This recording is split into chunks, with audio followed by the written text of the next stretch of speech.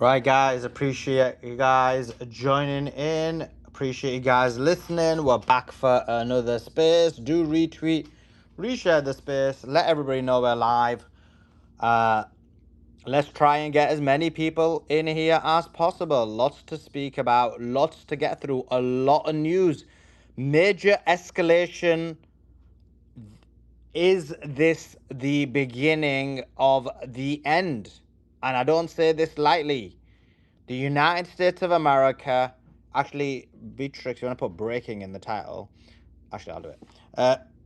The United States of America and or Israel have attacked a power plant in Iran. As you know, this was a threat that Trump stated. He said that there was going to be a threat. He said that they had 5 days warning. He then extended that warning by a further 10 days.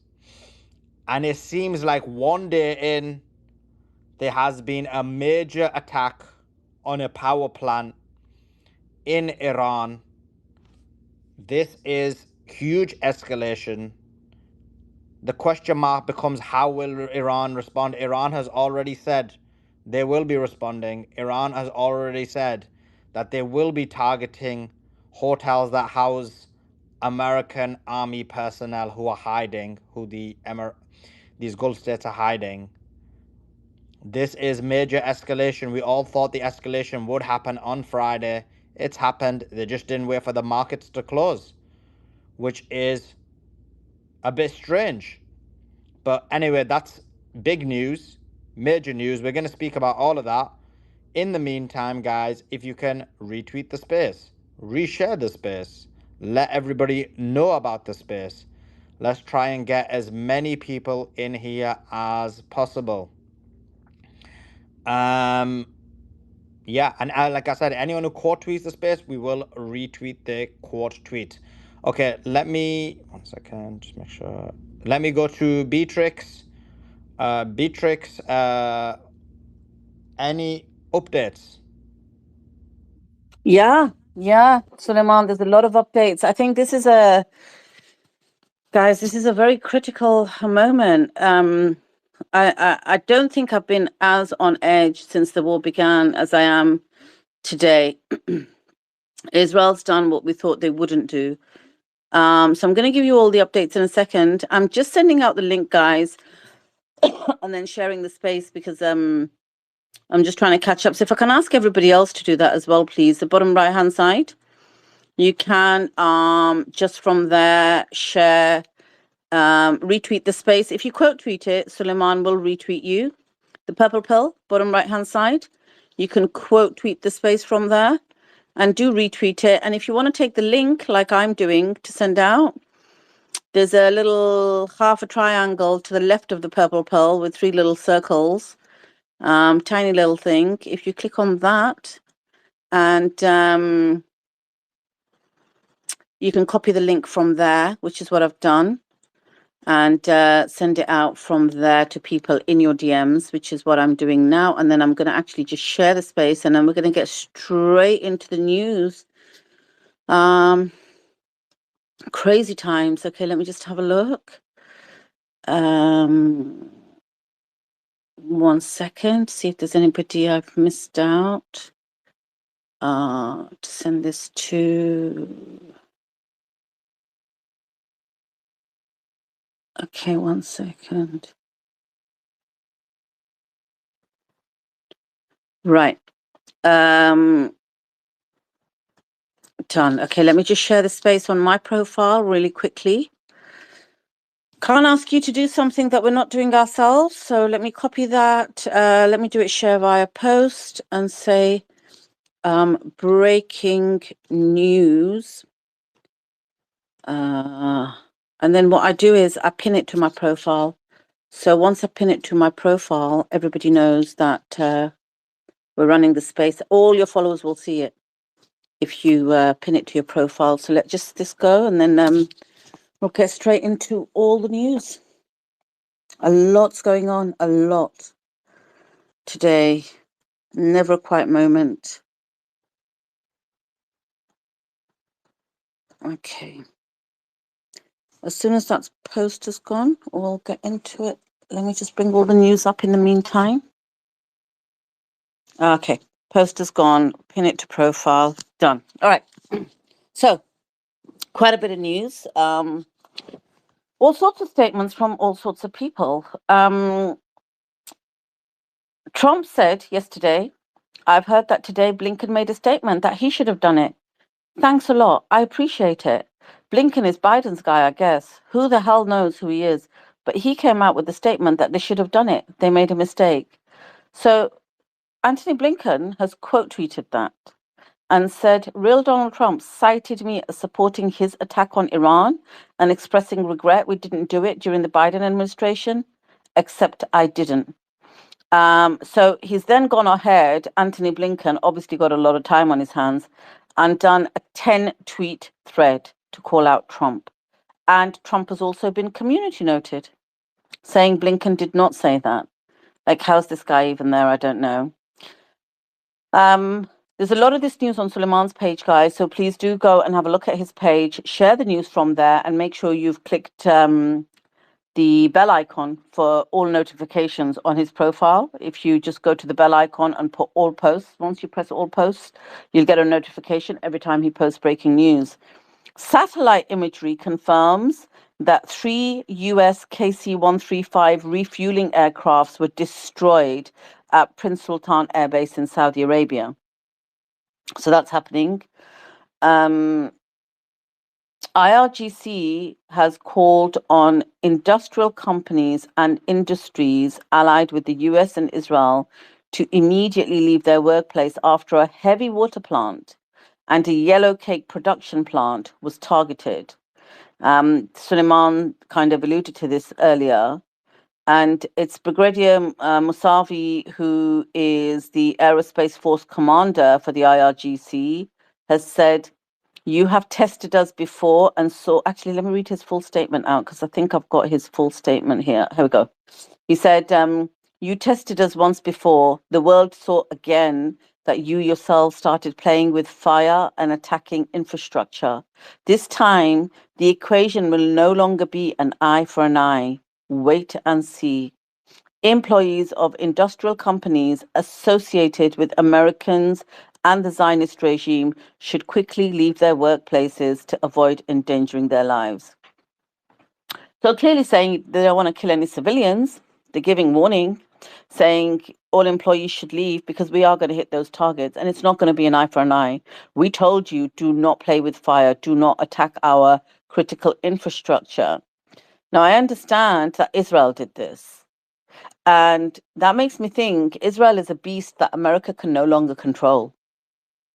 And America is going to pay the price for it because it's American plants that are now, or American invested plants that are now going to get damaged. Hopefully nobody gets killed. But I don't know what Americans are even doing in that region still. I think Trump needs to get them out. He should have told all employees from America. He should have laid on flights. He should have got all the embassy staff out. But he hasn't done any of that due diligence. So things are really escalating up, really, really. And that's the IRGC commander. He's promised a disproportionate response. He's the Aerospace Force Commander. He's not happy. IRGC Corp's public relations says, warning to American industries in the region, the American Zionist enemy, despite previous alerts and warnings regarding refraining from attacking Iranian industries, carried out several attacks today on industrial centers in Iran. Our fighters are currently carrying out retaliatory attacks, so we warn all employees of industrial companies in the region that have American shareholders. So it's even American shareholders, and they've got the whole list, as well as heavy industries allied with Zionist entity in the region, of the necessity to immediately leave their workplace so that their lives are not endangered. Residents of the area surrounding these industries within a 1 kilometer radius must leave their place of residence until the time of the attack. Unlike Israel, they're saying openly, we don't want to put your life at risk. If you live there or if you work there, leave because we are going to target it. German foreign minister, I don't even know why these European leaders make statements. It's so embarrassing. The German foreign minister calls for Iran to enter serious negotiations with the US. No kidding, Sherlock. The Cultural Heritage Committee of the Tehran City Council has said that at least 120 museums and historical monuments have been damaged because they were targeted by US-Israeli attacks on Tehran. And this doesn't surprise me because even in Gaza, we saw some of the most historical of churches that had been there, like from the beginning of Christianity, were targeted. They don't like anybody to have history. They don't like culture. The only history that matters to them is their history. And it's always got to be just about their history. So that's quite sad, 120 museums. Marco Rubio said this on Iran talks. We had a good meeting with the G7 ministers. We have goals in Iran, and we believe we are close to achieving them. So when I read this statement out earlier, I thought that's interesting because I thought Trump said after 24 hours that he had achieved them. He said the Navy was at the bottom of the sea. The military was gone. Regime change had happened. You know, there was no army left, nothing. Everything had gone.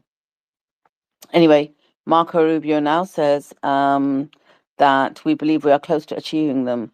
The process in Iran will end on time within weeks, he says, not months.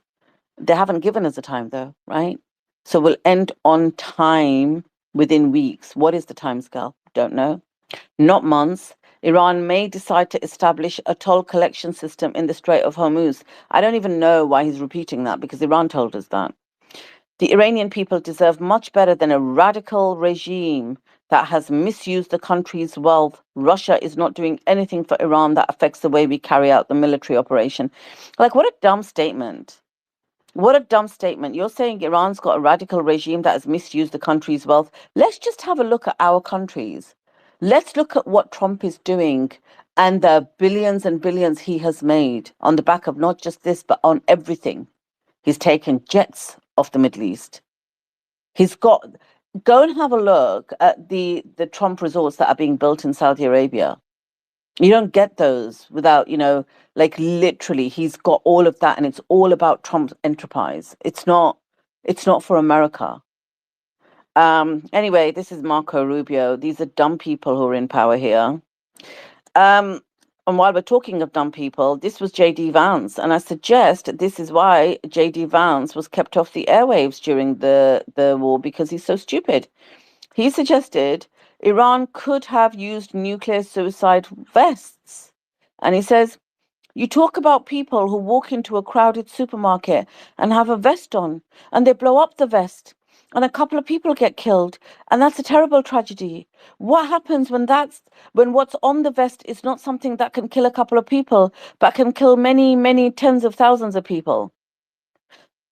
So not only has Iran got nuclear weapons, but they've now got nuclear vests. And a man can put a nuclear vest on and go and kill tens and thousands of people with one vest. Okay. Okay, JD Vance. Okay. It's almost like they're competing to see who could make the most moronic and stupid statement. This is the full statement that the IRGC gave on the retaliation against US-Israeli bombing of Iranian steel industry. And what the IRGC said is, American industrial companies and heavy industries allied with the Zionist regime in the region immediately leave your workplace. They said, in the name of God, the most compassionate, the most merciful, whoever transgresses against you, retaliate against him with the like of what he transgressed against you. That's a really important saying, actually. And then he says, warning to American industries in the region, and I've read this out already, but just for anybody who's just joined, the American Zionist enemy, despite previous warnings and notices to avoid attacking Iranian industries, launched multiple attacks on Iranian industrial centers today. Our combatants are carrying out retaliatory attacks, so we warn all employees of industrial companies in the region that have American shareholders, as well as heavy industries allied with the Zionist regime in the region, to immediately leave your workplace so that your lives are not put in danger. Residents of such industries should leave their place of residence within a radius of 1 kilometer until the attack is over, and victory is from God, the Almighty, the Wise. Iran, the Parliament's National Security Committee spokesperson, Ibrahim Rezai, says our continued adherence to the Nuclear Non-Proliferation Treaty has become meaningless. The Nuclear Non-Proliferation Treaty no longer benefits us. International documents and agreements are being completely and fundamentally ignored. The treaty has not only failed to protect our country from attacks by nuclear powers, but our nuclear facilities are also subject to repeated attacks. He's not wrong. Iranian Foreign Minister Arakshi says Netanyahu, this is a really important statement, guys. He tweeted this out because there's an article that came out saying stocks and bonds slump in tandem as Iran's shock leaves investors nowhere to hide. And it says traditional 60/40 portfolio of global equities and fixed income on course for the worst month since 2022. So Arakshi quote tweeted that, and he said, Netanyahu gambled with American taxpayers' dollars and American lives. Having badly lost that gamble, he's now single-handedly making sure that ordinary Americans, particularly retirees and those retiring in the next few years, will pick up the tab. Now, one thing I'll give to Iran is they're calling out Trump for what he's doing to Americans every day. And they're conveying the message to Americans that this is not good for you and you shouldn't have to pay the price for this. Yesterday, they literally said this is Israel's war that Trump is fighting. And sadly, American troops will lose their lives. Today, they're saying Netanyahu gambled with American taxpayers' dollars and American lives, and he lost that gamble. They're literally saying it was Netanyahu who gambled with American lives. And now ordinary Americans are going to pick up the tab. So sad. IRGC, I read the long statement to you. They also then went further and said, in the coming hours, we will attack hotels in the UAE, hotels in Bahrain, and also in Damascus, Syria, where American forces are staying. So they're going all out. They'll be attacking those hotels. This came after, all of this has happened because America and Israel bombed the heavy water facility in Kondab area near the Iranian city of Arak. It was a heavy water facility. It's gone up in complete flames.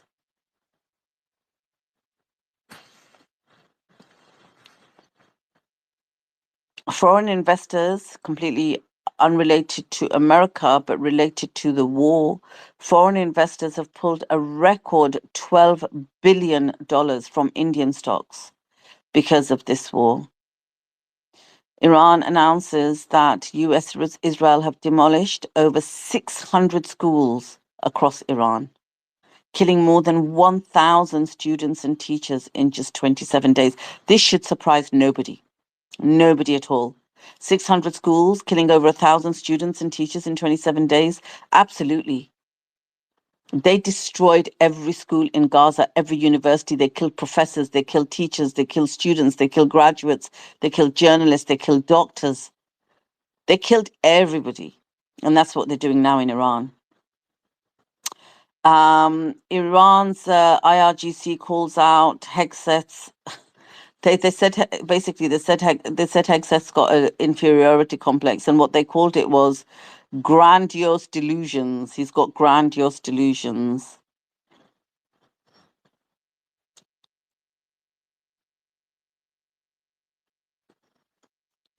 So US intelligence is saying that just 33% of Iran's missile arsenal has been destroyed.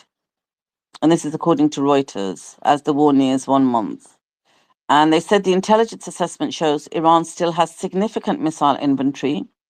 The status of around another third is less, but bombings likely damaged, destroyed, or buried those missiles in underground tunnels and bunkers.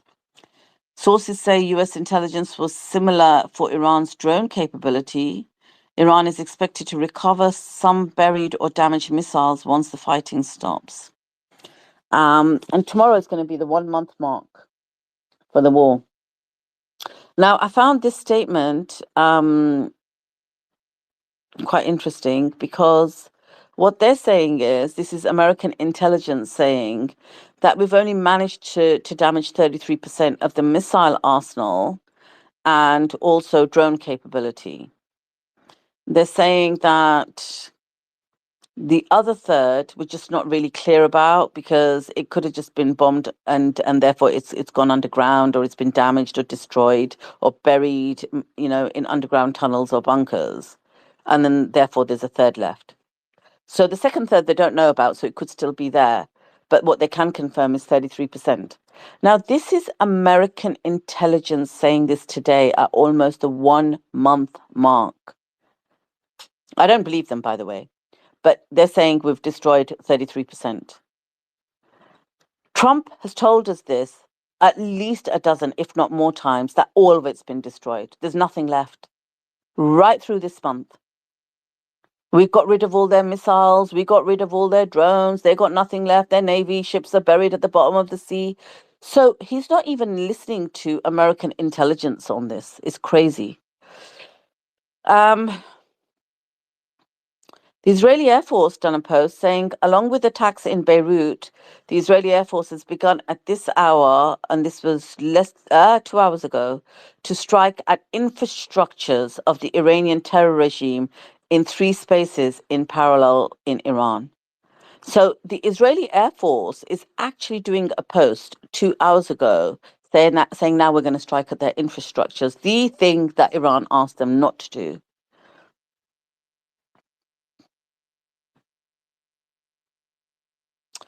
DOJ confirmed that Iran-linked hacker group Handala had managed to hack into Kash Patel's personal emails. They posted some stuff about him online. There's a post saying there was a tense call between JD Vance and Netanyahu, and there's growing friction between them. I don't buy this, right? This is Axios reporting this. He probably had a call with himself, JD Vance did.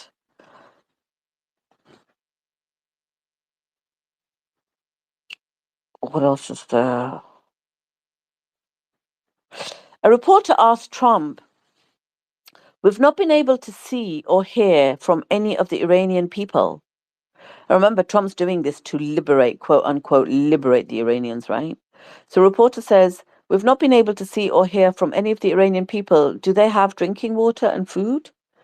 And Trump responded, do you remember when we had lunch years ago at Trump Tower? You've not changed. You may be even better looking.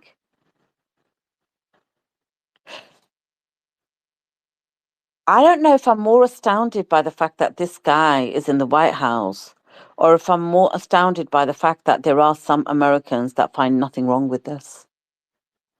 Astonishing. You're claiming to want to liberate a country because you claim to care about their people. You're bombing it to smithereens. You've killed thousands of people. You've brought the Middle East into a war simply because you claim to care about those people. And when a journalist asks you if they have drinking water and food, are they okay? You talk about how she's become better looking since the last time you had lunch with her. I think everyone across the world should be standing up and thinking, what kind of a guy is this? And why he's even in that position.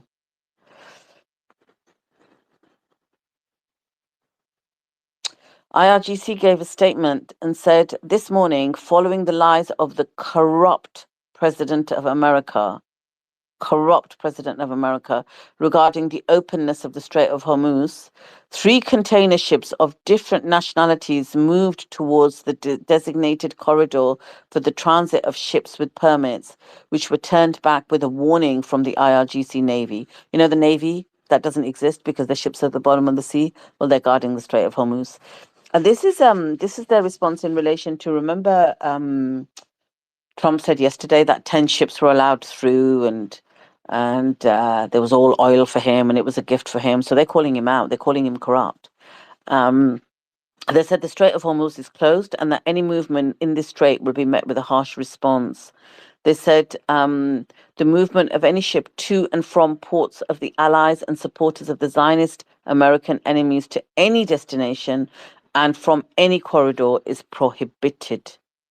So forget giving Trump a gift. They're saying anyone allied with them is not even going to get their ships through, which is why the majority of ships have not got through. And I've been saying this from like literally week one, that it's not that it's closed. They told you what you have to do. You have to expel the ambassadors for Israel and America, which means you no longer have a diplomatic relationship with them. And you have to pay in another currency, not dollar, to get your ship through. The majority of countries have not done that. Spain has. They let that ship through. It's really simple. And they're literally saying it here. The movement of any ship to and from ports of the allies and supporters of the Zionist American enemies to any destination and from any corridor is prohibited. End of. So even if that ship was coming from China, but through the Strait of Hormuz, and it was coming to the UK, it would be prohibited because we are an ally of Israel and America. It's not rocket science that Trump doesn't get it. On completely separate news, we're bringing in lots of bad news in England, like literally sweeping it under the carpet, hoping nobody notices, because the war's going on and everyone's focusing on there. But we need to mention it out. So what happened today was Palantir was awarded a contract by our Financial Conduct Authority to analyze internal intelligence data. The Financial Conduct Authority has every financial aspect of every single person living in the UK or British who lives abroad, from birth until they die.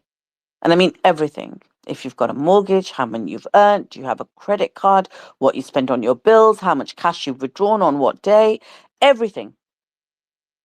Do you pay tax? What do you pay? Do you have other properties? Everything. They're going to get access to all of that. And that was snuck in really quietly. Barry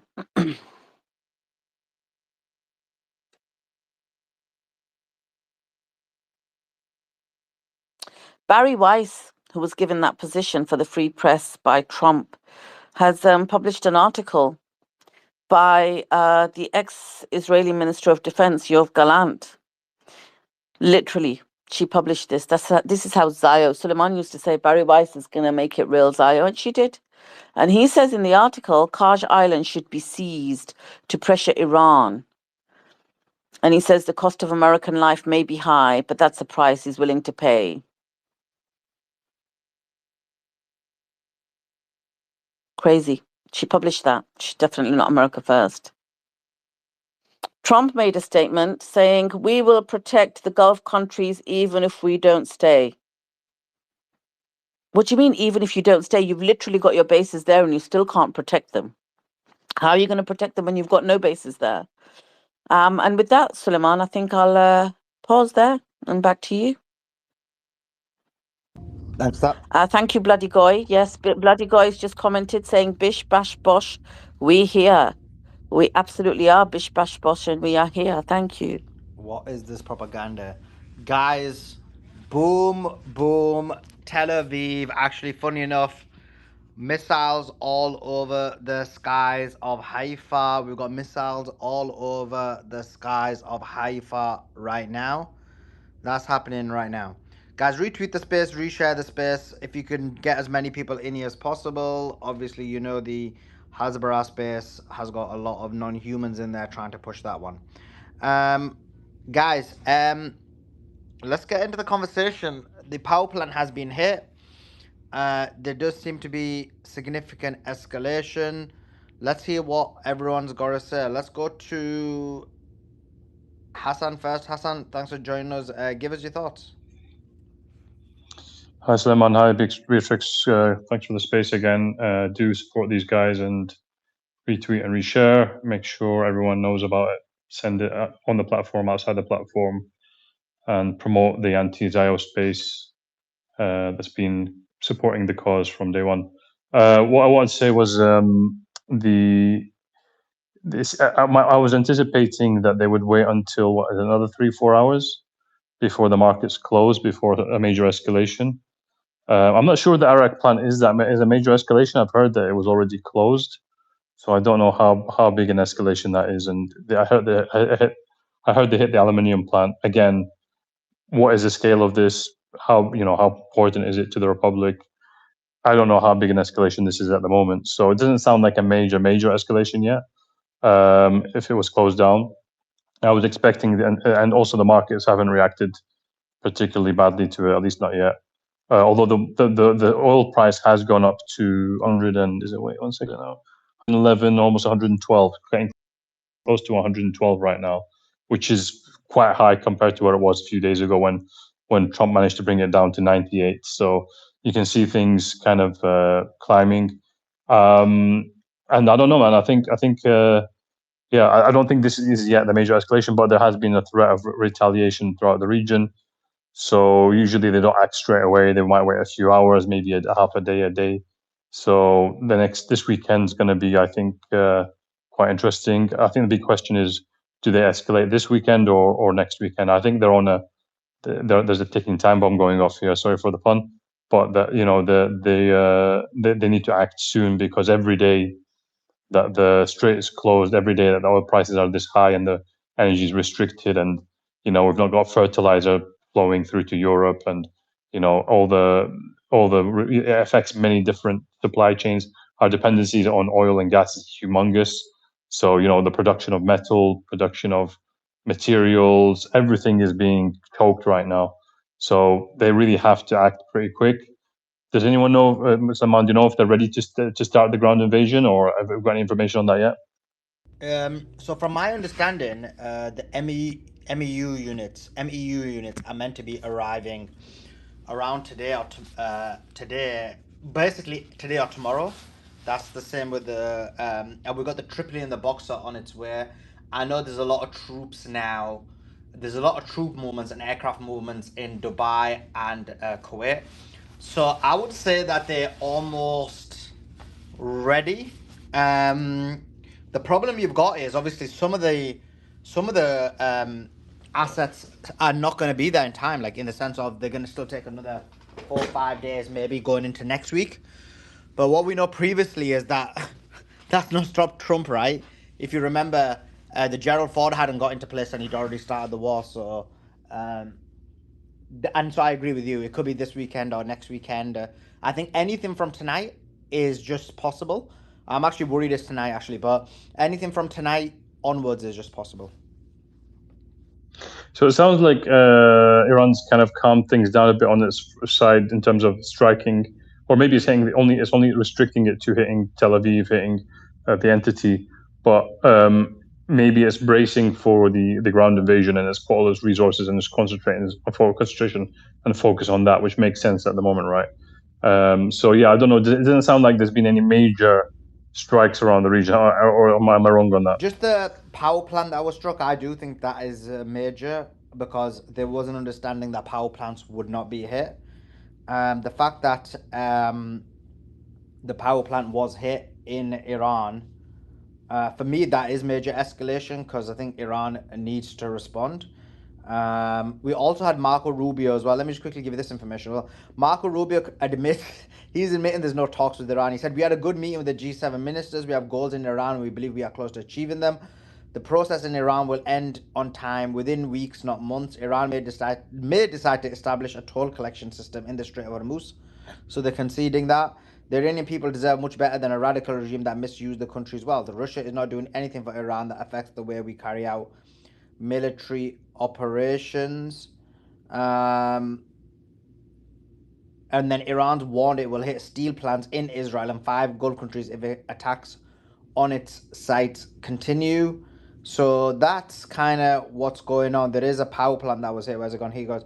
It was the Kundab, in Kundab, Iran, there was a power plant that was hit. And there was a steel factory that was hit, but that one apparently was done by Netanyahu. So those are kind of some of the big ones that have been hits. Do we know like this power plant, is it a major one? Is it like a minor one? Was it even in use? Do we know anything about it at the moment or not? Nobody really knows anything about it. Which one? The one that US just The hit. power plant. No, yeah.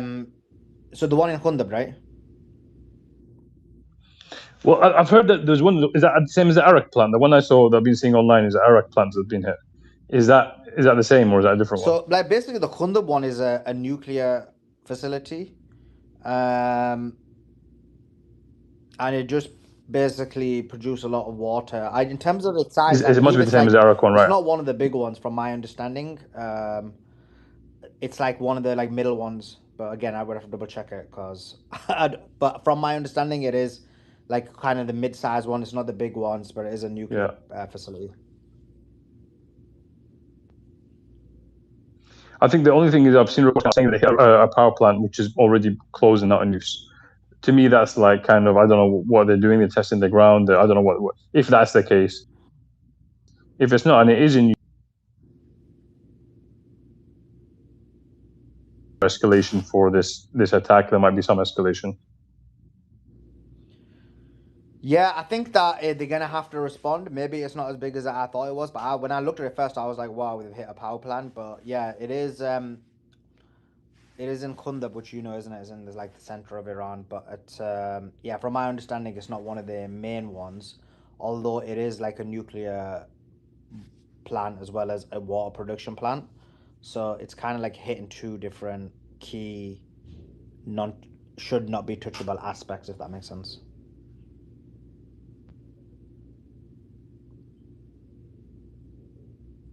Are you there? I think he dropped Oh, you off. dropped out. Okay, no problem.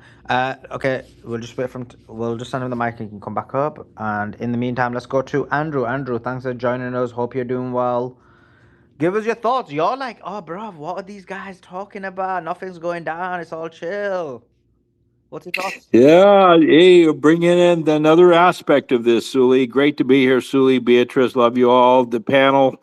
Yeah, Sully, I have to bring in the opposite meaning. Let's look at this from my perspective. I'm looking at this through a rear view mirror with 60 years of living in this, and also my 25 years active duty, 20 plus years active duty, years of consulting, years staying connected with the Navy labs and through the Naval Institute. I've been several times, people say, yeah, old man, you're kind of out of it back in your day, but over and over again, I've shown clearly, not by bragging, by God's grace, never, God forbid, but bringing in evidence that what we're seeing is, and we've proven, and Sully and I have been saying this for days, there would be war within 24 hours. There was. Over and over again, we've proven by financial analysis, military analysis, geopolitical analysis, that what we're seeing here is being played out is horrific. We're seeing National Zionist Israel brought into open derision, the lying psychopaths that they are. America has been dog walked into this. America has lost this. There's no talking about it. It's factual. Iran is in the driver's seat. Iran has won this war, an existential war, in asymmetrical terms. And we said this from day one. Now, regarding this ground invasion, it will not happen.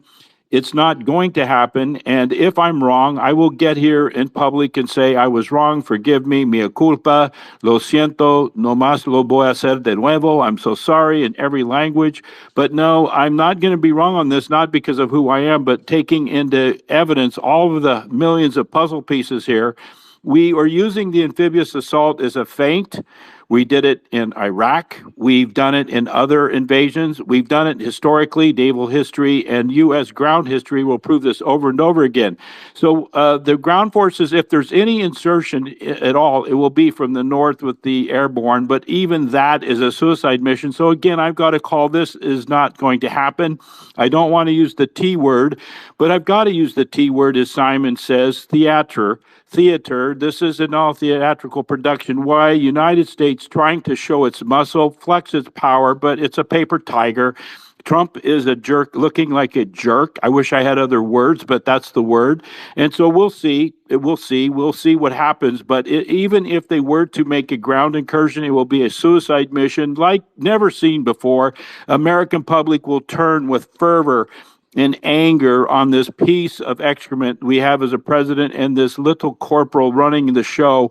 And I'll just finish by saying, God will not be mocked. God will not be mocked. Israel, National Zionist Israel, is mocking God to his face. So is America and the West in their power. Look at us. Well, guess what? We're seeing a complete poly shift going on, a seismic shift where we're now looking at a global restructuring. America will no longer have total dominance in the Middle East. It will be shared with China, U.S. and Russia. United States will be put into its corner. Yes, we'll still have control, but nothing like before. Thank you, Suli. Your space is awesome. God bless everyone. Please repost the space. Go into Suleiman's videos. He has it archived in detail. The man diligently, tirelessly puts in 15 hours a day. And people say, yeah, I saw the video. Well, go watch those videos.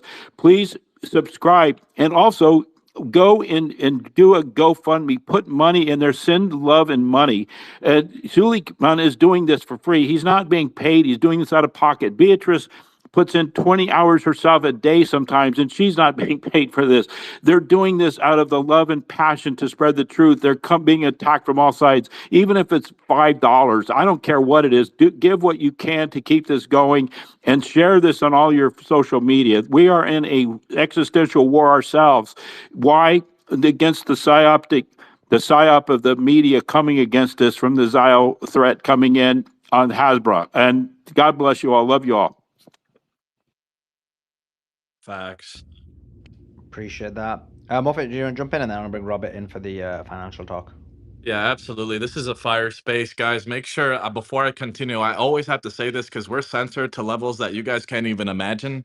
Like literally, we have to like even though the views are nice, like alhamdulillah, everything's good, but like you guys don't know how much work this takes, guys. It takes a lot of work. So if you guys could help us out though, hit that lower right bottom button. It says 57 right now. You're gonna click on that. It's purple or white, depending on your device. And then you're gonna hit the arrow up, arrow down button. It says 240 right now. We have 1,700 people in here, guys.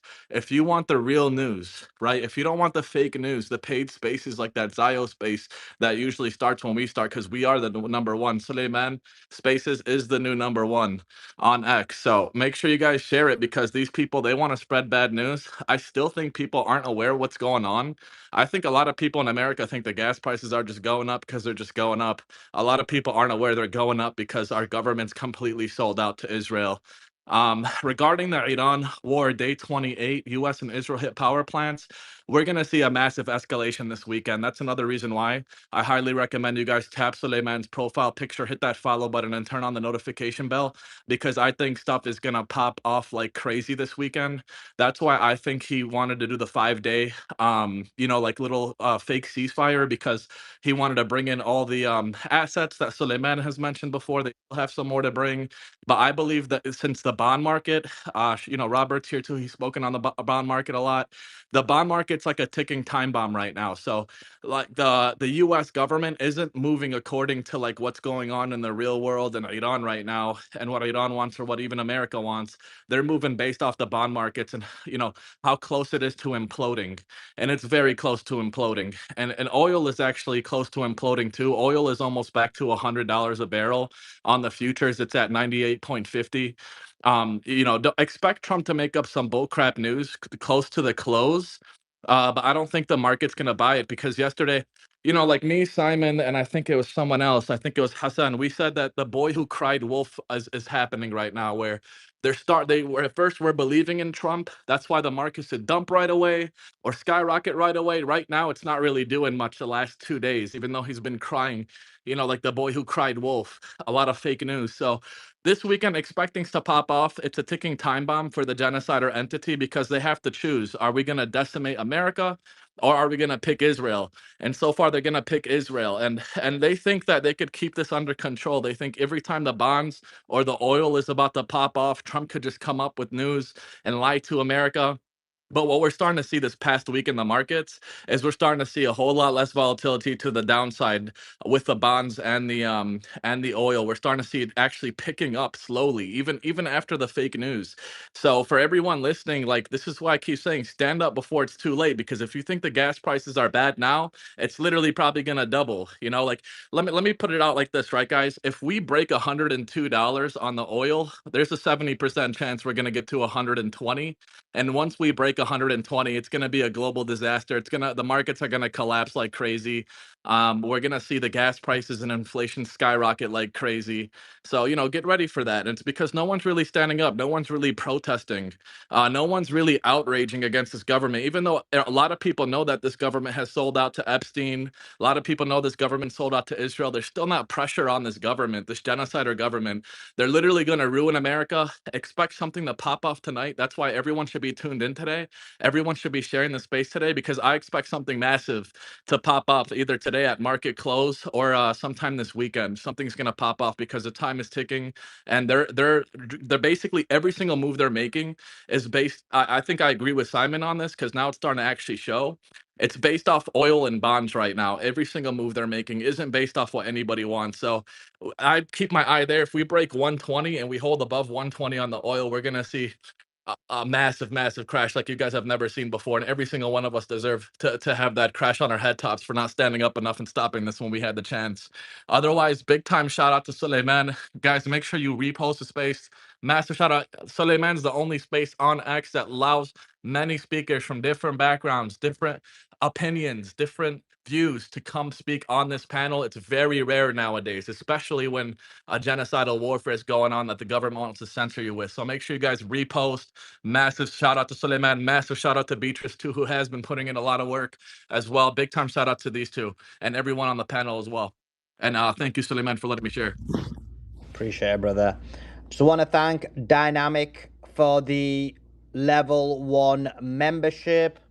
I also want to thank Fairuz for the level 1 membership, and Chad with the level 1 membership as well. I appreciate all of you for becoming a level 1 member and becoming an important member of the community. We really need your support to continue doing what we're doing. And then Sam Davidson with the super chat says, for Andrew's motivational speech, Andrew, you got people motivated. I don't, says Sully, do you think another Arab Spring will happen? Where do the people in the where the people in the GCC will want their leaders to completely remove the US bases? I don't think so, because the Arab Spring was a CIA and Mossad operation. This time the CIA and Mossad are with the Gulf monarchs. So no, I don't think so. I don't think that's gonna happen, and I don't want to say we were right again, but right again reward. 2011 when I was speaking out against the rebellion and I was saying it's a Mossad, it's a CIA Mossad operation. I was like literally one of the few Sunnis to say it, and oh my God, it was hard. Right now, everyone's saying it, so it's a different story. But at that time, literally being on your own and being attacked a lot. People saying, oh, you're a disbeliever, you're this, you're that, all these kind of things. Right again, reward. Joe Kent admitted it now. A guy who's a CIA operative who had American intelligence who confirms that Mossad and the CIA were behind the Arab Spring to help Israel. I don't want to say we were right, but again, once again, we were right. It just, that one took 14 years of vindication. Sometimes you got to wait a bit more longer to get the vindication. But so today, Suleiman, you've got people, unfortunately, still defending that and calling it the blessed revolution and refusing to condemn it. And you know who those people are. They're online, still still criticizing Iran, calling them, disgusting things for trying to stop that Mossad operation and saying that they did genocide, they did this, they did that, without even for 1 minute recognizing that this was all an Israeli NATO plot. They can't even, they refuse to, because if they do, their whole narrative collapses. They can't accept that the blind sectarianism they have makes them unable to comprehend the fact that there's Muslims out there who are fighting against this enemy, and it's disgusting. It's really, really disgusting, and they're still there at it. They're online, and they have to be called out. Yeah, I agree with you, and this is why what I'm proud of, like, we don't, like, listen, we don't believe in sectarianism. I believe in all equality. Obviously, don't get me wrong, you can obviously find writings from me in the past where maybe I've been a bit harsh on a certain sect, let's put it that way, but that was more from a theological perspective and in terms of anthropomorphism. But still never ever excommunicate all these kind of things. And then you grow up and you realize, look, you need to just focus on the geopolitics. But one thing is about what happened in Syria. From 2011, I was against it because I knew it was a CIA Mossad operation. So I was against it geopolitically and religiously as well. And obviously, you guys know I'm Sunni, so it's a bit more harder because most of them were actually for it. But it doesn't matter because you speak the truth, and it may take one day, it may take an hour, it may take a week, it may take a month, it may take a year. But you end up being proven right, whether it's this, whether it's the Russia-Ukraine war, whether it's COVID, whether it's Brexit, whether it's the Gaza genocide, whether it's what you call it again, the Iran war right now, whether it's the Syrian rebellion. Some take a bit longer to be proven right, and others take a bit Truth quicker. always pays off. Otherwise, Exactly. you end up just like the enemy, I, where that's you why I start. never. That's why I never care. You know when It's a slippery slope. no doubt. It's a slippery slope. Once you start, you can't stop. I agree. And when we decided to stick by the Palestinians on October the 7th, remember, people only came to the game afterwards, so they don't realize. But before that, this platform was completely Zionist. We all had deals with all of these people. We were all working with these people. We had to give up. You had to make a decision on that day, and actually, I at that time when I made the decision, I actually thought it's the opposite. We're going to be on our own again, but ended up being surprising that the world ended up being on our side. But generally speaking, we're ready to be on our own about things if we're the only ones, as long as we speak the truth, because we know everyone. It'll just take them a bit more longer to get back to knowing that we were right. It'll just take them a bit more longer. That's all it is. But anyway, so that was a good one. But anyway, another one from, so yeah, I was thinking, why did I go on to that? It's because of this super chat. And then Casual Crypt, who says, showing support, appreciate your support. Joseph Murphy also supporting the space. Appreciate all the support that we're getting of the space. We're only able to do these spaces with your support. Okay, I want to welcome Adam on the house as well. Hey, Sully. Welcome. Thank you. How you doing? You doing good? Yeah, I'm good, brother. Hope you've been well too. Yeah, doing And good, doing good. nice. Mhm. Brilliant, brilliant. Okay, I want to go to Robert and then we'll go to Adam, and I know Adam will give us an update. Let's go to Robert. Robert, what's going on in the market? Your boy's trying to push the market down, but it's not working. I'm seeing it fly up. Is that right? Is that wrong? Give us some thoughts. Yeah, good morning. So I think we're starting, Dark and I yesterday were talking about capitulation or a washout. I think we're starting to get that. So if you look at the S&P 500, it gapped down lower, meaning that the trading was occurring at a lower price than any of the trading occurred yesterday, right? So there's a gap in the price action. Usually those get filled. Traders generally will come in and we saw that, by the way, with oil about like 2 weeks ago, I guess, when it gapped up super huge to like 120, and then on Monday it just went lower, lower, lower. That's very, very common. I would say probably 90 something percent of the time you get a gap fill, which would have meant today that the S&P 500 went higher to kind of fill that gap, then maybe it went lower. We couldn't even pop up to try to fill the gap. It's just been basically down only all day. So if you look at the chart, it looks like it's starting to kind of look like a waterfall. That kind of waterfall is what a capitulation looks like. We saw it in gold, right? Gold kind of waterfalled all the way down to like 41.50 or something. That was kind of the local low on gold. And I think we're starting to get that in markets. Now, the bond market rates are up. The 30-year U.S. government bond yield reached 5%, which has kind of been like a pretty critical level before. Usually bonds get bid and rates come in when the 30-year is hit 5%. They're kind of coming in a little bit. We'll have to wait and see whether or not that sticks. VIX, another good sign of kind of washout or capitulation. VIX is above 30. So that is that fear gauge that you hear people talk about. VIX measures the amount of implied volatility of the S&P 500 over the next 30 days. And 30 is quite high. If you pull up, most people can pull up a chart of the VIX. You can see, just a couple weeks ago, we were down at like 18.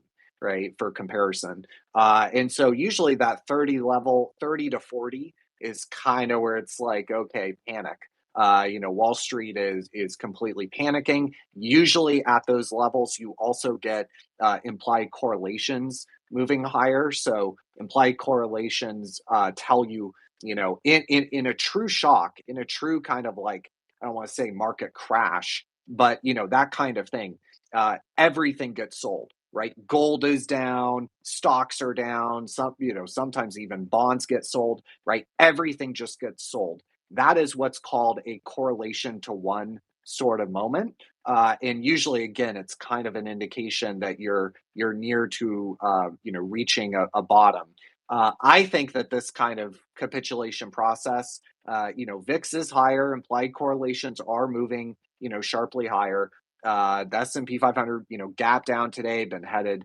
Right now, we're down about 1.4. These are all kind of indications that the washout, I think, is starting. But I think we got, some room in here, and really it'll be the bond market, as someone mentioned earlier. I think it was Moffitt. That'll really be what causes Trump, to really try to get out of this situation. It won't be the stock market. Yeah, he watches it. Yeah, he cares about it. But what they really care about, when your debt to GDP is 125%, when interest is the fastest growing budget item for the U.S. government, currently $3.5 billion per day, 1.2 trillion per year. When you're that indebted, when you're running, call it $2 trillion deficits, meaning $2 trillion of government bonds have to be issued each and every year just to keep the lights on, just to keep the wheels on the bus. When you're that heavily indebted, every little 10 basis point move in the bond market has a major effect, tens of billions of dollars. Because again, we have to constantly roll over our debt. We never pay our debt back. In a real way. We just issue new debt to pay off the old debt. And so, if rates are moving higher, what that means is, as some of that older debt is coming due, say today, tomorrow, and we're trying to roll it, we're rolling it over at higher interest rates, meaning that, that $1.2 trillion per year could go to 1.4 pretty quickly. And if you look at the average interest rate on all of our marketable debt outstanding, it's about 3.3. So, that anything above that, any bond yield above 3.3, and the $1.2 trillion interest bill is only going higher. They have to get interest rates below 3.3%. And right now, the 2 years trading at 3.9, you have the 10-year trading at 4.4. It's going in the wrong direction for them. And I think they know that. And I think that that'll really be what causes kind of a squeeze. The last thing I would mention in markets, obviously oil up, Brent looks like 105.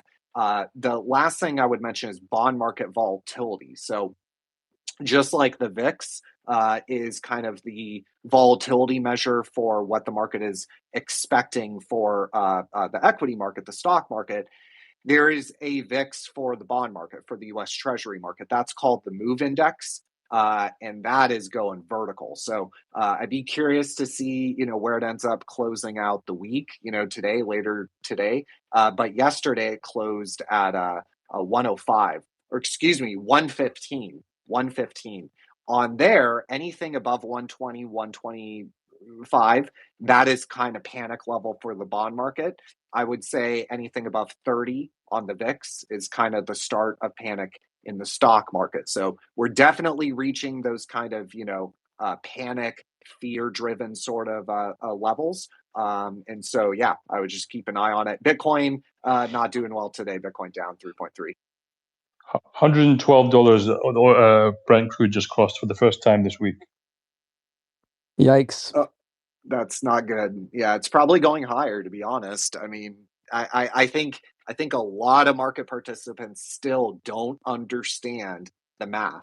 I was just watching Bloomberg all day earlier today, and you get a lot of these analysts on, and they're like, yeah, consumer spending will get hurt a little bit, and this and that, and so we're the S&P 500 might go like 2 to 5% lower. It's like, guys, you don't understand the math. We're talking about a supply disruption of about 20 million barrels per day, potentially, right? If strikes on Yanbu, and right, there are a couple things need to get there, but 15 to 20 million barrels per day of energy cannot be consumed. right? It's not like there is no printing oil, right? So that is a 20% reduction in global economic activity. 20%. That would be the equivalent of removing the American economy, taking the American economy to zero, right? Like that level of economic contraction due to the fact that oil is everything, right? That level of economic contraction, we've only really seen it maybe in the Great Depression and then again in COVID. The difference is, unlike COVID, the government can't just go, okay, lockdown's over. We're going to print $5 trillion to stimulate demand. This time around, there is no light switch where you just like turn this all back on and print oil, right? So it's the scale of economic contraction is only really equivalent to the Great Depression and COVID. And unlike COVID, we were able to do some things to kind of get us out of that. This time around, oil is a physical thing. It has to be taken out of the ground. And right now, 8 million barrels per day have been shut in the Middle East. You don't just turn those right back on. It takes a couple months. And then it takes a couple weeks to get the oil to Asia, wherever. So this drags on another week or two, and like we're talking a severe recession globally, maybe even a depression, depending on how long it goes. It's interesting. Gold's up. Sorry, Sully, go ahead. No, go for it. Go for it. Yeah, I was going to say to thank you, and I was going to say to Robert that it's interesting that gold has eschewed its previous behavior, which was going down every single day, along with silver, and is seemingly acting like some kind of safe haven, or maybe it's sniffing that this is a more serious thing. Maybe that's what it is. I think it's I think part of it was just kind of oversold. And then I also think, so kind of traders, right, coming in for a bounce as a trade. But then I also think the GCC, it's really important to remember those countries' currencies are pegged to the dollar. And their revenue has gone almost to zero, right, as a result of the Strait of Hormuz being closed, for Dubai, right? A huge percent of their economy is tourism, and like hotels are getting hit by drones and you can't even get in and out, right, on airplanes. So their economies are really, really getting hit, and their currency is all pegged to the dollar. So they're in a lot of stress right now to maintain those currency pegs. Something Simon and I have been talking about this since the start of the war. But I think that is what was happening. They were selling gold, which they had accumulated, right, from running trade surpluses. They accumulated a national savings, right, and a lot of it was gold. I think that they're selling some of that gold to Turkey defend sold like 60 tons of gold or 50 tons of gold, something like that. Yeah, or 40. So basically, they sold a lot of gold, and what, recently as well. So yeah, that seems to add to that narrative. So the ultimate thing for gold, I think, look, I've been bullish gold since 2022, I think, or 23. I'm very bullish gold, like long term. But I think in the short term, the issue is going to be like in a truly kind of deflationary environment globally, where there's global deflation as a result of energy, just kind of going poof and vanishing, 20 million barrels per day, call it. As a result of that, you're going to get global deflation, meaning kind of like wealth destruction, right? We know about money printing, but there is the opposite, which is deflation, where money gets destroyed. And, China's going to get hurt, right? Because consumption is going to fall in America. So we don't buy as much of their stuff. They don't run as large of a current account surplus. Yeah, maybe they can, come in here and buy, but they're not going to be able to buy as much. So ultimately, it kind of comes down to a question: if the GCC are selling to defend their peg, is there a country out there that is big enough, making enough profit as a country, from their global trade? Is there a country making enough money to offset the GCC selling, right? Because generally we're kind of in a deflationary environment. So, there could be further downside in gold, but I am very bullish kind of long term. Interesting. Guys, we've got some quite big breaking news actually. Let me read it out to you. We talked about the power plant being hit.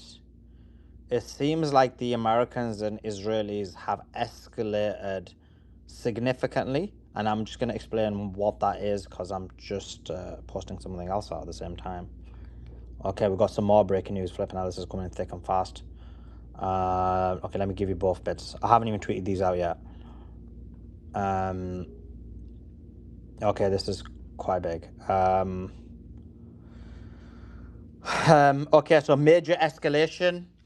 We did think it was going to happen this weekend, and this is worse than I don't know if it's worse than a ground invasion, but it's really bad. All three of Iran's largest steel plants were struck simultaneously. That is in Mubarakeh, Isfahan, and Khuzestan. 70% of Iran's steel output has been taken out in one night. Iran builds its steel industry specifically to survive sanctions. Someone just hit them very, very hard. So all three of Iran's steel plants have been hit very hard, and we've just got a statement out from Iran's foreign minister Abbas Araghchi, who said Iran has hit Israel has hit two of Iran's largest steel factories, a power plant, and a civilian nuclear site, among other infrastructure. Israel claims it acted in coordination with the United States of America. Attack contradicts POTUS extended deadline for diplomacy. Iran will exact heavy price for Israeli crimes. Suli, they're going after the industrial base now. That is the next phase, right? Because ultimately in war, it comes down to your ability to make weapons, right? Your ability to make cruise missiles and bombs and mines and tanks, right? So we're kind of into the phase already, where I would be curious for a soldier to talk about this, but we're already in that phase of both countries going after the defense industrial base, which I think is kind of a major sign. Yes, if I can weigh in on that, yes, that's absolutely correct, Robert.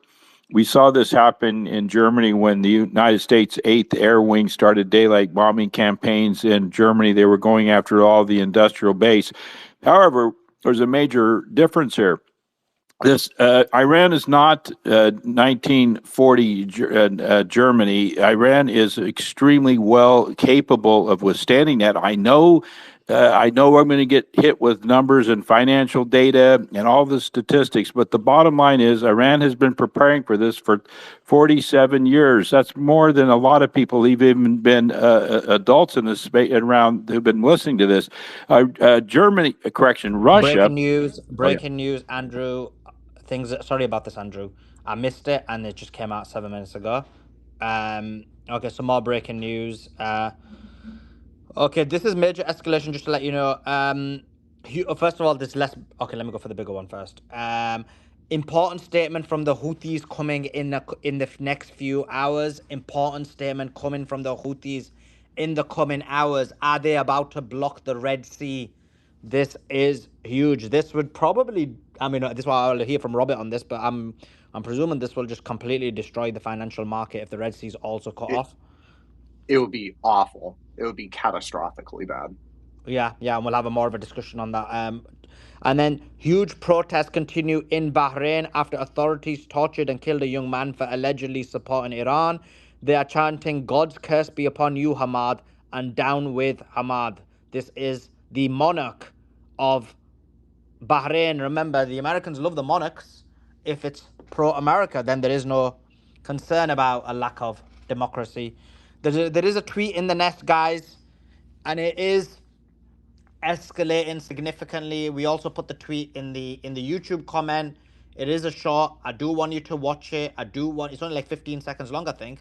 I want you to watch it, like it, put a comment on it. You're gonna have to push out all this information. The Americans need to become aware that a ground invasion is not just a ground invasion. A ground invasion will be the loss of a huge number of American lives, loss of Iranian lives, and it will take the world to a point of no return. I mean, it seems like we're starting to get there now with these attacks on power plants, steel industries, manufacturing industries, nuclear facilities that have happened today, when there was a understanding that they would not be attacking Iran's plants and infrastructure. They've done it. And so Iran's going to respond. And it seems like it will be the GCCs that's going to be targeted as well as Israel. I was telling people leave UAE. I hope everyone left. That's all I can say. Anyway, I interrupted you, Andrew. Is it Hassan? And then we've got Andrew. Very quickly, the price of oil keeps going up. It's gone up like 40, 50 cents in the last 10 minutes as well. So it seems to be responding. Yeah, this is huge. I mean, you've got, what is it now, 2 o'clock? The Houthi said they're going to respond within the next hour or two. Robert, what time does the market close? Sorry, Andrew, I'm going to go straight back to you, but what time does the market close? So an hour and 45 minutes. Ooh, so the Houthi statement could be after the market closes. Well, so futures, man, on Fridays I forget where futures close. I think it might be another hour after the normal market. Yeah, right? Brent crude closes another hour after Yeah, there that. I you know go. that Brent crude. Yeah, so another what would that be? 2 hours 45 minutes? That's Yep. crazy. So if the Houthis, I know this is an enormous question. I think I know the answer of it, but just for the audience as well. If the Houthi announcement comes after the market closes, the future market closes, the oil market closes, then it will have no impact, correct?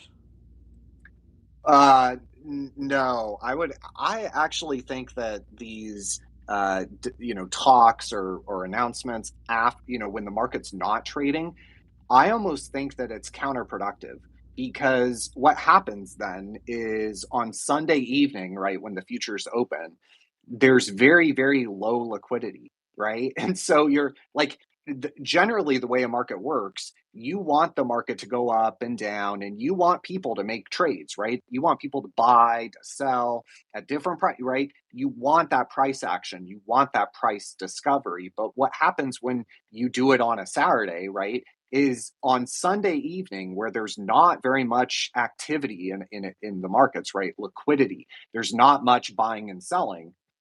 You have, kind of sharper, crazier, bigger moves, right? That's just my view. I know a lot. It's almost become a meme. Oh, Trump, is going to wait till Friday at whatever PM. But like, I almost think it's counterproductive as someone who's traded a while. And I'd be curious, like what Mofit thinks. I'm sort of agree, because you're definitely right on the liquidity. Like that's absolute But can I facts. just ask a But quick at the question same to either time, you or Morphet? When you say it's counterproductive, you mean counterproductive to, I just want to welcome Gary and Simon onto the stage as well. But are you saying it's counterproductive to the person making the announcement, or counterproductive in terms of the Yes. people receiving the announcement? Well, I think it's difficult for both. I think you get a bigger move, a more violent move, a quicker move, a sharper move. So, I just genuinely think that it would be better for the market as well for these things to come out when there's, ton of liquidity. Like, the ideal time would be the last hour of the day, which would be from coming up here in about 45 minutes. That's when there's the most liquidity, and that's when the ability for the market to take the information, because what we're looking at with a price is ultimately information, right? The market is trying to find an equilibrium for the fair value of a given thing, right? Depending on whatever information is out at the time. And yeah, it's kind of looking forward, right? Markets look forward into the future, kind of try to estimate. But it would be better for the market to be able to digest some of these announcements and events and that kind of thing. It'd be better, I think, if it was done during the trading day. I think that by doing it when there's very, very low liquidity, I think it's counterproductive, and it just hurts Trump more. But I'd be curious what Mofit thinks. Sorry, Morphet, go ahead. yep. Jump in. Go ahead. Yeah, I actually agree for the most part, but I think the way that like Trump and the genocidal government's looking at it is like they think that if they keep the trend slower, so like even though you're right, like the volatility spikes way higher and the price moves way quicker, I think what they're looking at is just the overall trend. So as long as they could make it choppy, which they've been doing the last few weeks, they've been making it really choppy, especially on the S&P 500. It goes to 640, then 660, then 640, then 660, 660. So they're keeping the stocks in a certain range. A lot of stocks are collapsing though, not holding up like the ETFs. But I think his main concern is the Dow Jones and the SPY, which like as of now, they kind of done a good job. Like it should be falling way faster. So I think they're not as much concerned with the oil prices as they are with the overall stock ETFs. It seems like they're just trying to like basically everything that Robert said's right, but it seems like they're slowing it down. So like everything is still happening the way it should, but they're slowing it down. And also the volatility on that Sunday is like a double-edged sword because it doesn't take that much liquidity to move the markets, but it's also a double-edged sword. It doesn't take that much liquidity to try to shrink it back down too. So I believe that's why they do it this way, because they think that with the low liquidity, they could control it better over the weekend. And also their main concern is the overall weekly trend. They don't want the week to just be diving all week. That's why they'd rather do it on the weekend, because then on Monday and Tuesday, we also see sometimes on Mondays, Trump will come out with, oh, not like this past week, for example, on Monday, he said, oh, now we got a 5-day ceasefire. We're not going to blast the power plants. We're not going to boom the oil anymore. And then we saw it collapse, right? So I think it's like a double-edged sword. But the reason why they're doing it is because the low liquidity kind of works in their favor as well over the weekend. If they do something positive, I totally agree, right? Like just as a hypothetical, if you're Trump and you're trying to pump the S&P 500, the best time to come out with a thing of like, oh, we made a deal, we're talking, everything's great. The single best time to do that would be in low liquidity, because the $1 billion would move the market way more than $1 billion would move the market today. But if it's a negative kind of thing, like, I don't know, boots on the ground, invasion, that kind of thing, it would arguably be better to announce it, during the day. But Moffitt is correct. When he came out that day with the oh, we're talking and everything's great, it was the S&P 500 had just broken to a fresh low yesterday afternoon.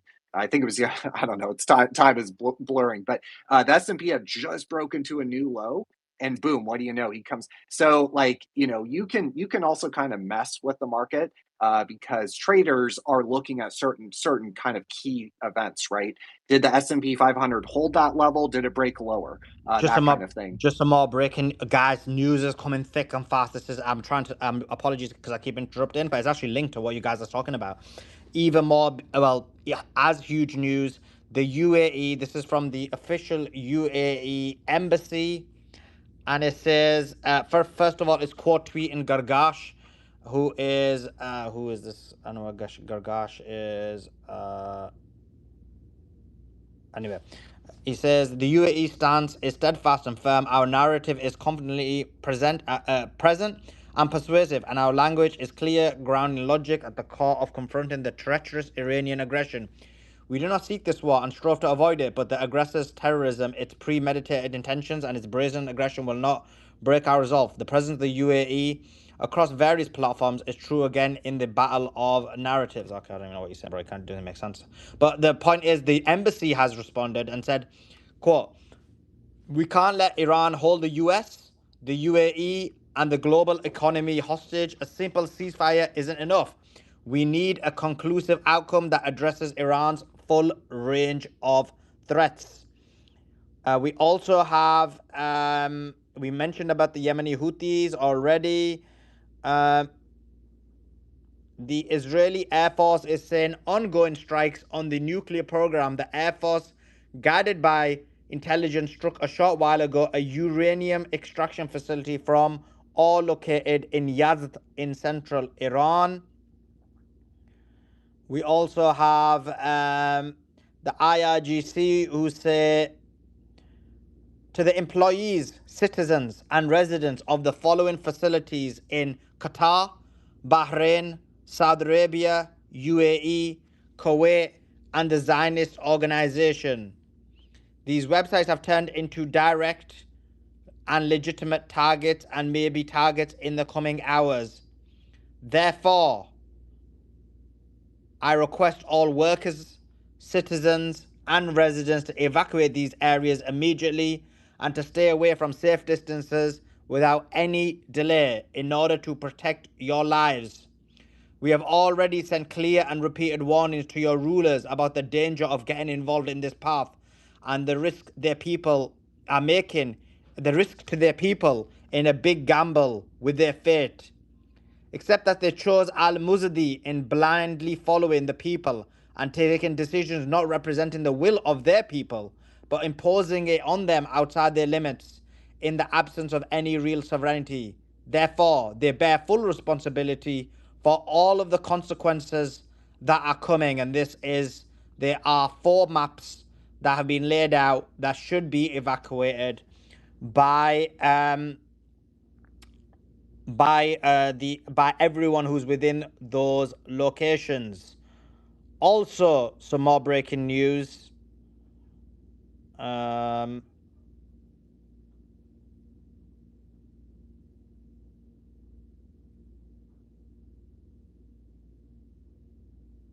okay, that's it. That's the breaking news right now.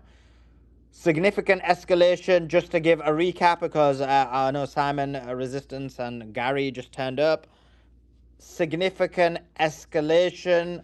Iran's nuclear power plant was hit. Iran's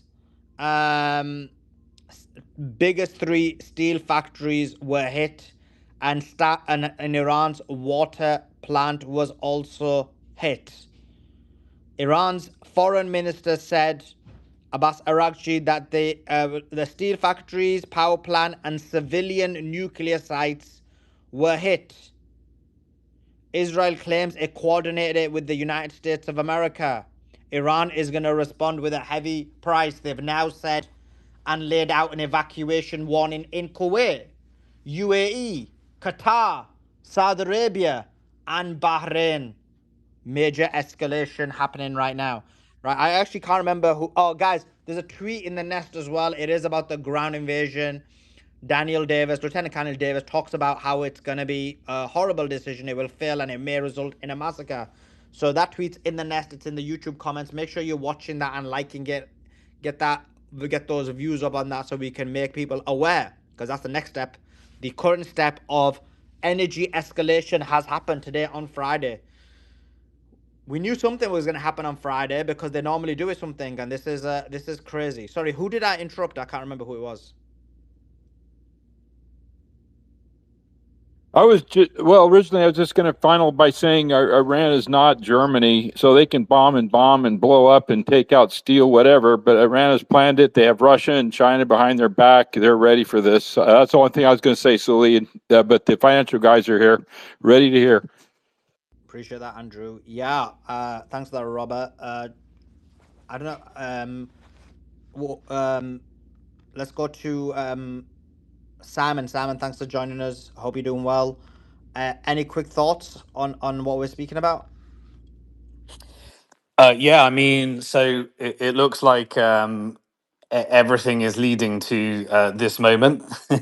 So I'm sure Robert gave updates, but the yields on the bonds are at that point where decisive action needs to be taken, and so they've done an escalation, and then there'll be a retaliation. And then we'll see what is announced. Last weekend, Trump announced that there was going to be the aggressive action, and then which was done 1 hour after the futures market closed in terms of the threat. And then 1 hour, and then he'd watch on Monday and Sunday the futures mark open, and then decide that he needs to do something. So then he'll announce something, and there was that big market manipulation trade, and there was ginormous long positions on the S&P and short positions on the oil side. So it looks like we're building up to the same thing. I don't think the market believes what Trump says anymore. So it's not it's not working in the same way. So it's really down to the actual action that happens, and then the two-way confirmation in terms of narrative and rhetoric. And yeah, it looks like we've got our weekend escalation. So I think there was meant to be a 10-day pause, right? What was the 10-day pause? Can you remember, Silly?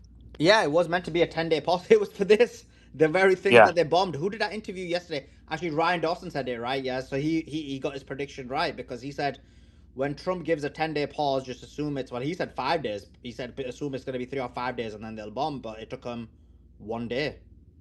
Yeah. Okay. So we've hit the stage in the market where you can pretty much ignore what Trump says in terms of reaction. So if he says there's a 10-day pause and there isn't a 10-day pause, and then they escalate, then people are going to remember that. In terms of, like, obviously we've been through this for a while, so we would know that you can't really take anything he says seriously. But the market will remember that, if this is their like first radio, of him saying he's going to do one thing and then doing another in terms of actual escalation in this battlefield. I'm not talking about other things.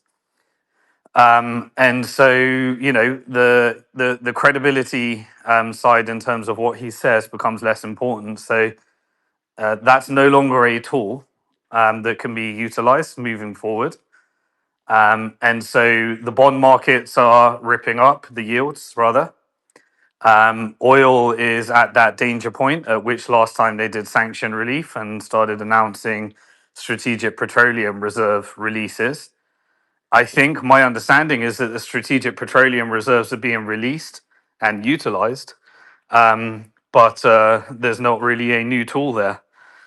So you can either do more aggressive sanctions, or you can announce a deal, or you can go to an escalation cycle that completely rips the market, and then announce something right afterwards that crashes the market back down again. But we're running out of tools, and we're at the and to me this feels like, you're either you're either entering the market into its most extreme set of circumstances, or you're building to something that is going to rip the market up and then have some kind of news. But you can't make up the news anymore. It has to be real news. And so yeah, let's. It's I guess we're going to see what happens over this weekend, and then leading into the market open on Monday. I think he's got us watching a 24 episode where there's a countdown happening and all eyes are on this right now. Yeah, major escalation, guys. They've hit the steel plants, they've hit the power plants, they've hit the energy plants. It's not looking good right now at all. Yeah, major escalation. Gary, thanks for joining us. Hope you're doing well. What's your thoughts about what's happening? Well, I think the proper economic, political, and financial term would be a total shit show. How's that for high finance and MBAs? You're Dude, not wrong, Gary. I have no, Robert, I mean, seriously, I have no idea what we're doing here. Like it's I wake up this morning at 4 o'clock and go, okay, what's going to happen today?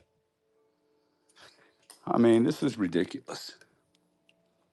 So I mean, Robert, I'm sure you went over all the stock prices, right? Nobody wants to hold anything over the weekend. Yep. So it's going to be ugly before the close, I would suspect. We're Yeah, down. VIX is up at 31. Like when you have a Friday and the VIX closes at the weekly high, it's Hey, generally not a sign of a for good the thing. audience, it trades 12 to 18. Okay, like that's kind of the band, Usually, right, yep, Robert? yep, 12 to 18. yeah, and in a severe fear is like 30 to 40. Yeah, Apple's down 1.5%. Naka, by the way, the superior Bitcoin reserve company, is at its all-time low, 22. It's lost 10% today.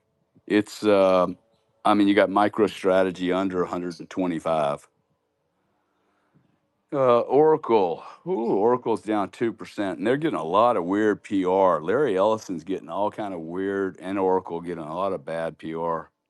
Now, RBOB gasoline futures, they're up 3%, 3.7%.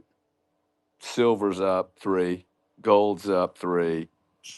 Solana's at $82. Oh my gosh, man. I want to just, oh yeah, and they're printing oil at $99 right now, West Texas.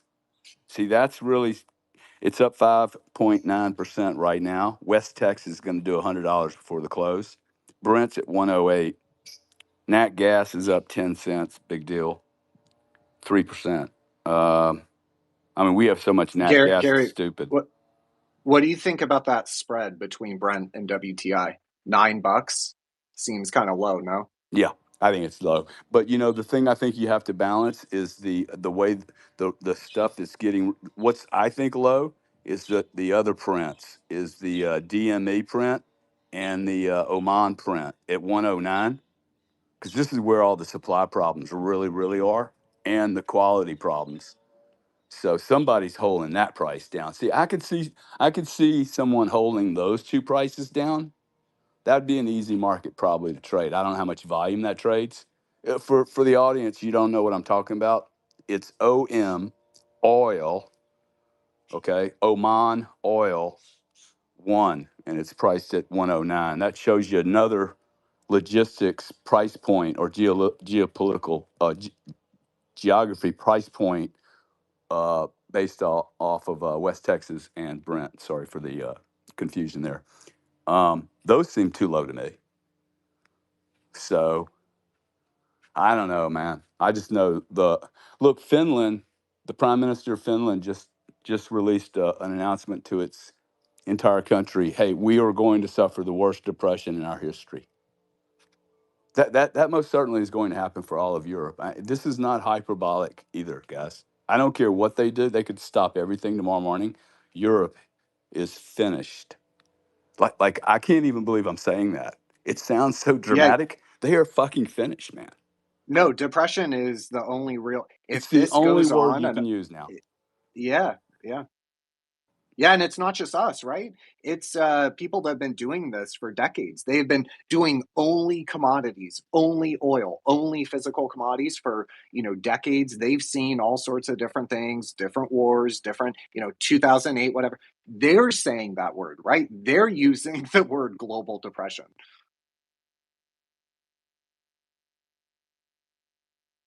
We've got some more news. This is from Rubio, and he says Iran's pushing to set up a tolling system in the Strait of Hormuz, not only illegal but unacceptable and dangerous to the world. He's calling on the international community to have a real plan to confront it and keep the strait open. We also had satellite imagery of to confirm the U.S. Air Force KC-135 Strato tankers were destroyed at the Prince Sultan Air Base in Saudi Arabia. Just to let you know what we've been telling you, Saudi Arabia is complicit in this war. Yeah, this is the latest news. It is breaking. It is huge. Darkside, thanks for coming as well. Resistance, I come to you as well. What's the give us your thoughts? This is a major escalation. Yeah, exactly what I thought would happen. And with all due respect, I love Simon. He's the GOAT. I've disagreed. I think that let's go back to where this all started. It started with the Epstein files, and it started with compromised politicians. And it looks to me like Israel is escalating in the face of America that wants to de-escalate. So where do we go from here? It looks like Israel is in control, and they're going to bomb what they want to bomb. They're going to cause escalations.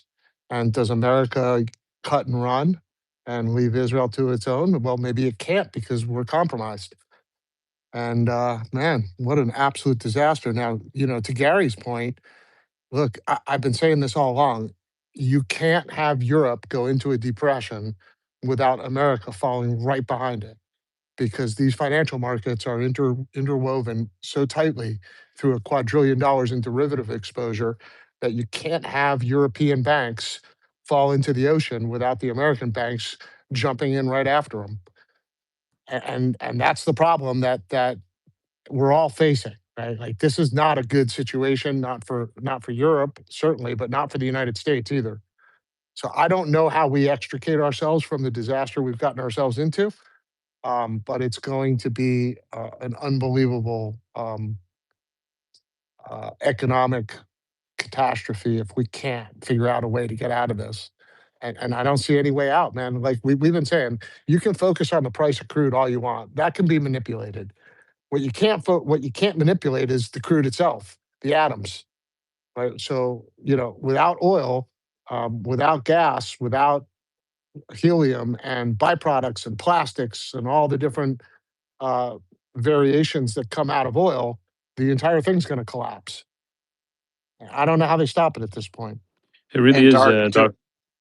oh, go ahead. It really is dark side. Sorry, yeah. What I was been saying all along for the last 2 years, 2.5 years, that it is literally as simple as the Epstein class trying to force its domination on everyone else, with the Jewish colony at the head of it. Is such a simple and obvious and overstate. We repeated it a million times, and people keep coming back and saying, "Oh, we need to do a meme. We need to do a meme, right? This is how the meme looks like." And no offense to Simon if he's still on, but it's going to be Simon on the meme with behind him a nuclear bomb going on, and him going, "This is financial industrial complex, RGC, BRICS negotiated. This is all negotiated, and everything will be fine." Think about who this Yeah, like. Oh, sorry. Go ahead, Dark Side. My bad. yeah. I was just going to say that when you think of the financial industrial complex, whether you're talking about BlackRock, the World Economic Forum, that's all tied into Israel, right? Like, that is Israel. So I don't know, and maybe it's not fair to say this, Israel, but it is the Epstein class and sort of the secular state of Israel. So I just don't know, like, when I think about Simon's argument, I just don't know how you extricate the financial industrial complex from the secular state of Israel. It's been killed. The I don't argument know. has been killed many times over and over again, and it's still repeated. And I don't know at what point it's going to be put to bed. It's like I told you, a nuclear bomb needs to go off, and then it'll still be like, "Oh, this is BRICS agreeing, get negotiated." RGC, it's kind of like, yeah. But the point is that it is every day as that goes by, it becomes more and more obvious that you have the Jewish colony, you have the Epstein class, you have hundreds of Epsteins. There's not one Epstein. When we say Epstein class, there's hundreds of these Epsteins around the world in power with dirt on them, and they're the ones with the money, with the power, and it's just like a global mafia cartel who have decided that to protect this colony, they're gonna destroy the world effectively, destroy the economy, and it's so obvious, it's so easy. The Republic warned of it repeatedly that don't do this, don't cross these lines. And, however many times they warn, people will come back and say this is like this and that and play mental gymnastics and create like these false narratives. And at the end of the day, everyone can see, it's obvious to me now. We're literally living in the Samson option. A lot of people think the Samson option is like some kind of fancy one thing that blows everybody up. But when you think about it, like as Israel's going down right now, it's bringing the entire world down with it. And that is ultimately what Samson was known for and what Israel's doing right now. And then to conclude on the financial system, like I think that's been exposed that like the Israelis do the top tier government owners of Israel do run the financial system. We saw Jeffrey Epstein win the lottery twice with these files being exposed. I mean, nobody on the planet of Earth could ever do that. Like straight up. I mean, like this is like how you know it's completely rigged. So I absolutely agree with what you said earlier, Dark Side. Can I add to this? This is Adriano. Yeah, go ahead. Thanks, guys. Great job for informing us. One, this is also Joe Kant mentioned it, so it's nothing new. It's not and I agree with all these comments. We're really at the apocalypse moment. This is the great reset. which has escalated to the point of an economic breakdown combined with World War III. Basically, they couldn't work out all the other steps.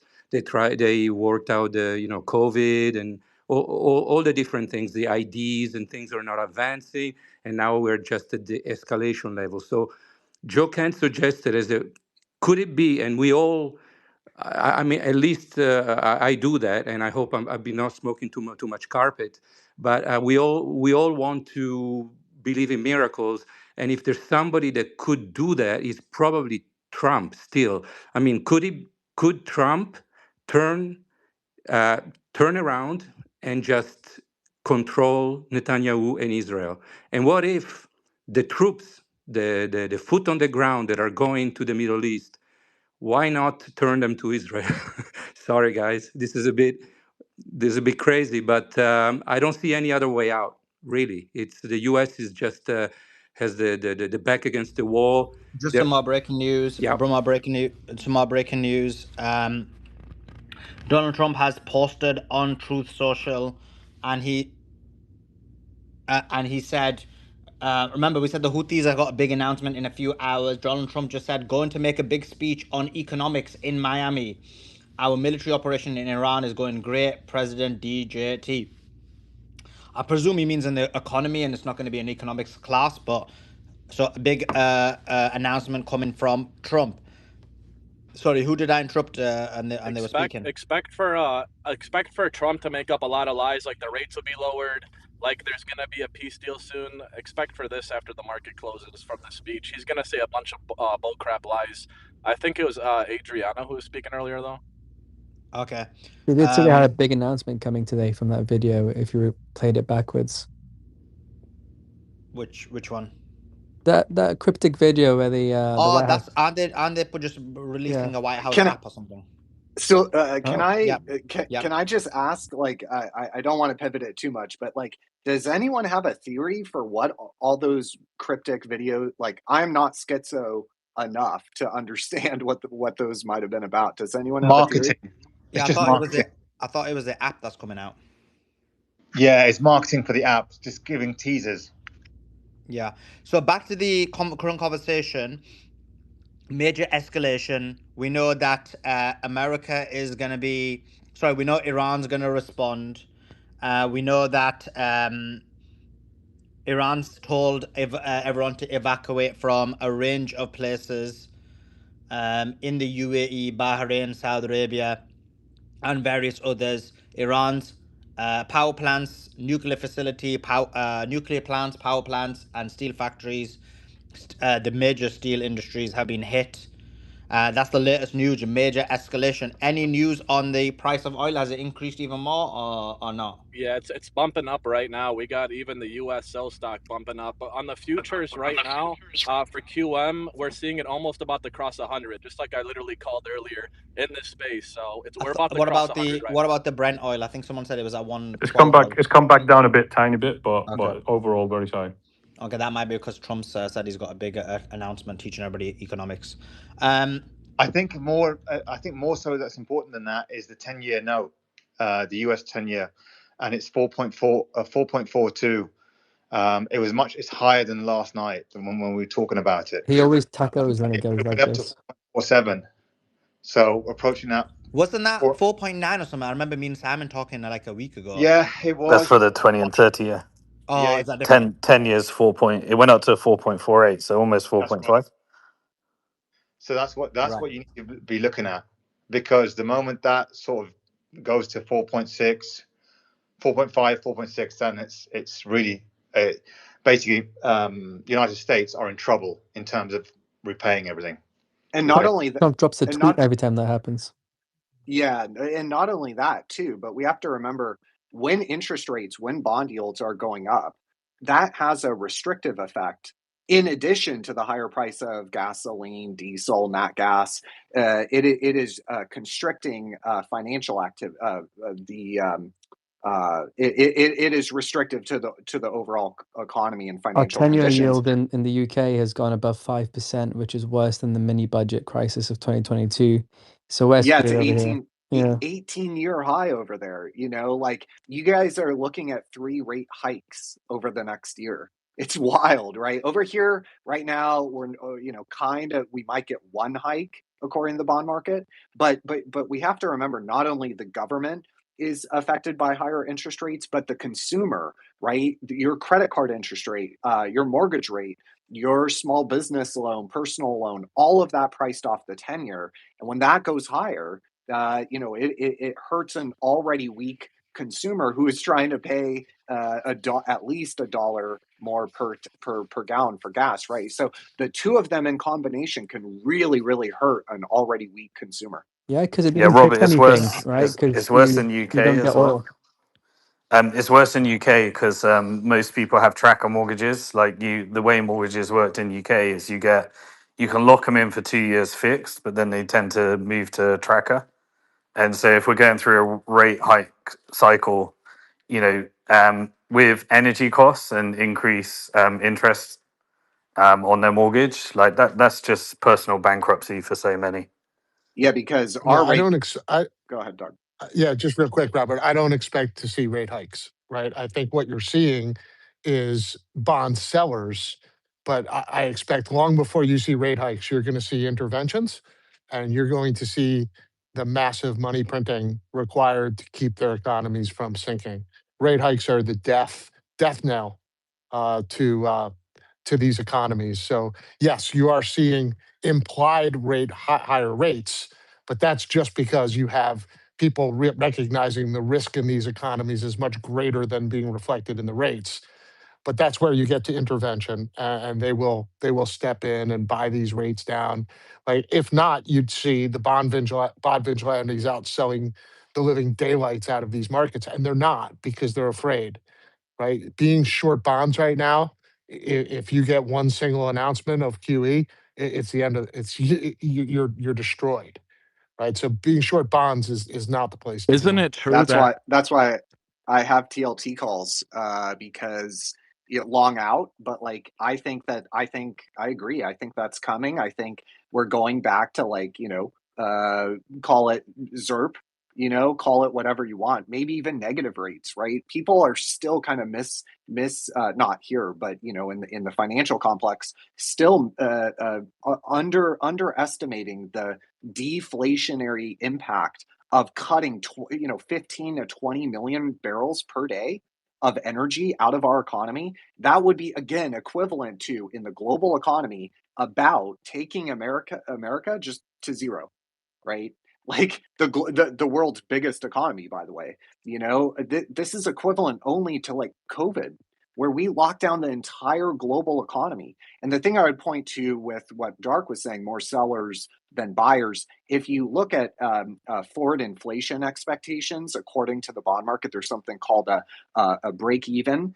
If you look at those break evens, they are not really that much higher, which indicates that, to Darkside's point, what the move higher is not necessarily, at least here in America, not necessarily worried about inflation so much as it's worried about so much as there is a premium being baked in. They call it term premium. The amount of compensation that buyers are demanding to hold this instrument, given geopolitical volatility, potential fiscal volatility, right? Like if the government is going to announce, hey, we're sending every household, I don't know, $1,000 to help with your gas bill, right?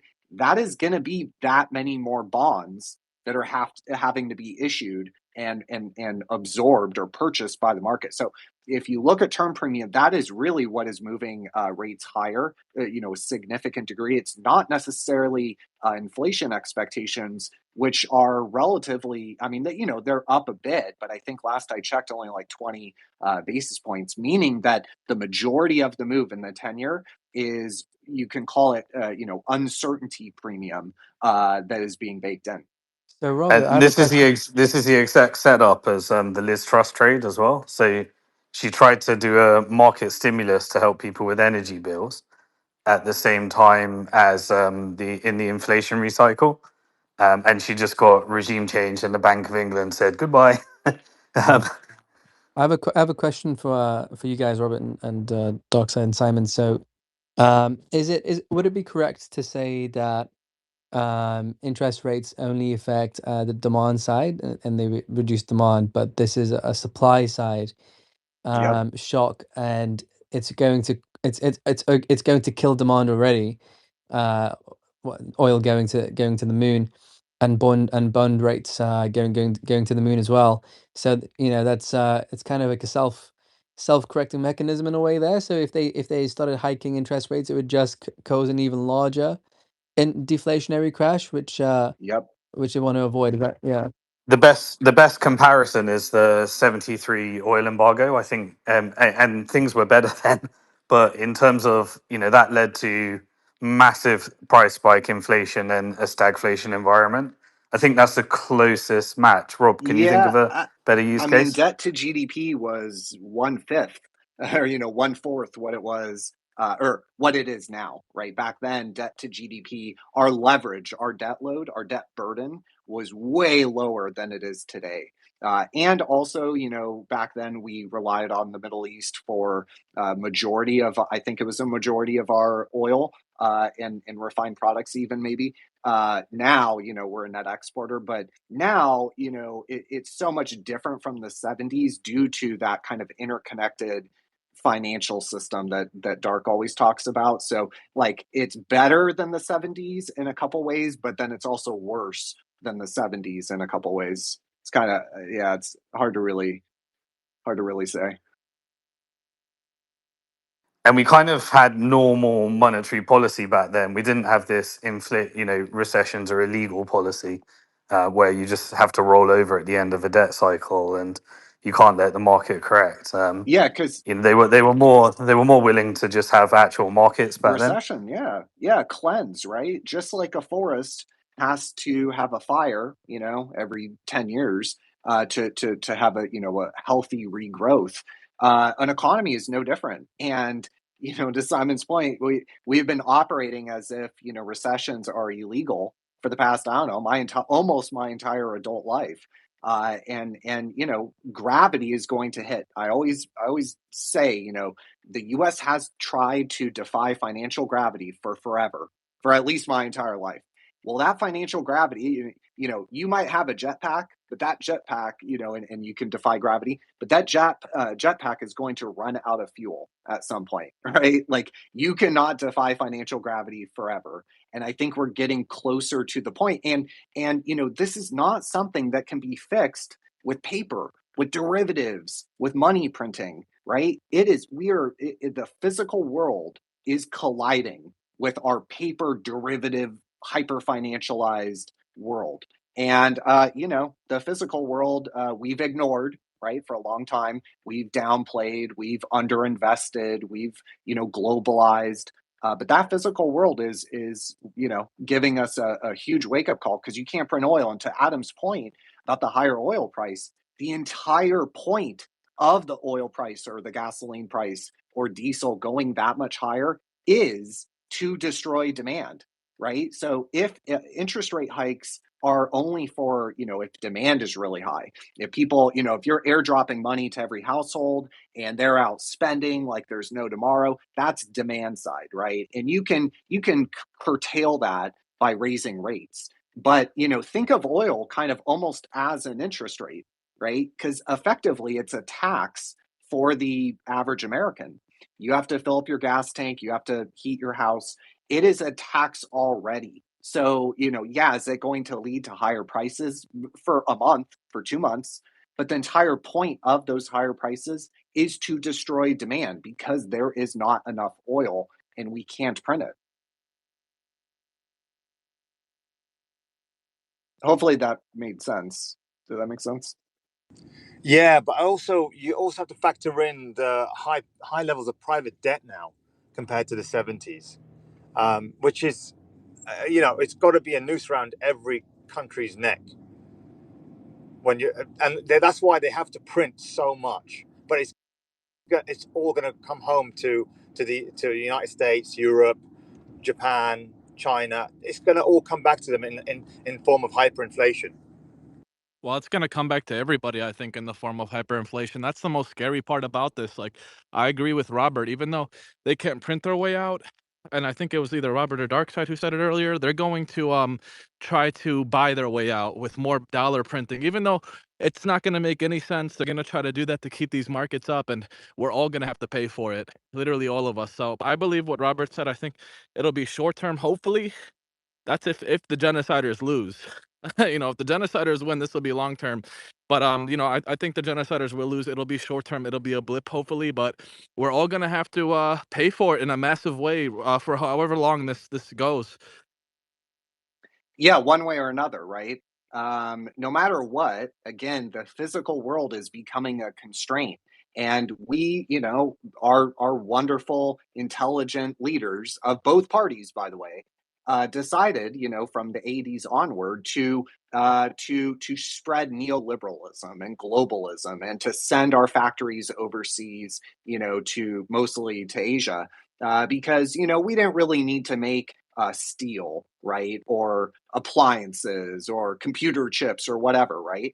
And what we're seeing now, we're seeing a margin call. A recession would act as a margin call on the U.S. government because it would take our deficit to like at least 15% of GDP, meaning in dollar terms, like $5 trillion.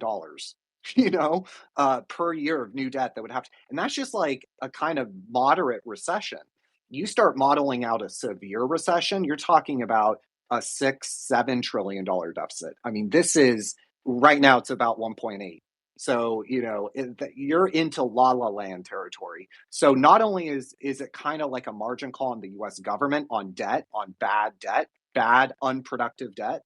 We have it for every dollar of debt that we have issued going back to 08, we have only gotten 45 cents of return in the form of GDP. Right. So we are getting a negative return and have been for a long time, getting a negative return on each new dollar of debt. It's unproductive debt. And a lot of it entitlement, Social Security, Medicare, Medicaid. Medicare, for example, has grown 6 times faster than the overall economy and than tax revenue going back the past 70 years. Like we have gotten to a point where a recession basically is going to act as a margin call on the US government and their debt, but also we're facing this kind of margin call from the physical world, from oh my god, and it started in 2020. Wow, we need gloves. There's a new virus and we got right protect ourselves. We can't get gloves. We can't get gowns. We can't get masks. We can't get hand sanitizer, right? That was kind of the start. But I think that, with oil and commodities, because this, you could also loop in rare earth minerals from China, right? And that whole kind of conflict, right? The physical world is acting as a margin call on the countries that decided to hyper financialize, spread neoliberalism, hollow out their industrial base, and hyper financial, turn their economy into a big casino where it's all a bunch of boomers passing back and forth overvalued homes to each other and high frequency trading algorithms, right? This is our GDP. This is our wonderful economy nowadays. And then you have to, of course, include 2/3, which is consumers spending more money, over consuming. By definition, the US over consumes. We run a twin deficit, meaning a fiscal deficit and a current account deficit. By definition, that means that America in its entirety, in the aggregate, over consumes, right? So debt, how do you do that? Well, the only way to over consume, to spend more money than you make, is by increasing debt. The only asset that a twin deficit nation can accumulate, China's accumulating gold, Japan is accumulating US treasuries, right? The only asset we can accumulate is debt. We don't accumulate actual assets. We can only accumulate debt. All of that, in my opinion, that I just kind of laid out, it's unsustainable. And I think that, we're kind of in the midst of a global reordering. And I think I think it could be good 10, 20 years down the line. I think we could look back and be thankful, but it is going to be very disruptive, very volatile, and very painful first. Yeah, Just some more Robert, breaking what we've news. seen. Oh, sorry, Andrew. I end up giving the breaking news as you're about to speak all the time. More breaking news. The Houthis are about to make an announcement The Houthis are about to make an announcement. It could be at any time now. We should be getting the Houthi announcement. In addition to that, let me just co-host. In addition to that, the one Mr. Okofi with the $5 super chat says a global depression would be terrible for China's export-driven economy. Trump's leverage over his G could be, quote, buy our bonds or we take you out with us. What's your guys' thoughts on that? I think it's No, more, not really. I there is truth to it, but I think that really more China would like to move away from that kind of overcapacity and export dumping and subsidy. Like they've been wanting to move away from that. So again, it could be a meet in the middle where America, we realized we kind of went too far with the hyper globalization and hyper financialization. China realizes for the past couple of years publicly that they went too far in their model. So I think there's really a potential to meet in the middle. But what it means is massive volatility in the currency market, in exchange rates. The dollar is far too strong relative to the yuan. If, for example, in that kind of bilateral example, the yuan needs to be much and should be fundamentally the value, right? The underlying fundamental value. The yuan should be way stronger than it is, and the dollar should be way weaker than it is. And that actually helps both countries with their stated goal, right? It helps China spur domestic consumption. And over here, it helps us reindustrialize and actually make stuff again. Yeah, I agree. I agree with the comment there too, and I agree with a lot of what Robert said. I think this is a race to the bottom. That's why by design they're decimating the global energy markets, they're decimating the bond markets, they're decimating all fiat currencies globally because this is an absolute race to the bottom. A lot of it ties with what Robert said, um, with weakening their currency so that it could be a fight to who's the biggest exporter, who's the biggest seller out here. And yeah, America does need to reindustrialize itself. I think that's so. I think this is a win-win for, believe it or not, Israel and the governments, but not the people. All the people will suffer. We will all suffer like tremendously because they're going to weaken this currency like never before seen. But I agree with the commenter for the most part. There's no government above another government. I believe all governments are racing to the bottom. They're all greedy.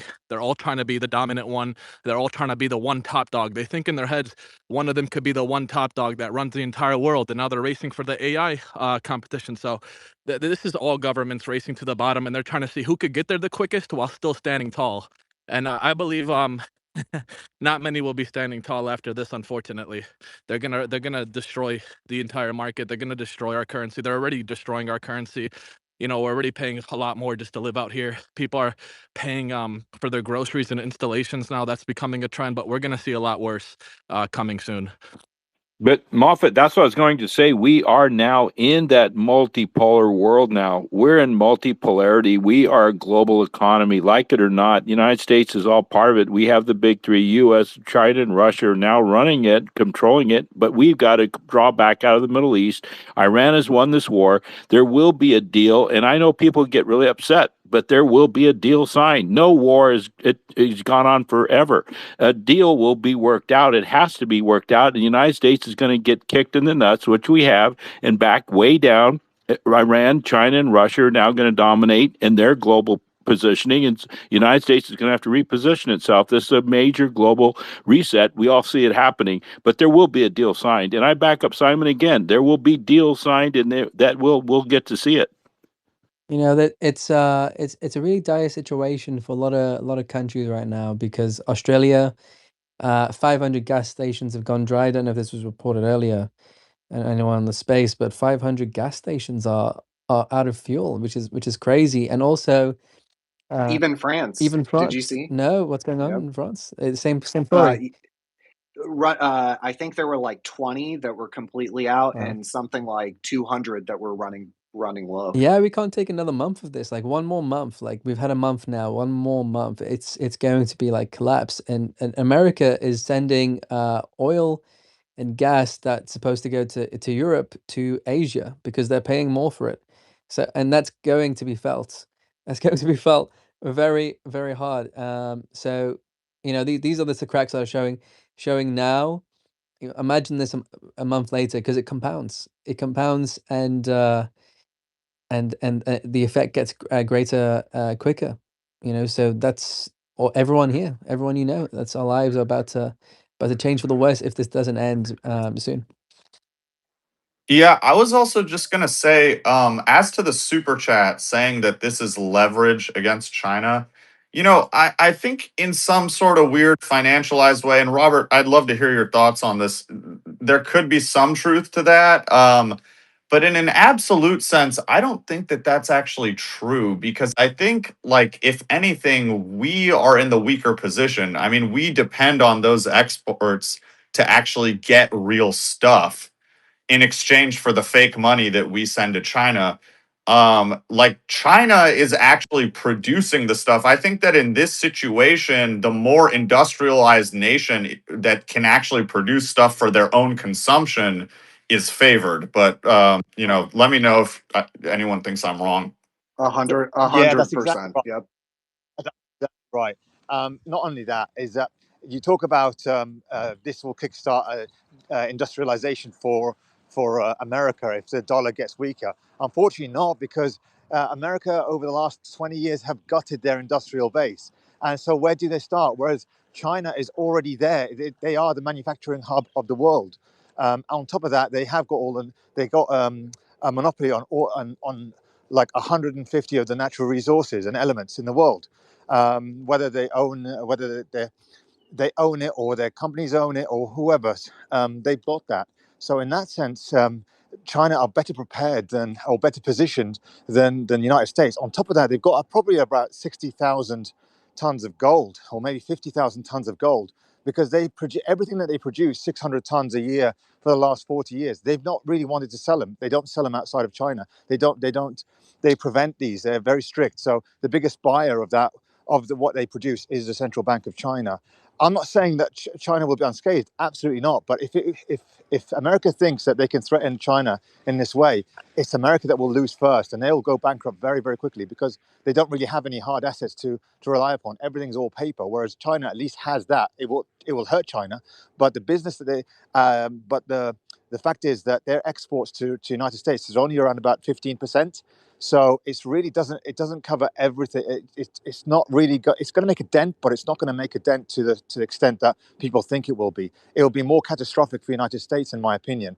But yeah, China will hurt. But if that's the game they're playing, it's a very, very dangerous game. And the reason they have the gold, or the ability to accumulate gold, is due to the fact that they have run globally historically large current account surplus, or trade surplus. They have their last I checked, it was like 6% of GDP current account surplus, just like la la land kind of territory. So when you see, if you're an American listening to this, when you see the beautiful train station that they just built, I forget which city, but when you see those kinds of things, or their military that they have built into a pretty strong military, we funded that. And I think that point gets lost, on a lot of people here in America. That is a direct result of shipping all of our productive industrial capacity over to China, and then sending dollars to them, right? Letting them make the stuff. Here's some dollars. Oh, and by the way, you can reinvest into our capital markets. We have the best capital markets in the world. They're the most liquid. We got US treasuries, and it's the global reserve asset. The dollar has completely wrecked America.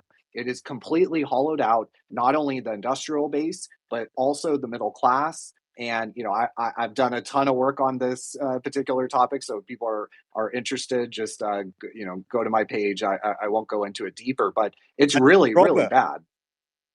yeah, and Robert Triffin actually warned America about this, about having a world reserve currency and trade deficits. You can't really. It's a paradox, and you cannot do this for very much longer. And it's contingent on the United States being a global hegemony.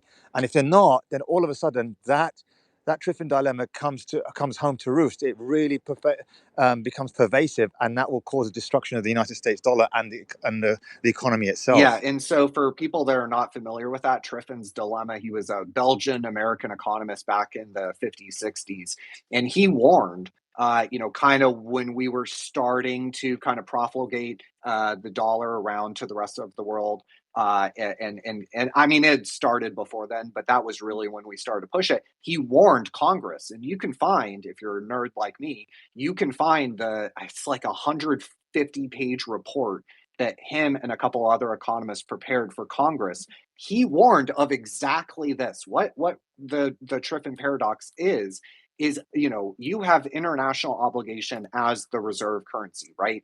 How do you get everyone else, you got them addicted and strung out on dollars. How do you actually get them to dollars? You run a trade deficit, right? Mechanically, that is the way you get them dollars. That's your international obligation. But then, of course, you have domestic obligations to, I don't know, your middle class, being able to run a functioning economy, on and on. Well, what the paradox says is that you must run ever larger trade deficit, and fiscal deficit is part of but that factors into this as well. When we stopped running a fiscal deficit is when we got the dot-com bubble. And by the way, if you go back to 2008 and the housing bubble, that was due in part, The Economist, a globalist outlet, even they admit that a huge part, about a third of the demand for homes that led to the housing bubble was due to the fact that we were running such large trade deficits. So yeah, there were a lot of unintended consequences to it. And there's also Dutch disease too, which the dollar's kind of suffered from as well. Robert, how much of this issue though do you think can be solved just simply by deregulating? And then that, reducing the cost of production in the US, the cost of business. Because I guess I think they're probably interrelated in certain ways, but how much of it do you really think is because of the stronger dollar, or maybe that's what enables us to have all these regulations? What do you think about that? Yeah, I think deregulating would certainly help, but the scale of the problem with the dollar, I think, is really just pretty immense, right? So if you look at the dollar and measure it relative to other currencies, which is really what matters in a trade deficit, right?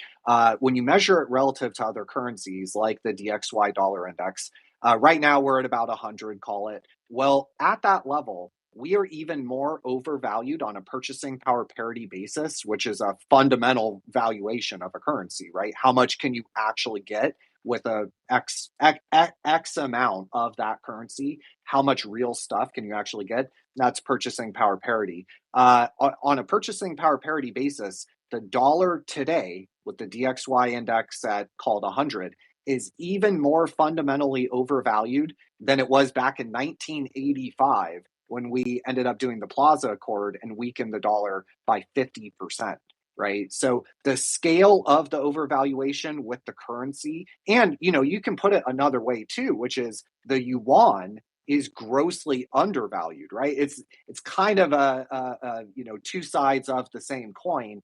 The dollar being overvalued and the yuan being undervalued, it's kind of the same thing.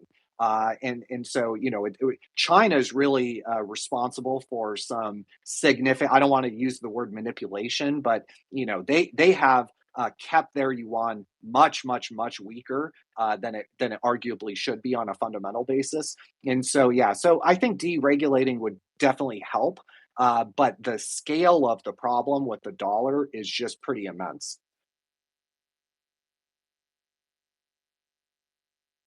Facts. I agree, Robert. And by the way, for those who are tuned in, oil is looking insanely bullish right now. I just posted the chart into the Spaces chat. Be prepared for a potential rip your face rally and a higher tab at the gas station soon. All thanks to Israel. And make sure you guys repost the space too if you're enjoying this space. You've heard it all. You've heard the financials behind it. You've heard the politics behind it. You've heard everything behind it, the history behind it. You can only get that from this space. So if you're tuned in and enjoying it right now, make sure you hit that lower right bottom button. You repost the space. We have to defeat the fake news that isn't saying anything being shared right now to the public. That's why much of the public is confused right now. There's not many protests going on right now, not much outrage going on right now. I fear by the time that happens, it'll be too late, looking at how things are escalating in a massive way. So help us share the message, repost the space. I think things are going to turn up even more soon, so you're going to want to tune in. Go ahead, Robert.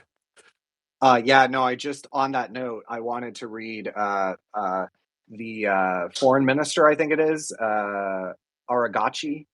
Sorry, I butchered that, but he just put out a post a couple months ago, said Netanyahu gambled with the American taxpayer dollars and American lives. Having badly lost that gamble, he is now single-handedly making sure that ordinary Americans, particularly retirees and those retiring in the next few years, will pick up the tab. And he put a screenshot of a Financial Times article that said stocks and bonds slump in tandem, which is not normal, by the way, as Iran shock leaves investors nowhere to hide. Traditional 60-40 portfolio, which is kind of what those 401ks and pension funds, usually it's a 60%, 60-40 portfolio. The traditional 60-40 portfolio of global equities and fixed income on course for the worst month since 2022. So Dark and I were talking about this yesterday. They are very tuned in to the economic and the financial side of this war. And I would argue that they have the leverage. Sure, we might have, nuclear weapons and the biggest air force and whatever, but like they have the world economy by the throat. I mean, there's really no other way to put it. And they know it. Robert, I have to tune in on that. Absolutely. They have us by the cojones, by the balls, by the short hairs. People don't realize this. America realizes this. Our military realizes this. They've got us in a corner. Now, here's what's happening.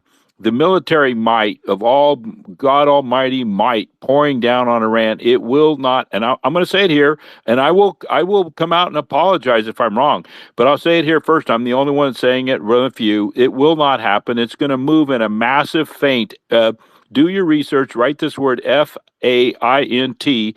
The amphibious assault groups will be a feint like we did in Iraq.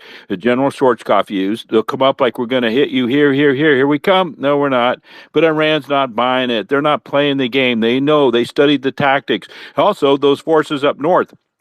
All this is trying to do this big, we're going to show our might. It's a big fake, and I will stand by that. Now, here's what's happening on that. So what they're going to do, Netanyahu strikes these steel plants, whatever. So what? Iran knows about it. Who cares? What's going to happen? And I say this because we put those together. I've been studying and working with Suleiman now for over a year, and the great, great minds in the space. It's a big thing. It's going to come up to a no burger, but United States is going to cut, and Iran is going to come out as the winner. But really, it's China, Russia, Iran, and the United States being put in this little corner to work its little global hemisphere in the Western Hemisphere. And I'll land it there. I normally agree with Andrew, but I think I'm going to take the other side of this in an uncomfortable way. Maybe. Go for it. And I'm curious of your opinion on it, but this isn't a popular view.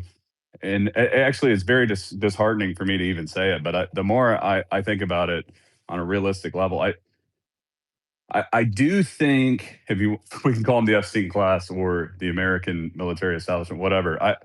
I do think America can win this war, but only if they're willing to lose trillions of dollars and maybe 50 to 100,000 lives. However, the Israelis are willing to pay that price. And so I think that the reality is that I see nothing more but more escalation. I think they're going to go for broke because they're already put in a position. Like I agree with Andrew that the logical thing to do at this point would be to try to find an off ramp. But I don't think there's an off ramp for Trump without him essentially losing the prestige of the American empire at this point, which means he's going to double down. And that's why they're moving 10,000. That's why the report just came out that they're talking about moving 10,000 more troops in the area. That's why they're moving troops in the area. I think they know. And that's why Jesse Waters said earlier today or last night that we're going to try to take these. We know that casualties are going to happen because they're trying to prepare the minds of the masses for the casualties that we're going to experience. But I think that they're going to go for broke on, because if they can open the strait, or if they can control, I mean, even if it's the reason we've been assuming that they might not try to do that is because it is somewhat of an insane, like the casualty rate's going to be high. But I don't think that the people in charge of this country care about the people that will die.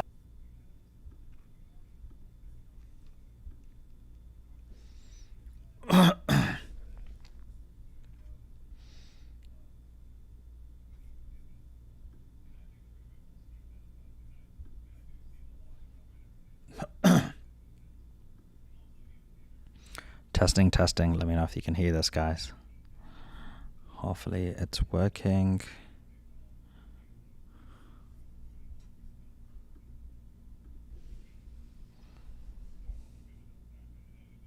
Major escalation in the war between the United States of America and Iran.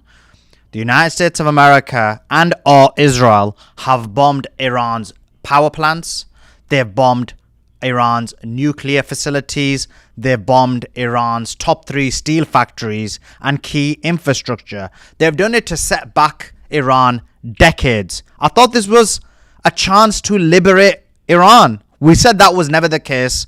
They weren't trying to liberate Iran. They wanted to destroy it. And what we're seeing is key directed attempts to destroy Iran's infrastructure. The steel factory, the top 3 steel factories being hit, has set them back years. Now, Trump gave Iran a deadline. He initially gave 48 hours. Iran ignored it and rejected it. He came back and extended it by 5 days. That deadline was meant to end today, but yesterday he came out and said, I'm going to extend the deadline by a further 10 days. He gave this statement. He said there was an extension of the deadline. Many of us believed that he was lying, that he would not follow his own statement, that he always lies, he always manipulates. And this is exactly what's happened. Today, 1 day in of the 10-day deadline, he's come back and hit Iran. Israel's hit Iran, and they said they did it with the coordination of the United States of America. This is major escalation. Iran has now warned that they will retaliate, and the retaliation will be large. They will be targeting the GCC countries. They will be targeting Israel, UAE, Kuwait, Bahrain, Qatar, Saudi Arabia. All of those countries have been warned. Evacuate your key areas, because you will be a target of the retaliation of Iran. Iran will target your power plants, your steel industries, your manufacturing industries, your nuclear facilities, your military bases, and even hotels that are housing US personnel. This is a major escalation. This is not what we thought. We thought this would happen, but something in our minds thought that Trump would not escalate to the point of global destruction of the world energy ability, destruction of the world economy, destruction of trade, and the importation and exportation of goods. But this has happened. And if this escalation continues and Iran bombs and then Israel bombs and US bombs, this will be a global crisis. Billions will die. I mentioned this in my previous video and I explained why. Billions of human beings will die over the next year or two due to a lack of access to water and food and goods. These people cannot control themselves. Why is it they would bomb in the midst of a deadline? We also have the Houthi saying that they're going to be releasing an important statement in the next hour or two. What could that be? Is that the blockade of the Red Sea? If it is, the economy will collapse. The financial market will be on its knees. The escalation continues. We were expecting a ground invasion this weekend or the next weekend or any time between that. And it's likely still happening. But they've escalated even further. Likely because if they escalate now, the response for the ground invasion is an attack on the energy infrastructure. If the energy infrastructure is already attacked, then what could the retaliation be? This could be the reasoning for why they did it. Let me take you through the news in terms of what's happened over the last hour or two so you can visually conceptualize exactly what's happened. The first thing that occurred was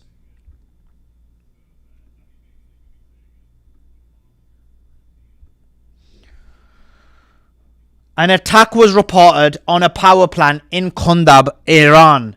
That power plant allows for nuclear production. That plant allows and produces water supply. It's for the desalination of water. That's the plant they attacked.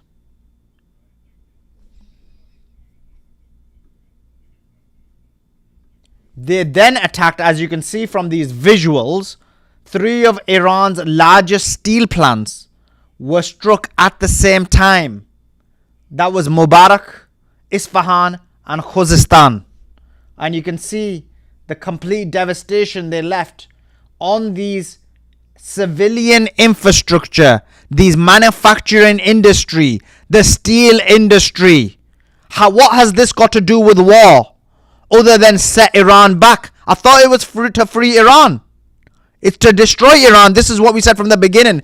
Every single thing we said would happen has happened. We then got a statement from the IRGC on the retaliation against US and Israel bombing of Iran's steel industry.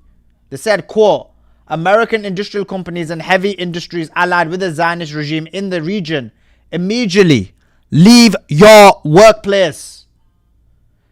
The public relations of the IRGC said the following: warning to the American industries in the region. The American Zionist enemy, despite previous warnings and notices to avoid attacking Iranian industries, launched multiple attacks on Iran's industrial centers today.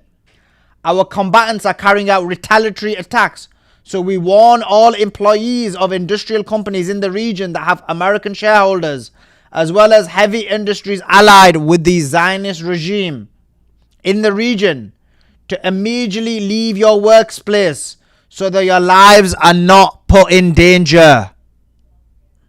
Residents of such industries should leave their places of residence within a radius of 1 kilometer until the attack is over. Leave now. Evacuate.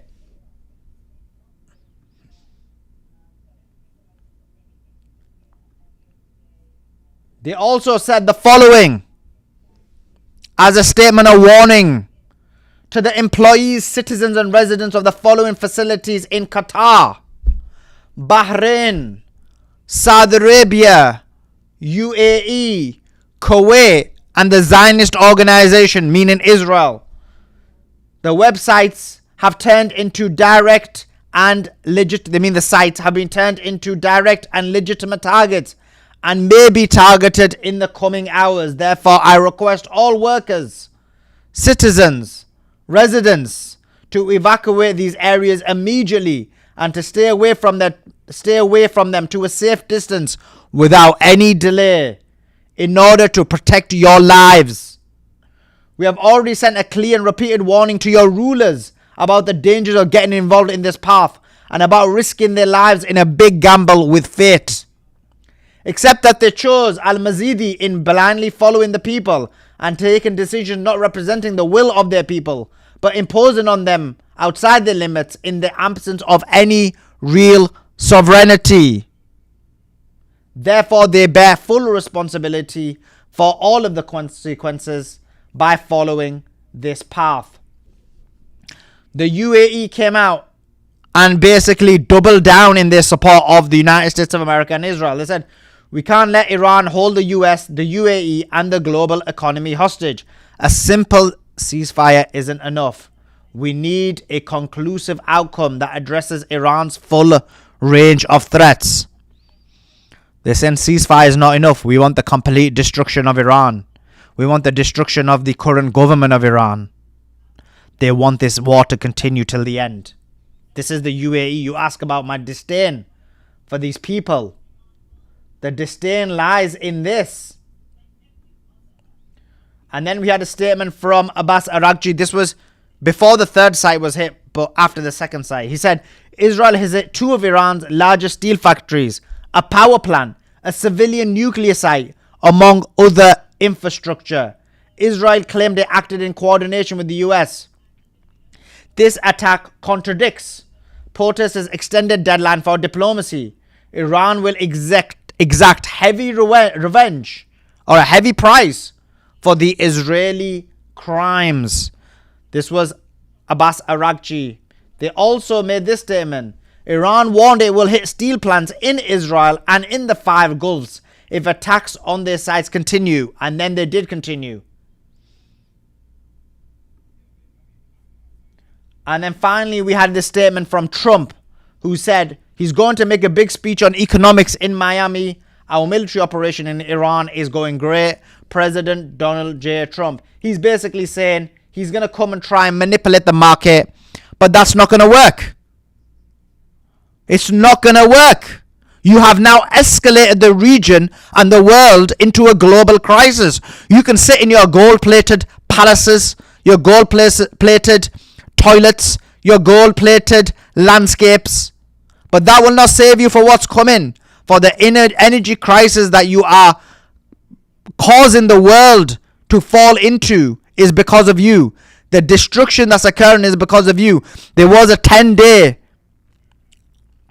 extension that was given where there could have been a possibilities of negotiation, but once again you backtracked, you betrayed, and you went against what you said you would do. This is a direct attack on the world, and it's the US and Israel who has done it. Always escalating. Every form of escalation is from them. Let me know your thoughts in the comments. What do you think about this escalation? What do you think about them doing what they did? And how do you think Iran should respond? What would be a fair response based on what happened? Let me know your thoughts. Maybe I'm biased. I don't think I am, but maybe you think I am. Let me know in the comments your thoughts. Make sure you like this channel. Make sure you subscribe to this channel. Let your friends and family know about the channel. The only way we can grow is by your support and you letting all your friends and family know about it. Appreciate you guys joining in. Appreciate you guys listening. And for sure, we'll see you next time. Like, comment, and subscribe.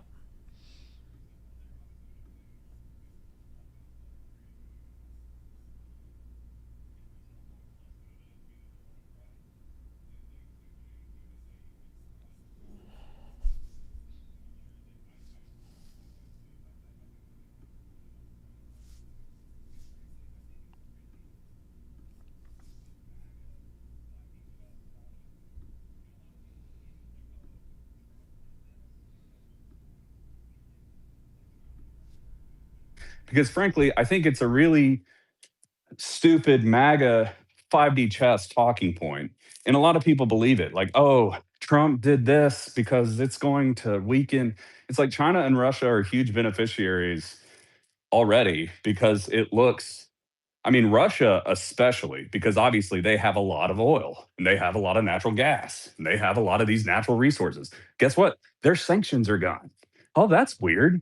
Well, yeah, Trump's playing 5D chess. That's why he's removing the economic sanctions off Russia, and Iran or Iran, surprisingly. Like, obviously, I do think they believed their own lies. I think there is no 5D chess. There's more incompetence than there is 5D chess. And if there is 5D chess, the only people playing it are the Israelis, who were like, hey, if we get you bogged down in this war, and the Zionists within the United States that work for Israeli interests, because they're not always Israelis. They could just be Larry Ellison. They could just be, billionaire that supports the Israelis. But whatever, it's the same thing at the end of the day. It's a distinction without a difference. But they're the only ones playing 5D chess who are like, if we get the United States bogged down in this conflict, they're going to have no choice, which it kind of appears that way. I hope we can find an off-ramp, but we'll see. But what they really believed that the decapitation strike would work is what I'm getting at. And I also think they knew that there was a risk that it wouldn't work, But I think the Israelis thought, well, if it doesn't work, at least we'll we'll get America bogged down in the war and their military might will work out, because to them they don't care. The IDAF has never fought side by side with American military. They're just like, all right, well, if America's got to do it, we'll send them to die. So I just, yes, any sort of comments about the China Russia, it was kind of like that with the Venezuela stuff too. You saw a lot of that going around, like, oh, he's doing this to put more pressure on China. And it's like, well, maybe that was a slight benefit, but no, he took out Maduro because Maduro was critical of Israel. Like, that was it. They didn't change really anything about Venezuela. They Oh, literally left the regime mostly intact. They changed. They literally just took him out because he was critical of Israel, and then the vulture capitalists, I think Paul Singer maybe, but somebody who had a lot of bonds on Venezuela Yeah, made a yeah, lot of that's money. right. Yeah, he made tens of billions, literally. Yeah. So and then yeah, exactly. He made tens of billions. So it's like that's what it was. There wasn't any sort of 5D chess to put, like, nothing else has even happened there. Like, what? It's still basically the same government, just a guy. They just put somebody in charge who's not critical of Israel. That's all that's changed. Did you guys hear about Russia potentially putting a ban on exporting gasoline? This, I think, is going to have a significant impact, especially on the European gas prices. But I think it's not like 100% yet, but they did make an announcement that that's what they're considering doing. This was a few minutes ago. It's like COVID. Like everyone, if you guys remember, like everyone was just, casually observing it, like it was something that was happening. Shutdowns were happening on the other side of the world. We didn't really know how bad it was going to be until it actually hit, until, the supply chains got affected. And then we realized, oh wow, this is actually really bad. That's what's happening here. And it's going to be on steroids compared to what it was. So, Trump either U-turns or he's going to be like, it's going to be a midterm wipeout. It's going to be a complete wipeout the midterms. It's going to be blue everywhere. And it's They going to be, already flipped 12 states, Adam. well, there you go. There you go. I think Fox News is reporting that his disapproval level is the highest ever. That's Fox News saying that, around 60%, I believe they said.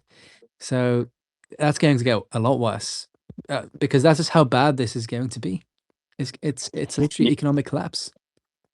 yeah, Adam, and what Mays just said about Russia. Notice May said towards Europe. Russia wants Europe to pay for what their support of Ukraine. But let me be clear on this. Vietnam, I talked to Vietnam yesterday extensively. Russia's making sure that Vietnam's got their oil. China's making sure, hey, Vietnam, don't worry, we got your back. The United States has been over backwards. We're going to help you. Don't worry, Vietnam. We're propping up the right people to make sure we have the Asia thing contained. But here's the thing, when Europe starts turning on us and saying, hey, what the hell's going on here? Trump, I'm telling you, Trump's got to cut a deal here, because guess what? Like it or not, when Europe turns on him and the whole world turns on him, what's he going to do? He's going to run for cover. And then as we say, the blue tide will come in, but that's only the United States. But the world's going to turn on this reprobate. And guess Yeah. what? We got to put Israel on a leash. Yeah. Let me bring in Joa. Joa. Thanks for joining us. How you doing? Give us your thoughts. Good. Well, it was nice to finally hear someone with my point of view on this panel, which is uncommon. Although we disagree whether they'll win or not, I do think this is a um, uh, go out fighting type situation. There is no easy out for Trump, for America. If they lose here, they will lose the dollar reserve, being dominant. Um, that is a threat larger than a nuke in America. What would America do in that situation? They're going to fight. And Andrew, I know you're saying about we don't have the people there, or the support there, or the supply lines there. Um, what if he's just willing to sacrifice a few men in order to use a nuke? So he doesn't need to build infrastructure. Only a Um, fool would argue with you, sir. Only a fool would argue with you. That's how insane this is, honestly. it sounds insane, but I mean, we are talking about Trump, right? Um, but I don't know if they'll win. That's the only thing. That's where I disagree with Uncommon. I think this is a battle to the end, just like we've done. And I was on last night, and I was saying, look, we've done this to multiple leaders. We this is our history. Why did we take out Gaddafi? Why did we take out Saddam? Why did we take out Allende? Why do we take these people out? They nationalize resources, or they switch resources they want to price it away from the dollar. One of the two. And there's, I don't know, 15 times we've done this, 16 times we've done this. I don't think this is any different. I think America no longer wants them one thing. I think they want to show the world that if they sanction you, they're serious about it. So if you want to trade against the dollar, you're going to have a problem, just like we've been doing for the past 30 years. How we decimated South America by doing this. We put in dictators. This is why the monarchists are probably the stupidest people on the planet. We've put in murderous dictators in their place that wind up being much worse. Many, many, many times. Not always, but majority of the time. If you don't believe me, go look up Pinochet, for example, in Chile, what he did after he was put in place. Um, don't forget, we put in Saddam in place. Don't forget, we put the Shah in place. Don't forget that the Shah was overturned by the people because he was killing people.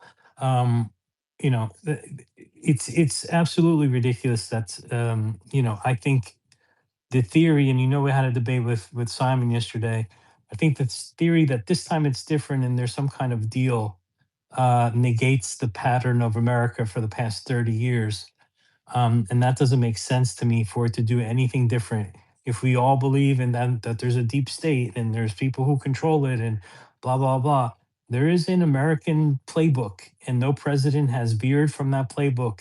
And I definitely don't think it's going to be Donald Trump with his, you know, 90 IQ that all of a sudden is going to come up with some innovative way to maintain the U.S. as global power, nor do I think he's making a deal where they're going to become a bipolar world, where they have two hemispheres, because all his wealth is in America. If America does not control the globe and only controls the hemisphere, all a lot of his net worth goes away.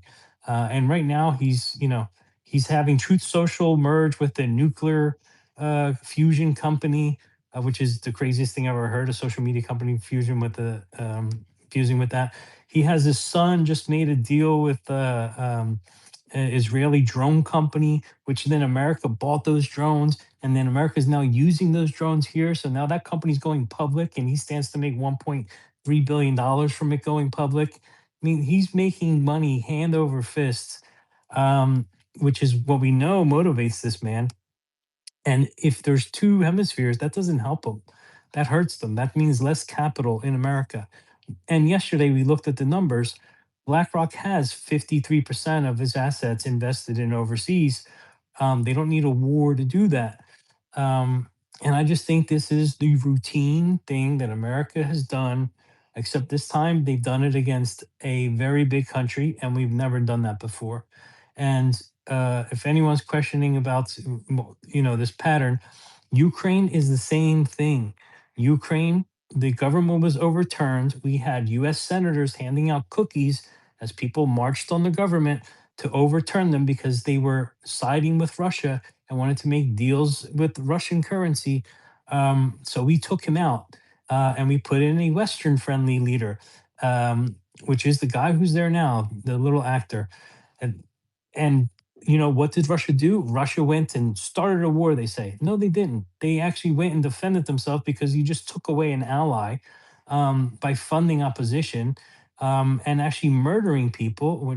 I forget it was called it's the Ukrainian Maidan or something like that they call it. It's kind of like what happened in Vietnam. Um, and this is what we've done. Why does anyone think this one is different? Right? I think the only difference here is, can America actually win here? I don't know. I don't think so, to be honest. Because you have a very small strait. America has not been able to have control of it.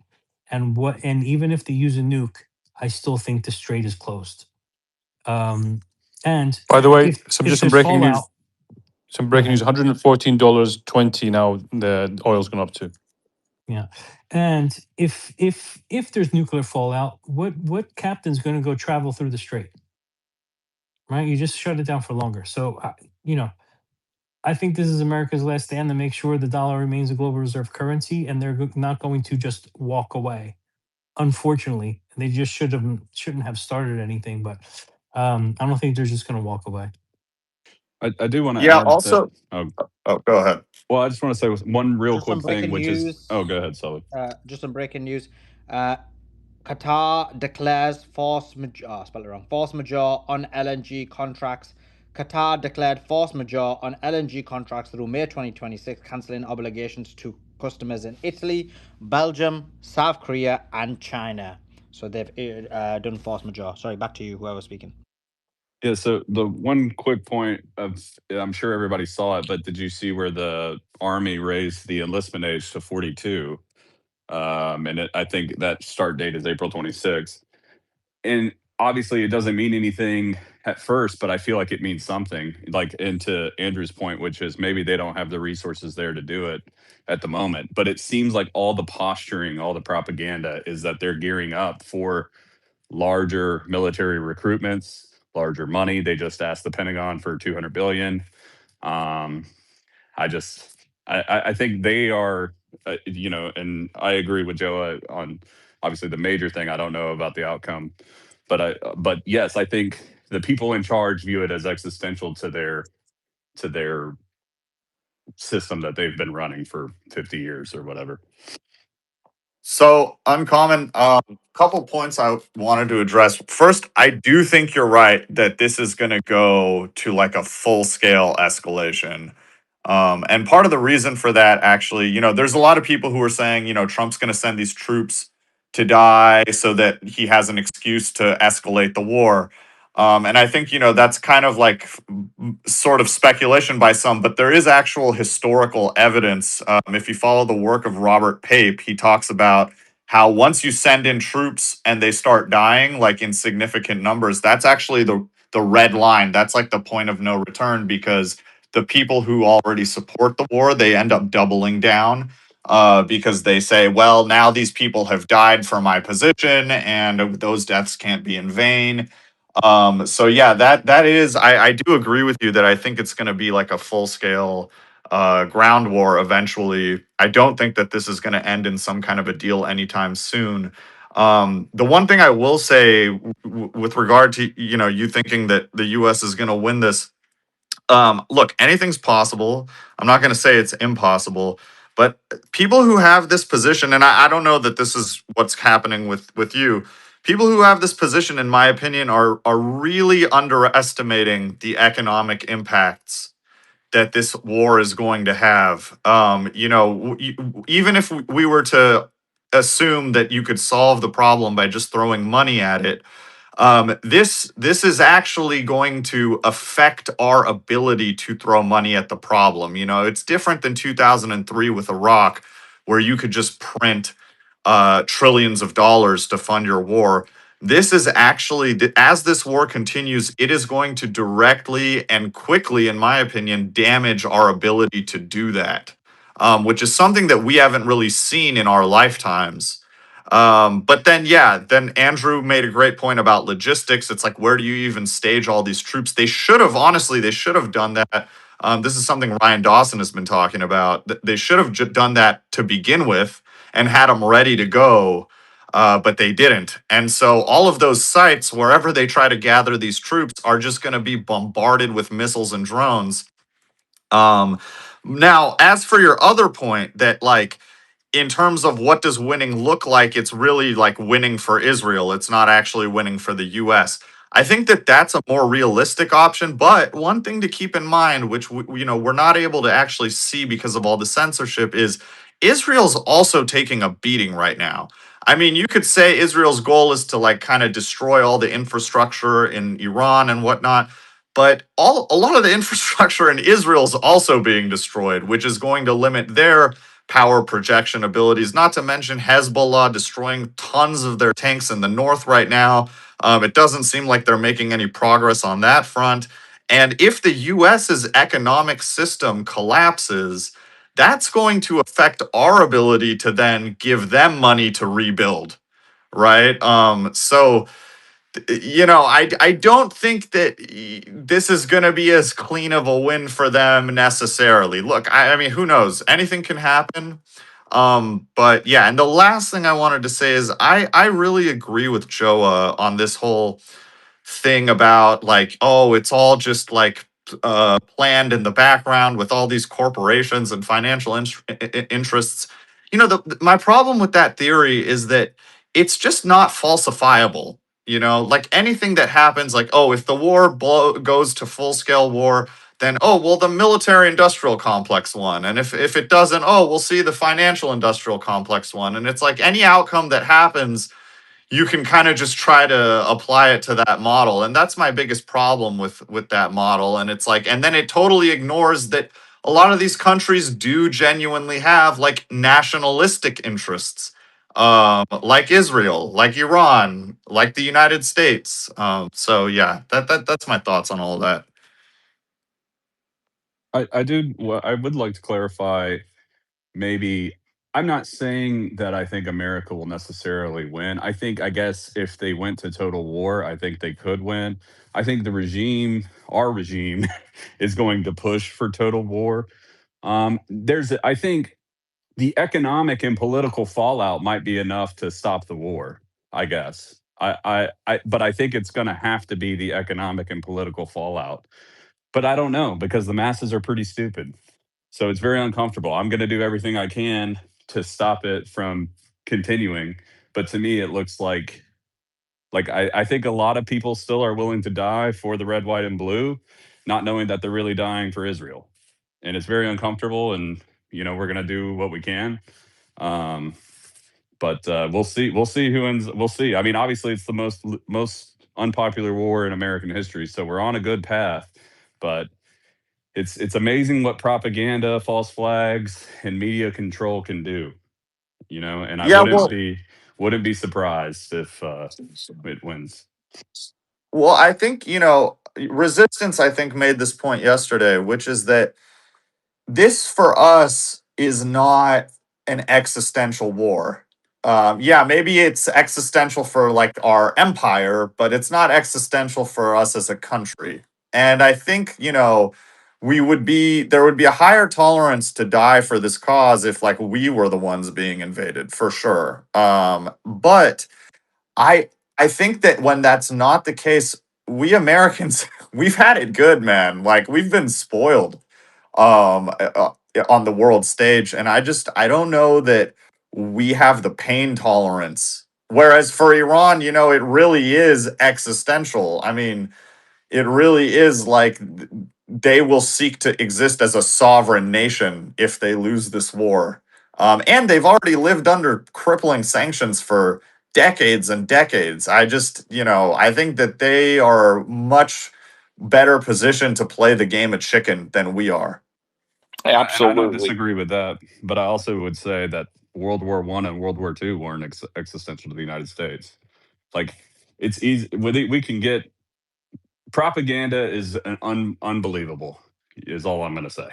But yes, That's I true. agree. I agree with you in general. Like, what is the average American? 300 pounds with diabetes medication. Like, obviously, we laugh about it, but it's hard to imagine. But there is still. I mean, it's a big country. There's a lot of. They can convince a lot of adequate. I mean, are, they could convince a lot of the whatever remaining competent men we have left to die. It sucks, but I think it is possible. Not and common not until bodies start coming back in coffins, sir. I saw it happen in Vietnam. My father told me my mom got the letter. I had to go register. My father said, "Son, you go there and give your life. It's okay. We got to stop communism."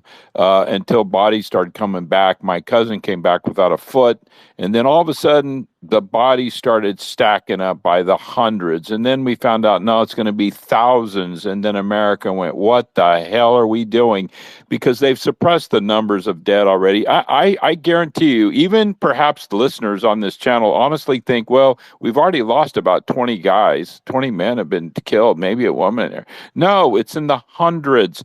No, it's not. Yes, it is. Yes, it is. Yes, it is. And then you're going to find out it's really going to come into the thousands here real soon. And if they do this assault, which I'm telling you, it's not going to happen, but let's say it does, then it goes into the thousands and then tens of thousands. Oh, trust me, sir, as God is my witness, even the most insane, stupid MAGA freak is going to say, well, what are we doing? Yeah, we're also just not. I agree. I think that you're right. I think that there's a lot of people that are going to be convinced, and I think we are going to throw a lot of troops at this problem, and I think a lot of people are going to die. So I do fully agree with you there. I think that we're going to try to take this as far as we can, but I will say, during World War I, World War II, we were a much more rugged nation. We were a much more badass people. And I think we were a lot less awake to certain levels of propaganda. I think after Iraq and the internet and the memory, right? Like that's the great thing about the internet is like people don't forget as much. I have a hard time seeing the Americans of today being willing to go that far, but I could be wrong. I could be wrong.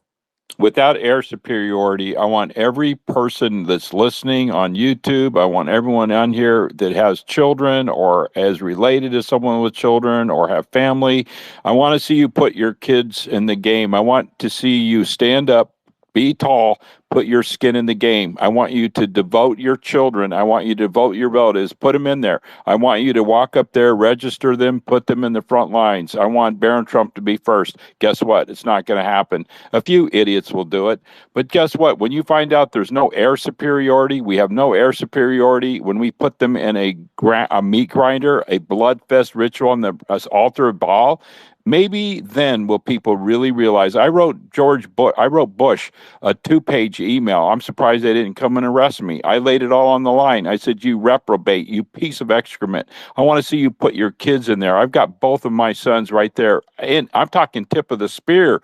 And tip of the spear, I'm not talking about sitting there behind a computer in the war. They were tip of the spear stuff. And guess what? I lost one. Okay, now let's do it. Let's get real. Let's throw down. Let's do it. And that guy, that idiot from North Carolina that told me I need my ass kicked, come on. I'll put my address, phone number, everything on here. You can find me. Come here.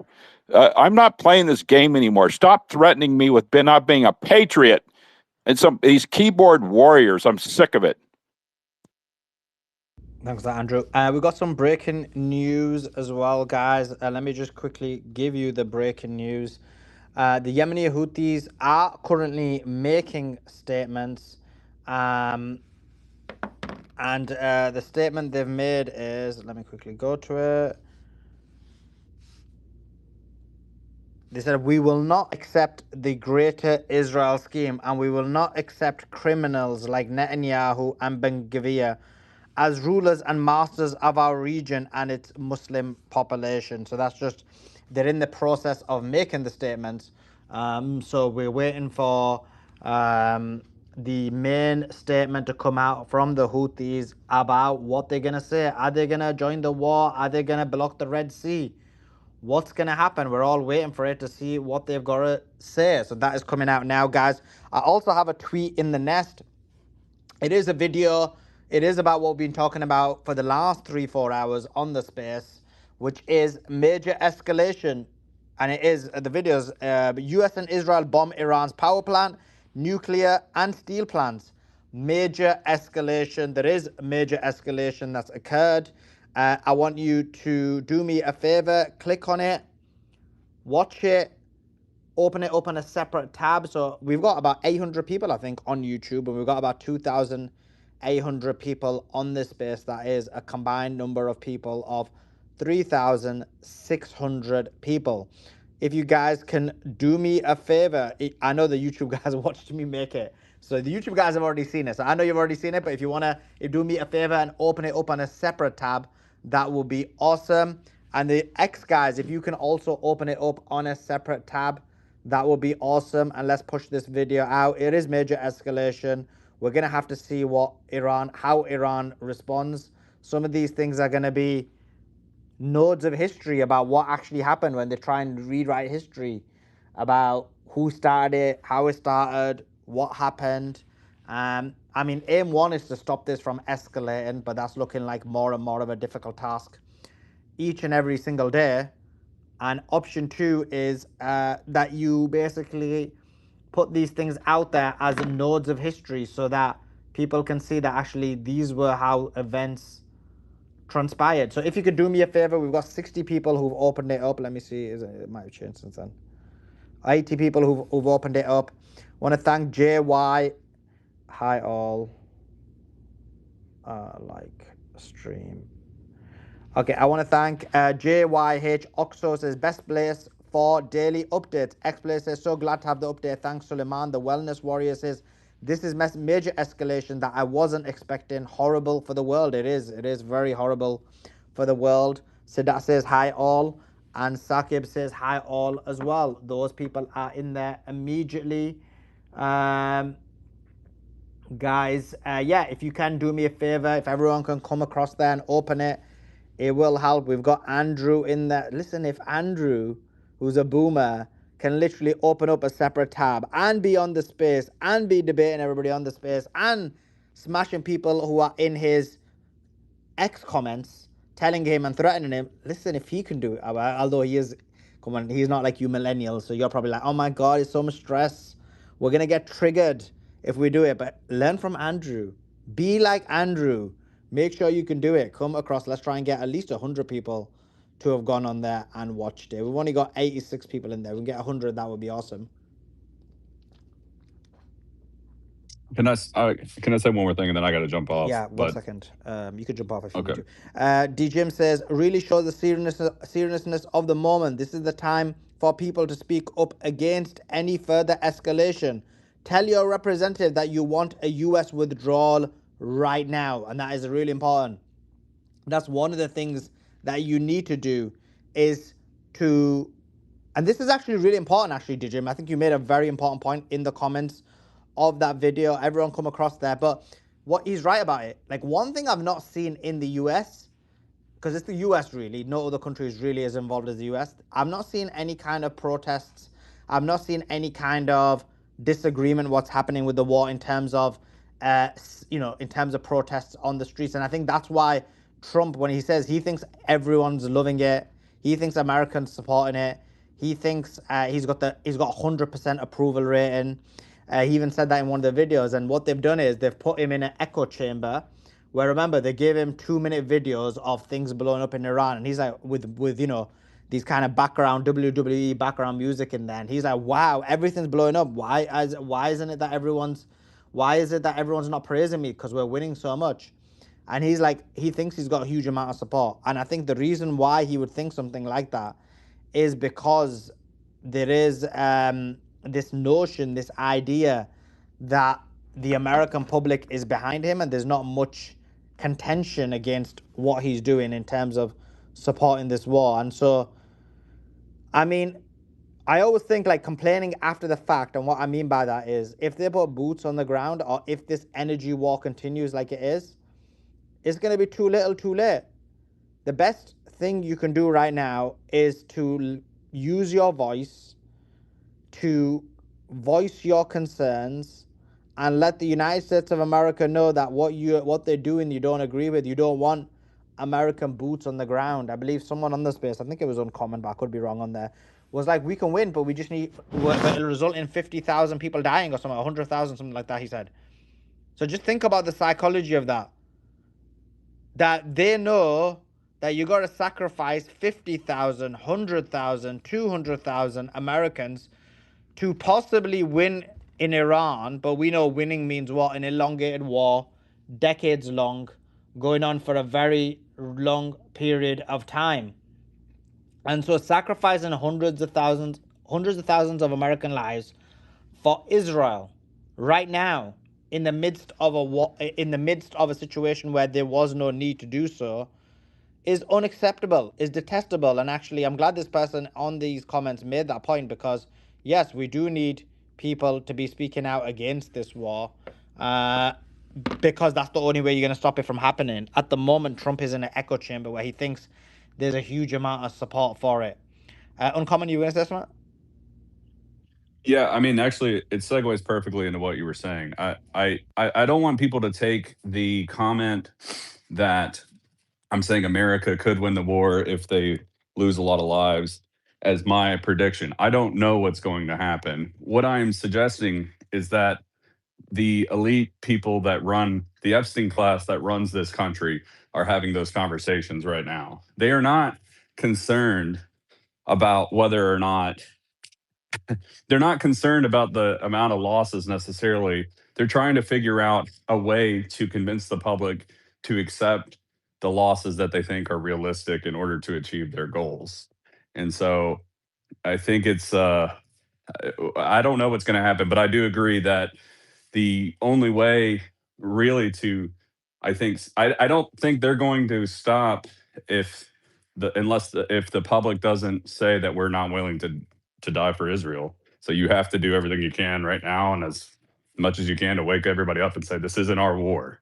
You know, and I appreciate what Tucker and Joe Kent and Nick Fuentes and obviously Sully and everybody that is trying to do it. I mean, we're doing what we can. Like, keep doing what you can. You know, do what you can with what you have where you are. So, thanks for letting me speak. Appreciate it, Uncommon, and just want to relay the sentiment that you said. This is it. This is the time.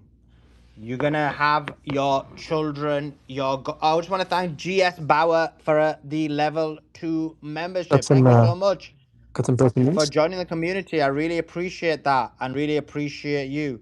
Adam, did you say you got some breaking news? Yeah, and it's from the Speaker of the Parliament, Galabaf. He said they've spammed so much fake news trying to push energy prices down that the market's just numb now. Keep going. Nobody's buying it anymore. The real prices will show up anyway. Powerful maybe, but smart not even close. Burn that fake news card way too early. So it just shows that they're not signaling like this is going to be over anytime soon. That's hilarious.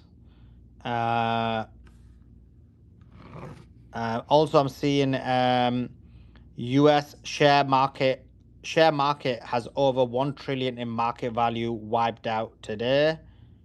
Iran says U.S. attacks while calling for talks are intolerable. Let me see what else we've got. All I saw from Trump's speech is him dancing. Is that it? Is that all we've got? A dance. Yeah, that's like A dance from the that's Trump crowd. for you, isn't it? Yeah. That'll get the MAGA base excited. I think one of them, as you saw, one of the MAGA influencers will be like, "Oh my God, Trump is dancing." Like Trump is saying, like, "Listen, Hey, what is it that we can do to boost the video again? What is it Andrew was telling us? like, comment, and if you've got it, I think you can even hype the video. Yeah, I don't hype. think How you do do you the do live. that? Yeah. Hype only can happen on the phone, on your phone. For some reason, you can't do it on a laptop, and it has to be at least 7 days after. It's crazy. It's got to be an older video. Oh, okay. 7 days, then you can hype it, and you get a big thing there. You hit the hype, and all these stars start coming up. But also, what's something that's essential on YouTube is that's why Soli keeps saying stream it, let it run in another window, because what YouTube does for their analytics is people that check in, yeah, cool, and then leave. Well, okay, but those that watch the video extensive for time, it literally there's a time frame there. The longer people stay engaged in it, the higher the analytics rate. Soli. Yeah, I Appreciate that, usually Andrew. leave it Yeah. open and let it play while I'm doing stuff, and so and I Me Exactly. too. and if you guys also like other people's comments and comment under it too, I think that helps. So, guys, do what you got to do, man. Like, because right now with this escalation happening, it's like the messaging directly contradicts what they're doing. They're constantly, moving in positions of aggression. They're attacking their steel, and these are like lines that have been drawn that they are violating. And they're going to continue to now try to justify based on what Iran does to retaliate, which is justified in this situation. It's super important that we get this messaging out there because obviously they're doing everything in their power to cover it up and make they're framing everything as Iran just trying to go rogue. And so anyway, if you guys can make sure that you are liking the video, there's only 47 likes. I don't know, there might be more. Let me refresh. But also commenting under there and liking and engaging with other people's comments. It helps a lot. Appreciate that, Miss. Yeah, if you can do what Mia said, listen. I know you're Sims. Listen to her. And I should have got you to say. I flopped. I should have got you to announce it as soon as it came out. They would have been all of them would have jumped in there. Oh damn, that's a flop. Okay, but guys, do what she says. Write a comment in the comment section, in the main comment section. Simp it out. Simp it out. But I appreciate every single one of you came in there and watched the video. Let's hope it boosts out and let's see what happens with it. But I appreciate y'all. Coming back to the news. Adam, I'm seeing. Oh, sorry, I'm seeing resistance actually. Oh, preliminary resistance. Oh, reports from the Adam. Houthis. Houthis in Yemen officially announced entry into the conflict to support Iran. This is from that Walter Bloomberg account. So that as I think this is a copy of the Bloomberg terminal. So yeah, I'm not sure if that's confirmed by any mainstream news. I'm seeing people saying they have not announced that yet on their official Telegram channel. So I guess that's It's ready. not even. Yeah, I don't know where he's got that from, unless he's in the future ahead Yeah. of us. Because the Houthis are doing a big. Adam, Houthis are doing a big press conference. They've got a huge number of people there. Oh wow. So they've not actually announced it yet. So I think he knows that that's probably going to be the case. And obviously, if you get that early, you're going to get the views, right? Which has worked for him. I'm just looking at it now. So, Probably. but they've not actually announced it. They're like in the middle of the press conference. So the first thing the guy said was what I announced, which is that we're against the Great Israel Project. Yeah, yeah. Resistance, or Adam, actually, you used to got your finger on the pulse on this one. What's the current oil price? I'm seeing someone say it's 114.50 or something. It's been zooming, man. It's currently, let's have a look what it's at. So we've got it's at I've got you at crude oil at 100. Brent at 105. There we go. What about crude? So Hold on. And what was Brent at I'm before? seeing Brent 113. Sorry? I'm seeing Brent at 113, not 105. what ticker are you using? I'm just looking at oilprice.com. Ah, It gives okay. you WTI. Yeah, it's 105. What, it's dropped down all the way to 105? No, it's gone up. No, from this morning's open. Are you looking at the ETF or what? So I'm just on my mobile. Hold on a second. Black Bull Markets. Yes, the CFD. So let's have a look at the. So I got to hear the Yeah. day. Someone had a crude at 114.20. Is that right? Yeah, it pulled back a little bit to 113. Okay, someone on my chat saying, Derek saying Brent crude is at 113. 113. Resistance, are you doing pounds? No one cares about British pounds resistance. Yeah. I've just got in front No, of no, me, no. it's I'm on 100. my mobile. I normally have it. It's like No, no, no. I I'm with normally. my friends and they're like, oh, guess what? Bitcoin's at 40,000. And I'm like, blood. No one cares about 40,000 pounds. How much is it in dollars? Yeah, in dollars No, it's 100 normally like I have it said for crude. on my laptop. Sorry, go ahead, Resistance. Sorry, I'm trying to. No, I was just gonna say I normally have it on my laptop. It's the only thing. But I'm on my mobile, so it's hard to. Hold on a second. Yeah, I've got crude on my phone, but I don't have Brent, and I went on oilprice.com and Yeah, yeah, it's Brent crude is 113.22. yeah. Yeah. Yeah, the whole cruise saying Perfect. 113. They said it was at 114 and it's kind of settled down below, settled at 113.30. The Houthi announcement's coming out. What time did you say the oil shuts? Is it already shut now or is It's it about to shut? surging. It's surging the price. What was that, Sully? You know, you guys were telling me that the oil things shut at a certain point. It's like 3 p.m. or 4 p.m. Eastern. When was it? Yeah, so the Brent ETF is 113. in It 40 should minutes. close 113.21. So it should close. Was it GMT 10 p.m. So 2 hours. Oh, is it 2 hours? I've got Is it 5 p.m. Eastern or 6 p.m. Eastern? It should. It's what time do they close? 5 p.m. The futures. Well, actually, let me check. Okay, interesting. Um, yeah, this is interesting to say the least. yeah, it's just Um, it's rocketing, but the high was it's near high, so we'll see how it goes in the end of the day. Like we're in the last hour or two of the market here. Yeah, Adam, is there 5 any other p.m. breaking Eastern. news? Do you want to give the audience a recap of breaking news? Because we had a very long conversation for the last 3 hours, I think, on this energy crisis because the Hmm. US bombed power plants. And this is what the video in the Nest is about, guys. So make sure you're liking that video, sharing it, and let everybody know about it. But we know that the US attacked nuclear plants, power plants, steel factory to destroy Yeah. Iran's infrastructure. Iran said they're going to respond and told the GCC countries, various places in the GCC countries, to evacuate. But if you want to give the audience a kind of quick overview of what's happened, just so of the news, because there's probably a lot of new people are turning up at this time. Yeah. So I've got some breaking news as well. And this is from Barak Ravid, who is Israel's man in Axios. So also CNN.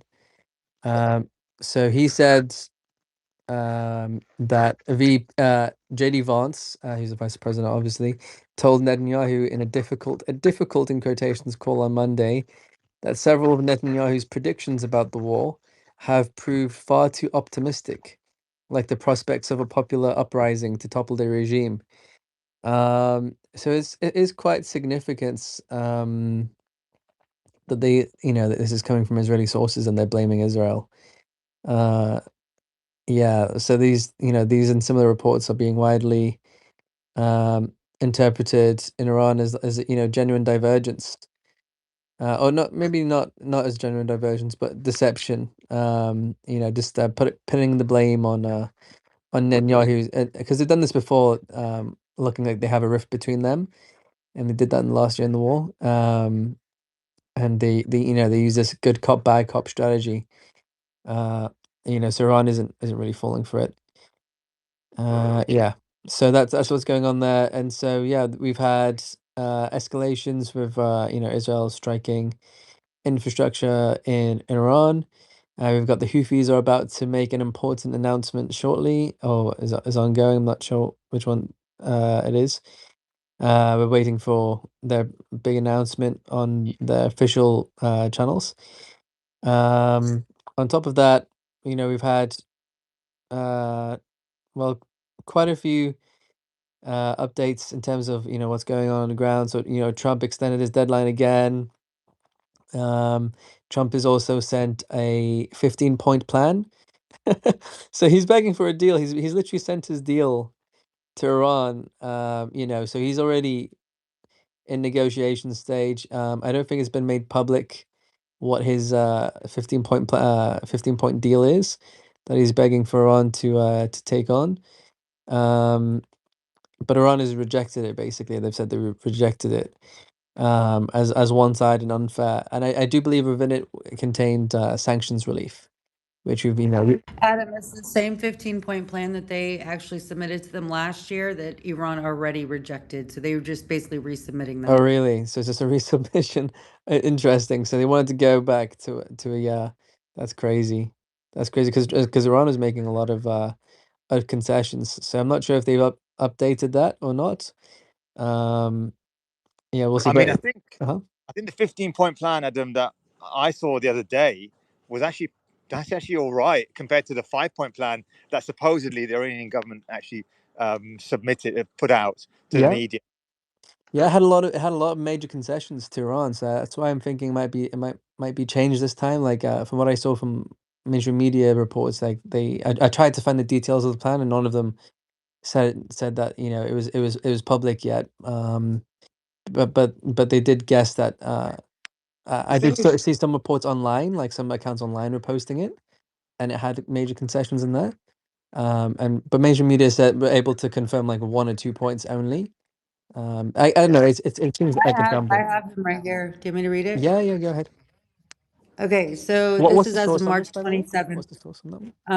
This one is from, hold on, I'll tell you. Well, so there's 52 different ones. Okay.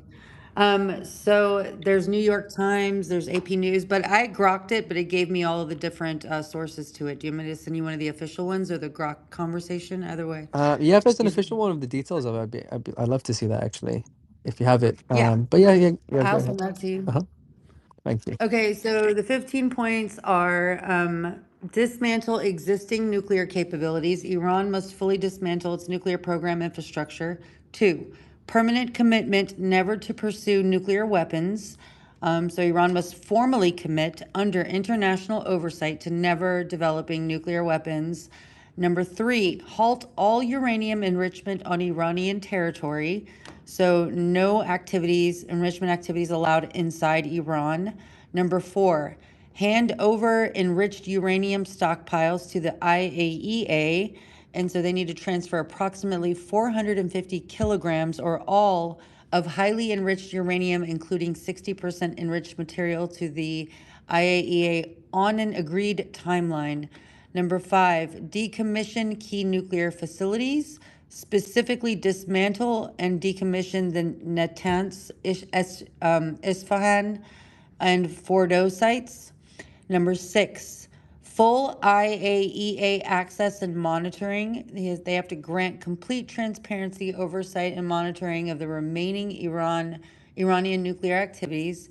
Number 7, abandon the regional proxy paradigm, which is ending the policy of support, funding, arming, or directing proxy militant groups, including Hezbollah, Houthis, Hamas, and others in the region. Number 8, cease support for regional proxies, stop all financial, military, and operational assistance to armed groups across the Middle East. Number 9, limits on ballistic missile program, restrict or limit Iran's missile development, range, and capabilities. Some reports specify limits to self-defense use only, or suspension of certain work. And then number 10, reopen the Strait of Hormuz to international shipping and guarantee safe, unrestricted passage for all vessels, effectively ending current disruptions or fees imposed by Iran. Some versions call for it to be declared a permanent free maritime zone. Number 11, end Iranian strikes on regional energy facilities, halt attacks or threats against energy infrastructure in the Gulf or elsewhere. And then 12, sanctions relief. Lift or significantly ease U.S. and international nuclear-related sanctions on Iran in exchange for compliance. Some reports note that this would not necessarily cover all nuclear sanctions, such as human rights-related ones. And then number 13, U.S. assistance for civilian nuclear program. Allow and potentially assist Iran in developing a strictly civilian nuclear energy program, support for electricity generation at the Bashar plant under international safeguards. Number 14, remove or suspend the snapback mechanism, eliminate or pause the automatic reimposition of the UN sanctions if Iran violates commitments. And then lastly, 15, temporary ceasefire framework. Implement an initial 1 month, 30-day ceasefire to allow negotiations on the final details and implementation, during which strikes would pause while verification occurs. And then additional elements mentioned in some reports that overlap and expand is stronger IAEA monitoring, restrictions on how any sanctions and relief funds would be used, and then broader maritime security guarantees. Yeah, so that's not the Awesome. 15-point plan that I was talking about. That's the 15-point. Oh, The concessions that he did was offering sanctions relief, money on reparations, some money to reparations, um, uh, basically ensuring they are that no retaliation, brought back into the international community. This is a different one. These are 15-point demands, not 15-point agreement. Or these are all untenable. There's no way that Iran would ever agree to something like that. So that's not a plan. That's basically saying, fuck you, we're going to continue with the war. That's what that means. Sorry, excuse my language. You know what, resistance? I will also say that I think that list, if I'm not mistaken, that's the first like list that came out a couple weeks ago. It was like right after the first couple strikes. That's crap. I hope they take that and wipe their butt with it and laugh at America. Because what is that? I mean, it's not What was the even. source of that, YK Maze? That was Grok, but it's New York Times. No, like the original source. I just sent it to Adam. I can send it to you too. Yeah, the New York Yeah, because Times I've not seen that one, so says I'd they like. didn't see a copy Yeah, of the but plan. So that's what I mean. Like, I haven't seen any like actual official sources like actually put a list on their website. So, like, the New York Times said the officials who spoke on condition of anonymity to discuss sensitive details shared some of the broad outlines, saying that addresses Iran's ballistic missile and nuclear programs. But yeah, they didn't give much details there. And then I saw some other sources saying that it included sanctions relief and some reparations. But yeah, it's not very clear. It's not very clear what's going on. Yeah, see, that's the one. That's the one that I had seen, but the one that Maze just read, that one came out like week 1, and that's what the Trump administration was trying to quote demand that they do. I mean, the fact that they continuously label the nuclear threat is really starting to piss me off because I don't understand how the normal people don't see this. 40 years they've been crying this. It's 40 years. 40 years. There's no nuclear threat. If so just anything, the some biggest. some Sorry. breaking news. Let me just quickly give some breaking. Oh, it's weird. I don't know what's going on. So let me just quickly give some breaking news. A lot of news coming out. A lot. Iran launches new wave of missiles at southern Israel. That's the first piece of news. The second piece of news is Iran agrees to facilitate passage of humanitarian shipments through Strait of Hormuz. Oh my God, Iran is like literally doing the opposite of the Israeli playbook. So they actually like, you guess what? Even though we blocked the strait, humanitarian shipments, we're gonna let them through. The Israelis are like, nah, we need to like murder any UN or humanitarian aid workers. Never mind, allow the humanitarian stuff in. Russia bans gas exports. Russia will ban. Oh my God, finance guys, where are they? They're gonna lose their mind. Yeah, to Russia Japan. will ban gasoline exports starting on April the 1st, with a measure expected to last till July the 31st. So they're going to ban all gas exports for the 3 months. Wait, why are you clapping, Resistance? Yeah, because look, Japan has been arming Ukraine for fuck's sakes. I mean, sorry, excuse my language, and they were demanding basically their gas and oil from Russia. And are you deluded? And Russia said, are you crazy? You know, and some of these people, some of these countries are so aligned with the United States that they're actively trying to undermine Russia and China. So I don't blame Russia because they're doing everything in their best interest, and they're banning it. But I think you need to have a look at maybe the finer details, because as far as I know, and we need to speak to David about this, but I don't believe they're banning it for all countries. Maybe just a lot of these ZIO countries. Well, Russian I oil mean, it says producers it says are it says a complete ban, but let's see. they're also so Russian oil producers are also warning buyers about a possible force majeure on oil supplies as Baltic ports are facing Ukrainian drone attacks. Like, Ukraine is going crazy on Russia's. Obviously, it's an Israeli-US coordinated plan, isn't it? Yeah, it But seems that way.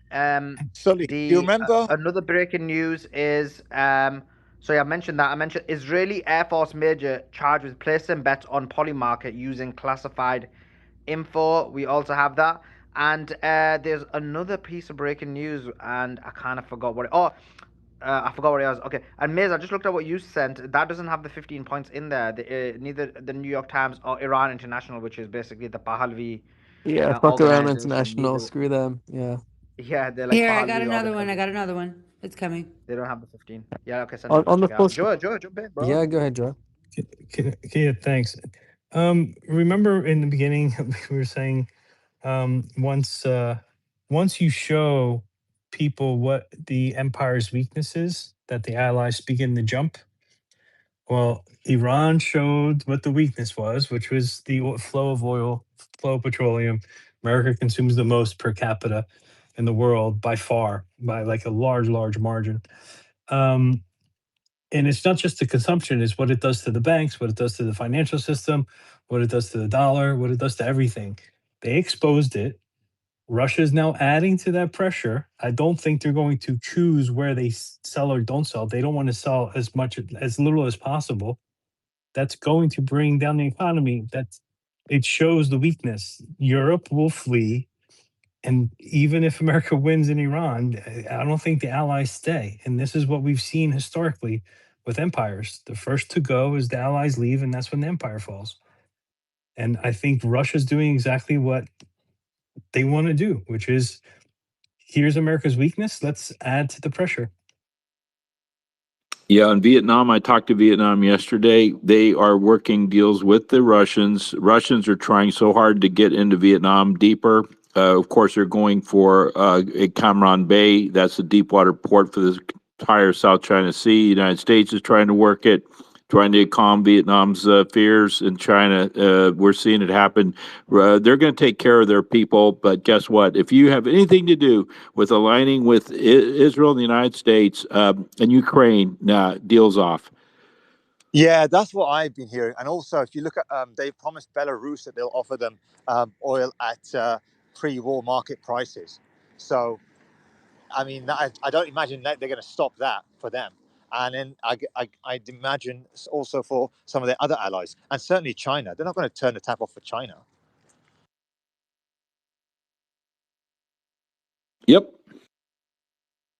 Yeah, some people are saying these force majeures are part of a clear out of the old contracts and the old dollar denominated system. So it's something to keep an eye on.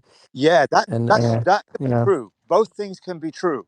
You can do force majeure on the existing contracts and still supply them with new contracts. Priced in No, something else besides the dollar. no, I don't think you're right. I mean, I don't think it's going to be priced in. no, but he means priced in what Oh, currency? yeah. I mean, I think it'll be bilateral currencies. So both, whichever the parties are. And you Because know Signal they're what, from the Joe? de-dollarization Yemeni move. Houthis is coming at 11:40 p.m. Is that in 5 minutes, right? What's the time in Yemen, bro? Yemen time is Let's. It's 11. in 10 yeah, minutes. 4 minutes. What is it? Yeah, 4 minutes, Oh, right? 4:40? 11:40. Yeah, 11:40. And So, Oh, yeah, yeah. That's in 4 oh my minutes. God, this is gonna be huge. 10 minutes before the market. They want to destroy the market 10 minutes before it closes, boys. What's 100%. 100%. and then the market is that what Just a happens? quick. Joe, Joe, this might sound like a dumb question to Joe or Resistance or whatever, right? Or Adam, like you guys know. Like I don't know much about the market, but let's say they were to do like a bombshell announcement that kind of destroyed the market, and then the market closed. It wouldn't drop down, right? Or would it? Yeah, it wouldn't drop down because the market It starts. couldn't. And then what will happen is it gives time for the plunge protection team to come in during the weekend, and then all of a sudden get ready for the Sunday Open. Yeah, but they'll use derivatives in order to hedge. So, um, like example, you'll be able to tell, although it's a small market, I can go to Hyperliquid and see there's perps on oil. You could see what the sentiment is after the call. I support the Houthis doing insider trading like Trump does. Like put $1 billion trade on this thing. You, Yeah. you'll also see positioning Sunday afternoon, Sunday night. Yeah, because if they announce something which is kind of nothing, I'm guessing the prices will drop. But if they announce something big, then I'm guessing they'll fly up. But the question is, I guess I never explained my question well enough. What I'm trying to ask is, like, right now, Brent is at 113, right? Is what you guys were telling me. And if Houthis were like, we're closing the Red Sea, we're joining the war, and the price flew up in 10 minutes to, I don't know, like 125, 130, then the market closed. The price wouldn't go down. Like Trump's doing a statement a few hours after that. That won't change. He won't be able to drop the prices by saying, like, I don't know, the war's I over. have Brent at 105. Sorry? I have Brent at Yeah, 105. It's that's up the to non futures one, Joa. So the okay. one, so that's what I look at as well. You're right. I look at the non futures, but the futures one that's open 23 hours a day. So there's a 1 hour break, but the normal market, the non-futures market is, I think it closes in just like the stock market does. Yeah, it's still open at the moment. So Yeah. So answer my question. What's the is answer the to my most question? elastic. Sorry. No. What's the answer to my question? Go ahead. So the futures market will continue to run, and you'll see that right in the oil markets over the weekend. Right. But the stock market you won't be able to see, right? But then And how come when we've been doing the the, spaces on the weekend, we've not known and we've the like, bond oh, the market you market's won't be gonna able to. open on Sunday at 6, and then we've when it's open, then we're Yeah. like. So the bond market Because will they're shut over the weekend, and then you'll see it open on Sunday night.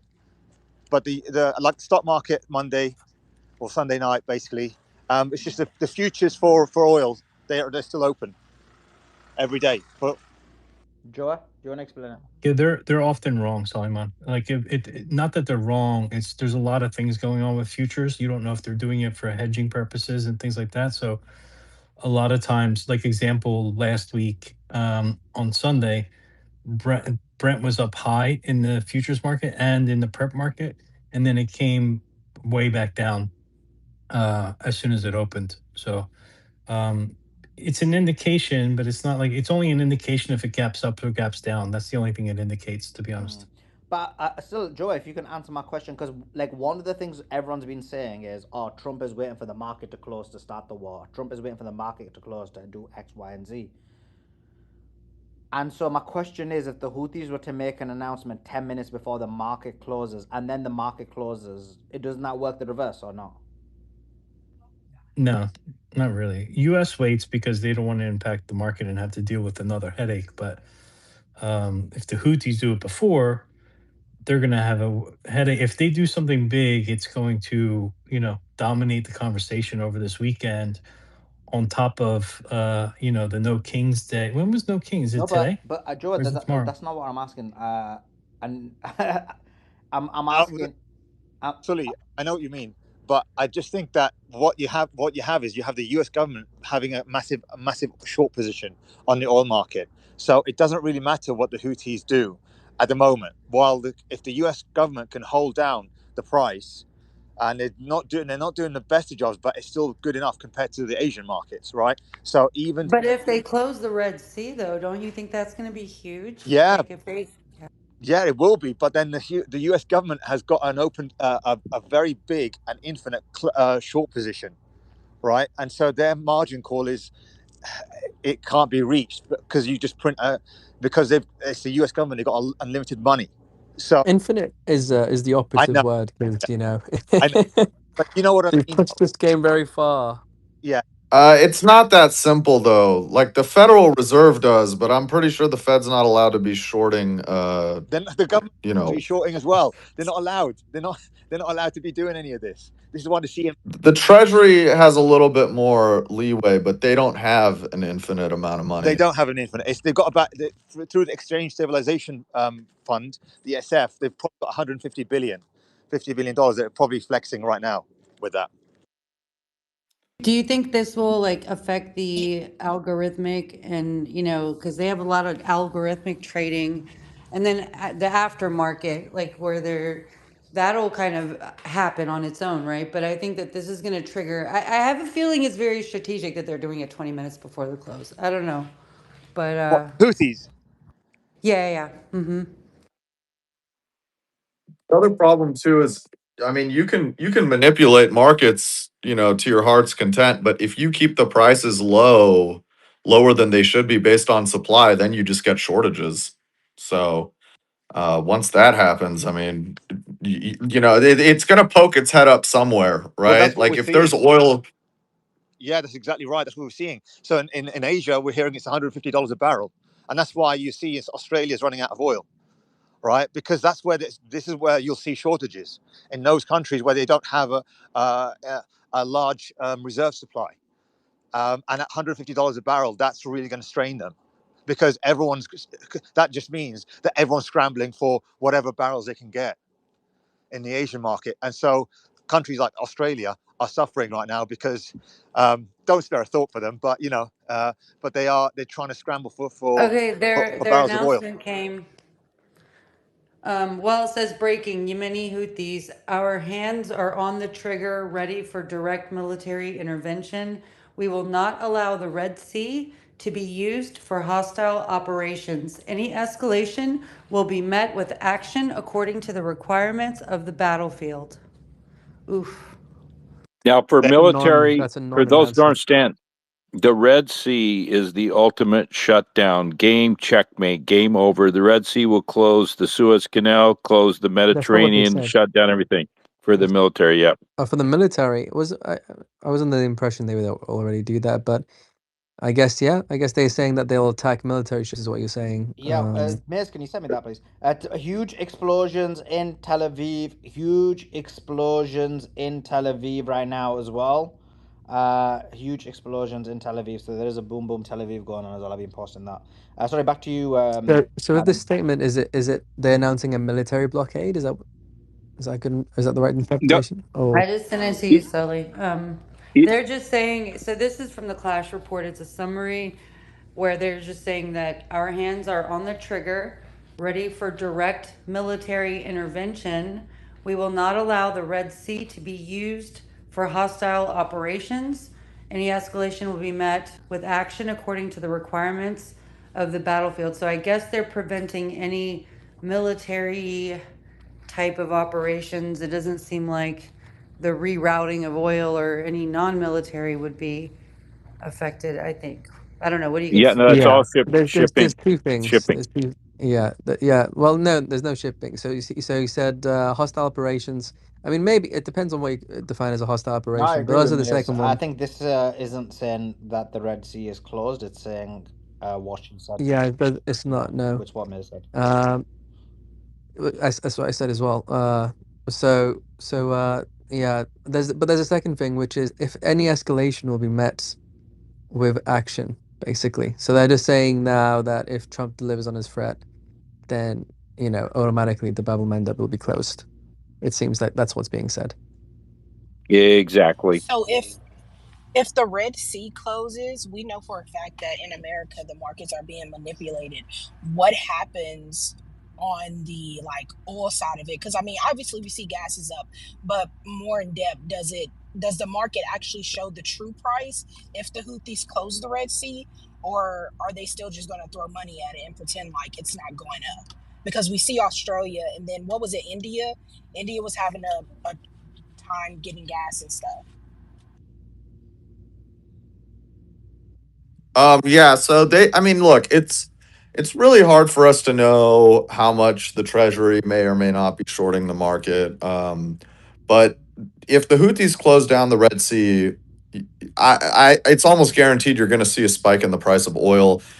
To what degree the Treasury really wants to fight that?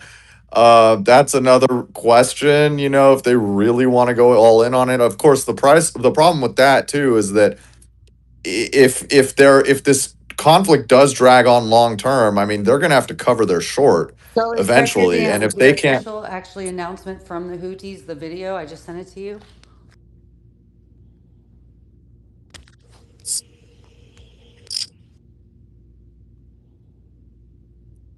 Sorry, guys, go ahead. yeah. So it's uh, basically like if they're going to short it. And they have that short position, they're going to have to cover it eventually. And if they can't cause a drop in the price of oil, I think Simon has actually discussed this before, then that's going to be massively detrimental to the U.S. Treasury. Because, I mean, you have to think about how much money it's going to take for them to actually affect the global oil supply, the oil price.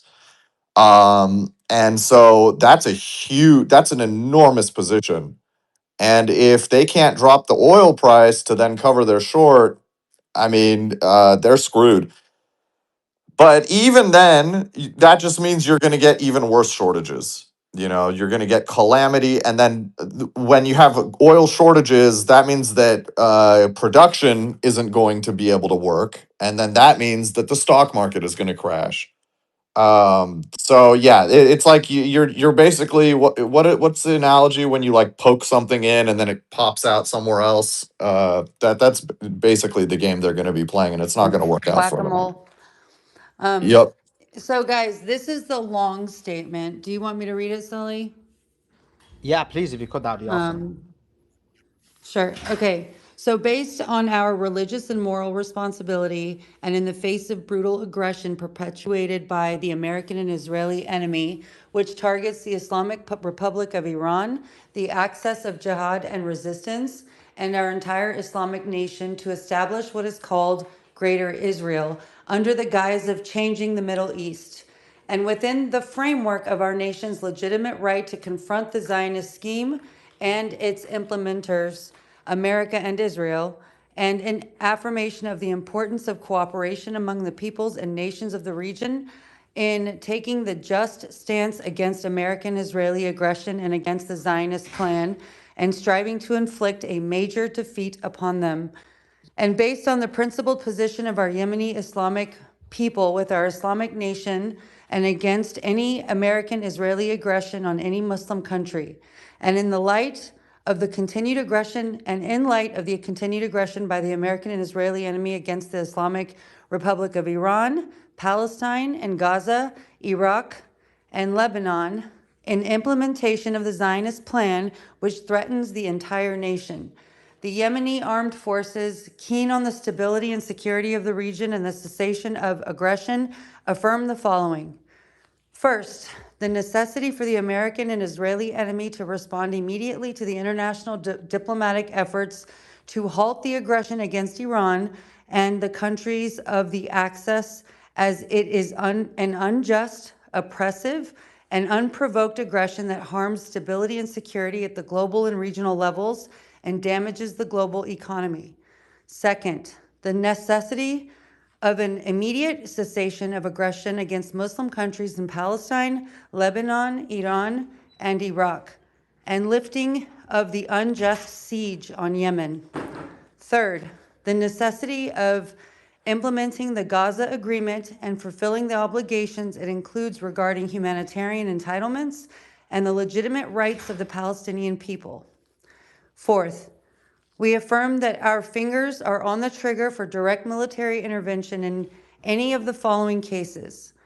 The first is the joining of any other alliances with America and Israel against the Islamic Republic of Iran and the axis of jihad and resistance.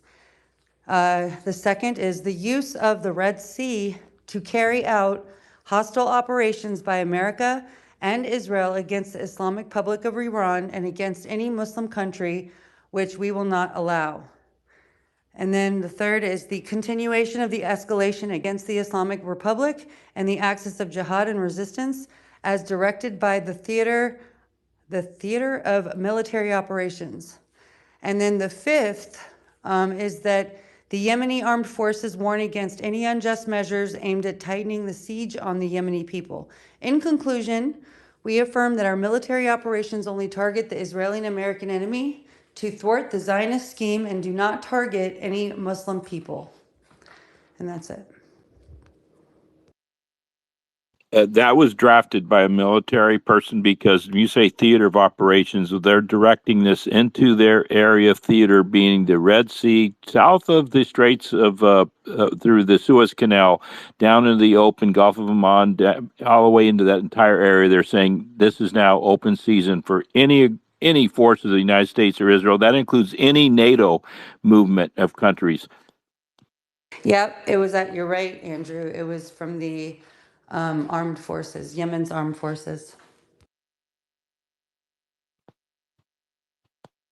So what y'all think about that? I mean, I think that it's a noble thing to do. It's a good stance to be able to prevent like the way, I mean, the Red Sea, if they're trying to use that in their military operations to take down Iran, obviously, Yemen, all of these other countries should definitely be wary of that and try to prevent, because if it, God forbid, like if the balance of power over there shifts to it's just now the greater Israel and everything's going to be under the Zionist regime, God knows that that entire region, I mean, it's just going to be under siege and constant attack and complete turmoil. Like this is kind of we'll just, I don't know. I think that what they're doing with the Red Sea isn't an economic type of thing. It isn't an attack that is meant to further exasperate the issue that we're having now. It is intended to prevent hostilities against Iran in an unfair and unjust way. I think that's, kind of the message. Yeah, you blocked out the entire Mediterranean.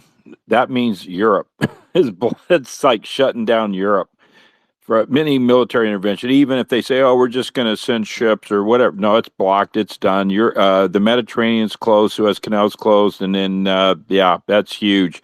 And also, that's another thing here. It's an added threat. We were saying since day two, wow, the Houthis are very quiet. And Suleiman brought this up. Keep an eye on the Houthis. Keep an eye on the Houthis. Well, now we're seeing them step up. That's because U.S. and Israel started to go for Iran. They're really getting ugly, going for Iran's structure and their steel and production stuff. So, like, no, we're coming in. Cluster missiles are over the skies of Tel Aviv right now as well. Cluster missiles are over the skies of Tel Aviv. Obviously, all this stuff's been posted on the page, but yeah, cluster missiles are over the skies of Tel Aviv. Sorry, what's people's? Oh, do you want to welcome Doc in? Doc, how you doing?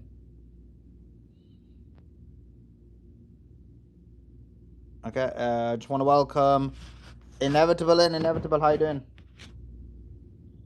Interesting times, Sule. Well, the Houthis. So my initial reaction to the Houthis is, you know, the U.S. It seems like they're going to focus on intercepting U.S. like backup. It's not going to be just shutting down the Strait overall, or rather the Bab el Mandab or the Red Sea. It's going to be focusing at first. Of course, it's going to continue to escalate probably.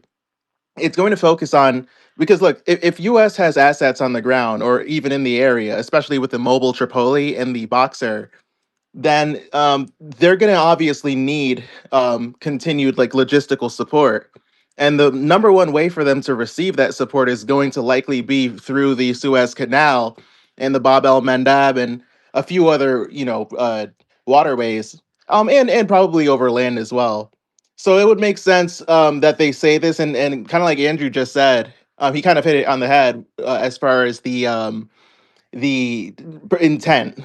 The intent is purely like from a military perspective, and again, just like any logistical support will be seen as hostility, as it should be. um, so it makes sense. Now, if they escalate, it'll probably be, if I think it's just inevitable, to be honest. I think it's just a matter of time.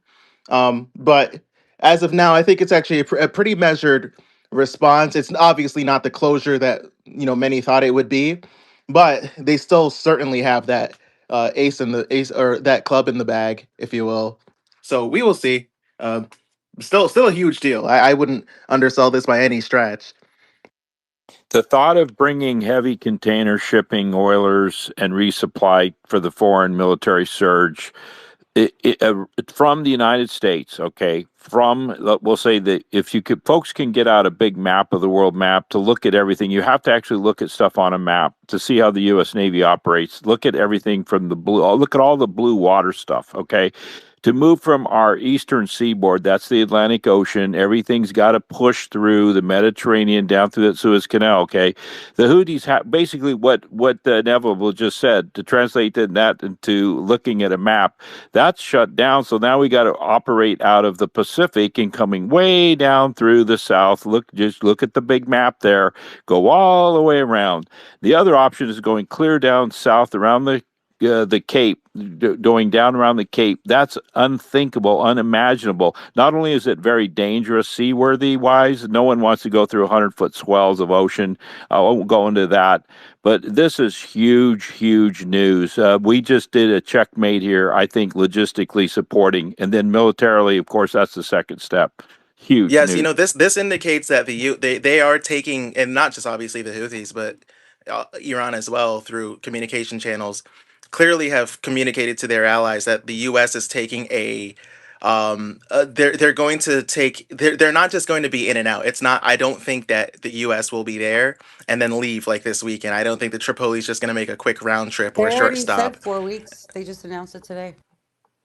There you go, right? And so the maritime force that the U.S. has, like they've got like preloaded cargo, and they've got it like around, like you just said, Andrew, the Mediterranean, and I'm pretty sure the Indian Ocean too is something that the Houthis are looking at. Like really, like anything from like the Gulf of Aden to the Mediterranean to the Red Sea, the Houthis are scouting that. Like, and they've been the entire time.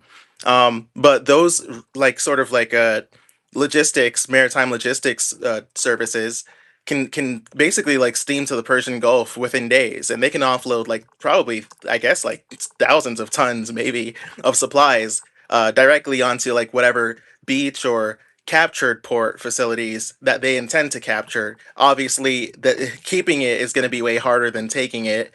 But I think they know that this is indicative of like the heavy lift ships that the U.S. is definitely going to try to send through. They're taking this seriously. I think that $200 billion request that the U.S. made was kind of an indicator that they want to sort of like make a stamp, if you will.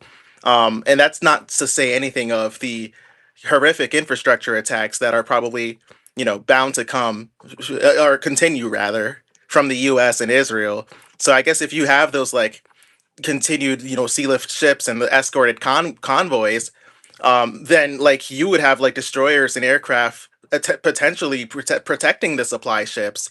The Houthis it makes perfect sense that the Houthis are there to to counter that and allow Iran to focus a bit more on whatever assets are dealing with them on the ground, possibly, or obviously in their on the shores, on the beachheads, and of course dealing with Israel directly and continuing the coordinated drone attacks taking place, up in southern Lebanon as well. And it's a lot of things going on at once. But yeah, I think that's the motivation to the Houthis message as of right And, now. and, and Andrew, what I don't understand is this. I said 2 days ago, if America was smart, they would be attacking the Houthis right now if they actually wanted to end this, and they're not, right?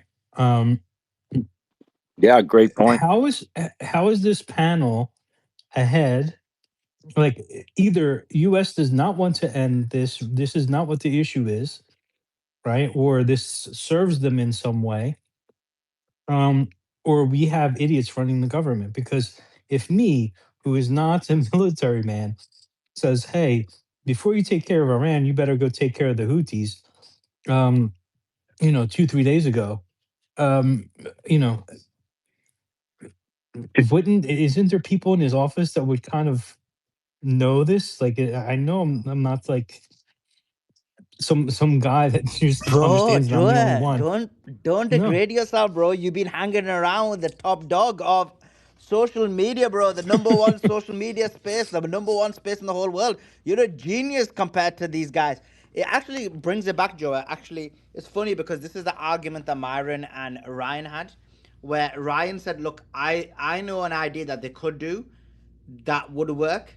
I disagree with Ryan's position. I think that that idea would, and I think I said it to him, and I said, look, your idea would cause, you would need about 50, 100,000 people, and there's a lot of them would die. And he said, yeah, they would, but that'd be the only way that'd work. So anyway, put that aside. But Myron was like, oh, tell us, and Ryan said, oh, I don't want to say what the thing, and I just knew what he was saying because I already thought of the idea myself as well, but then thought it's not workable because 50 to 100,000 people are going to die. And then Myron said to Ryan, "Oh, guess what? Tell us." And he said, "I don't want to say it because obviously I don't want to help America." And he's like, "Pentagon." Myron said, "Pentagon would have thought of it. Like, you think you're smarter than the Pentagon?" And actually, yes, we are smarter than them. Like, I don't want to. And what I mean by that is, like, if anyone understands how like military strategy works, is you'll have a situation, and it's probably the same, Joel, in business. You'll know better about that because this is kind of, that's your forte, right? But what'll happen is, like, you'll have a plan, and you'll have multiple plans, and multiple military briefs will be given, right, with different war game planning and different plans and so on and so forth, right? And you'll basically you'll put the kind of brief together, and then you'll say, look, I think this will be more successful, this will not, and then you put all those different plans together. And then what'll happen is obviously whoever the commander is in that, or whoever the kind of leader is or lead person is in that person will be like, okay, I think I prefer this, and I'm going to present this to Hegseth or whatever as the more stronger position. And so they'll argue like point one or point two or whatever, and they'll argue it a lot more stronger. And so what'll happen is what you're saying will be in the brief somewhere, but it'll be like they read it and like, nah, that one's not strong, and they'll go with something else. Does that make sense? Yeah, but you know what's funny, Solomon? The only thing I'm doing, I was a nerd. I loved playing strategy games like Age of Empires and World of Warcraft and things like Yeah. that. And I'm just applying it the same way. Like in all those games, number one thing you need to do is secure resources. That True, resource is in true, true, Iran. true. So, does this person have an ally that can cut me off and then I get encircled? Right? And yeah, they do, the Houthis. So I need to take out the Houthis before I take out Iran. I mean, it's just simple game. Like it's just a game. I mean, I was a nerd and I was really good at it, and I played it till now, and I'm almost in my 50s. So it's a lot of years of playing it and understanding how to win. But how does Joe, this government not have people that know that? Yeah, yeah, no, they Joel, what will Sully have the. just said. Sully said it. Go ahead, Andrew. No, go ahead, Sully. You said it. No, No, you no, no. said it You go ahead. You go exactly. ahead. Because I think you're going to say something important. Go ahead. No, no, okay. I've literally sat at the table there at the Pentagon with a four-star admiral, giving him his stuff, his brief. I had a 20-page brief with pages and pictures and stuff. And he said, cut the bullshit. Just give me this in 2 sentences. I said, 2 sentences. It's this, this, this. He said, thank you. All of that went into his brief, which was probably 5 pages. And so he said it to the JCS. JCS takes that, and then it gets probably ended up on page 4, page 5. Enjoy your brilliant analysis, Sully. What he said it might end up on page 20. And what's going to be pushed is what wants to be pushed by the quote corporate, or what's the word, the narrative, or the what we want to Peck says, because I don't want to hear this. This is what I'm going to listen to. It's exactly right. Facts. Facts, Andrew. Educate these people, blood. So, yeah, we are. Listen, chat. Someone said it's only smarter than the Pentagon. Yes, I am more smarter than the Pentagon, Mr. Social Media Chatter. Anyway, coming back to the conversation, yeah, Joe, it is like that, and I'm guessing it's the same in business where, you have like different, I know, different ideas or plans, and then it'll be like maybe the better plan may get relegated to like I don't know, you know better about that stuff, but I'm assuming that could end up happening in business. Yeah, it happens a lot. I mean, it used to happen early in my career because I would go in like a consultant. It's only later where they would actually let me kind of take over. Do you know what I mean? Like replacing the general instead of just advising the general, and that's the outcomes were very, very, very different in doing that. Yeah. I mean, the Houthi statement, I'm kind of, I don't know what it is. Maybe you guys let me know. I'm kind of disappointed with it. I just think like it's a nothing burger. Do you guys feel the Oh same or no, no? Sully, no, what the Houthis? They're going to back up there. They'll back it up, sir. No, but what they're saying that actually it's like it's more of a threat. Like it's not saying we're gonna shut the Red Sea off. It's not saying we're gonna do this. It's like if you guys continue your aggression, then we'll do X, Y, and Z. Is the way. Oh, let me tell you, from a military standpoint, the war planners have to take that seriously, saying, okay, our resupply, as Inevitable said, our resupply, our movement in here, we're now targets. Oh, and I take that very seriously. I would. Any commander is going to take that as a serious threat, which means, okay, I'm going to make sure I have the Houthi threat removed, but we couldn't do it. We tried. How many months did Trump try to take him out? 5, 6 months, was He it? couldn't, yeah. Operation Rough Rider. Yeah, Couldn't do it. thank you. That's what it was. Yeah, and Yeah. did we do it? No. Could we? No. Yeah, America can do it. No. Why? Because we would have to literally send probably 500,000 men on the ground and bomb the hell out of it for months and weeks and put billions and trillions of dollars into it. Yeah, then we could do it. But are we going to do that? No. Can we? No. Yeah, the first thing I thought was and said was it did seem like a nothing burger to me, but after reading it a second time, it is basically their clarification that if there is an escalation, the Bab el Mandab is getting closed.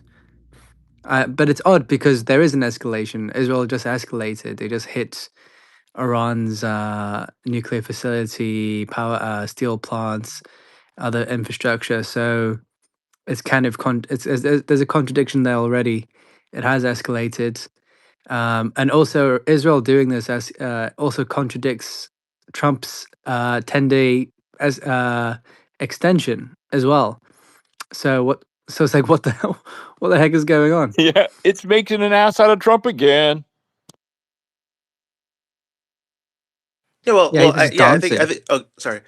No, just a quick one. He's just dancing, Andreas. Yeah, he's making an ass out of himself. While all this is going on, he's just dancing. So So this Guy's a is, joke, bro. It just shows it's like your like I'm not joking when I say this, but it's like your grandpa or like granddad like do a dance and he's like, okay, cool, I'll do a dance. And you're like, oh, it's so cute, my granddad did like a dance, and this was like a year ago when it was kind of like, okay, it's cute that he did the dance, and now it's like, granddad, like don't do the dance when there's a war going on, like, and he's like, oh yeah, look, I'm doing the dance. And it's like, bruv, like there's a war going on. American soldiers have died. People are dying. You've now going to put troops in the ground. Like, that's not the right time. And he's like, yeah, but you told me to dance. You told me. And he's like, no, granddad, you can dance like a year ago because it's really funny because you won the election and it was a comeback. Like, then it was funny, but now it's not funny. And he's like, oh, I'm doing the dance. I'm doing, like, bro, sort this granddad out. He's literally doesn't know what day it is. Okay, got some more breaking news. We've got close up footage of a cluster warhead striking Tel Aviv. You know what I'm gonna say? Boom, boom, Boom, Tel boom, Aviv. Tel Aviv. Goive, indeed. So Tel Aviv has been hit. Also, one dead and 3 wounded from that specific cluster attack. I thought Iran was out of Adam. I thought Iran was out of missiles. I'm confused with how this. What's going? I'm really it's confused honestly right now. perplexing, man. Like, who is hitting Israel? Will we ever figure this out? Where is this missile coming Where from? is it coming from? I mean, it's been. Like, I don't get it. I'm really confused. What's happening? Maybe it's like it's like just like it's coming from the future or something. It's like time travel. Maybe this is the proof that the NSA was talking about, like some kind of I think you've cracked it. multi-dimensional like, it's crazy. But Adam, any more news? Do you want to give the peeps any more news updates? Yeah, so just the clarity on what exactly is has been hit by Israel. It was clarified by the foreign minister.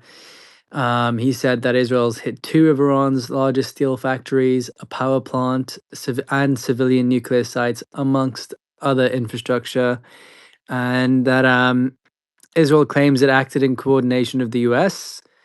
and that this attack contradicts POTUS's extended deadline for diplomacy, and that Iran will exact a heavy price for Israeli crimes, which I believe they've already started.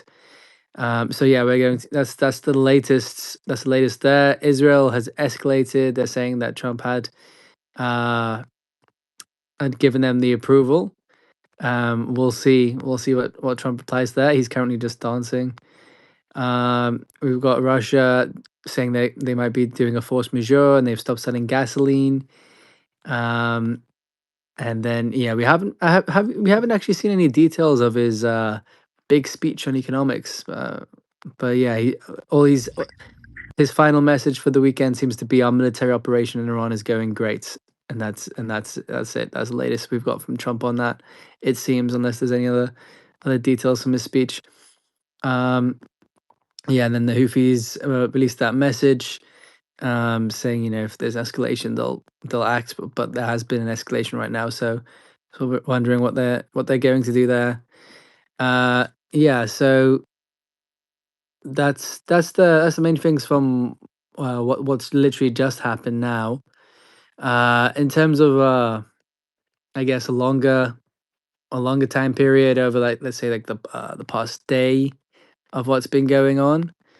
As I mentioned, there was the 15-point plan, which it's a bit of a muddle in terms of getting all the concrete details out of that, but it has been rejected. But but apparently they've left open the possibility of adjustments. Additional U.S. troops have been moved towards the region.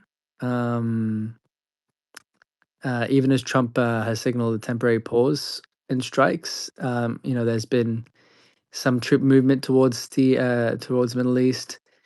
So it's they've got it's a dual track of like coercive pressure alongside the diplomacy alongside acting on the ground. He's talking out of both sides of his mouth really. And this isn't what you would see in terms of a de-escalation, or there's some kind of operation that might be implemented soon.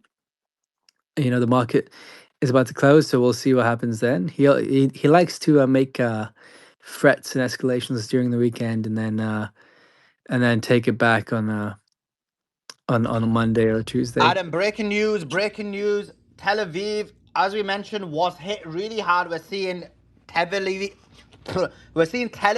devastated. Devastated. And apparently I'm hearing there's mass casualties in Tel Aviv, a lot of heavy casualties, sorry, in Tel Aviv. Tel Aviv has been hit. Boom, boom, Tel Aviv, but it's been hit really hard. By who? By the anti-Semitic missiles, Adam. Someone said yes, that's why. Someone in my chat said it's a Houdini missile. Yeah, that makes sense. That makes more sense, because I believe Trump. So I'm going to go with that. Yeah, I'm going to believe that. So Iran launched multiple missile waves at Tel Aviv, Haifa, the Israeli cities. They keep using cluster munitions. Israel's striking back in kind. There's high intensity exchanges between both sides. And yeah, so it's very high octane there. America seems suspiciously missing in terms of conducting strikes. It seems to be mainly Israel and Iran. Israeli operations have continued to expand geographically as well to eastern Iran, including Neishabur, as well as repeated strikes on Mashhad, both in new locations, and then the widening of targeting indicates a deliberate effort to increase pressure across Iran's full geographical area and inflict maximum damage to infrastructure, because they're really going for infrastructure, which is a war crime, in case anyone's keeping track of that. Iranian reporting has highlighted continued drone and missile operations under Operation True Promise 4. Political messaging accompanying the strikes is intended to demonstrate sustained offensive capacity and counter perceptions that prolonged strikes have degraded Iran's Oh my ability. God, Because Adam, there's uh-huh. literally multiple impacts on Tel Aviv. Like, I just put a video out. I don't know if you've seen it. You might have put it out as well. It's literally like a huge number of cluster missiles, and you can see them. There's no defense interceptor missiles at all. It's Wow. literally just blazing in. The real question actually is, where is the Iron Dome? The Institute of, what was it, the Royal Institute of some Zio NGO was literally saying like a day or two ago that Israel's probably only got a day or two left of defense interceptor missiles. I mean, it looks like from this one that it wasn't even used. Like, I'm just looking at the sky. Like, if you look at the sky here, you'll see the last video that I posted. You're looking at the sky and like there's no defense interceptor missiles at all. They're just having to let them go. All of them are just hitting. That makes a lot of sense, because they have been scooping up their stockpiles and wasting them. They've been going through them at a rapid clip. They've been going through everything. The U.S. has reported, according to the Washington Post, over 850 Tomahawk missiles in 4 weeks were used. And the Pentagon officials are worried about it because weapon supply is limited. So they're running out of a lot of things, and they're definitely making them a lot faster than they can reproduce them. And Iran just keeps going, just keeps hitting them. They this is now how many days in? 28 days. 28 days of nonstop. Like basically every 90 minutes, Israel receives at least one or two missiles. And constant volleys with a lot more. So yeah, it's been consistent. It's been constant. It's been undeterred, and I've seen some reports that they're increasing in terms of the amount of drones and missiles that they're sending over the past week or 2 weeks. So Iran's got this plan, had this planned out. They were ready for this. They were ready. So Israel is a sitting duck. That's going to factor into negotiations and consideration for ending the war on the Israeli side, how much pain they can take, because now Iran can basically hit what they want. So we'll see. We'll see after this media blackout Breaking what was news, hit. breaking news, Adam. Chaos in Tel Aviv and Ramadan. Basically, multiple fire services, huge hits, and mass casualties. It is chaos in Tel Aviv and Ramadan. Uh, you can see fire services everywhere. This is chaos. The hit is so bad. It is boom, boom, Tel Aviv. Any videos of the bomb boom 2 times Dubai? No, we haven't got the videos. They're the best of the blackouts. Everyone's scared in Dubai. But yeah, major hits in Tel Aviv right now. It's crazy. It is crazy. Major hits in Tel Aviv. Yeah, they promised escalation. They promised Breaking news, revenge. breaking news. IRGC said they hit a vessel with Wave 84, killing a large number of US soldiers. Did you see this? Oh wow, a They large said we vessel. have sunk tactical vessels and killed a large number of American terrorists in the continuation of Wave 84. Quote, in the continuation of Wave 84 of the Yaman Hua Shadidul Iqab operation, which is a blessed promise and dedicated to the artists and celebrities who are working for the revolution in these nights, the naval forces of the IRGC, in a combined effort, targeted the Zionist American terrorists in the port of Al Shuyuk and the coast and port of Dubai, hitting American soldiers and their tactical equipment with precision. In this operation, which was carried out using ballistic and cruise missiles with a power of 380, 6 American LCU combat landing craft in the port of Al Shuyuk were hit. And according to field reports, 3 of these combat ships sank after being hit, and the rest are on fire. Simultaneously, a drone operation was carried out against the gathering centers of the American terrorist drone unit officers on the coast and one of the hotels in Dubai using destructive drones. And these centers were precisely hit.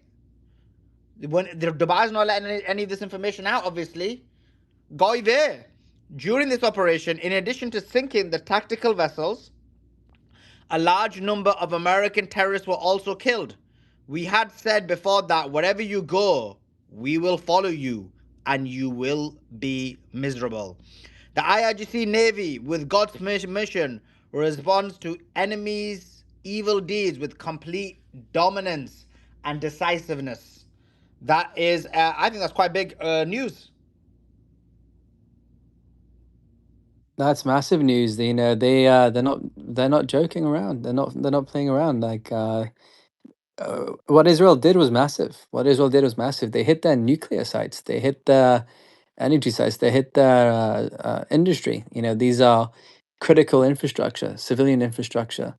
That was a real escalation by Israel, and so Iran kept its word. The whole this whole war, Iran has not bluffed once.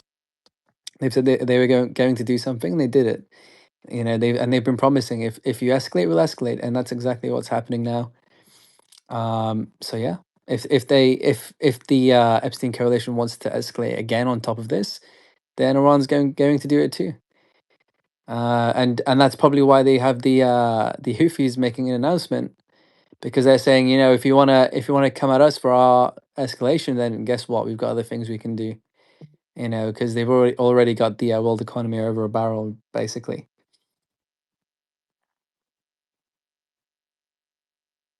But yeah, in terms of news and stuff, it's Iranian official media continue to stress that any agreement to stop the conflict must include a permanent end to the war, compensation for damages, the recognition of Iran's position regarding the Strait of Hormuz.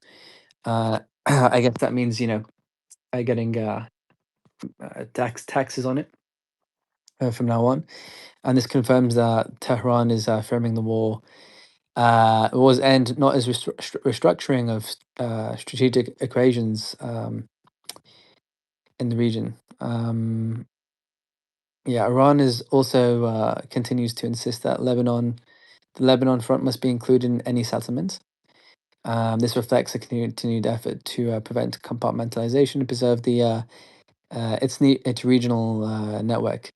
Iranian media and officials are increasingly framing U.S. diplomatic outreach as deception or as cover for further escalation, which seems that's what's happened here, with Trump promising a 10-day pause and then Israel going crazy. So yeah, Iran hasn't been buying it, and they've been vindicated in that.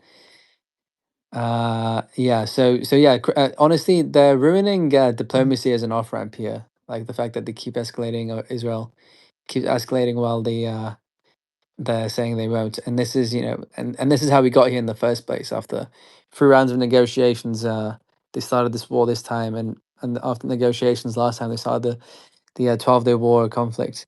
For the second time in a week, a senior military official indicated that the country's military doctrine has shifted from defensive to offensive, which is in line with what just happened there. This marks an important conceptual shift. So Iran might be taking a more proactive use of force as part of deterrence.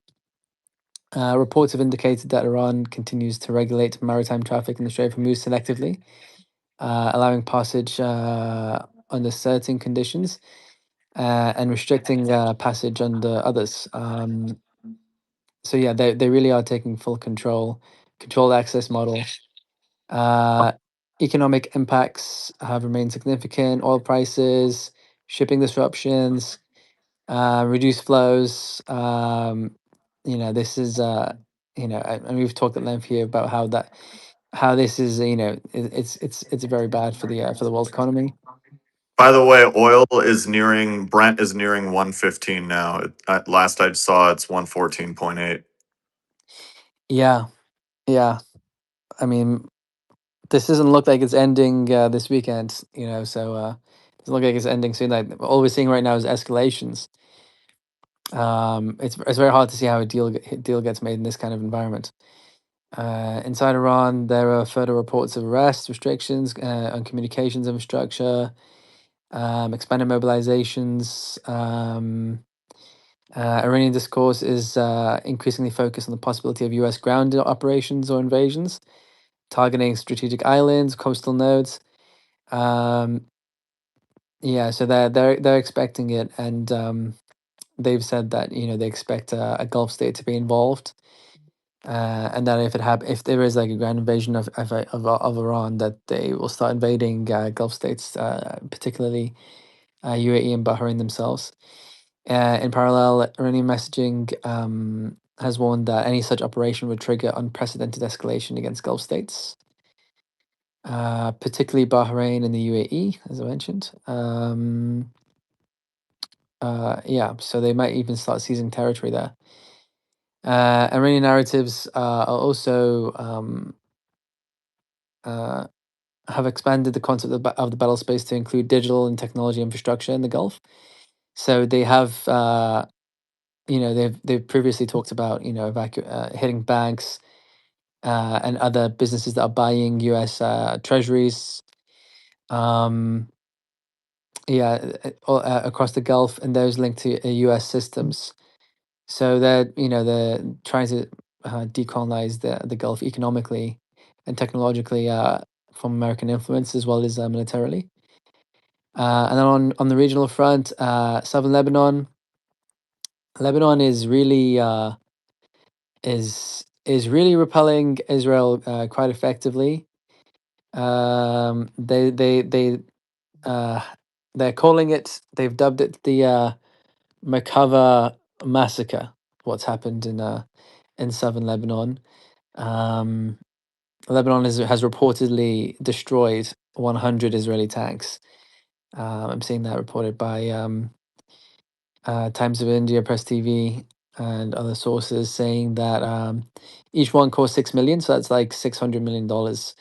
And we talked about this the other day about the strategy of Israel, but I think quite simply put, it's basically that they are too afraid um, to leave the tanks and too bloodthirsty to do anything else but like carpet bomb and stay in the tanks themselves. So they can't change their strategy. They can't go on, they can't go on foot.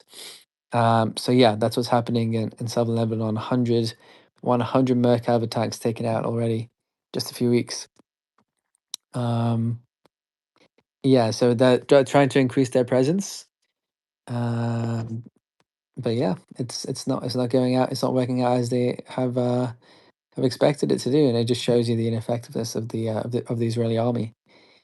And international actors, including China and European states, are calling for renewed diplomacy, of course, and then preparing for making preparations for more entrenched conflict, and it's having a great effect on a lot of countries. 500 fuel stations out of fuel in Australia. Some of the stories in France. Our bond yields in the UK are above America's. It's yeah, unaffordable mortgages here going forward if this doesn't end. Um, and then obviously the fuel shock is going to last for years because Qatar's reporting that this stuff is going to take a long time to come back online, maybe even years. So all this oil infrastructure that's been blown up, you can't unblow it up. It can be repaired quite quickly, but so I was reporting that it's going to be an extended period of time for them, and they are 20%.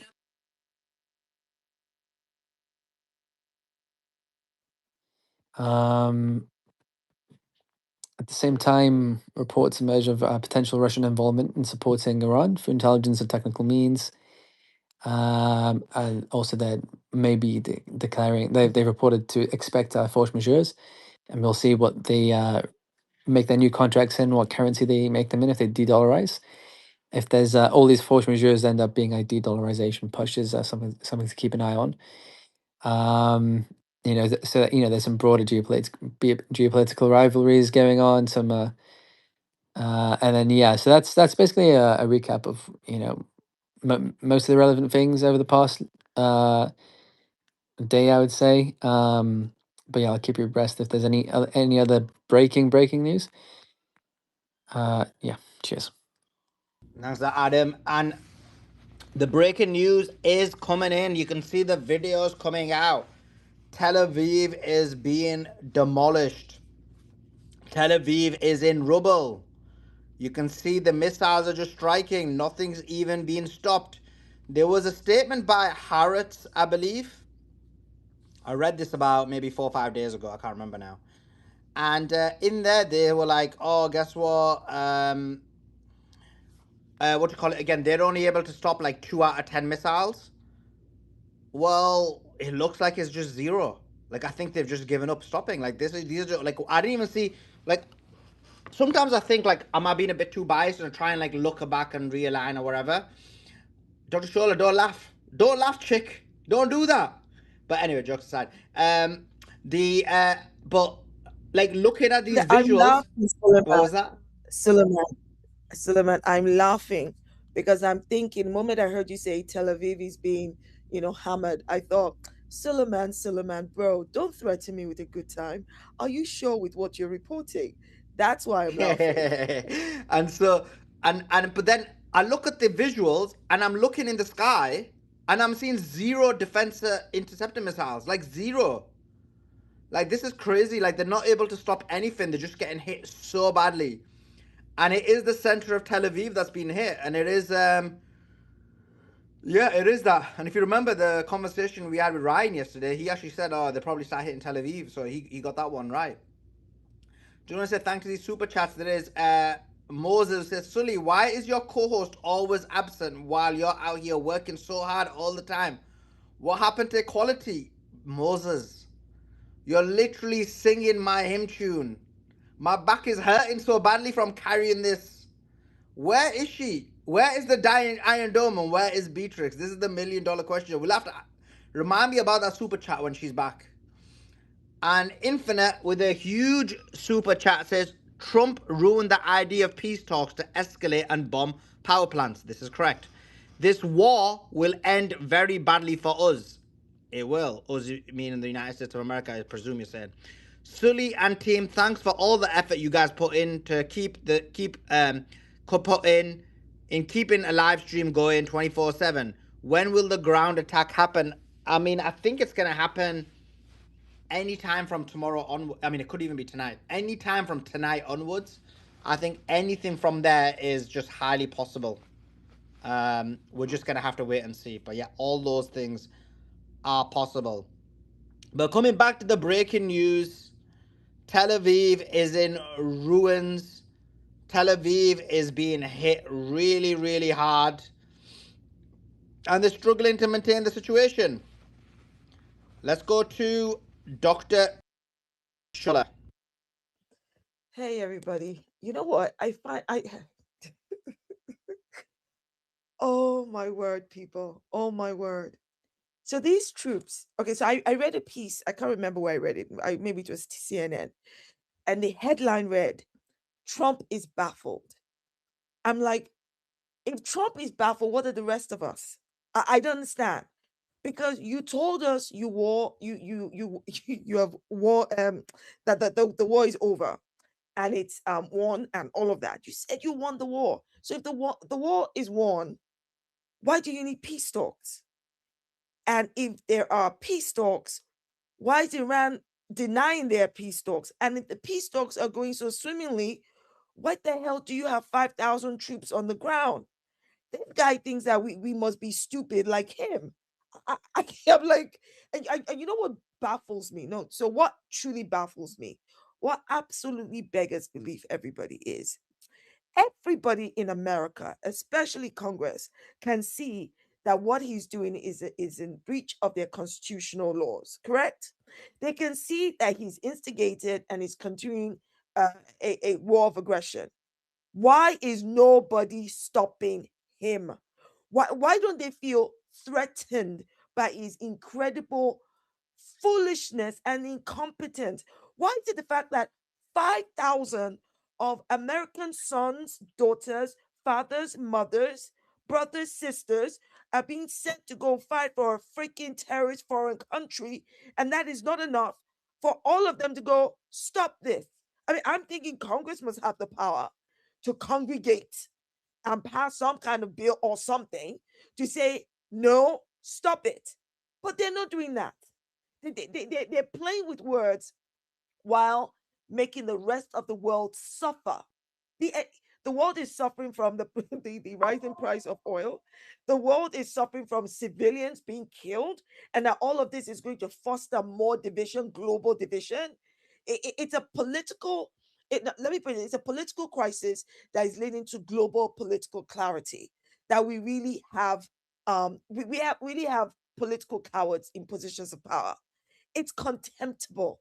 This display of stupidity. And why is nobody asking? Please tell me, right? Donald Trump is happy to send other people's children, other people's family members to go die in a war that he can't freaking finish. But his own grandchildren are waltzing around. They're not part of that army. He's grown ass children, so grandchildren and children. He's got grandchildren who are, age appropriate for the army. Why aren't they there? And for all the dumbass Zionist Christians who apparently are celebrating something about the coming of Christ and Armageddon, I'm like, you bloody fools. And listen, I'm a Christian, right?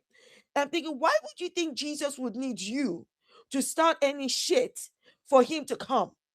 Why would Jesus, the Son of God, require that? Why would God need your help in anything? You dumbasses.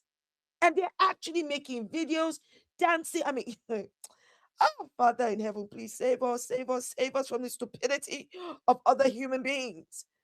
And they're not saying, what's his name? Pete Dog's Breath.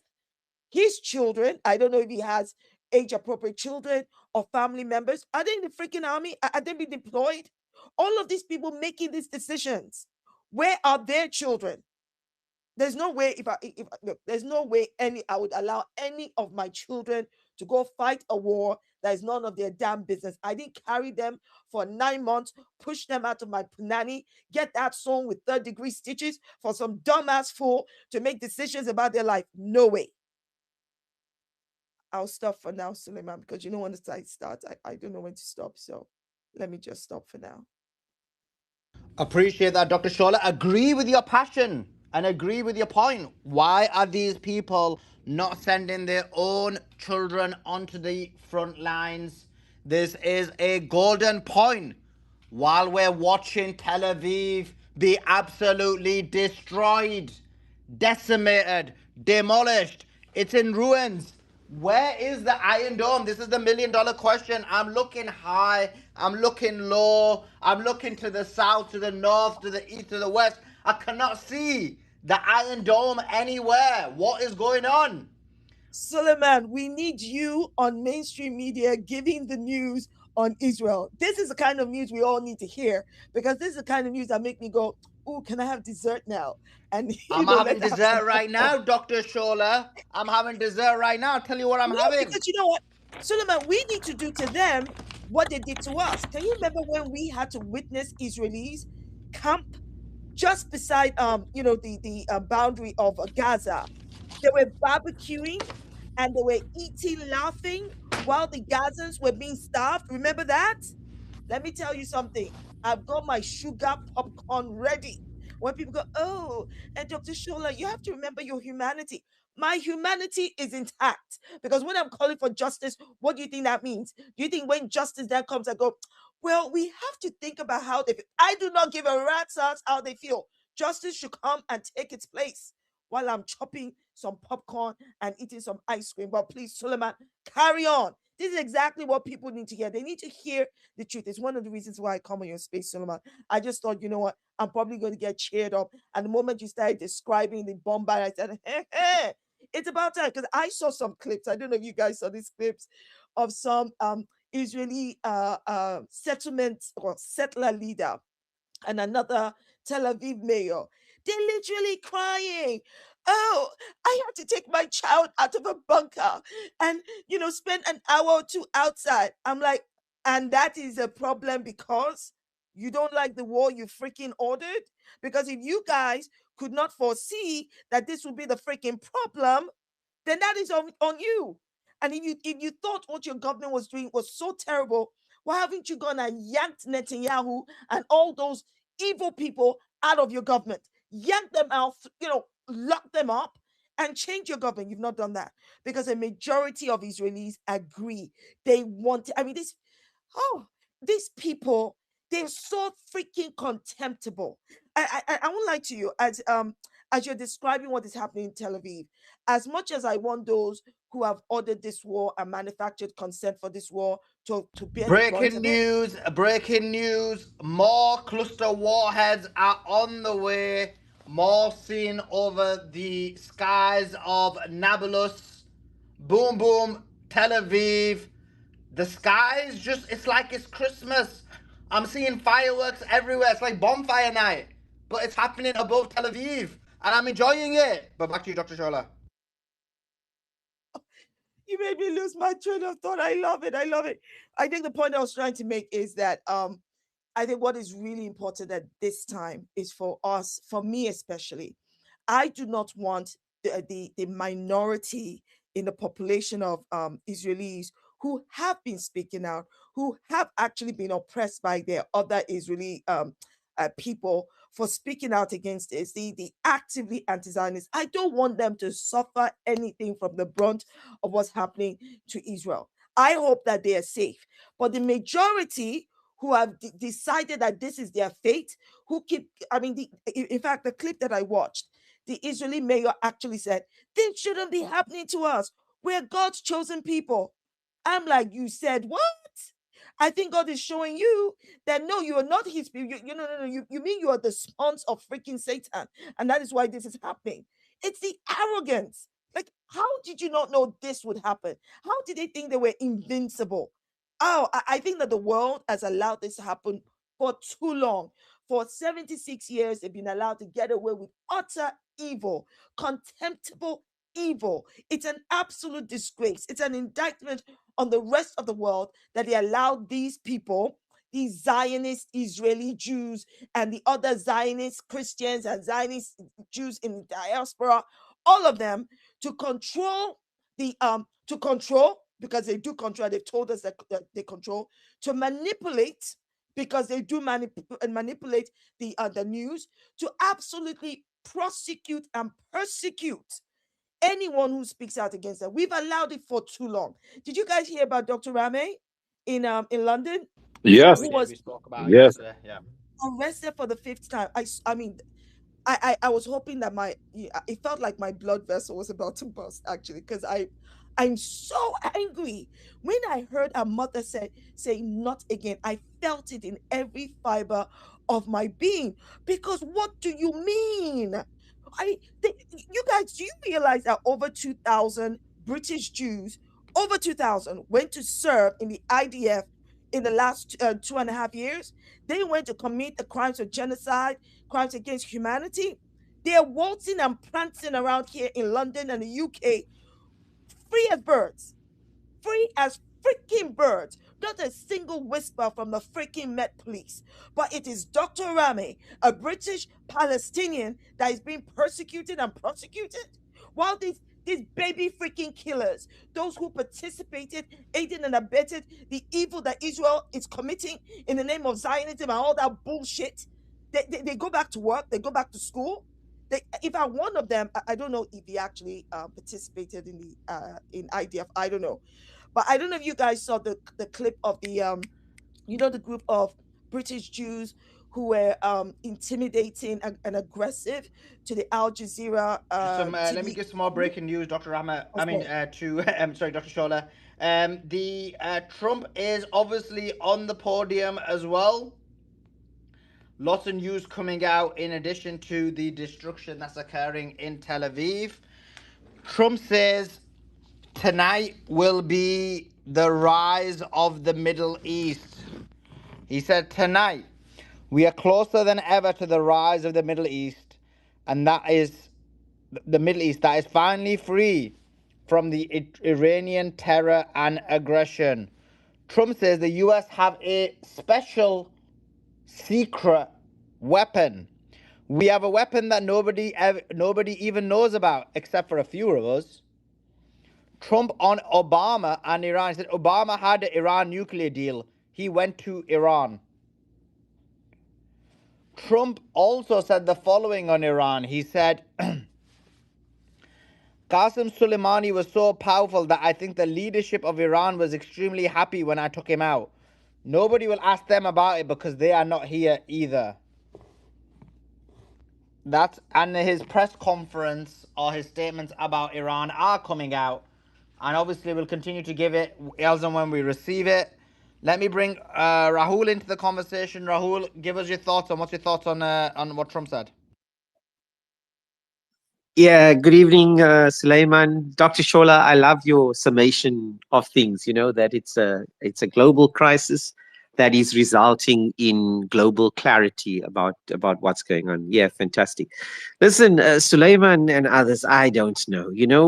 When I heard about 5,000 troops, I mean, come on, you can do absolutely nothing with 5,000 troops. I mean, who are you kidding? Just topographically speaking, Iran, you cannot in any way, not even with 100,000 troops, you're not going to be able to defeat them. I love your enthusiasm, Sulaiman and others, about Boom Boom Tel Aviv. It's great to see, particularly as Dr. Shola has said, the evil that has been inflicted by Israel on the entire West Asia, as well as in many other countries. But my question to Adam and others is, will America allow Israel to be obliterated? You see?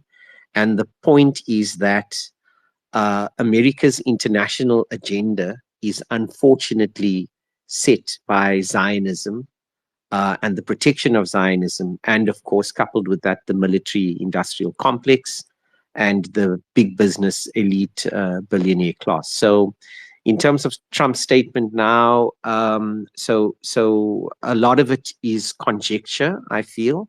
It's gung-ho bravado. You remember he said a week ago or 2 weeks ago that this was going to just be 2 or 3 days. Then it became a week. Then it became 2 weeks. Now it's indefinite.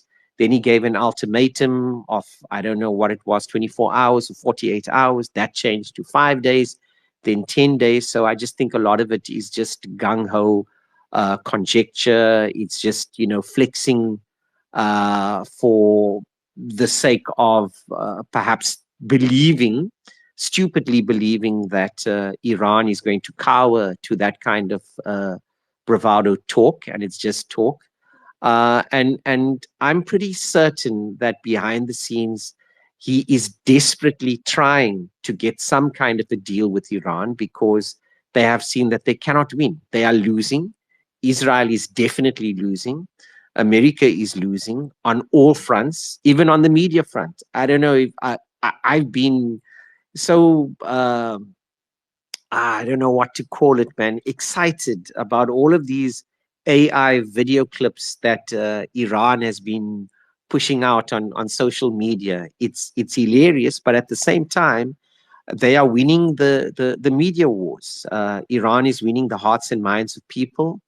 They have a humor attached to their efforts against Zionism and against U.S. hegemony. So on all fronts, Trump is losing, and they are desperate to have some kind of a deal. They're trying to have this coalition to open up the Straits of Hormuz, but people are not stupid, Suleiman. The Strait of Hormuz was opened before this act of aggression on the part of Israel and America. And now it's closed. It's not closed to everyone. It's closed to Zionists. It's closed to the USA and its allies. It's closed to the GCC. South Africa. It's not closed to South Africa. We are able to have our vessels or contracted vessels through there. And then just on that point about South Africa, excuse the French, but fuck Trump, because among other things, there's a G7 summit that is going on, hosted by France. South Africa was invited to that G7 summit, as we have always been since democracy in 1994. And Trump has childishly, stupidly put pressure on Macron to uninvite South Africa. We don't give a shit. I mean, whether we're there or not there, it doesn't matter. It just shows you the small-minded mindset of this big baby who is currently losing militarily, losing economically, and losing in the hearts and minds of people. So it's exciting times. Thank you, Suleiman, for bringing us the news so enthusiastically. And we all look forward to Zionism being killed, US hegemony being killed, and Israel eventually, Palestine being free from the river to the sea. Thanks so much.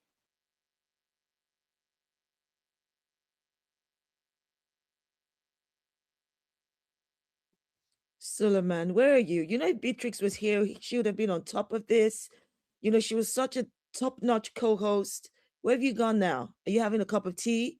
What are you doing? And so somebody was giving some kind of useless feedback on Beatrix. Nobody should come for Beatrix, or you have to come through me first. Suleiman, where you at? Where you at? I, I think he's listening to Is Trump, he? to Trump's speech or something. Okay, we can take him to task after.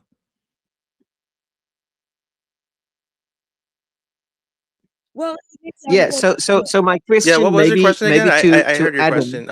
Or would you repeat that, please? Yeah. So will America allow Israel to be defeated? I mean, currently, as Suleiman is reporting and others are reporting, it's boom boom Tel Aviv.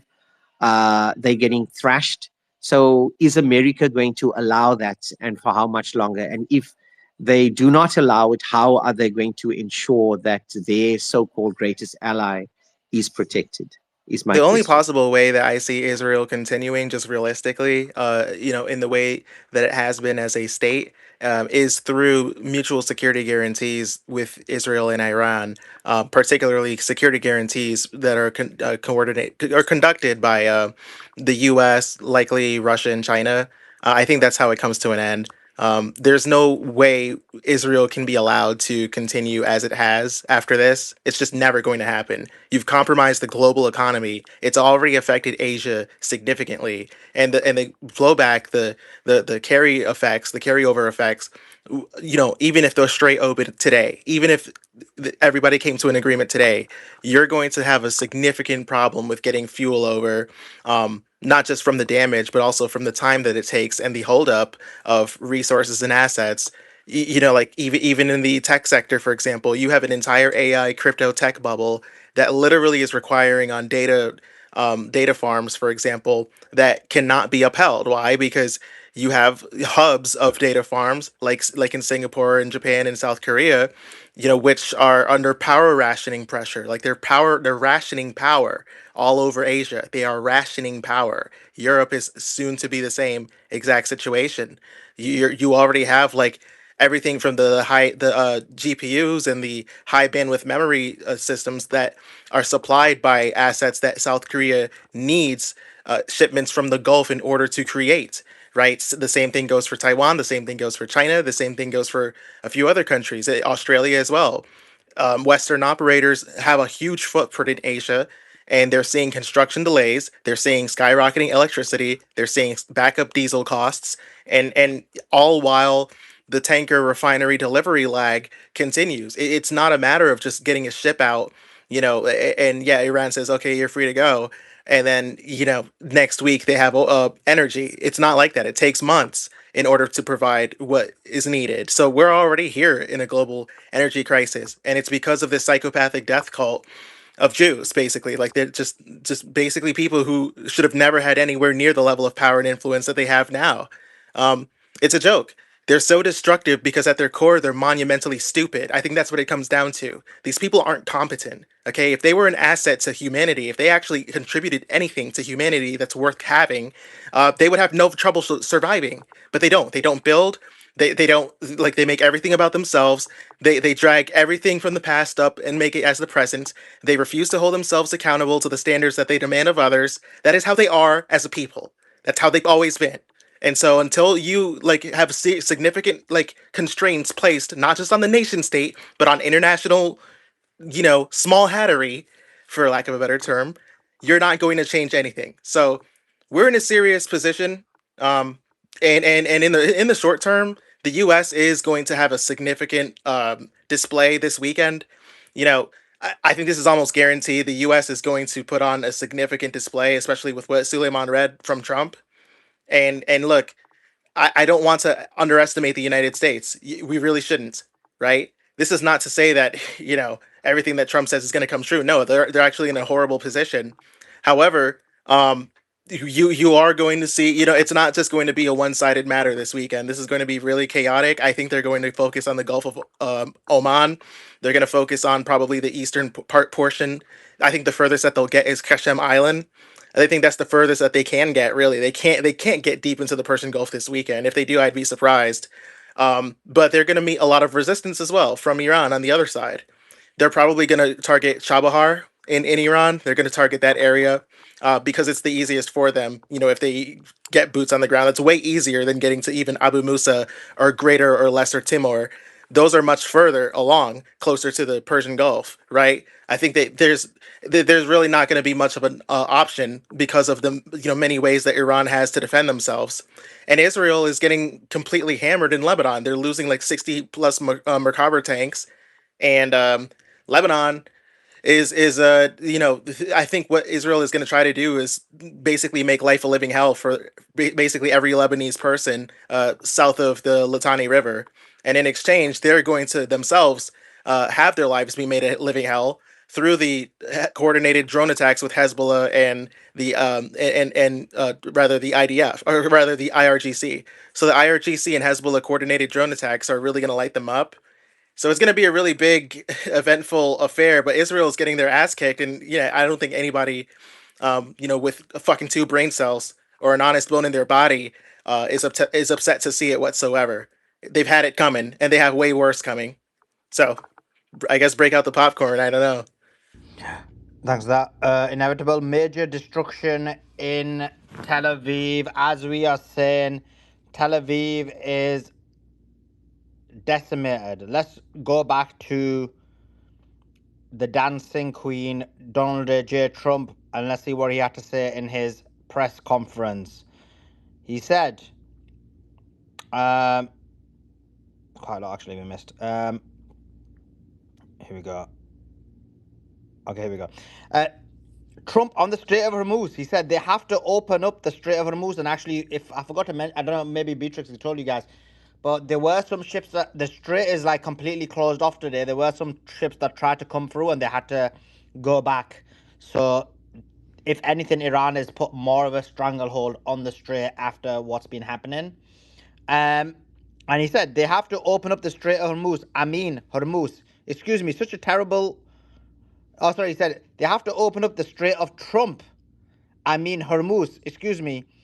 Such a terrible news. Sorry, such a terrible mistake. The fake news will say he accidentally said, no, there's no accidents from me. I think the joke is he's trying to say it's the Strait of Trump. But it's a shame, like, what? It's the Strait of Trump, but he's got no control over it. He can't open it. He's begging everyone to help him, but it's his. Interesting. So you have ownership of something you have zero control over. Interesting. Trump says he saved the Middle East. He said, I really believe we saved the Middle East, not just Israel. It was proven by all those rockets that fired down upon you, and nobody expected any missiles to be wasted. Trump on striking Gulf countries said, you didn't expect any missiles to go into Saudi Arabia. You didn't expect them in Qatar, Kuwait, Bahrain. The missiles rained down on you. They were going to hit you with nuclear, whatever they had. Bro, this guy, he's living in cuckoo land. Trump just can't make his mind up. He said, we call it a military operation. We don't like calling it a war. We call it a military operation. Trump on Iran's leadership. The supreme leader is no longer supreme. He is dead. The son is either dead or in very bad shape. I think he says, just keep me out of it. Well, we saw images of the son and he was fine. But what they're trying to do is get him out, so I wouldn't fall for the bit. Trump mocked UK aircraft carrier again. He says, they are not very good. They don't go fast and they don't work very well. Your country's being attacked, you Brits. Trump on NATO, he said, if the big one ever happened, I guarantee you, you wouldn't be there. They made a big mistake. Trump thanks Saudi for their help. I want to thank the entire kingdom of Saudi Arabia. You have been very helpful, unlike NATO. Trump says Kuwait hit the US planes. He says Kuwait fought, even though they shot down 3 of our planes with the finest missiles, we could have done without that. They didn't know they were our planes. They wasted 3 great Patriot missiles. Trump said we have another 3,554 targets left, and they will be done pretty quickly. Let's see what else says anymore. Trump says, this is funny. Okay, there's a lot of funny stuff coming out. Trump says 90% of Iran launches have been destroyed, so everything we're seeing is just from the 3%, according to Trump. Trump on Iran's missiles said they had over 10,000 missiles that they accumulated since October the 2nd, if you think. Since the B2s, really since the B2s, they accumulated them in a matter of months. 6 months, but they had well over 10,000. They had rocket launchers. So he said they accumulated 10,000 in 6 months. So, I mean, that adds to resistance point. Resistance. I think you were saying the other time you thought Iran had 100,000 or something like that, right? Trump thanks Bahrain and Kuwait. He says, I have to say that Bahrain and Kuwait, they were stand up more so than Kuwait, more so than NATO. So he's loving these Gulf states, obviously, we know why. And so, Dr. Shola, you were saying you were saying Christian Zionists and Jewish Zionists, but these are the example of the Muslim Zionists. They are also a major problem in the world. Anything else about this Dancing Queen said? Let me check. Okay, that's the latest up to now, but his press conference is ongoing, so obviously we'll continue to give you the propaganda he spews as and when it comes out. Guys, retweet the space, reshare it. I believe we've got about 3,000 people on the space. We've got about, how many? is 800 and whoa 850 on YouTube. We're live. We're ready. Oh, actually, while you're all here, docs, we've got 4,000 people, guys. Follow me on YouTube. The tweet is in the nest. You just need to go to the nest, press subscribe. Subscribe, subscribe, subscribe. So much great content we got. We're streaming this space 24/7. We're giving updates. We did an update like an hour ago. Let's say you woke up and you were like, oh, I wonder what's going on. I'm so confused. You guys have been talking for bedtime. There's like a 10-minute update on the YouTube channel. The also channel has great interviews. We've interviewed some great people. Some great people. The latest interview last night was Ryan Dawson, but we've interviewed Professor Morandi. And we've got him come back again. We love Professor Morandi. He's coming back again. We've got Lieutenant Colonel Daniel Davis on, ex-CIA operative Larry Johnson, and actually I've got a list of so many other people I need to invite, but I gotta send the email, bro, and your boy's so tired. He's like, not tired, but just a lot. But we do it. No morning. We send it, but I'm just trying to edit these videos as well at the same time. That being said, anyway, I'm being boring now. I'm telling you my life story. Go to the tweet in the nest and subscribe. Don't be Zios. Okay, we're watching Tel Aviv being destroyed. We're watching Tel Aviv being decimated. Dr. Shola's got a popcorn ready. Rahul's got his whatever South Africans eat ready. We're all ready for this.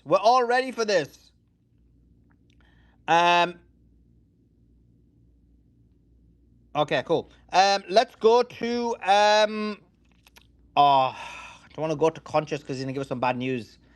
Let's come to it in a second. We'll do the deflation in a second. Let's go to Egbertin.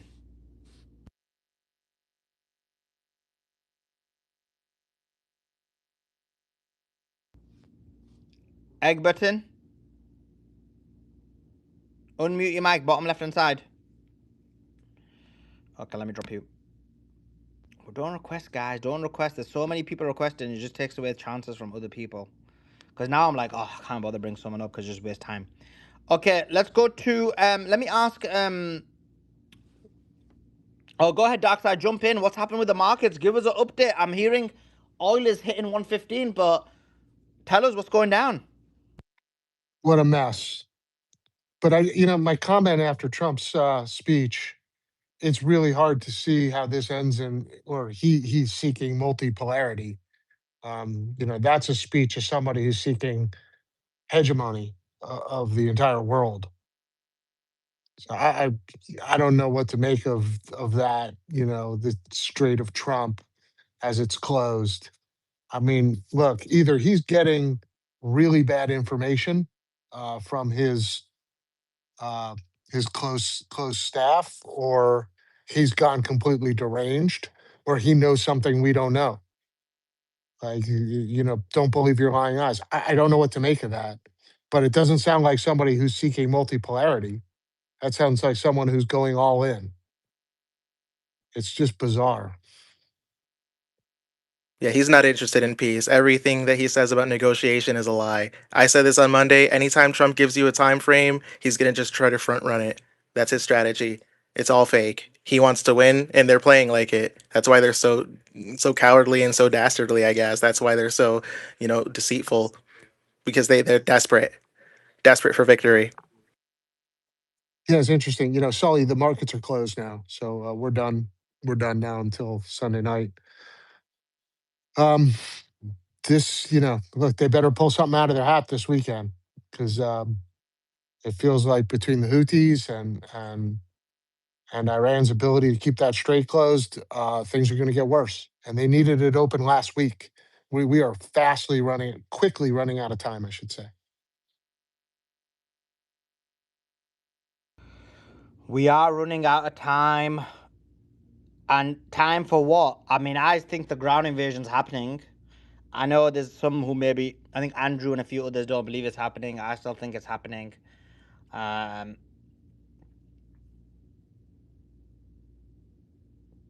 that's going to be major escalation. It's going to be major escalation. Huge concerns. Yeah, I'm not sure what a ground invasion of a couple islands. I just don't get it, right? The whole thing makes unless he knows something we just don't know, right? Uh, is there any? I was on a space the other day with a U.S. special operator who was talking about Turkey. That Turkey really is the only way out of this mess for the United States if Turkey were to march down with 500,000 men. I know nothing about that, but it was very interesting to hear him. He's a special operator who worked over with the Turks. And he said, there's a lot of, his argument was there was a lot of sectarian Turks up in that area that they have a reason to come down and in. Maybe that's what he's talking. I just don't know. I don't know anything about, that relationship between Turkey, Iran, the US. Seems a little skeptical to me. Yeah, there's nothing, we don't have anything firm on that. We had a gentleman in here a couple days ago. He's Iraqi, and he was going over all of the different uh, folks, the sects that are in Iraq, and he was saying there's not moving, the Kurds aren't moving, it's not going to happen. U.S. has thrown the Kurds under the bus like 2 or 3 times. It's all a big no burger. I don't know any other word to use. It's all show. It's bluster. It's saber rattling. A bunch of rhetoric that has no substance behind it. There is absolutely zero military structure and logistical support in the global. It's called a military surge forward. There's nothing there. I've said this 715 times now, and I'll keep saying it until we come to a completion of this. There's nothing there. It's all smoke and mirrors. It's smoke and mirrors. It's rhetoric. Just like he's manipulating the market with smoke and mirrors, just like Trump's talking to these make believe people in Iran. It's all complete smoke and mirrors. I stand here shock in shock, literally, what I'm seeing. It's like I'm watching the surreal turn into the unbelievable. Talking about Winston Churchill describing Russia, a mystery wrapped inside of a riddle, wrapped inside of a mystery wrapped inside of a riddle. People are astounded, especially military analysts, the financial analysts like yourself, Darkside. You're like, whoa, what's going on? But we're going to watch this play out very soon. I'm glad we have a front row seat. Put your seatbelt on, folks, because we're about ready to see the show start. But I don't think it'll happen on the ground. Maybe some incursion that'll get they'll get annihilated. After that, I really believe the U.S. is going to have to bow, take a bend. They'll come to their knees. Israel will be put in check. And people are saying, but how? But how? I think we'll see it because of the overwhelming global comeback when all of the allies and everyone says, U.S., you are nothing, shut up. And I think we'll be forced to acquiesce, but Trump will make it look like a win. He'll say, oh, I did this, I did this, I did this, and only the Q-tards and MAGA idiots will believe it. The rest of the world will say, you fool. America's in derision, and Israel, National Zionist Israel, is in derision, open shame, which it should be. It is, and I'll land it here, the Epstein class versus the moral resistance, and God will not be mocked. God will not be mocked using his name to commit genocide.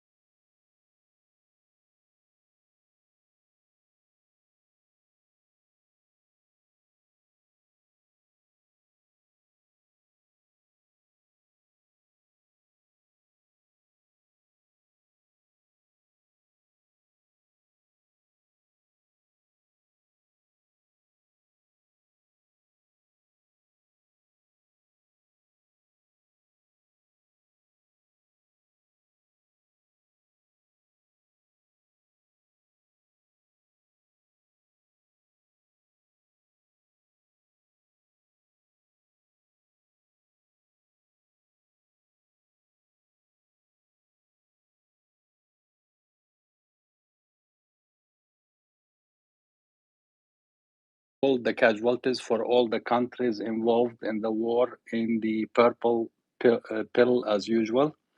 However, I have noticed a few things. There is a noticeable increase in the number of injuries in Iran, and the number of innocent people who have died because of this unjust war in Iran is stable, but the injuries has increased. The number of injuries has increased a lot from yesterday, and I think this is because of the clearing of the rubbles and because of. I see some confirmation of different sources. They are kind of converging to the numbers coming from the humanitarian reports, which estimated a larger number in the beginning. Now, Lebanon, as Adam was saying, it's heartbreaking. The numbers are increasing. So I'll give a little bit more details. The number of death, or the death toll in Iran has crossed 1,100 according to several reports. And this is due to the strikes on Beirut and the suburbs, in addition, of course, to the south of the Litani River, which has been really having lots of activities every day. I would like to highlight that among the injured people, there is only just recently more than 120 children, more than 80 women, and healthcare workers. I mean, similar to what Israel was doing in Gaza. They are doing this in Lebanon now. We are really focusing on the war, but what Lebanon is going through is tremendous. Like, it's huge destruction and killing. And this is part of Israel's front. But let's be clear. I mean, let's be clear on that though. What you're talking about, just for the audience, is the fact that Israel is bombing in civilian areas, saturated areas full of many civilians, bombing them, hitting civilian infrastructure, and therefore causing mass casualty of innocent civilians. In the actual front of the war, the actual war that's happening on the ground between Israel and the resistance, then Israel is being absolutely decimated, destroyed, demolished. They've had about 70 Merkava tanks being destroyed, hundreds targeted. Every front they've tried has just failed exponentially, and they're struggling really badly. But yeah, sorry, do continue. Absolutely, Sulaiman. They cannot face the kind of, let us say that Hezbollah is an army. Let us just assume that they cannot face them. They go and show their force, their power on innocent civilians. That is how they do, and that is the way how they are trying to weaken Lebanon. Israel reports they are really. I mean, all the pictures we saw from yesterday, they are saying just increase in injuries. Hopefully today we will see like different numbers because they cannot really hide it.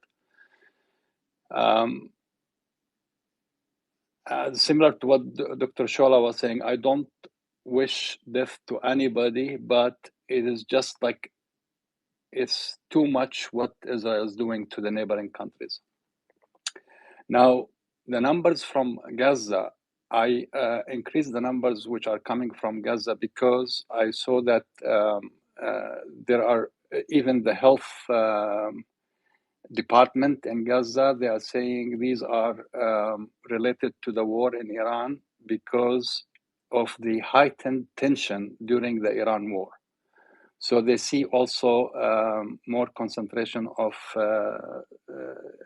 killing in Gaza because of Israel's activities. Iraq is stable for today, and the Gulf countries are also closing the lid on the numbers. They haven't changed them from yesterday. As always, thank you, Sulaiman. And again, I'm sorry to be the bearer of the bad news.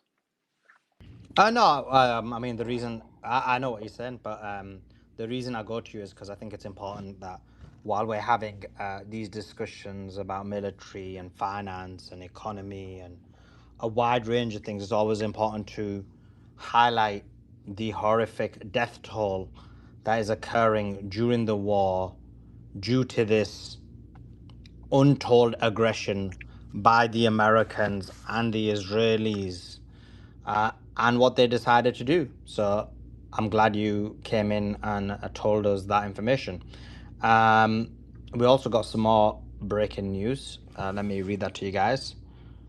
Trump, the dancing queen, is still at it. So let me read to you what he's saying. But just before I do, let me read this. Thank you to Licology with the level 1 membership. Appreciate you. And appreciate you being an important member of the community. This community is growing so well. I was just speaking to them on the YouTube chat, and I was just like, look, I really appreciate all of you. Like, to think that we weren't even doing YouTube properly, and we got what, 800 people, was it 800 people on there just casually watching it, chilling and relaxing, watching a X Space on the YouTube. That is pretty impressive. And when we do interviews, those it you know, it goes up. So I really appreciate each and every single one of you. We have got one collab set out there, and then next week I'm gonna have loads of interviews set up. I just because I need to be a bit more organized. As on me, I'm like, when I set up the interviews, I'm like randomly just text people in the night, and because I've got all the contacts, then obviously just say yeah to me straight away. But I think if I do it in an organized manner, I can have a lot more interviews set up for you guys as well. So I'm gonna try and do that. John Richards with the super chat. Appreciate your support. He says, for peace, rule number 1, Israel cannot be allowed to exist. Rule number 2, refer to rule number 1. Great point. Okay, Trump is continuing on. He says, on MBS, he says he's everything and he deserves to be because he's a winner. Trump gushes that Saudi Arabia should be very proud of MBS. This is why, these GCC shills, the ones who always praise Saudi Arabia or the GCC or the Gulf, I'm like, bloods, sort your lives out. Sort your lives out. These guys are all complicit. They're all in bed together. But if you ask them, they'll say, oh, Trump's playing 99D chess. He doesn't really mean it. It's all fake. Really, he's got beefs with MBS. Why are you laughing at resistance? Why are you saying it's not true? They literally got beefs. Like, you don't get it. They don't like each other. It's not real. And it's actually MBS is controlling Trump. Trump on the Iran war. I mentioned that one already. Trump interrupts his speech to play a clip of Harry Enton on CNN explaining that Trump's approval rating is among his supporters is 100%. Well, I can disprove that immediately. Joe, are you still supporting Trump? Well, I'm a bad example because I never really That's supported what him you see, to begin with. Magajoa. Yeah, good one, Magadha. Okay, this is a bad one. He says, Trump says Cuba is next. He says this, quote, Cuba is next, by the way, but pretend I didn't say that. Cuba is next. I did tell you guys Cuba was going to be next, and Colombia as well after that. Trump, he says MAGA likes us protecting certain allies, whether it's Israel, Saudi Arabia, Qatar, or the UAE. And then he says he should have won the Nobel Peace Prize. How is he saying this when he's in the middle of this? I'm just like baffled at this guy. Like, surely he's not this disconnected from reality. He says, you know what I don't get? When I don't get the Nobel Peace Prize, you got to understand, I don't care. Norway has lost so credible. I stopped 8 wars. Stopping wars, I think I do is it the best. President Putin called me. He said, "I can't believe you stopped this one." Oh my god. Oh my god, this guy, bro. This sometimes I think like, is this guy living in the real world or is he living in some kind of dystopia? Uh, Trump on Iran. He said they have a nuclear weapon and they want to have one. They were very how it's like contradictions within one statement. He says this is what he says on Iran. He says, "A, they have a nuclear weapon, or they want to have one, or so look, they have a nuclear weapon, or they want to have one. They were very close. They were 2 weeks away. I call it a nuclear dust." What is this guy on? How is? Let me listen to this. Like it can't be he's this disconnected within one sentence. Let's play it for the people. They have a nuclear weapon, or they want to have one. Wait, let me slow it down because I don't know. Demented. And whoops. Sorry, guys. Flopping here. Oh, it's done that thing when you put demented. And they have a nuclear weapon, or they want to have one. They were very close to getting. Remember, they were 2 weeks away. They were 2 weeks away. If they would have, if we didn't hit that, I call it the nuclear dust. I use the term nuclear dust. If we didn't knock the hell out of them, they would have had a nuclear weapon within 2 to 4 weeks, and they would have used it on you and on Israel and on everyone else. And demented. This guy is off his rockers. Okay, that's him. Obviously, that's the latest. His press conference is continuing.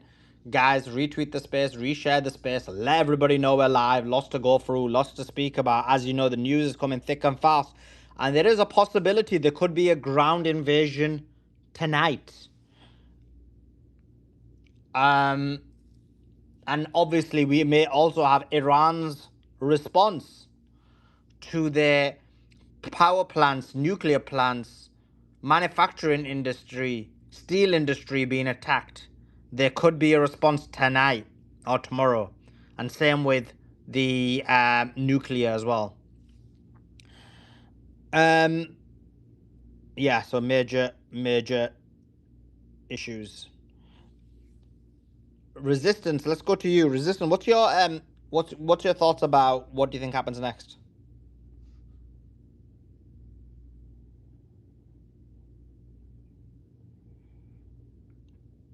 Resistance, are you there? Okay, let's go to Dark side. Oh, it's Adam. Actually, Adam, I've not heard your analysis on this. I know I've heard you give the news, but what's your kind of analysis? Where do you think things go now? Honestly, it's hard to see a short-term deal being made, so it might be the other one, a deal being made much later. I'm not sure. There's a lot of escalations going on right now. The only thing I can think of is that it's Israel doing this, and we haven't heard Trump say it was given his approval. He's kind of keeping silent about it, and there is still the question of the contradiction between him giving a 10-day extension and then Israel going off and doing this escalation. It's kind of mixed messaging. But apart from these little niggles, it really does seem like this is accelerating and escalating and getting worse. So the camp of people saying this is going to be over in the weekend or something like that. I'm not falling into that. Yeah, yeah. All signs point to towards this getting drawn out. We still don't know what's the status of the thousands of troops, where they are and what they're doing. They bottled it with their important announcement. Turned out it was an app. And then Trump's speech was we haven't even didn't even bother to make it breaking news of that one. He's just dancing. And then his other attempt to calm the markets was pathetic and laughed off. This 10-day extension thing. So yeah, it seems his posturing in terms of we're making a deal. It was just it was nothing real. We do have news that Pakistan says that they're intermediating negotiations or talks. People are saying that Pakistan's lying. People in the audience can make their own minds up about that. But that's just the facts. That's reporting the facts as they come out. I think that was the deputy prime minister. Um, yeah. So yeah, these are that's what I'm thinking of in terms of this. That's my analysis on that. Yeah. So yeah, it just looks like it's escalating to me. And we'll see over the weekend. I think this weekend will be critical. I'll land on this. Like they said, there was going to be a big announcement in terms of. No, mind. They said that yeah, the time that it would take to get the soldiers in place was expected to be around this long. So we'll see what happens now. The markets are closed. You know, Trump likes to make his moves during market close, and also the markets, the way they reacted. Bond yields going crazy. So the bond market is more important, I think, to him. It's what's kind of spurred him to act and intervene at previous times, and that's it was going to the moon just now. So we'll see if this spurs Trump to do anything over the weekend, because I do think the way that the market was going into the close here, yeah, that's enough to bring some sirens to Trump. His previous prophetic attempt to talk down the market has completely and utterly failed. So I think we'll be seeing um, either an actual like ground invasion, ground op escalation, or hear more of it this weekend, or we'll be hearing another taco, and it'll have to be a much more powerful one from Trump. So those are the two routes it could go there. But like I said, all signs right now are leading towards the escalation route rather than the extreme taco. But I wouldn't be surprised either way. Yeah, my timeline for agreeing with that like the Simon side and those guys, or not agreeing with them, but like their timeline, at least at the Oh very my least their God, not timeline. you as well, Adam. No, I didn't You, say no. Just Andrew, oh God. just no. I said like in terms of the in terms of their timelines, in terms of like, oh, they were like, oh, it's going to be over in a month and something like that. I'm not in that camp, but like in terms of them saying like a deal could be coming sooner rather than later, I think the times. Well, the month's over, so so yeah, and and personally, I was like, if it doesn't, we'll know within a month how serious this is going to be. And I think are right there at this breaking point now, where we're going to start seeing that stress in the global markets. We're going to see it start affecting people's lives. We're going to see, if he's going to back out or double down. And so I think the next week is going to be critical, this weekend especially. And then, yeah, by the end of next week, I think we should be clear to everyone without much debate, where this is going. Some more breaking news. The first one is uh, oil prices are nearly at $115. It says Brent last day financial, $114.81. $114.81. If you remember, many of our financial experts who've been coming on here have been saying if it goes above 115 and remains above there, that is a problem. Also, want to chat huge super chat from the one and only Hoz.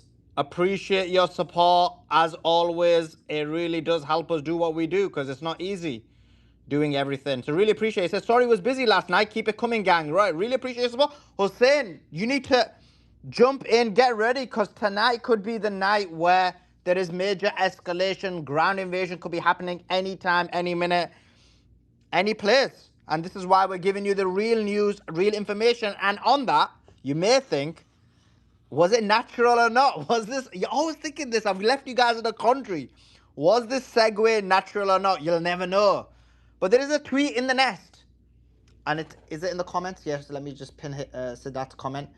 And it is a shot from an interview that we did with the one and only, the man, the myth, the legend, Ryan Dawson. And Ryan Dawson, the tweet's in the nest, and Ryan Dawson, if you remember, was saying the same thing I'm saying right now. He's in this video, in this tweet in the nest, in this short, he says the ground invasion is going to happen this weekend as soon as the market closes. And as you guys know, from this space. The market closed about an hour or two ago. The market doesn't open again till a couple of days. It's primed and ready for a ground invasion. That tweet is in the nest of the space above me, Joe, and Beatrix. It's in the YouTube comments of the YouTube where it's Sedat's message is pinned. Click on it, watch it, comment on it, send it to your friends and family because he says on there it's going to be a disaster. You need to let America know this is going to be a disaster. We need Americans to be more vocal because this is the only thing that could sway the dancing queen. He ain't going to be swayed by anything else other than you guys demonstrate. You heard his video. He literally said, CNN said, my approval rating is 100%. I give Joe as evidence, and Joe's like, oh, me no blood, do not use me as evidence. Me no know nothing. Me no know nothing. I was like, Joe blood, let us use you.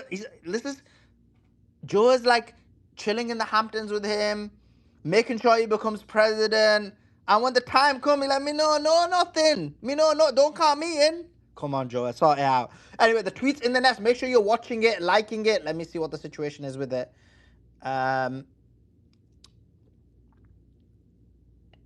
Yeah, we got 20 likes. Let's get that to 100 likes. And we even got Daniel Davis' video before that.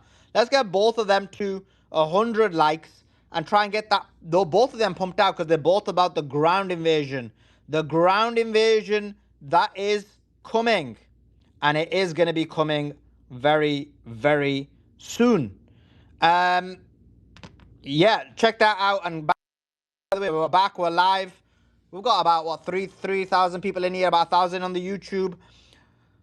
We're going good. Things are going good.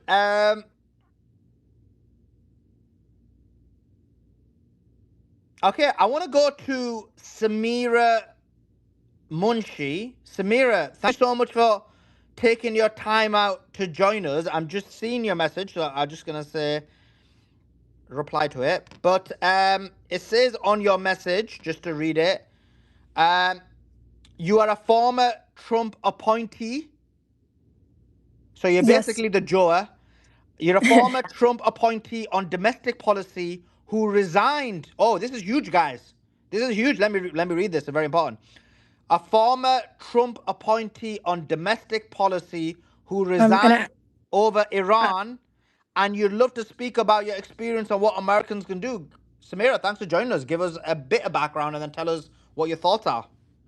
yeah, so I was an advisor appointed by Trump last May, specifically working on religious liberty policy. So I was advising on potential executive orders and policy that could be passed related to religious liberty in America. And one of the things, obviously, I'm Muslim and I represent the Muslim community in that role. And so I spoke to issues that Muslims are facing on religious liberty, particularly when we speak out against Palestine.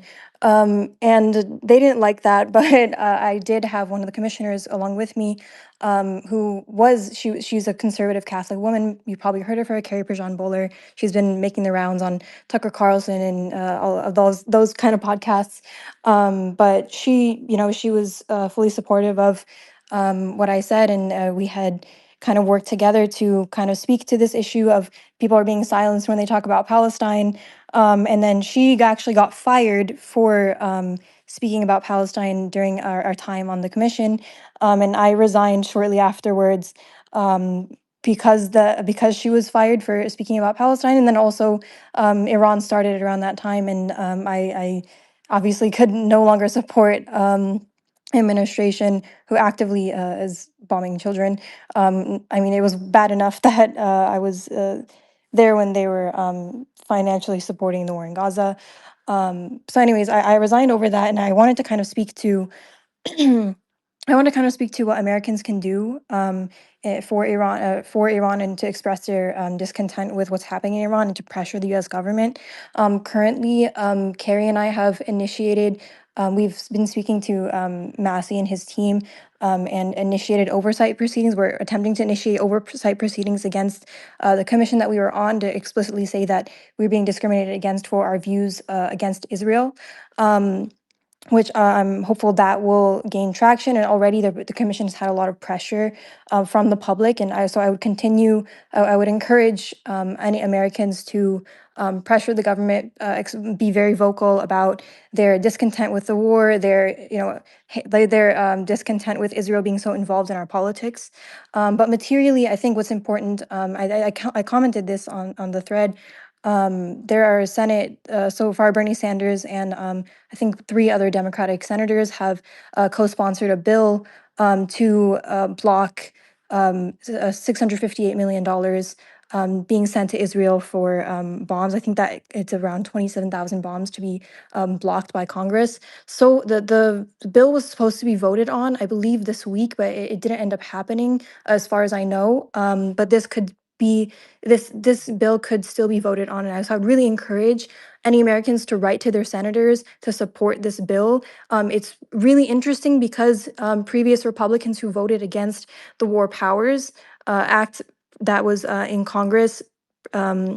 Some of those senators are flipping now, and they've haven't officially, obviously, the vote hasn't taken place, but they've expressed their support for this bill blocking the $658 million to Israel. So I think it's really important for Americans to write to their senators, to write to their congressmen. I think a lot of Americans are feeling like, what can I possibly do? Why does my voice even make a difference? But it does. It does. Even if your senator doesn't listen to you, it's important for this to be on record that so many Americans are publicly opposed to this war, and so many Americans are publicly opposed to funding Israel. So that's important on that end. But then also, I wanted to just generally say that, and if with this all this talk of a ground invasion, I think it's important for Americans to express their opposition to the war very publicly, like you said, by organizing protests, speaking very vocal online. I think it's interesting because so many people are afraid to speak about Palestine or Israel because they're worried that their voice will be shut down and they'll lose their jobs, etc. But with Iran, it's different. Iran, we've seen so many polls that majority of Americans, vast majority of Americans, are against the war. I think mainstream outlets are even expressing discontent. So I think Iran's a different story. Americans have a voice on Iran. You can probably speak up again about speak up on your opposition to the war in Iran and pressure the president without retaliation, like you probably would if you do mention Palestine or Israel. So I would really encourage people to, really push on that issue, that we don't want war in Iran. President Trump can stop this war, and really express their discontent there. And then from a personal perspective, I think people should register to BCOs. If a draft does happen, the draft is from healthy males aged 18 to 25. If a draft does happen, it's important to have your conscientious objector status on file. And there are lots of organizations that can help you with that. The Center for Conscience and War, Center on Conscience and War, they have a lot of materials on their website. So I'd really encourage people to look into that. But yeah, that's just kind of my 2 cents. And I really do want to illustrate, we were talking about MAGA and the whole rift there. There really is a big rift in MAGA. Like I mentioned, I worked with Carrie. She's very staunchly conservative. She was a Trump supporter. She was actually his friend for over 20 years, and she's really flipped on him. She's, calling him weak. She's calling him, just a terrible president. And I think that is really, really important to highlight, that MAGA, even in mainstream spaces, is tearing apart. And Carrie has told me too, she has friends who've been working within the administration. They are also against the war in Iran, but they feel like they can't say anything or do anything because they want to maintain their position within admin. So I think it's important to express. I think media outlets are trying to paint this picture that, oh, I was a one-off, Joe Kent was a one-off. But I really do think the longer this war continues and the more pressure we have from the public, I think that will really express to people within the apparatus that it's okay to leave, and that it's actually more beneficial for you and your career to leave as opposed to being a part of this. So I think it's really important to put a lot of pressure on the administration, put a lot of pressure, if there's anyone affiliated with the government, put pressure on them to resign, put pressure on them to put out public statements at least in opposition to the war. So I guess that's just my 2 cents. Appreciate that, Samira. Appreciate your thoughts on that. I've got a question for you just before I do. Here we go. This is from Bruce. Bruce says, Suleiman, excellent independent journalism Kudos to you and your team for great coverage of the war and amazing interviews. Keep up the great work. Appreciate your support. Yeah, we've had a lot of banger interviews with amazing personalities and people. Yeah, it's been really good. I think it's been really informative. We've been hitting it really well and hitting it really hard. Samira, and I got a question for you. In terms of the Iran war itself, um, what do you think like? When do you think the point occurs where? Because one of the things that's been surprising to me is there's not been protest. There hasn't been this kind of overarching disagreement within the United States of America in terms of protests. And what do you think the reason is? Is it because like the left is a bit confused because they actually don't agree with Iran and so they don't know whether to protest or not? So they're like in their mind, oh, do we want war or not? Or like, what's the reason why there's been no protests? I think that I honestly feel like there haven't been as many protests as we would have expected, just because we feel like everyone is on the same page. I think when you see people, like when you see everyone in your community against the war in Iran, which me personally, like I live in a very conservative area and I interact with conservatives all the time, and most of us are against the war. And I think when you see that, I mean, well, first of all, conservatives aren't known to protest. Number one, it's more of a leftist tradition, but when we see that there is not really something to push back against. The only people that we are frustrated with is the government itself. It's I just feel like people are less willing to do it. It's easier to tweet. It's easier to do those kinds of things than it is to like physically go out and protest and organize protests. And specifically, I think people are still hung up on Palestine. A lot of protests are still geared towards Palestine. One that I'm actually going to attend tonight. There's for example, with some of the ICE detainees who were still in detention for speaking up on Palestine. They're still really, pressing issues in our mind. Laqa Qurdiya, she was recently released, but there are more detainees who have had their rights taken away. Obviously, with Nardine Kaswani, who we just saw a threat on her life for speaking about Palestine. People, I think more Americans are concerned about Palestine and more concerned about those issues than specifically the war in Iran. And I do think that is it's unfortunate because on Palestine, I think unfortunately it's going to be a longer issue to deal with and put pressure on to get Israeli influence out of our politics. But on Iran, I think it's very tangible and it's a very attainable goal to stop the war. So I think yeah, I think it's just in general there's not enough momentum and there's not enough people don't see enough of a reason to protest. But I really, really encourage anyone who's involved in organizing, anyone who's involved in protests for Palestine, for other issues, talk to your organizations, talk to your groups, get together locally if there's something you can do locally to pressure your local government to speak up against Iran, especially if you want to pressure senators. A lot of people have organized in the past protests against the local offices of your senators or the local offices of your local governments. So I would really encourage people if you do if you are opposed to the war, it is a very attainable ask to simply focus on the war in Iran. I think people are worried about the bigger picture here, but I think putting out this fire is something that should be given more importance and can be given more importance. Appreciate that, Samira. Appreciate your thoughts. Guys, we've got some breaking news as well. Just to let you know the level of escalation, because some people, Andrew, jokes, love Andrew, say that this is all it's a fade, but a feint, as he says. But we've got breaking news: the USS George W. Bush aircraft carrier is set to be deployed to the Middle East. As you know, the USS Gerald Ford had a mutiny on board and it had to be removed from the equation. As you guys know, the Abraham Lincoln was hit and it had to run away from where it was. Well, now the American regime is sending the USS George Bush aircraft carrier to the Middle East. I believe, Andrew, are you there? Yes, I sure am. Andrew, I believe the George Bush is in Virginia, right? From the top of my head. Yes, Is it that was your coming in understanding? to Sixth Fleet. Say that again. Hello? Yeah, Yes, coming from us from the second to sixth fleet asset. Yes. it's in Virginia, right? So if Yeah. it's in Virginia, likely it's going to go to the Persian Gulf, which would take about 10 days, correct? How long do you think it would take in your from your estimation? 10 to 14 Okay. days.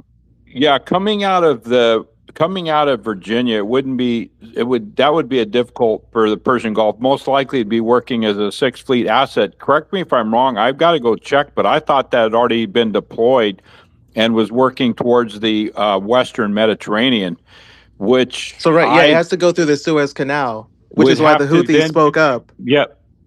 Okay, yeah, let me finish this, brother.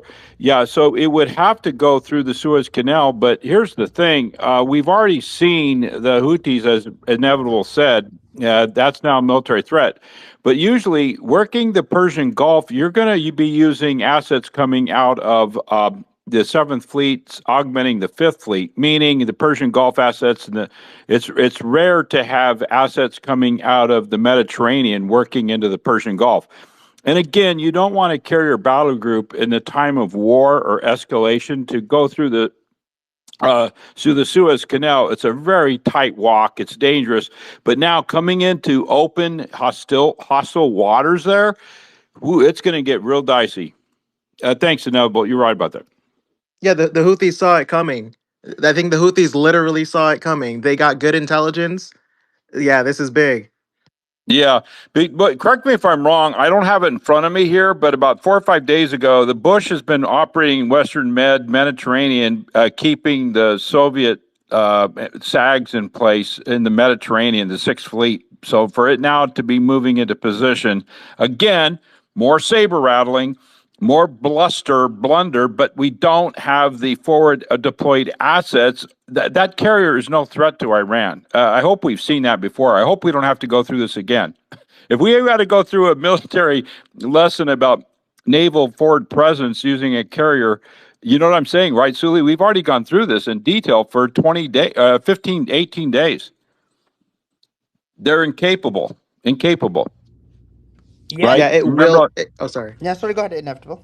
Go ahead, brother. Yeah, it will have to go through the, like, if they wanted to get to the Persian Gulf or anything like the Gulf of Aden or Arabian Sea, they will have to go to the Red Sea. So the Houthis, they somebody tipped them off because they clearly just got ahead of the story here with the George W. Bush.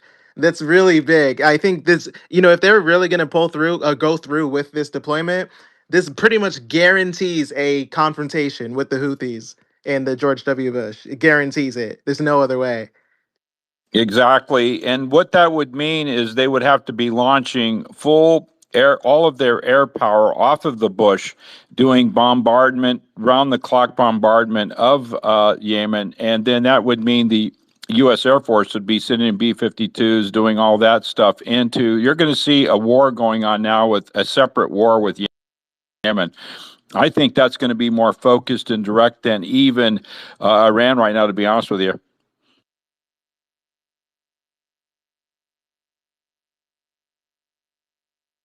Meaning, Yemen is not just some idle threat. They'll do it. We've seen them do it before.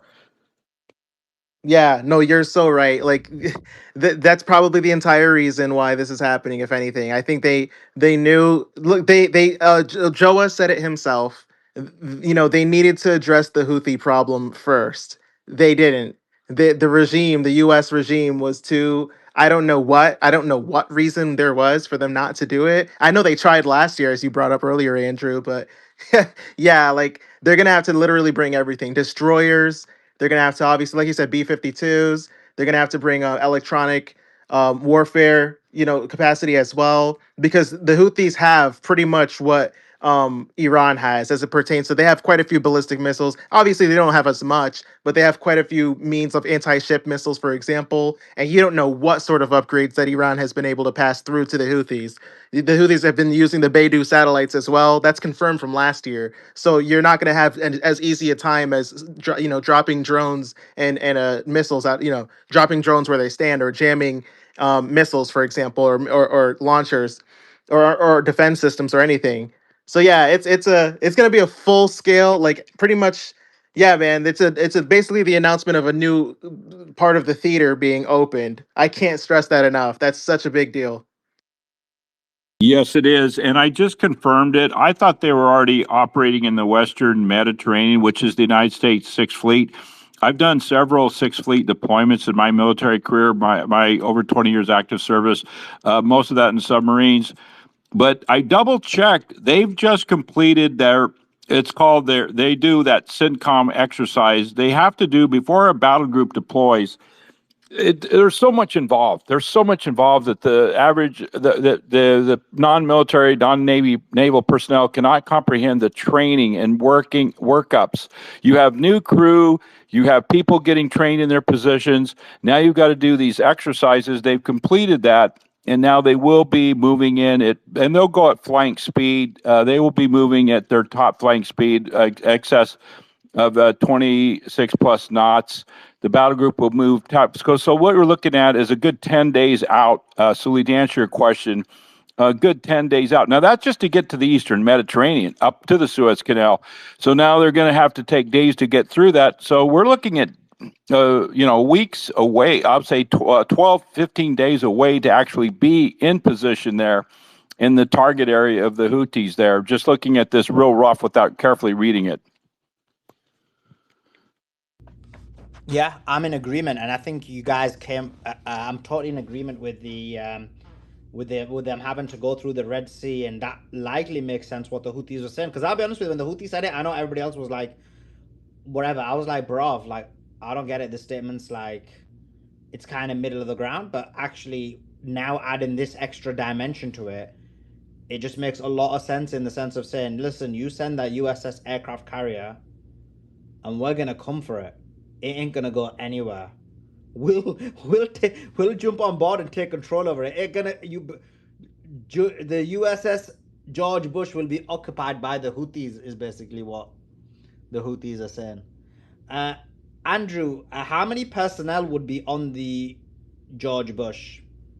5,000. That's a rough number, but it's over 5,000, and Cool. that includes the air wing, the three air wings, and ships personnel. So 5,000 people plus their battle group coming in. You're looking at a total force of close over 7,000 sailors.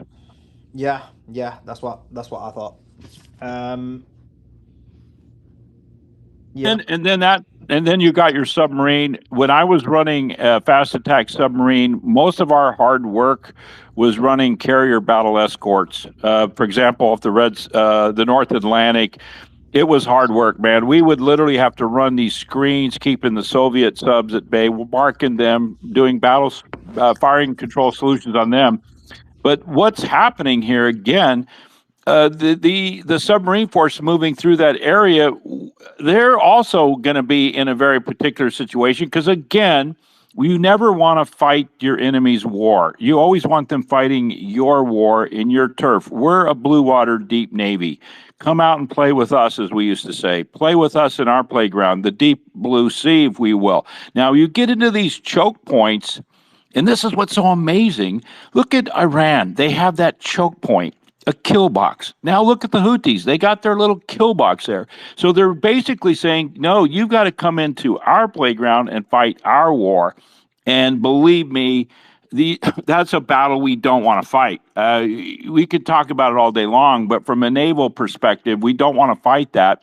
We're going to have again air superiority. So our cap, that's called combat air patrol, from our fighter and bombers coming off of those carriers, they're going to have to make massive penetrating, pounding rounds to isolate Yemen. But as we saw in the war, when Trump tried to do this before, they don't go down because they're so battle hardened and buried and so developed in their asymmetrical warfare.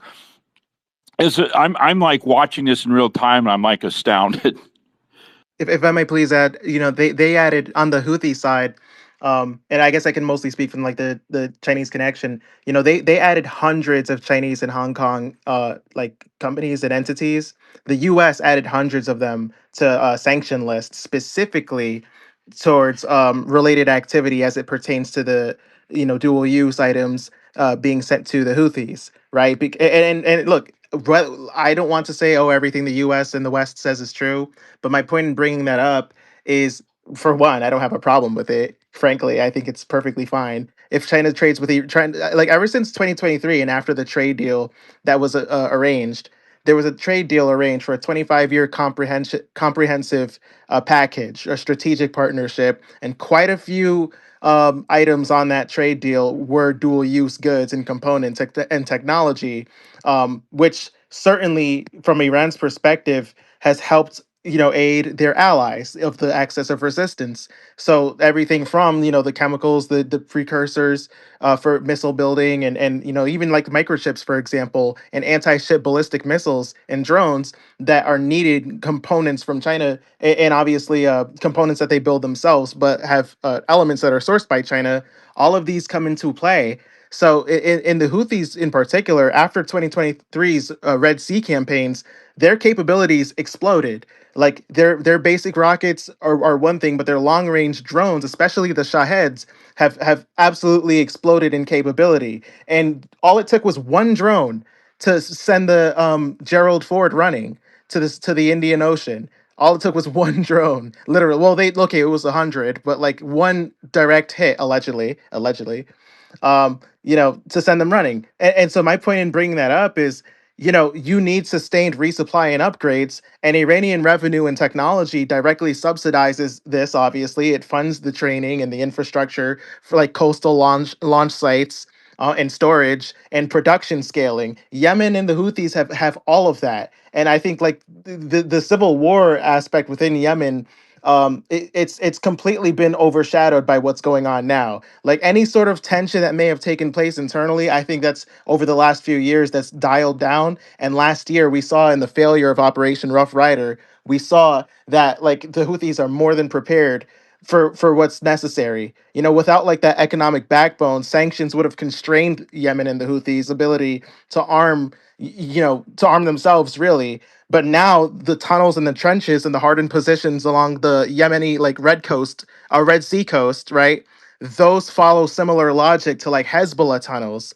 And there's been no answer for them. They haven't even addressed them, which is why Joa is so like he was correct when he said again the U.S. needed to focus on the Houthis first. I truly don't know how they're going to avoid significant damage on that aircraft carrier, but I guess that remains to be seen. Yeah, it's astounding. I'm in shock. I'm like watching this happen, and I'm like, listen. Until we completely neutralize, and I'm speaking as military terms. Don't anyone take this personally. But as a battle commander, I would need absolute air superiority in there and to, quote, decimate the Houthis. I mean, knock them into oblivion before I would put that carrier into harm's way.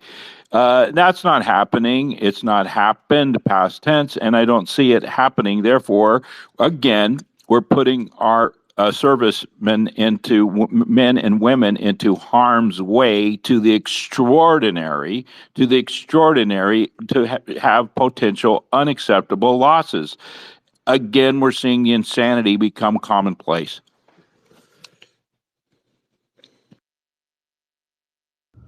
Yeah, for sure. Okay, let me give you some more news. Lots of news coming out today. Lots of news. Um,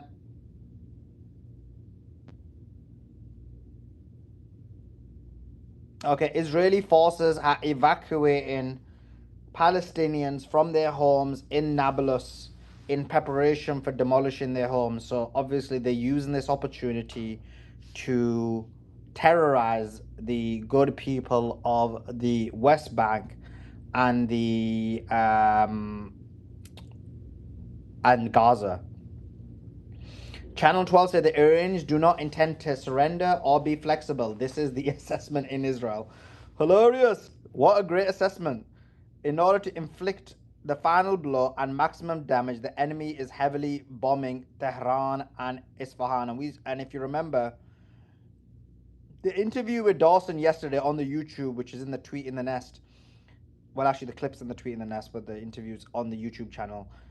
He said that. He said that they're going to be bombing and bombarding um, Iran very hard over the next few days in order to basically make them fold. But that's not going to work. And as long as they can absorb those hits, which are going to be ferocious, um, they'll be in a good position. So yeah, that is the latest on that regard. Um,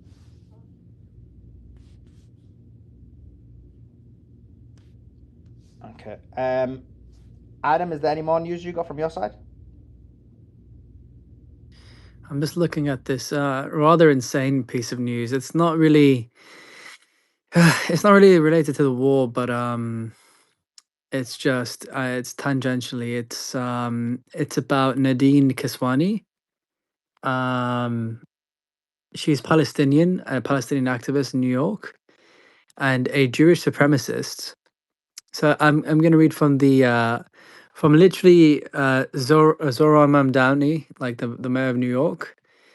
So this is straight from him reporting on the story, and the New York Times reported on it.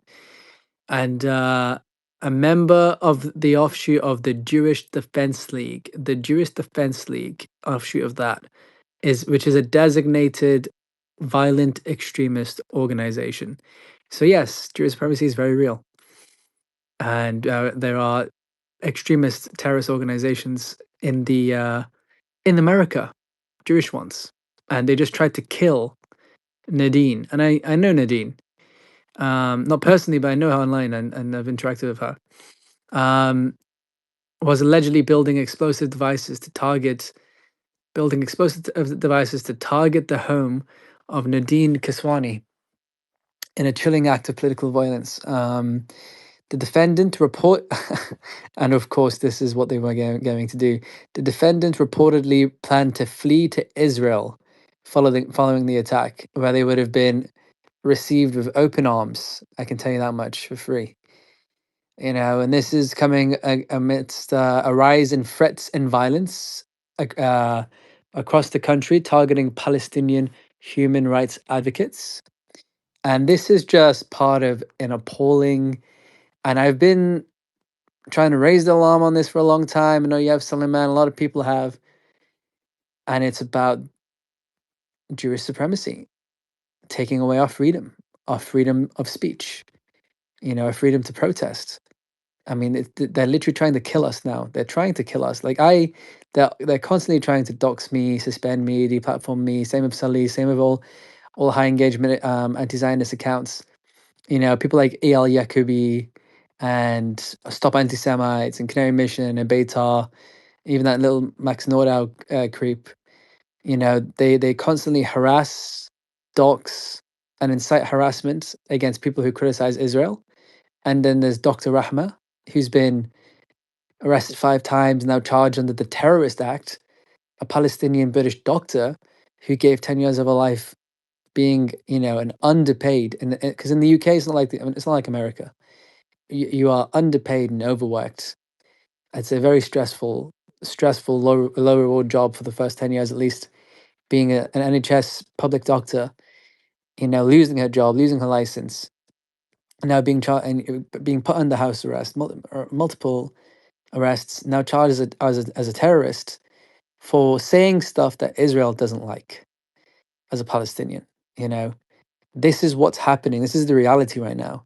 And now a Jewish terrorist, because that's what he was, and if that offends you, fuck you. Like, seriously, fuck you. Like, try to kill Nadine now. So they're trying to silence us any which way they can. All this week I've been dealing with these creeps trying to accuse me of being some other guy, and that's minor. That's nothing. But it's like they just they don't stop. I never see anyone else act like this. It's always these Jewish supremacists. This is how they behave. They believe in censorship. They are censorship in the Western society, and it's happening in the UK, in Europe, in Australia, in America. In Australia now it's illegal to say Palestinian chants, like regular Palestinian chants. People are being arrested for chanting. In the UK, people who hold up a sign saying I support Palestine Action are in prison. Thousands of them, elderly people in wheelchairs, people with who are 80 years old are being arrested for speaking out against genocide. And groups that take part in this are being branded terrorist organizations. This is real. It's happening now. And it's not, and they're not stopping. That's the thing that people need to realize. They aren't stopping, and they're escalating. Murder plots now, and they bought CBS, they bought TikTok, they bought CNN, they bought Warner Bros. And Paramount. This is part of a long term strategy, and it's I guess it ties in because it's why are we at this war? Who are we at war for? Who are we paying higher prices for our fuel for? Who are we on the precipice of financial collapse for? You know, it's these people who are trying to ruin your life if you speak against them. Americans are dying, Palestinians are dying, Lebanese people are dying, Iranians are dying. You know, and and people are going to be starving for these scum. And if you speak against it, you're going to get harassed every day by these scum, and maybe even they'll try to kill you. As literally the mayor of New York has said, this is a growing and alarming trend, rise in threats and violence. You know, so it's just these people, these like this, the ADL, Stop Anti-Semites, El Yakubi, all these bitches, man. Like, and the stuff. If you're not paying attention, the ADL, you should pay attention sometimes to what they're saying. They're using AI. They have thousands and thousands of agents and lawyers, all dedicated to ruining people's lives for speaking up. They're creating systems. They're creating censorship, automated systems using the social media Two platforms, algorithms. 286 groups that do only this, that are funded by donations and from funding from Israel, working on college campuses as well. Some of them. Just That's you, why you got to take out Israel. If you take out Israel, there's nothing to defend. There's nothing to prosecute anyone for. That's why you got to permanently destroy it, destroy that entity, and get rid of it. Because then they'll have nothing to defend. No one will talk about anti-Zionism or whatever. It won't exist after that. Yep. Every time they get hammered, new incoming, we're cheering because you're right. They have to be just. I mean, I'm talking brought down to nothing, man. It it has to stop. It has to stop. Yeah, the Anti-Defamation League will cease to exist once they don't have anything to complain about, as in a state that they can protect, a Zionist state they can protect. They won't. That's it. So it's better to get rid of this genocidal entity once and for all. This is the greatest opportunity that is presented to the world, and Iran and the resistance are at the forefront of that. And then it will set America free, and that's it. The shackles, this parasite will be killed, or at least permanently erased from for the next 10, 15, 20 years from society, and they'll have to regroup another time in another era. well, anti-Semitism will still exist, and they'll probably still have an anti-Semitite Semites league or something. But I think you'll see that it won't exist. You'll see that it will decline by 99% if Israel disappears, because that's the cause of 99% of funding, all. yes.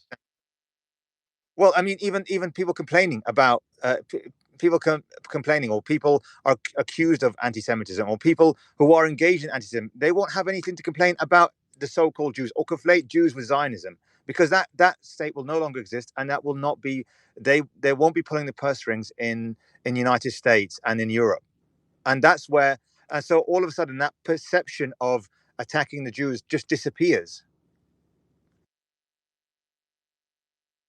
Yeah, I could see Well, that. I can tell you, resistance. So many people are so over like the whole, oh, oh, they gonna attack the Jews, that nonsense. Oh, you're gonna, I think we're sick of it. We're sick of it. Like, look, nobody cares in China. Like, they'll just flat out say it. They'll just flat out name them, and it's not all. Obviously, it's never all. I think most people understand that, but like, when you have This is again always boomer so dads in a I'll be coffee honest with you shop guys, and this is always so confusing. yeah. Whenever Inevitable's talking and I'm like, yeah, I agree with what he says, then I'm like, damn, am I getting psyoped by CCP propaganda? And then I'm like, damn, what's going on? And I'm like, I gotta rethink it. Anyway, I'm joking. Go ahead, Inevitable.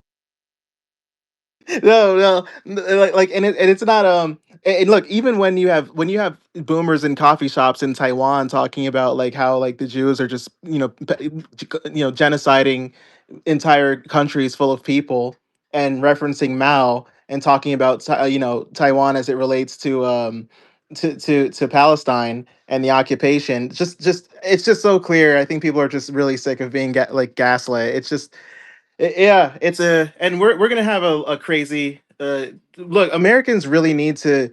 I don't know. I don't want to be unreasonable, but Americans are, especially Americans, who are associated with their government, they're gonna need to really like hold their government accountable, because it comes to a point where like these people, you know, these people should not feel comfortable lying so easily and so brazenly as they do.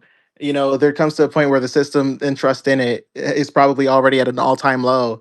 But these people, it doesn't seem to matter who gets elected. It's like you put one person in power and then they completely switch on all of their terms. And so you have to reassess exactly what kind of system you're running. And I think that's why it was to Resistance's point. I think the college campuses are certainly a breeding ground. It's like there's a reason why they're so aggressive on the college campuses and why they're hiring so many outposts and agencies to target them, because they know like that's how they got their power started. That's where they began in the first place in really in the West, but especially in America. That's how the Jews got their power, and that's where they want to retain it. But it's not going to work.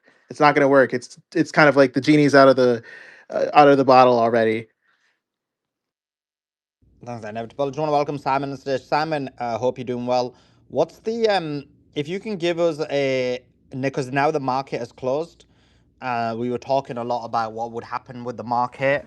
The Houthi statement, it wasn't anything impactful when it comes to the market perspective. Do you want to welcome Thomas as well? But we've kind of deduced from the space that likely the Houthi statement was in relation to the uh, third USS aircraft carrier, the George W. Bush, that is heading towards the Persian Gulf. And they're basically saying if that continues, if that comes, it's gonna be an open target for them.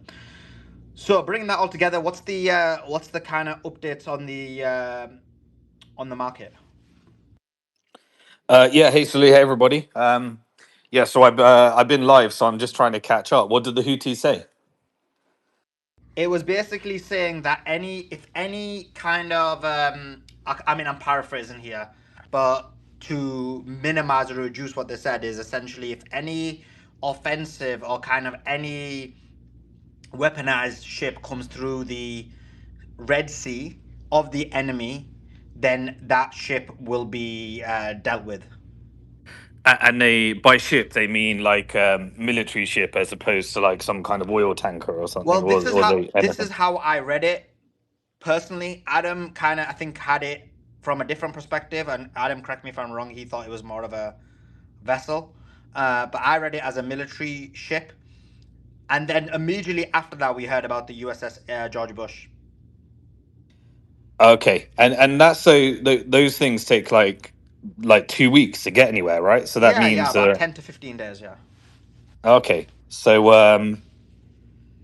like so they're either deploying it as some kind of signal, or they're getting ready for more and more. Well, again, it just still doesn't relate to the type of thing you need for a ground invasion, right? Okay, so do you know Well, it depends. You could possibly, because that could be the station. an island invasion or something? Well, that could be the station. That could, because remember, you need to be stationed from somewhere to be able to launch a ground invasion. So if you weren't to launch it from the GCC countries, then a possibility is through a carrier like this. Okay, but all to say these are kind of implying this is a long term thing and a build up, isn't it? Yeah. But yeah, I mean, well, the Houthis, from my understanding, again, I'm not a military. I listen to you, everyone, and just the past. 2.5 years or 3 years that we've been sat here. The Houthis are not to be messed with. We've seen that on both the Biden under the both the Biden administration and the Trump administration. I even remember, and some could say it's propaganda, but I think China made a statement once saying that the Houthis should be like, I can't remember exactly what it was, but they should be in like a top 10 or top 25 forces to be reckoned with in terms of military capabilities.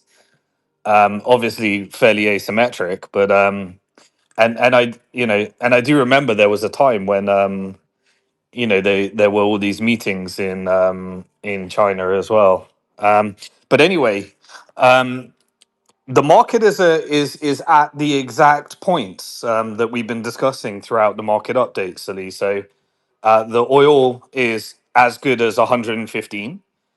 Historically, that's been the point at which there's been extreme measures and interventions, and the yields are at the exact point at which intervention and problems happen. And so the escalation, interestingly, happened prior to futures market close. So that's pushed everything. I don't think there's anything that Trump can say unless it's actually backed up by real believability or evidence, or like nothing he says at this stage. I would be very surprised if anything he says that's not backed up by a serious amount of credibility or confirmation from credible parties that it will move the market anymore. So I think we're at the brink. The action looks like there's going to be, a lot of action over this weekend. So I think we're going to be very busy. And if the Houthis are starting to make statements, and I guess it really comes down to the Red Sea is not closed for trade at the moment. If the Red Sea does become closed for trade, we know that that's the next phase of the escalation cycle. At which point, yields would blow up, oil would blow up, and we'd enter into the unknown. And the unknown is where extreme measures need to be taken. So I just feel like unless Trump's going to pull a rabbit out of the hat next week and find another way of calming down bondholders and calming down the oil markets, then we are entering into a very destructive phase. And all across the world right now, there is states of emergencies, there is energy insecurity. Um, and I'm not sure to the truth behind it, but I saw it across my social media feed that apparently Russia's going to stop exporting LNG from the 1st of April. That's a problem. That's a big problem. This to me feels like we've got a COVID setup here, the next version of the COVID setup. Um, Hey, yeah. Simon, do you think, you mentioned that we're at the point of intervention on interest rates, on oil price, and it seems to me almost in a desperate way that Trump is using social media posts to avoid the use of those extreme measures to try to talk the market down. And every time he does it, whatever remaining credibility is evaporating quickly, and it's almost to the point of it's a joke. I fully expect him to announce a big beautiful deal with Iran over the weekend, and then Iran's going to say we're not even talking. And so, I mean, what's your observation in that dimension? Yeah, we saw this before with the China deal and the trade deals. Whenever there was escalation with China, the market puked. The yields would blow out. We didn't have the oil or the genuine supply shock, so at least then it was just markets and things you can kind of manipulate your way through. It was just the stock market and the bond market. But now we've got the stock market, the bond market, and the oil market, and we've and Trump's credibility is at the point where it was during the trade war. He said, we've spoken with China, we're doing a deal, and then China will come out and say, "What are you talking about? We haven't spoken." And then eventually it would lead to, "Oh, here's the deal that we've started working on together." And then you'd realize that these things take years in order to put together a trade deal, at least 3 years. And that will kind of penetrate its way through the market. But the weapon that they were firing at that time was tariffs. But there was genuine, the nuclear weapon at that point was China constricting its access to rare earth minerals.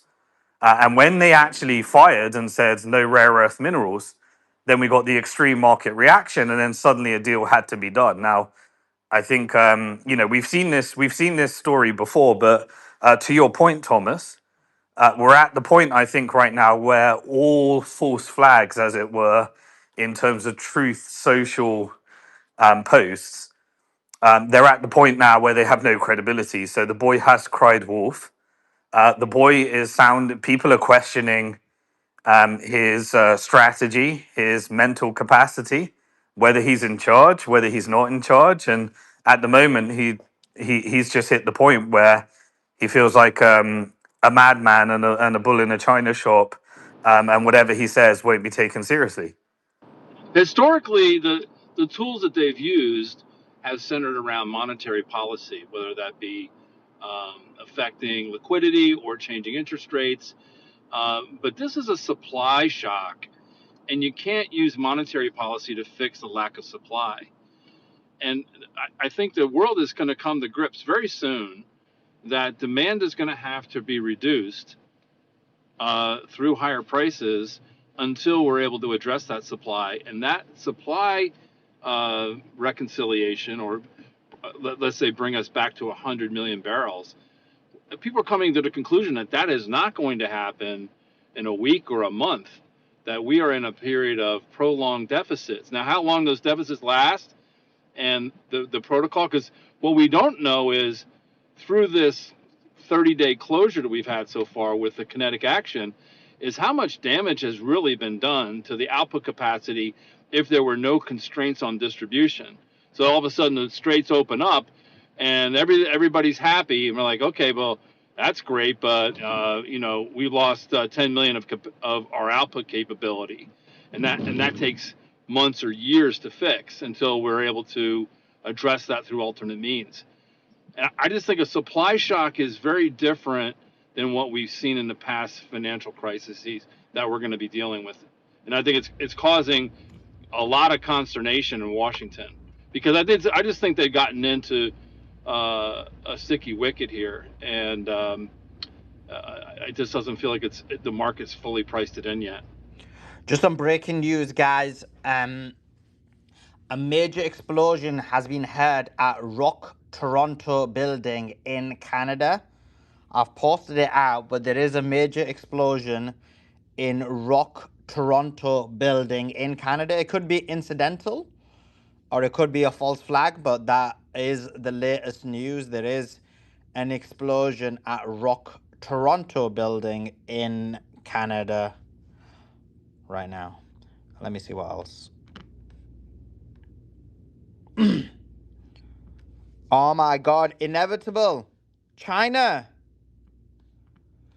Why are your people attacking me so much, blood? What am I looking at here? Inevitable, tell me what is going on. What did I do but to hurt or have the Chinaman attack me? What happened? Oh my god. Your bestie, inevitable. Your bestie is attacking Suleiman. Your Let me bestie. reply to this No, guy. don't tell Let me me. reply to this Wow, guy. Don't tell Beatrix me. is back from China. Yeah, Beatrix, you missed the super chat. Shall I read it to you? It's a very important super chat that you missed. Tell me, if it's not nice about me, I'm giving them time out. What does it No, say? you're not giving them time out.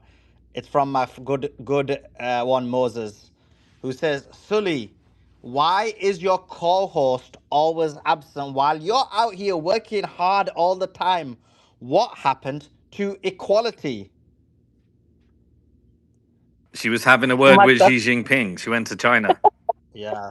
Like literally, I'm always running this space. I got one Friday evening off and one Moses super chats to draw attention to it. Thanks, one Moses. Thanks. But appreciate the support. Oh my god. Listen, why is your boy attacking me? He's lying about me as well. Right, I'm writing a response to this guy. He wrote, everyone who isn't a criminal is welcome to come to Dubai, except for Suleiman, because he's actually banned from entry because he's a criminal. Blood. What is this lie? I've literally got no criminal record. I'm clean. I'm cleaner. I'm cleaner than, I don't know what's the example. I'm cleaner than clean. Cleaner than a newborn baby's bottom. That's a lame example. I'm super clean. Like I've got no I'm a nerd. Like I don't even That's commit. smooth, not clean. Exactly. Was she trying to manipulate? All right. Okay. It's smooth as a baby's That's bottom. smooth. Yeah, Oh smooth. my Sorry, Simon. god, you Yeah, can't trust smooth. these It's chicks, Yeah, smooth. a bro. baby's bottom, they're not very clean. They Exactly. need What's baby she saying? wipes. You can't trust. Oh my god, she's on Chung's side. Keep Beatrix Oh down. my Sorry, my god, bad. what is going on here? First the Chinaman attacks me, now Beatrice is attacking me. What is going on? Okay, I'm posting. Okay, You're clean. You're as clean as a Japanese person's kitchen. is that like? Yeah, exactly. I'm super clean. You've been to Japan, man. That place is clean. Blood, it is super clean. But listen, I'm more cleaner than that. Because that had people on there who were whatever. But this is crazy, bro. Like, why are they lying anyway? There's actually a few of them. I'm just looking now. There's actually a few of them I'm posting it. But I've got no criminal record. Like, I'm literally like never break the law. Right. I've replied to him. Wait, who's saying that about you? Ian Miles? Is it Ian Miles Yeah, Chungus or whatever his Ian name Miles is? Chungus. I should have wrote that on there that he was Ghislaine Maxwell. He was part of the Epstein class. Ah, damn! I posted it now. Was he in the files? Apparently he was work. I think Inevitable knows this better, but I think he was working with Ghislaine Maxwell on some kind of Reddit thing or something. Yeah, he was like a mod on Reddit, and I guess besties with Ghislaine Maxwell. He made it a point to make sure that we were all jealous that we're not cool enough to be co-mods with Ghislaine Maxwell. I guess like that's his claim to fame now. He was a very corrupt mod. Oh my god, why is he attacking me? Oh, right, Beatrix, have you read my reply? Have you seen my reply? Okay, this is what I've the just seen reply wrote. it. I've just seen it. I've just seen it. I've just seen it, and I've also seen that because of your hasbara against me, non-runner says Beatrix has been out all day sucking petrol from people's cars. Okay, thank you very much. That's a good one. Okay, so Right. this is my response to Inevitable's. Can I read it? Can I read it? Can I read Yeah, it go ahead. out? All right. So you said, I have no criminal record, no capital letters. Chung. Is that how you spell his last name? Oh no, you spelled his name wrong as well. That's so funny. I like the way you spelled it. He's going to think you're trolling him because you spelled it with a U instead of an O. Funny. This claim of yours is completely false. It is a lie. But then again, this is what you Zionists do. This is targeted propaganda from the UAE, as the fact that I'm exposing what is happening there is proving to be unpopular.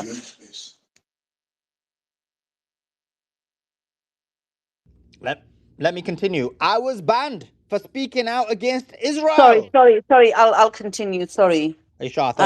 I thought you were maybe trying to steal some more oil from people's cars, so I thought I'd let you do it. Just so bad he said that, honestly. But anyway, this is targeted propaganda from the UAE, as the fact that I'm exposing what is happening there is proving to be unpopular. I was banned for speaking out against Israel. Meanwhile, Ian Miles Chong was under investigation in Malaysia and went on the run. He fled to Dubai, a place known for harboring criminals. You are the same individual who is paid by Dubai and promotes Israeli propaganda, including support for the genocide in Gaza. You are the kind of people Dubai pays. Zionist handshake Emiratis. Yay. Oh my God, Have you found any Cyrus is petrol written. yet, Beatrice? Oh my God, that's so, I can't believe somebody said that on the chat. Seriously, like that's what I've been doing. Is that what you really think I've been doing, huh? Cyrus has written underneath your comment. Cyrus has written, he's also one ugly mother effer. Like what? Did you just like he just read past that post and said, yeah, all of that's true, and also this. Um, I did fill up though, Simon. Do you know what? I've made it a principle. I'm just going to keep filling up my tank every day. Like I'm not going to let it drop at all because I'm so zero trust in what Keir Starmer's going to do. But yeah, that's a fantastic response to him, Suleiman. He deserves it, to be honest. Hold on, he's not even Chinese, is he? The Malaysian, Exactly. I No, he's think. not. He's a Chinaman. Why are you attacking the Malays for, bro? This guy wants to defend China over everything. Simon, he is Chinese who lived in Malaysia and now has escaped to Dubai. So how is he still Malaysian? Oh, he is Chinese, yeah? That's like saying you're a Chinaman because you lived in Hong Kong. Okay, yeah. I thought everyone said he was Malaysian. I don't pay attention to this guy. I don't know anything about him, but He used to be on Spaces with you all the time, Simon. oh yeah, we used to argue, didn't we? He used I to think get you were on the pissed same off. side, weren't You're a you? conspiracy theory. No, he used to say I was a CIA. I'd say it's CIA, and he'd be like, "That's a conspiracy theory. It's a conspiracy theory." Yeah, you did. So You, Clark1NG on YouTube says breaking news: Sully is crashing out on Inevitable's friend. bro, why are you attacking Inevitable? He's not his friend. He just represents him. No way. Whoa, friend. Whoa. Hey, look, this is slander, okay? Slander and libel. X-Rose Horse Racer. I'm just looking at some of the comments. They Oh wrote, my God! Dennis says, no, it wasn't Dennis. Gilani says, Sully, can you read it again? Didn't understand what this chick said. Like seriously, what is happening on this chat? that's funny. Okay, I'm reading the actual comments on the X though. That says Suleiman dunking deep on Chung. I like that. Don't worry about these and the whole world. UAE is the most prime location to hide from the crime that you have done in your own country or any other. They've got an image of the leader saying the one man who signed the Abraham Accords. Someone said, "Isn't this defamation?" I mean, it is, but like, I'm like, oh, I'm gonna. I was thinking like, oh yeah, should I say I'm gonna sue you? But then I thought that's lame because I'm not gonna sue him because it costs so much money. And even if you win, it's like a headache. And he lives in Dubai, and it's like, it is what it is. Because like in the UK, a defamation case is gonna cost you like £250,000, £500,000, which is what, $350,000. It'll be hard. It's hard to find anyone who's willing to do defamation cases pro bono.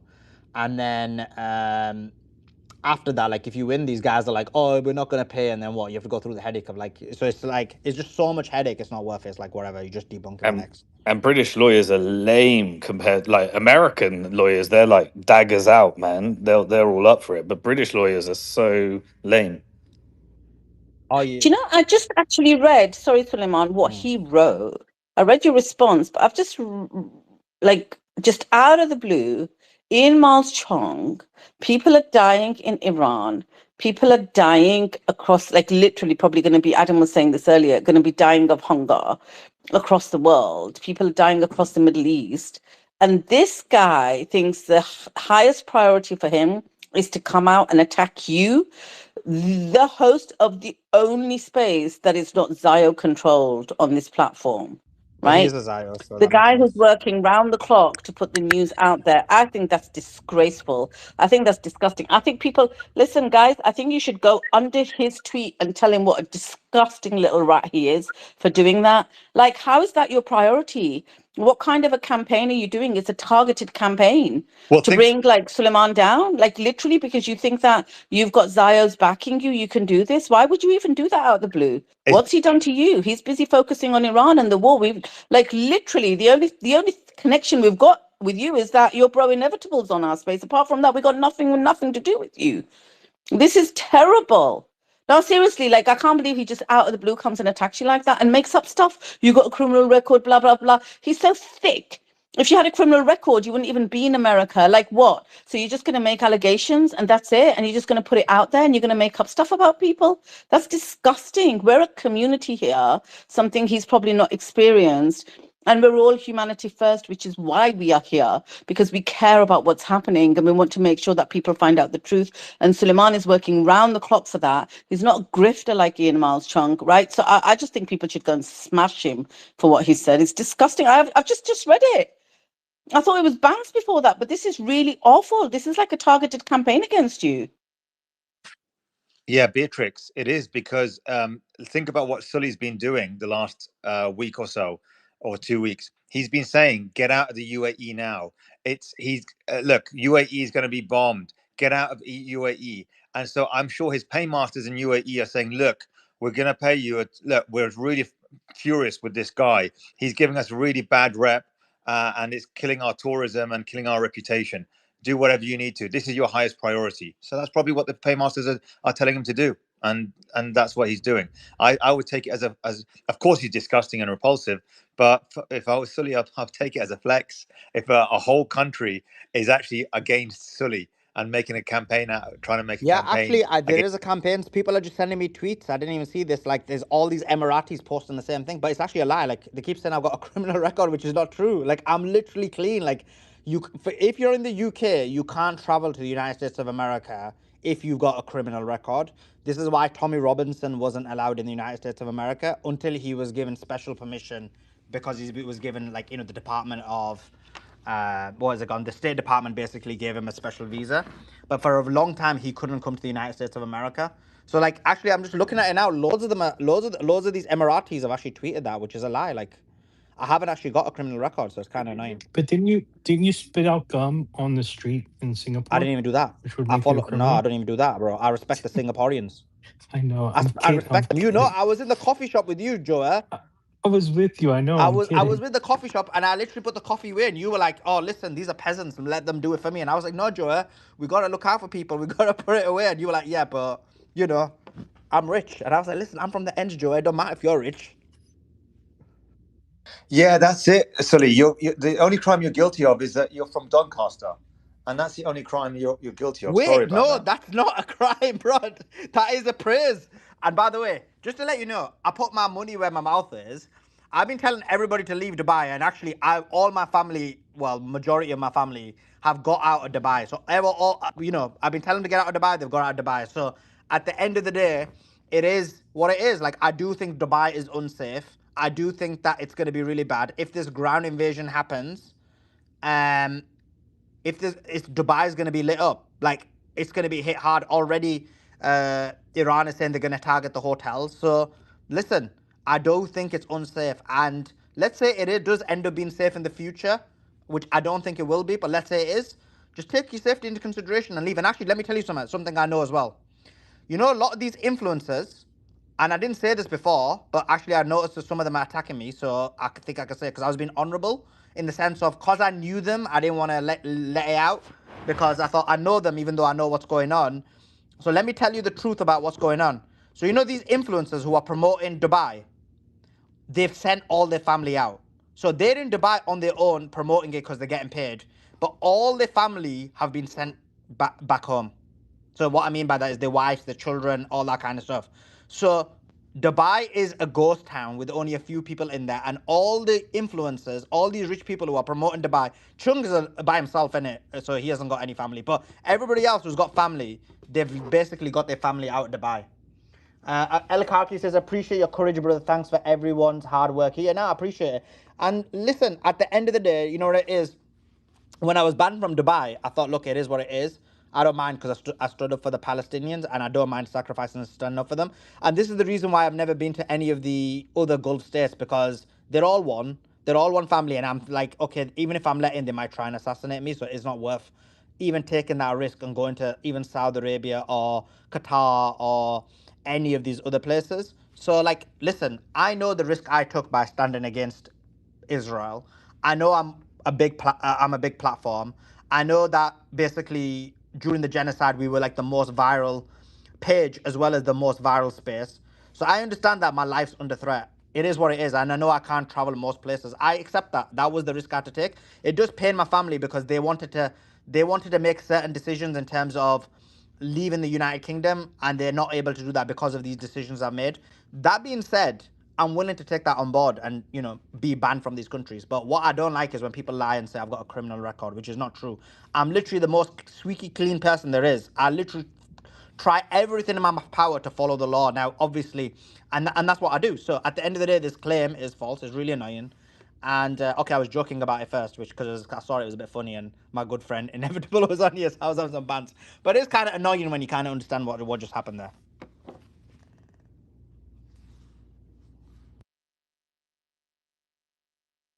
Man, look, you guys are just jealous that you're not cool enough to mod Reddit with Ghislaine Maxwell.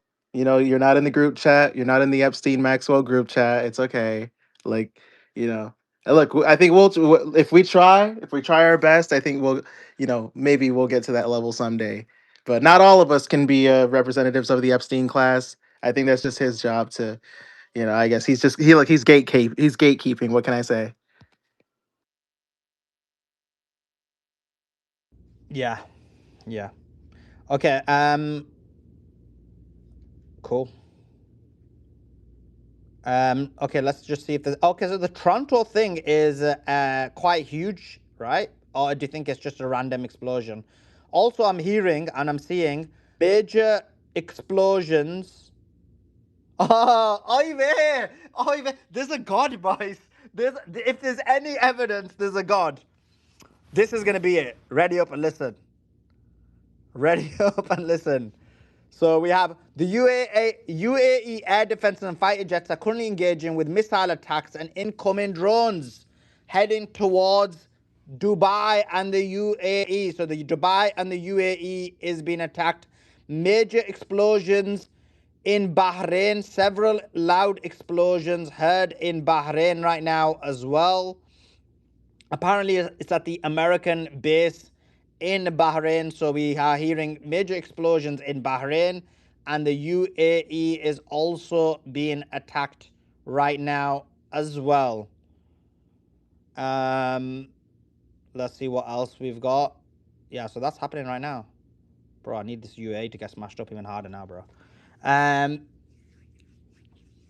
What else? Direct and accurate strikes at the American base in Bahrain, direct strikes in the American base in Bahrain. I've just seen CBS News have confirmed. See what I mean? They just lie, lie, lie, lie, lie. CBS confirm that 10 American soldiers are injured from direct attacks in Saudi Arabia in Prince Sultan Air Base. So remember the Saudis lied, oh no, we're not involved. We're not part of this. Well, just now, funny enough, how is this all coming out while the Chung thing happened? That's hilarious. I didn't even time it. Although, I don't know, guys, what do you think? Do you think I timed it? Do you think I knew? Possibly I coordinated with the IRGC and I was like, listen, Chung attacked me. Let me read this tweet out exactly while you decimate the Gulf. I don't know. You'll never know, guys. You will never, ever know. But, oh, wow. No, wait a sec. Okay, so what they're claiming is this, but remember, they always try and minimize the claim, so it's probably much, much worse than this. So this is what it's been coming out about the Prince Sultan Air Base. And this is confirmed by CBS News. And as you know, CBS is literally Zionist-controlled media. It's literally run by Israeli Operation Mossad. So it says 10 American soldiers injured and 2 with serious injuries, they're claiming.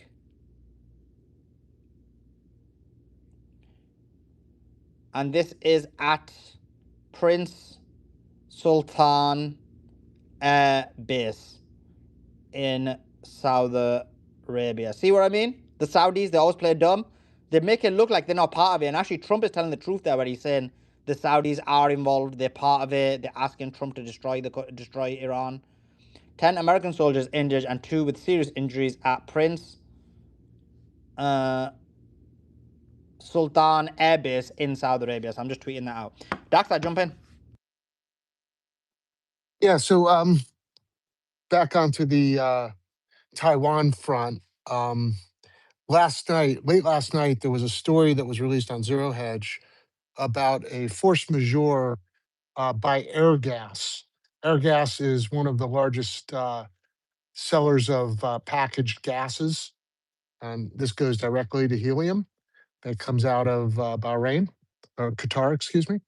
Now, where this gets interesting, I kind of didn't know this, but helium actually has dual use. It's used heavily in the medical industry to run MRI machines and other uses inside of the medical complex. And Airgas announced that they will be prioritizing medical uses over chips, putting Taiwan Semi kind of into trouble. The AI kind of build out, the core of AI build out, which is these fab plants in Taiwan and owned by Taiwan Semi. So another force majeure that kind of sneaked through. This was announced a while back, or letters went out a while back, but there was no coverage of it. Just got picked up last night, and when you read through the story, it's really crazy. So, these 12-day, 14-day plans to come through the Suez. Look, we don't have 14 days. I'm not sure Taiwan doesn't shut down within 14 days. So I don't really understand what's going on. There's a lot of bluster, but this thing's getting real serious real fast. And I just don't think we have the kind of time that Trump's talking about. Dark. South Korea is in big trouble. They get 67% of their helium from Qatar. So if you're saying it's a force majeure over there, then that's it. But the point This was of what Doc is saying is that doesn't mean Taiwan's screwed.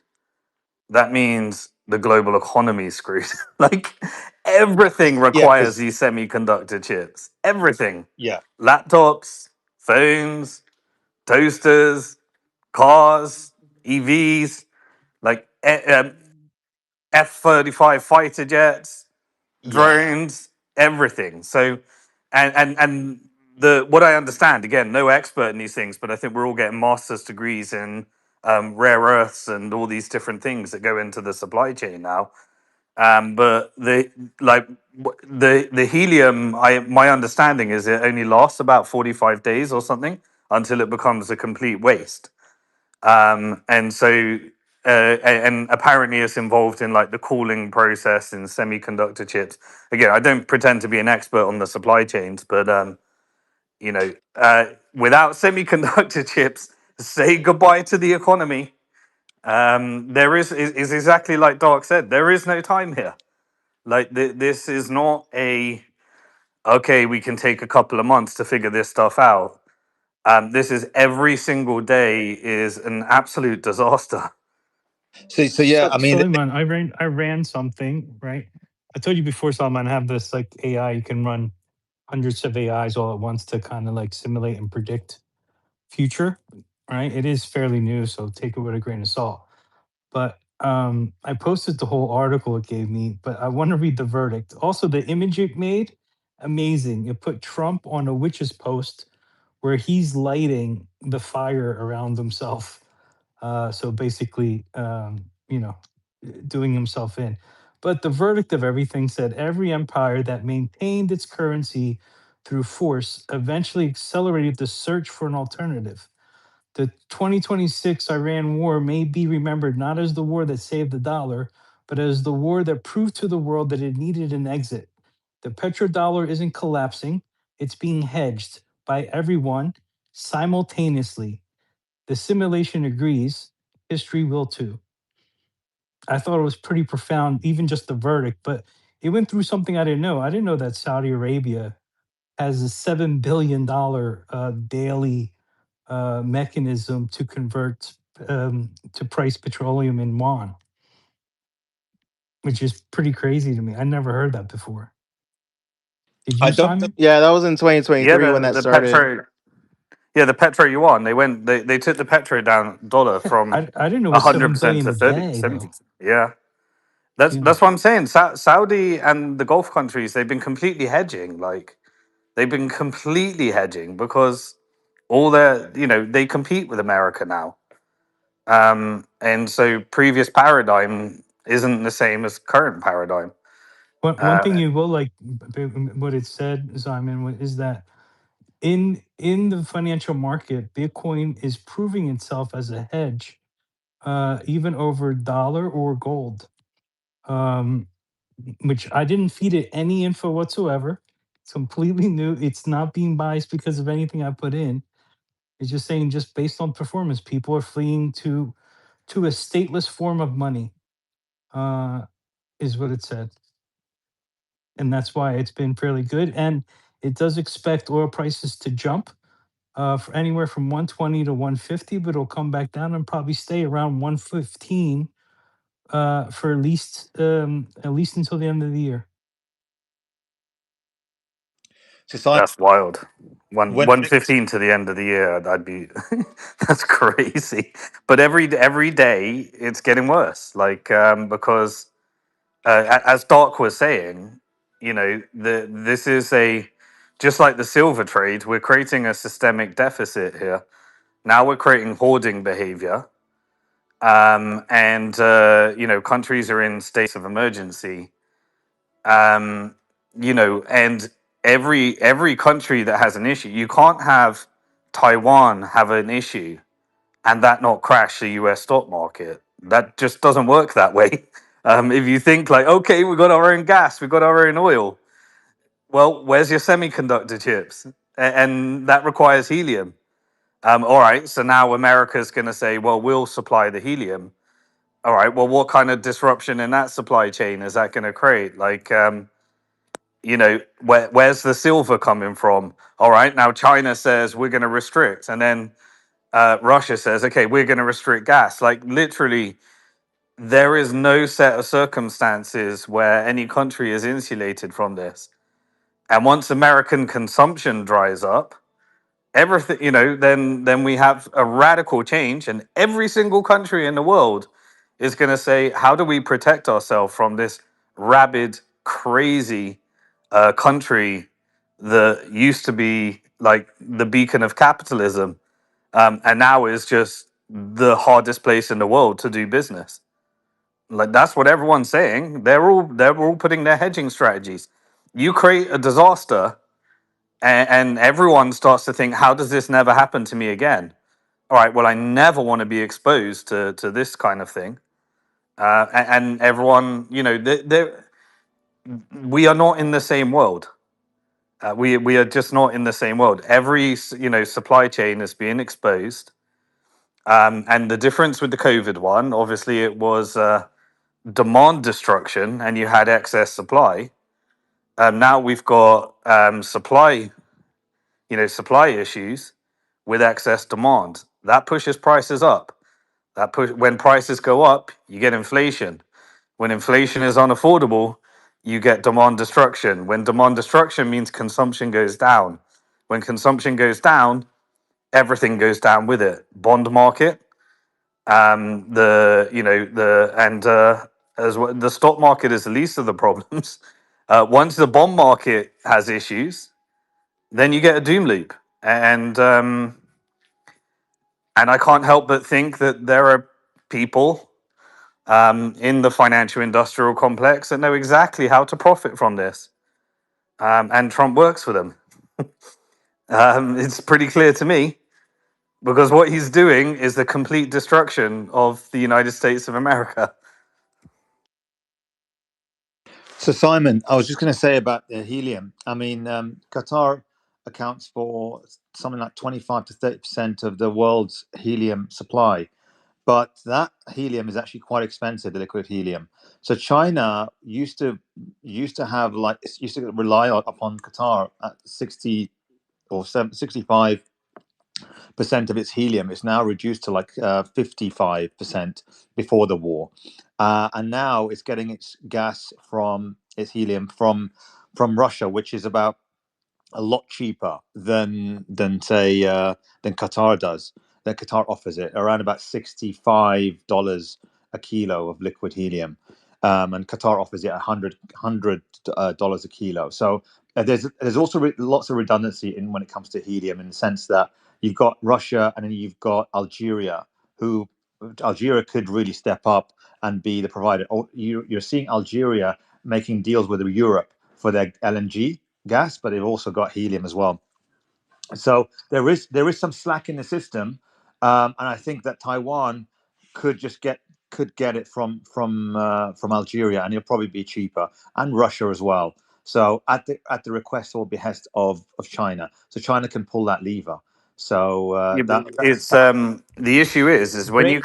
when you create a structural deficit, cheap prices become expensive prices. They have to create new supply chains, and when everyone wants it, then you demand a higher price for it, and when you demand a higher price for it, the price of everything goes up with it. So unless we have excess supply, then the price ain't going to be cheap. If you've got excess demand, then the price goes up. It's just simple economics.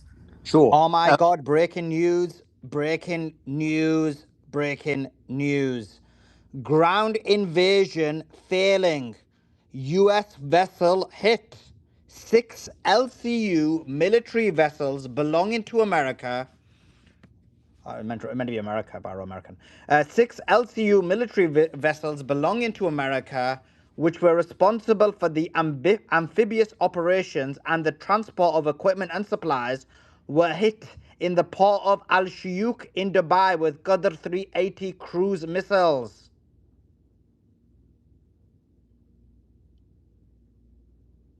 Also, These are where all the troops are, right? so, Well, these specific LCU military vessels, they basically transport equipment, troops, supplies, various things. Andrew, what's your understanding of the LCU military vessels? He's gone to China. I was gonna say Go the ahead. 380 missile has been a superstar this entire thing, like the last 3 weeks. They've taken out 2 dozen Reaper drones as it is. So it's not surprising. And that's actually something that's one of the things I listed that I really hoped would be put to use against the amphibious units coming in is the 380s or no, yeah, that's what I think it's called, right? The 380 missiles, the loitering missiles, that's what those are. So those can literally like lock into a target. They can be controlled through GPS. And then once off GPS, once they have their target, they literally loiter and just pick what they need to hit. It's not like a regular missile. The other thing Yeah, I've noticed is oh, sorry, Karen. You know when you get those clips of like the news just repeating the same sentences. The one you're getting right now is there's going to be short-term pain for long-term gain. So they're really prepping everybody for what this is going to be. I remember that's the exact type of thing they were saying during the lockdowns, right? exactly. So does that seem to suggest that they are they're trying to um, get people to kind of condition people into accepting that it's going to be a painful few weeks or months? It's going to be a painful year. It's going to be a painful 2 years from now. This is everyone needs to prep for that. Yeah.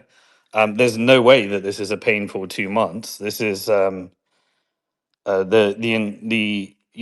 is impactful for at least the rest of the year, if not longer.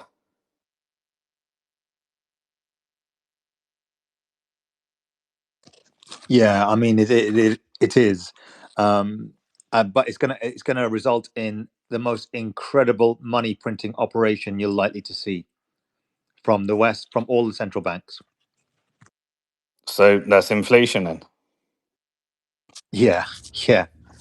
How many from your perspective, how many years do you believe that the impact of COVID had on people? I think. Well, again, let's define that. But in terms of supply chains, I'm trying to even remember now. It's all blurring in. But Oh my supply. God, breaking news, I even missed this. Flip, I should have put it in the main tweet. This is so annoying. 3 of these combat ships were sunk and were engulfed in flames. So if you remember, these units were going to be used for the invasion. So it was the UAE and Dubai where this invasion was going to happen from. 3 of those units have sunk. Oh my God, was Inevitable gone? He's getting more instructions for the CCP. He's like, what is our opinion, position on this, sir? But anyway, that's a joke. That's a joke. Love Inevitable. Simon, sorry, go ahead. I interrupted, but that was breaking news. That's huge breaking news. Sorry, back to you. So what that when they say sunk, does that mean that there's likely to be a bunch of American troops in those ships that have been sunk? Or Possibly. there'll be some kind of rescue Well, operation or because they something. say No, it's at, because they say it was at the port, the Al Shuyuk port. It could be there was none, but it could be that there was some as well. So both are possible. What does it mean, that Andrew? well, we have to understand something. When the United Andrew, where States were you, Navy, blood? Andrew, where were you? We went to you, and you weren't there. well, the wife came home and she says, "Get your ass out in the garage and help me." And I went, "I'm busy. I'm busy. Take care of this." And then she pulled rank on me and had me help with a Oh project. my And I God, said, get her "I on will." locks, Andrew. Get her It on will. locks. Andrew's like, I I've only been on this space for 28 days. I've got a few more days to go. Yeah, exactly. And I said, "No, I will not leave my post." So I got beat up, and she pulled the chicks. The chicks rule. I'm not simping. She beat me up, so I crawled out. I'm back on post, sir. I'm back on post. So we Does want she not realize Uh, there's a war going on, Andrew? well, yes. is that Does Andrew? she not realize there's a war going on, Andrew? Come on. Yes, I told her I left my post. Sir, I'm sorry, sir. I will never do it again. No, We actually no. needed. We I actually wanted caught your view on some, piece of it. Andrew, which is, can I Yes. read the news to you? Because I want your like Yeah. perspective on it, because you may have missed it. So Okay. this is the tweet I put out. The ground invasion failing. 6 LCU military vessels belonging to the Americans, which were responsible for the amphibious operation and the transport of equipment and supplies, were hit in the port of Al Shuyuk in Dubai with Qadr 380 cruise missiles. What we've learned also is 3 of those combat ships sank after being struck, while the others are engulfed in flames. During the operation, a large number of Americans were also killed. Actually, yeah, it does say that they were killed. So, to the audience, if you can explain the LCU military vessel in terms of explain what it is, in terms of the transportation. Like, for example, it'll be the USS Wasp and what it is and who they've got in there and the transportation of the personnel and how they were going to be used and how impactful this is. But do continue. Okay, yes, I would very much like to explain. As I said earlier many times, in my 20 plus years of active duty service, 3.5 years I served after working Intel. I was assigned to, and this is when I transitioned to the Amphibious Support Navy. In that, that's when I was stationed in Beirut, Lebanon, with we called it then the MAL Marine Amphibious Unit. We were with the 22nd MAL, but okay, LCU, that's called a landing craft unit. It is a small, very small boat. Imagine the movie Saving Private Ryan. Those were LCU launches. Carry about 25 up to, well, now they're quite bigger now. You can carry like, don't hold me the exact number. You can pack Marines, soldiers in there. You get about 50 or so soldiers. It's for a ground invasion from the ocean to land. That's the most insane, unthinkable, unbelievable, unimaginable, whatever someone could do. And literally, to do that, you have to have air superiority, because without air superiority, they're literally sitting ducks. So you got these small boats. I say small boats. They're pretty big, but they're basically a launch, an open barge launch. The front that calls it drops down, the very front of it drops down, just like in the movies. You see when they were storming the beaches at Normandy, that front gate drops down, and the Marines or soldiers, they run out with their guns blasting away.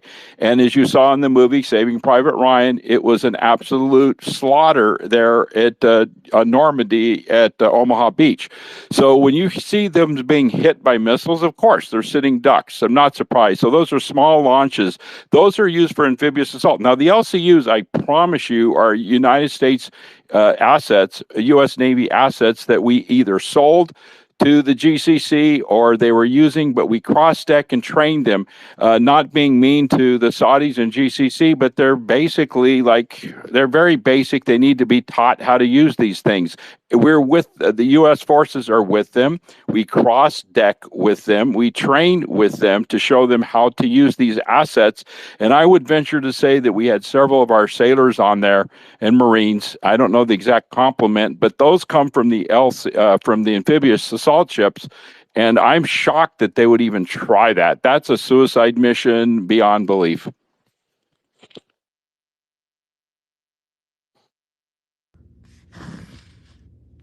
Thanks for that, Andrew.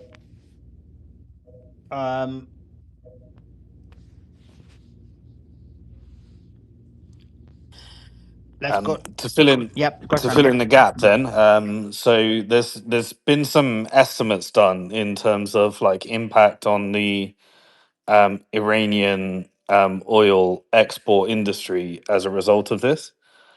The estimates were that they Iran, under the sanctions and at lower prices, had to sell their oil at a discount of $10 per barrel. That's now, with all the demand right now, gone up to a discount of only $2.20 per barrel. At the same time, additional revenues coming in from the alleged $2 million, shipment per vessel, and then obviously the increase in the prices as well. At these prices, it's estimated that Iran is making an additional $25 million per day as a result of the closure of the Strait of Hormuz and the war. So an additional $25 million per day. To put context into that, they used to make about $139 million. So they're bringing in an additional $25 million as a result of this. How much do you think that Iran is losing in terms of assets or value of assets just from the bombings and the war? Because obviously US and Israel are destroying buildings left and right, and infrastructure left and right. How much do you think that costs? Well, virtually impossible to estimate, but firstly, they're a very insulated economy because they've had to be dealing with these sanctions for such a long time. But yeah, I mean, both Iran and Israel and the Gulf countries, there's going to be severe infrastructure damage that's going to require billions and billions and billions of dollars in the rebuild phase of this. So Yeah. yeah, the idea behind this is you're creating economic vassals of both Israel and Iran, so you can insulate yourself in the Iranian side, because they've got an internalized economy and the correct trading partners and all the rails that were built. But the rebuild of all the infrastructure, the idea is that you need to secure investment, and whoever provides that investment in the rebuild phase is obviously going to reshape the region. And so you'd imagine that's where China's Belt and Road Initiative comes in. And then because you can't change your neighbors, you'd imagine that there'll be some Gulf funding. And obviously, Western financial powers are trying to brute force it open so that they can invest as well. And the makeup that ends up at the end of this. But you're not going to fix that internal infrastructure without the makeup of what the post-war environment looks like. I mean, you can change your neighbors if you're Iran. I mean, you can, go about regime change on UAE and Bahrain. That Well, would be nice. yeah, but not without America coming in and Israel coming in and taking advantage of that situation. So the more disruption you create in the region, that's kind of the model that America and Israel depended upon. You mean like Iraq? And how are you going to change regime in Dubai or UAE? Like Bahrain, I get, but not Dubai. People literally love the leader that live there. Say that again. People literally love the leader that lived there Where? MBZ in in UAE. Dubai. Okay. I mean, people They people do, are forced to Solomon. love him because they'll flip and go to prison if they don't. No, but they actually do though. Like if you look at some of the stuff they do, I'm just talking about like projects they build, things like that. They do a fairly decent job. I'm not talking about things that involve war and things like that. I'm just talking about daily life there. A lot of people do really like them. I don't see how you could ever conduct regime change there, to be honest, which I what think you can. resistance was saying. I think you can, and the way you can is by destroying their businesses, destroying the financial hub, destroying tourism there, and all of a sudden, these I don't know, is there 1.5 million nationals there, and the rest are not. It's a small population. If they can't tolerate pain. They don't tolerate pain. So they will quickly, and they know that this is a monarchy. They Oh, know I'm this with is Joe. I don't think you. But how? Who would cause the regime change on that? Because not in terms of the good they do. I think they're evil. But in terms of regime change, I don't think it's possible in the Emirates because it's a bit strange with the Emirates because you have to remember, as you said, like 90, I don't know, 80, 90% of the people are foreigners. And if you look at them, the vast majority of foreigners are basically underclass. And they're always afraid of like, they might go to jail, they might be deported, many of these things might happen to them. So they wouldn't do anything. And then the expats are like there. It's like a holiday, isn't it? It's like a long-term holiday. Like no one's thinking they're gonna live in Dubai forever, except for a few people. And then the few people who are there are comfortable, so they're not gonna do anything anyway. And then the actual Emiratis, well, these guys have this kind of weird thing about it. Like there's not gonna be another Emirati who tries to replace this guy. They don't have any kind of political will, any kind of political ambition. They love the fact that they're getting paid up. They love the fact that they're considered above a higher class than everybody else. So I don't know. I think obviously logically anything's possible, but like from a habitual perspective, I find it highly unlikely. But also, people like in the West, they can't get their head around because they got such a bad relationship with their governments because they're just so used to, having to speak out against their government. But half the time that doesn't do shit, and most people just want services. They want family. They want low crime. These are the things that people want, and you'd be surprised how many people would be like, "Well, I don't give a shit about freedom of speech or Well, politics." well, you don't really get that in those countries. This is just like a facade and a mirage they create. So yeah, if you're wealthy, of course you'll get that. But like you're wealthy, you'll get it in most countries. But the vast majority of people, the underclass is not affording any kind of medical treatment there, but they just accept the fact that if they lose an arm, they just got to accept it. In the UK, at least, if they lose an arm, they can actually get some kind of help. I know someone who was in Dubai and was about to go blind and had to actually travel to his homeland because it was just too cost prohibitive. So I don't think you get the things that people claim you get. The only thing you get in Dubai, and even crime, there's a huge amount of crime in Dubai. Is there petty crime? Probably less petty crime, but in terms of crime, there's a lot of crime in Oh Dubai. yeah, but the crime that people care about, like I'm not talking about prostitution and all that type of shit, but the thing Oh no, that I'm talking about drugs. There's drug dealing. There's all those things. I'm talking about petty crime. Yeah. So there is less petty crime for sure, but the rest of it is there. Like there's no medical support there for anybody. There's no any of those things in that country whatsoever. Like you don't get health is very important to people. People care about their health. Like unless you're like someone like you, Simon, would be fine in Dubai. Obviously, someone like Joe would be. But for like an average person, like it's very prohibitive Dubai unless you're like giving all those I don't know treatments or insurance policies through your job, and even then they have like certain tiered systems that you get it in. So I don't agree that Dubai has like good healthcare. Um, Education again, it's same as the UK. There'll be like good schools and bad schools. And the good schools are as good and probably not as equally good. They're as equally good as our good schools, and the bad schools are equally as bad as our bad schools. Probably our worst schools may be slightly worse, but again, that is again education is not too much of a difference.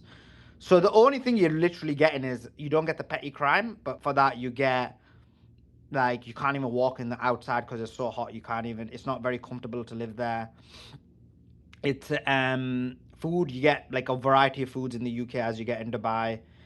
Tourism, we have much better tourism in the UK compared to Dubai. We've got history, we've got culture, we've got art, we've got everything. We've got free speech. We complain about the lack of free speech because We we're so had free accustomed. speech. No, this is not true. So we complain about the free speech that is taken away from us. You're right, but that doesn't even exist in Dubai. So in London right now, you can just close your eyes, put yourself in London right now this second. I guarantee it, somebody is protesting for Palestine right now in London. Right now, I guarantee it, there's somebody protesting for Palestine in London. You go to Dubai, close your eyes and open it, you will be put in prison for daring to protest for Palestine. So there's not comparable when you talk about free speech. So yeah, there are a few instances for sure where free speech is being impeded upon, and we're speaking out against it because we just don't want our country to go down the line of Dubai. We're literally saying it's so bad in that country, in those countries. We don't want our country to go there. Hence why we're speaking against it. But our country's nowhere near there, and I'm talking about the US and the UK. So when we speak about these things, we're speaking about in the point of we love this right that we have, but we don't want our country to go there. And what does our people talk about? They even protest about Elbit Systems and the fact that there's Israeli manufacturing companies that have deals with our government. Palestine Action, what is that? That is that. If you tried that in Dubai, you would be dead. They would have murdered you. They would have tortured you alive. So I think it's crazy when people try and compare when there's definitely incomparable the level of differentiation there is. Sorry, was someone going to speak? It's incomparable the level of differentiation there is. Like Palestine Action was designated, which we all spoke out against. Old grandmas, priests stood up, were willing to get arrested for it. They were never charged though. They were all willing to do it, and it got reversed. Any of those grandmas, grandpas were in Dubai, they would be taken in the underground bunker. They would have been tortured. Their limbs would have been probably removed, and they would have literally been murdered. So in Bahrain right now, there is people, I'm seeing Bahrainians who are pro-government sending me pictures and videos of those protesters who protested against the government about a few weeks ago being tortured alive, and some of them being murdered. It's incomparable. There's a protest about those as well, about the tortures right now, today. Yeah, but I don't think In anyone says that the Middle East has freedom of speech. That's the trade-off. The trade-off is you don't get involved in politics. You don't criticize the government. You don't do what you do in the UK. That's the trade-off. Trade-off Yeah, for just petty crime, you lose everything else. But again, we got to look at the different. You correctly pointed out there's three classes, right? It is basically a caste system. You've got the laborers and the underclass. You've got the actual citizens that were born there, and then you've got the tourists. And for each, or not the tourists, the expats. And for each of those, it's a completely different life. You can't even compare the three. I don't think. You'd True. have to think of them as three different things. I agree. I agree. And all three of them have the same problem where they don't have the ability to speak. All three of them have the ability that they know they don't have rights. There's no legal system, no proper legal system. The reason we're not getting visuals out of Dubai is because they're worried that they'll be put in an underground bunker and tortured. As example, everybody know this influencer called Neon? He's like yeah, an American influencer. You know, like a lot of these kids like him. yeah. He videoed outside his room, out of his apartment. Yeah, and he does all these pranks throughout the world. He did it in Dubai, and they put him under an underground bunker. And he was so scared that he's never even gone back there. And they've been trying to bribe him with free properties and free this and free that. And he's like, I don't want to go back there. What you guys did to me is so abusive, and I'm famous. I'm rich. So there's no rights there. There's nothing there at all. There's nothing that Dubai gives you other than no tax. And this is why we need places that are better than Dubai that actually give you tax havens. And there is reduced petty crime. There is some, but it's very minimal. And those are the two benefits. But now you've got it where they're in war, they're getting missiles attacked at them, they're getting exploded upon. I had a family member who was trying to escape there, and we were worried that the airport could get bombed while they were trying to escape there. So it is not a safe place to live. It is in part of a war, and their psychology is so embedded with America that they're part of the military industrial complex, is maybe the way you would describe it, Simon. They're part of this offensive war strategy, which can always lead to instability in your country. The reason the Khalids in their own country, the Emiratis, will never overthrow the leadership is because they don't have any aspiration for change, so they don't care about these things. So they would. So I agree with Joe on that. I don't think there's going to be like any kind of. If there was any country that I would say the least chance, I would probably say that is the least chance out of all of them in terms of that entire region. But in terms of what it gives you, I mean, the only thing it gives you is the tax and the lack of petty crime. So I like the fact that, you know, But petty crime is a big thing, right? If you're not going to be stabbed, you're not going to be shot, your house ain't going to be broken into. That's the main thing. That well, I agree with you in the sense of no, I agree with you. It's a big thing, but that's not the only place. I'm in America, and so right now, so in UK, like for example, in my area, right, um, I wouldn't walk out in the night at like 11 p.m. I think it's unsafe, right? In Dubai, I would walk out in the night at 11 p.m. I think it's safe. But then I'm in America right now, and the area I'm in Tampa, I walk out in the night all the time and it's safe. And when I'm in Miami, But I walk out in the night all the time at that time when I'm in Sunny Isles and it's but safe. So we have areas in the UK and in Europe and America that are safe as but yeah. Soliman, the safetiness is on a different level. Like I know Miami well. Even in Sunny Isles, if a kid left a bike outside his house and went back in an hour, that bike would be gone, right? In Dubai, literally, you can leave it. The kids never like put chains on their bicycles, nothing. That's true. Like literally nothing gets touched. I feel like I could leave my MacBook at That a park bench for 6 hours and no one is going to touch it. That's how safe it is. It's just on another level. that's It's true. because the police are so tyrannical that even if you are just caught with it, then they'll take you and torture you, and that's it. And then basically Exactly. but you're that's it. Would in. you rather have risk of being? That's the trade off. Yeah, and that's the point, Simon. So for me, I care about ethics. I care about humanity. I would not want a human being tortured. Britain engages in all sorts of crimes against humanity, torture, covert regime change, Proof, colonialism, genocide, proof, ethnic cleansing. Like we proof. can't say that we wouldn't live in England because of all the shit we're No, involved no. in. There's two separate points. So UAE does that as well, and UAE is committing genocide in Sudan right now. So UAE does all of the things that you're saying, times 10. And what makes it worse for them is they're meant to be Muslims. For me, but that being said, we're talking specifically about petty crimes. So we're talking because it isn't. That's the point we're talking about, right? Not in terms because we talk about other stuff. We can go into UAE, how they've murdered people in Sudan, millions of people, how they've done it in Yemen, millions of people, how they've done it in how they treat the underclass and murdered people while they were building stadiums for them. That would never happen in the UK or the Europe. We have with the certain regulations we We have to stop. invented it. We like literally all the conflicts in Sudan, Yemen. We created it, and they're dealing with it now. I think it's sick what's They're not happening. dealing It's with it. They're part of it. disgusting. You need to be clear. They're Yeah, but part of it. they didn't start it. No, they're just murdering We people. But you have to turned. be honest that they're murdering people, right? They absolutely are. They're making people suffer. No, but we turned it into an absolute war zone and a mess. And then they had to, or not had to. They're acting in their interests and funding militia groups. But But why do you say to their say they're interest? ten So they times did it, but worse, you have to say they did to it as well. say Like they you have to did do use the it, they same do language. it. No, but they No, didn't but you start it. They didn't start it. We No, they didn't started start it. it, but We turned. they didn't start it because they weren't even they weren't even a proper legitimate country. They were like it was a desert. But now that they have the ability, they're doing much worse. So yes, UK did those things for sure. UK is part of it. And anything we're saying, we never ever remove the UK from the crimes. It's just that we do call out the UK, but this defense of the UAE for the crimes they do is problematic.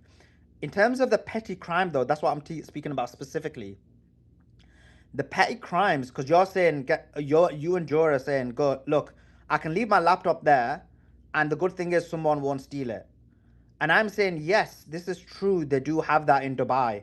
You can leave something there and someone won't steal it. But the problem is for such a small petty crime, like let's say I left a chocolate bar there and there was some starving child who went and maybe ate it, they would be tortured. And so, would you want to live in a society where the punishment is so excessive and torturous and so totalitarian that it would give you some comfort? I Well, wouldn't that want to is be the in. trade-off, right? You Yeah, have an environment exactly. where you can't speak against your government, you can't commit the crime, or you come to England and you risk getting stabbed because it's okay to get stabbed and you may get away with it. Like that's the trade-off. And so we have our freedom of speech to speak out against a government that has a system that effectively it allows for this crime to the point where people don't want to come out at night because you might get stabbed or you might get shot. And I'm not saying one is the better or the other, but you just have to make that trade-off. You can shout and scream at the Epstein class, but the Epstein class are still committing these crimes, and the system's just not working anymore. It's just not working. Which system? I'd say in England, like things aren't working anymore You think in the various parts you of. think the UAE system is working? I think it depends what you value. Do you value freedom of speech? Do you value your ability to speak up against the government? Or do you value Not that you just might be against in the a position where government, you even don't to need to speak up against the government because you're not being stabbed, you're not being shot, and you're not having no, but things happening in your this is life? not the right way of framing it, and it's actually pretty wrong to frame it like that. It's not just speaking up against the government for the crime. It's, for example, my government. I can speak out against them being complicit in the genocide in Gaza. In that government, you can't. So it's not just That's true. about. That's a fact. No, because you're making it look like speaking up against the government about crime, but it's not. I can speak up against my government in terms of being complicit in the genocide in Gaza. In the UAE, you cannot speak up against your government in terms of the complicity in the genocide in Gaza. In the UK, the people can can physically do civil disobedience against Israeli intelligence companies to demonstrate that they disagree with them, to stop some of these complicit actions. In Dubai, you couldn't do that. The Zionists, the Israelis are protected. You would be tortured if you tried to do that. Not only that, it's that there's no judicial system there, so there's no recourse. There's no Exactly. legal recourse if you're found. If the government decides to charge you for something, there's no legal recourse. That's it. For whatever the government says, the courts obey, and that's it. Whereas, at least in the West, there's due process. You know, there's a framework of judicial legal litigation that you can go through. Right, so it's completely different. This is why people leave Dubai, because they would be afraid that they could That's an do excellent point of something resistance. In Dubai, for inadvertently. example, let's say Simon. Well, Simon's a bit different because he's like he's a different class of people. But let's say someone like let's say you resistance, you were in Dubai, and they accused you, and they said, "Oh, guess what, resistance? You said something really bad against the government," and you're like, "No, I didn't say anything bad about the government. I've actually never said it," and they like just blame you for it. You have no recourse, is per what you said. I'm kind of repeating what you're saying, but just elaborating. That to say, look, I didn't do this crime that you're accusing me of, and then you will be you will be tortured, you'll be abused, maybe you'll be murdered, and so what we have is a number of things that people don't realize that are important in the UK that you wouldn't have in UAE. And by the way, I don't even agree with the UK. So when I'm saying these things, I'm actually against the level of crime that's going on in the UK. I'm against the fact that the NHS unfortunately isn't being benefited as much because of the oligarchs taking control over it. So I'm against those things. I just now what I do is I push back against anyone who basically tries to push the UAE or any of these Gulf states when in reality there are horrors and huge problems with them as well. So, can I jump in really quick? Yeah, but I'm guessing. Go ahead. But isn't everything a trade-off, Suleiman? You know what I mean? Like, it really is. Like, I get what you're saying. Um, but I'm okay if I don't have freedom of speech. But Like, this is the point, I'm Joe. being Like, I dead don't even serious. know what you're As someone, saying. as Like, someone, this is a good example, as right, someone who talks. Joe? Mhm. This is a good example. Like, you are one of the most vocal people I know, one of the most articulate Yeah. and intelligent people I know, who always speaks his mind and is willing to be the contrarian in any situation, right? And yet, when 100%. sorry, yeah, You're right. and yet, I know what you're going to and say. yet, when it comes to, for example, the UAE, I will never know if you're being honest enough because of the fear that you may have in your heart, because you will have to not be the person you are out of fear that you could be, I don't know, attacked, deported, arrested, and all those things. And so, even if you tell me, guess what, Suleiman, I'm being as honest as I am about UAE, I would never trust that because we know the way the UAE is, and you would actually have to stop being Joa to live there. So, do you want to stop being the person you are? This is the important question. Yeah, because look, and this is something that when I was there visiting, okay, I was very conscious of. Okay. Um, and then I'm like, okay, they don't take taxes and they provide something that's the most safest version of the planet I've ever seen. And they do have, yeah, you have to pay for the medical side, but it is one of the best But medical again, systems you're in the like, world. you're not a normal person. Like, you're a rich guy living Yeah, in a rich yeah, place. Like, you and Simon cannot be given examples of as normal people. And when I say that, I don't even mean poor people. Like, uh, I'm talking like I even get that. decently off people in Dubai, not people like you guys, right? Yeah, you're That's right. I mean, I'm That's That's the where you same. start That's to the same value. everywhere, though. That is a global thing. Like if you got money, it solves problems.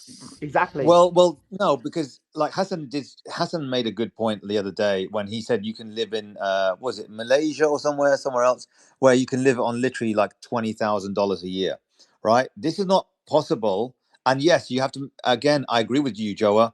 It's all about compromise, and what can you put up with. But with Dubai, there's more things that you have to deal with. You have to be somewhat well off, or because there's no jobs. Like you can't go there as an employee. You have to go there as a person with a startup or a company, right? So it's not like, oh, I'll find a job in UAE unless you're some sort of doctor or whatever it is that they need, healthcare people. Then fine, but But generally not. I'll give you a real example. There's a case of a guy who wore a Rolex to a restaurant, okay, in London, okay. When he left the restaurant, guy came and chopped his hand off to steal his watch, okay, because the guy at the bar told his friends, "Hey, this guy has a Rolex." This is not like a one-off. This is something that's happened various times in That London. happened while I was Um, there on my last trip. Like somebody outside the restaurant. right. Yeah. It Yeah, happens no doubt about often. it. Even I'd Tam, rather not do you know have Tam that. Khan? Do you know Tam Khan, the guy from the UAE? He's like one of their main influencers now. He was actually a friend of mine. I don't know if he's still a friend anymore because he unfollowed me. But the point is but then again he unfollowed me. But I don't know if he's no longer my friend or he's afraid that even following me could cause him harm. This is the level of fear that you have in your hearts when you live in it. And do you want to live in fear? Like, I feel like if you're living in fear, if you have to stop being the man that you are, you're no longer the person you are. So this pushing of it is actually being your own being, and losing that is worse for me than actually anything else. But just to add to your point and agree with you in this element, he was in Beverly Hills. Is it Beverly Hills in LA, which is one of the one of the rich areas in LA? And apparently he was in a restaurant with his family. You know, one of those outdoor where you can sit outside a bit in the restaurant, and it was like one of these upscale ones. Someone came in with a gun, literally said, "Give me your watch." His watch, I think, was worth like $1 million. He gave it, and he was like, "This would never ever happen in Dubai, like impossible." And actually, just think about, like, my children were in fear, my wife was in fear. So there's no doubt about it that there are certain levels of, and that's in a very affluent area, in one of the most affluent areas, from my understanding, in America. And so there's no doubt about it that this element isn't there in Dubai, right? To that level. No, it's not. It's Yeah, not even yeah. close. It's not there. On the other hand, it could be, what could happen in Dubai is, let's say there was a person who did that, and some innocent person got blamed for it. There's no recourse for that person. He would literally be tortured and be killed in Dubai.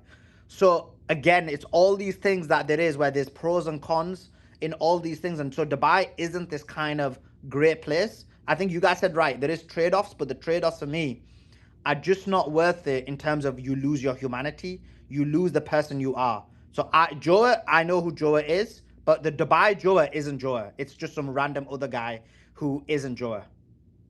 So let me ask you, guys. I mean, It's a happy Joa, Suleiman. It's Trust not. me, It's a it's a Dubai happy Joa, Joa. bro. He's literally like he's a shadow of the real Joa. The real Joa is a warrior.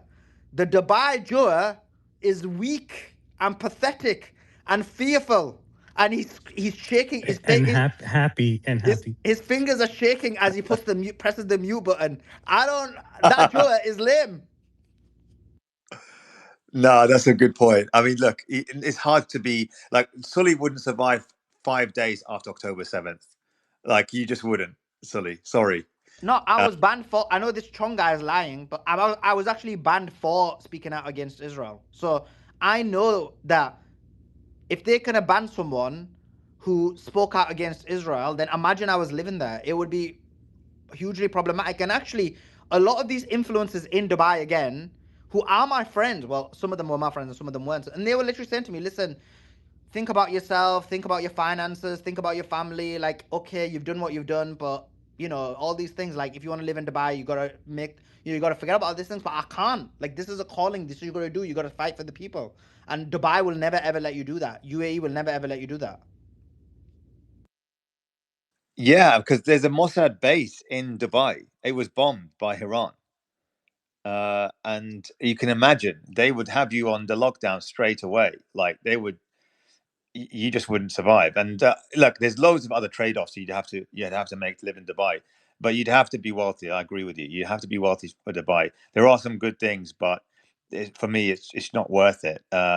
Because especially if you are yourself, what you are, Sully, or what we are, you can't be sort of relaxed. So, and I know that because my friends come back, and I said, "Look, what do you think of Iran?" Blah blah. Well, we couldn't really chat that much about Iran, and because we can't be seen to talk about it in cafes and stuff like that, in case people like spy on us.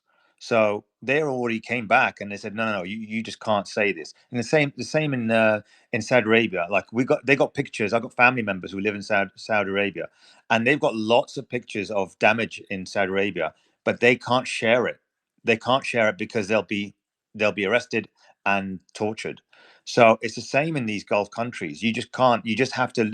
You know, the lifestyle is good, but for them, and especially if you're born and bred there, but honestly, it's you can't step out of line against the law, against the government or the police. So it's not, for me, that's not worth it. That's not living. Yeah, and that's the choice. Everyone should go in with what choices they make, and everyone makes those choices. Let's not pretend there's something that's not. It is what it is. If you wanna go to China and you wanna create a business that takes on the government, you ain't gonna survive. So you don't go to China. You know, if you go to England, Whoa. if Inevitably you won't be go, happy with that. but if you also, you know, if you think you're going to have a high standard of living in UK, then you got to understand what UK's become, and you are and sorry, when you pay tax in UK, you are supporting some of the biggest crimes against humanity that exists in the world today. Same in Well, I Dubai. When mean, you're even spending some of money in the there, you're doing the same thing. so I'm going to tell you, like, I got a family member. I'm going to disclose too much, but they are in the NHS. They're a prominent sort of position in a healthcare a trust, and the trust signed like 3 deals with Israeli contractors for supplying medical equipment, including wheelchairs, some other medical stuff as well, like that they could get anywhere else. But the NHS signed with Israeli contractors, and uh, they were given a letter to say to ban people, ban any company that is from Russia. This is like back in 2023, and then all of a sudden they signed with. This is basically after October 7th, after like 2 3 months into this genocide, they signed with these Israeli contracting companies, and my family member took an absolute a stance on it, because but all her colleagues were in total agreement, but she took a stance and they agreed, they sympathized, blah blah blah, because it was double. She highlighted double standards, hypocrisy, but it was not, nothing was done about it, and they said they'll just review it, and nothing has been done till now. So it's just been continuing that contract, I suppose. This is exactly why I said an hour ago or 2 hours ago, the way that you defeat all of this is by defeating Israel and making sure Israel doesn't no longer exists, because all of these things just disappear once Israel doesn't exist. So it's one of those that's Yeah, I don't think so. You defeat Israel, and America and UK would be identical. And UAE. The you know what's also also what I don't have in the UK resistance, guys. what's that? I don't have missiles and drones fired at me. Boom, boom, boom, boom, Tel Aviv, boom, boom, Dubai. There's a lot of missiles and drones being hit at Dubai, isn't there? It's not very safe, is it? There's no petty crime. I just could get murked by a Shahid drone or a Qadr missile. Yeah, I mean, be careful what you wish for. Be careful what you wish for, Sully. But like some of us actually live in London, so be careful. We could have some sort of explosion happening. Yeah, we're told. Keir Starmer says Putin's coming, right? Well, take your pick. It's either Russia or Iran, or some Oh yeah, other. Do Iran's going to fire at us. Yeah. you remember 45 minutes from Iraq can launch a missile at London within 45 minutes? And Do you remember that? that's the trade-off, right? That's the trade-off. That do you want do you want to do you want to be in a situation where you're worried that someone's going to steal your wallet, or do you want it where you're going to be hit with a Shahid drone and a Qadr missile? Yeah, but this is a Black Swan event. This isn't like, this is definitely a Black Swan. We've had several Black Swan events, Simon. Have you not noticed in the last 6-7 years? We've it seems like every event, it seems like a Black Swan event. From COVID, COVID was the ultimate. GFC, COVID, now this war, and I don't know. I mean, it's just Another it's thing, becoming resistance. more common. How was Dubai and Abu Dhabi during COVID? It was. I mean, they followed. I mean, the laws are strict. No, From they what my were. I tell you something. I know this is a matter of fact. They were extremely totalitarian. yeah, It was a billion times, a trillion times worse than the UK, the US. You weren't even allowed to move anywhere without having it about was. 20. My brother got literally like Yeah, 10, got like 10 jabs, right? I don't know anyone who was there who didn't get a huge amount of jabs. They couldn't move anywhere. We were getting angry in the UK that they may put like passport, those what they called again, passports. What were they gonna do? The travel passports in there. What was it called again? biometrics. Sorry. It was what? Oh yeah, vaccine passports. Vaccine Yeah, passports. They had those in Dubai. They had the biometrics. So like all of these things, what we all complain about. Or guess what? Palantir State. You know what? Me, Simon, you talk about this a lot, right? Or they're gonna put a Palantir. I talk about it. Joe talks about it. They're gonna bring a Palantir state in. They're gonna take away your rights. They're gonna put you on a social credit score. They're gonna give you 15-minute cities. Blood. That's gonna happen in Dubai decades before it happens in the UK. Like literally, these guys already have a lot of those things in place already. So all of the things you're complaining about, which may happen again in America and the UK, is definitely going to happen in the Emirates. the thing is though, what my And the friend good said example of at that the time. is COVID. What they were, Yeah, the way they were in COVID was crazy. Like these guys were, because they're like Arabs, right? So they're like, oh, Donald Trump said you need to, WEF said this, so we need to do it, and then they'd like lose their mind and then like have no discernment or anything, and just follow whatever they've been commanded. that's what that's the point I was going to say. So when I asked them, they go, "Yeah, it's strict, but it's necessary." They were all in agreement. I said, "But like you have to wear masks everywhere." Yeah. No walking out in the street past 10 o'clock. Yeah, or past 7 or whatever it was. There was lots of curfews and there was lots of things, and then they have total shutdown. And then all of a sudden, but they kept saying, "Yeah, but that's fine. That's the law. That's so because they've been conditioned all their life to follow that strict protocol, or else you just get arrested and tortured.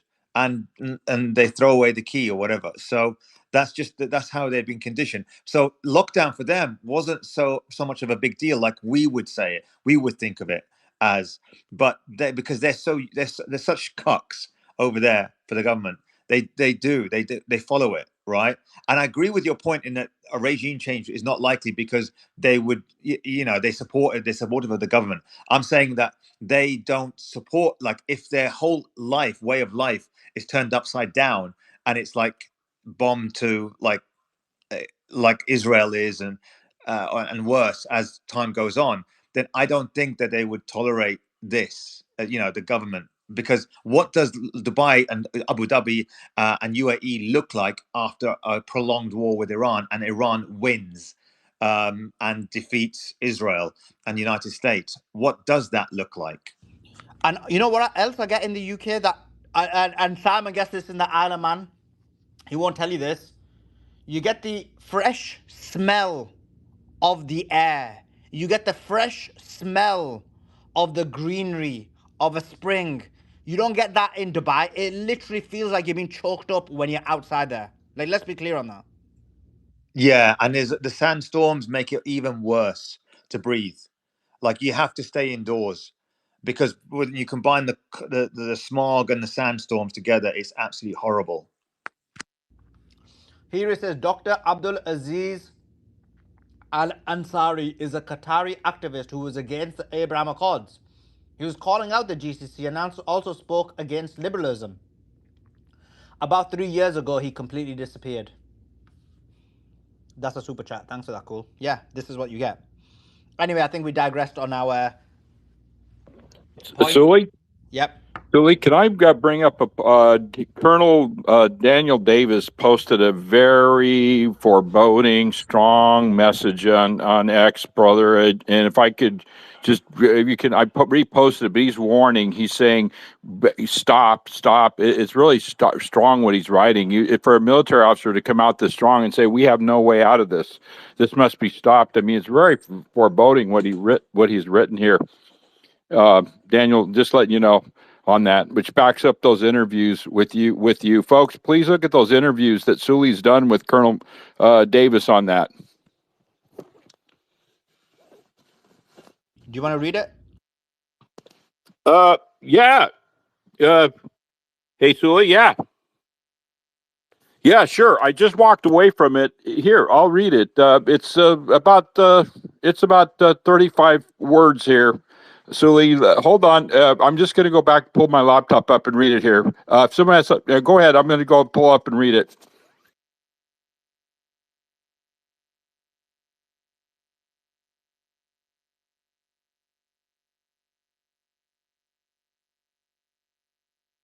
Did before Andrew says anything? Okay, just before Did you resistance read? goes, I can see this guy called Hassan in the comments. I was going to post, but actually, let me send the space. You wrote on here, Suleiman and resistance are literally lying about Dubai. Hassan, come on the space. You have a free access. You can come on the space and explain why you believe we are lying. I'm going to give you the platform. I will not mute you. Come on the space. Prove your point of why I'm lying. Have some balls. Get your Qatari, your Emirati paymasters to come here. Have some balls. Come on the space and prove your point. Come. Hassan, you Zionist, you UAE still. Okay, you're on the space. Are you requesting? Are you requesting? Let me see. Where is he?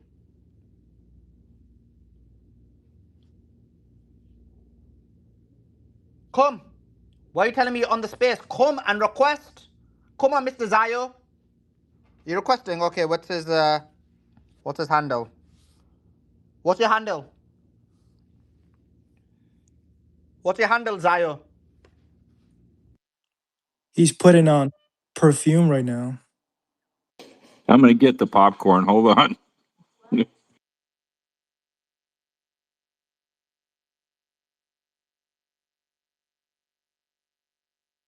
So the next Emirati, look, they've sent their peeps here.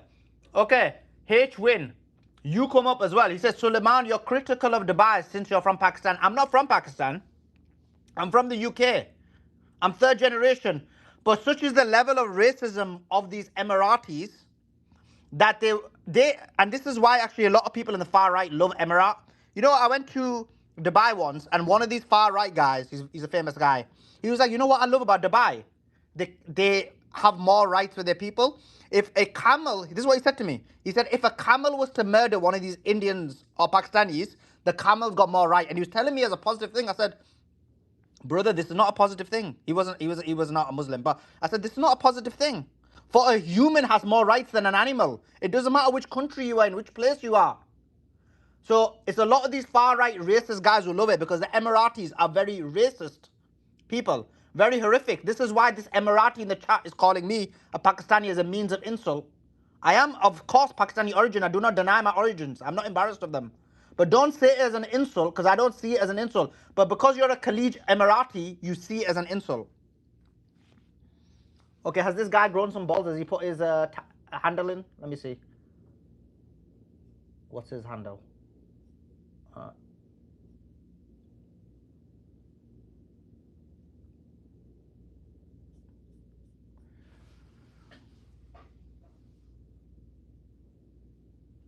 So this Emirati is such a coward. He wants to chat in this. He goes, Suleiman, you cope well. Don't critique the UAE that has actually done something with their nation. You're a Pakistani cope. See again the racism. This is what they do, the Emiratis, because they have a class system. They have a class structure in their country where they treat other people who are not of their race worse. They are supremacists, much worse than the Zayos. Actually, as bad as the Zayos. Um, that's a funny one, Donny. Okay, so these cowards just want to be in the chat. So you've got one last chance to come up here.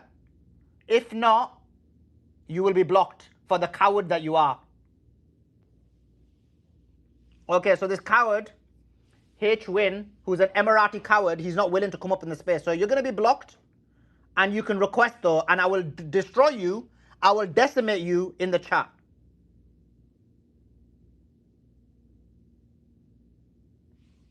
Bring it.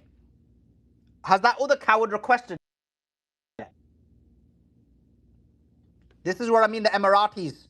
They're so used to Luffy Sama. Okay, let's bring him up.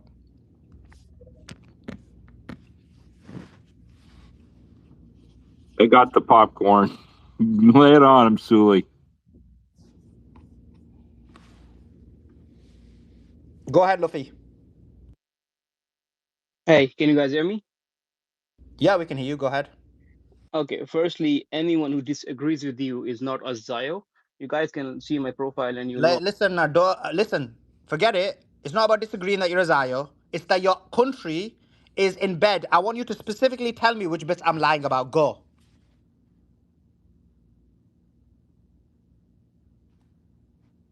Go ahead. Sure. Well, some of the things that you said are absolutely true when it comes to I'm not asking about the things freedom that of are true. speech.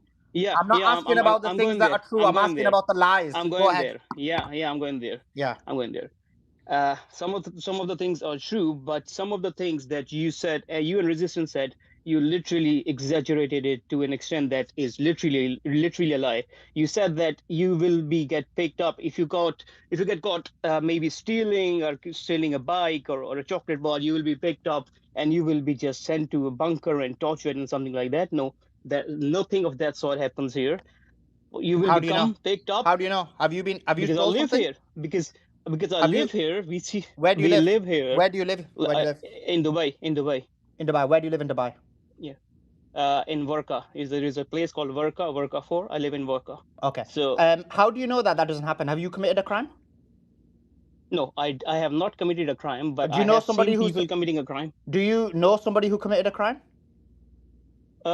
To be honest, there is so little of crime going on here that you don't really see crime every now and then, but not in Okay. somewhere very Okay. close to me. Okay. Not One not second. not One not this second. sort of Crypto crime, but scammer. I've One seen. second. Crypto scammer. One second. Let me respond to that point. So Mm-hmm. let's be clear what he just said. Let me explain to the audience the foolishness of this man. So he said, I made the claim. I said, if you commit crimes, X, Y, and Z crime, you could be taken, reprimanded, taken into a jail, tortured in an underground bunker. Many of these things could happen. He said, Suleiman, you're lying. I said to him, okay, if I'm lying, do you know somebody who has committed a crime, or have you committed a crime and you went to prison and those things didn't happen? He said, no, it doesn't happen. It never happened. I've never even seen a crime so less. I've never experienced it. So you can't even prove I'm lying because you said you've never experienced it.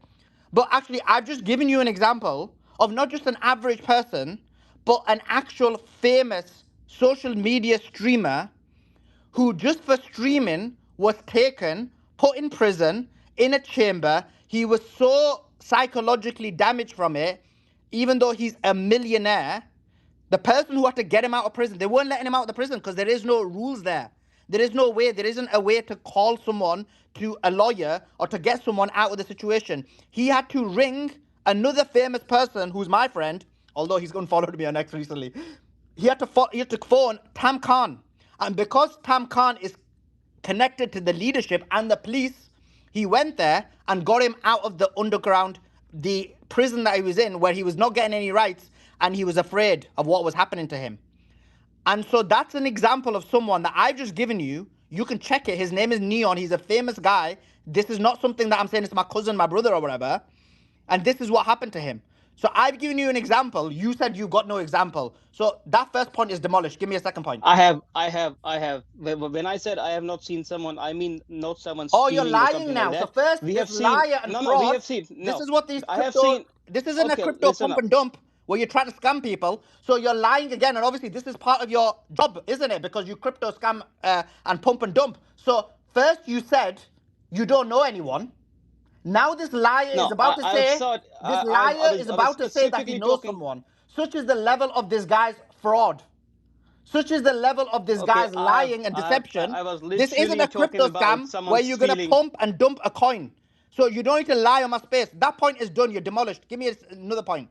No, that is not demolished. It's not that It is you cannot demolished. just say It that is demolished. It's listen, done. You lied. I'm not gonna let you lie on the I have space. seen people, I have seen people fighting, I have seen people hitting each other, I've seen Okay, people so now you're basically breaking. changing it. You first No, said no, I'm talking no. about crimes. I'm not talking about, Hitting so someone this is a crime. It's against the law. that Do you know example what a you give. crime is? Okay, Do you know what a okay, crime that is? example you give, Do you know brother, what a listen, crime is? the example you Do give you of that know what a influencer, crime what did he is? do? Do you know What what did a he do? crime is? Explain to me what a crime is. Yes, I What's know a what crime? crime is. Explain to me.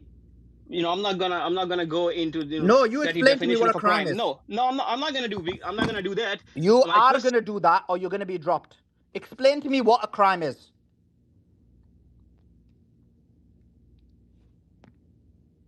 Come on, crypto scammer. Tell me what a crime is.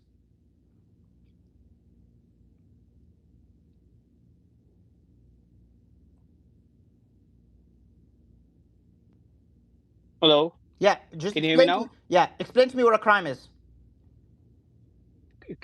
A crime is you deliberately harming someone or causing someone or someone in society, someone you're causing someone some sort of harm, which is which I don't know the exact definition, but you're harming You're someone harming in someone is a your city, crime. in Is your that country. what you actually Yeah. think? So this is just shows the level of lack of education you have, the level of foolishness Mm-hmm. you have, that you try to come on my space and say I'm a No, liar. But such is I'm the not here level to of give your lectures, ignorance, brother.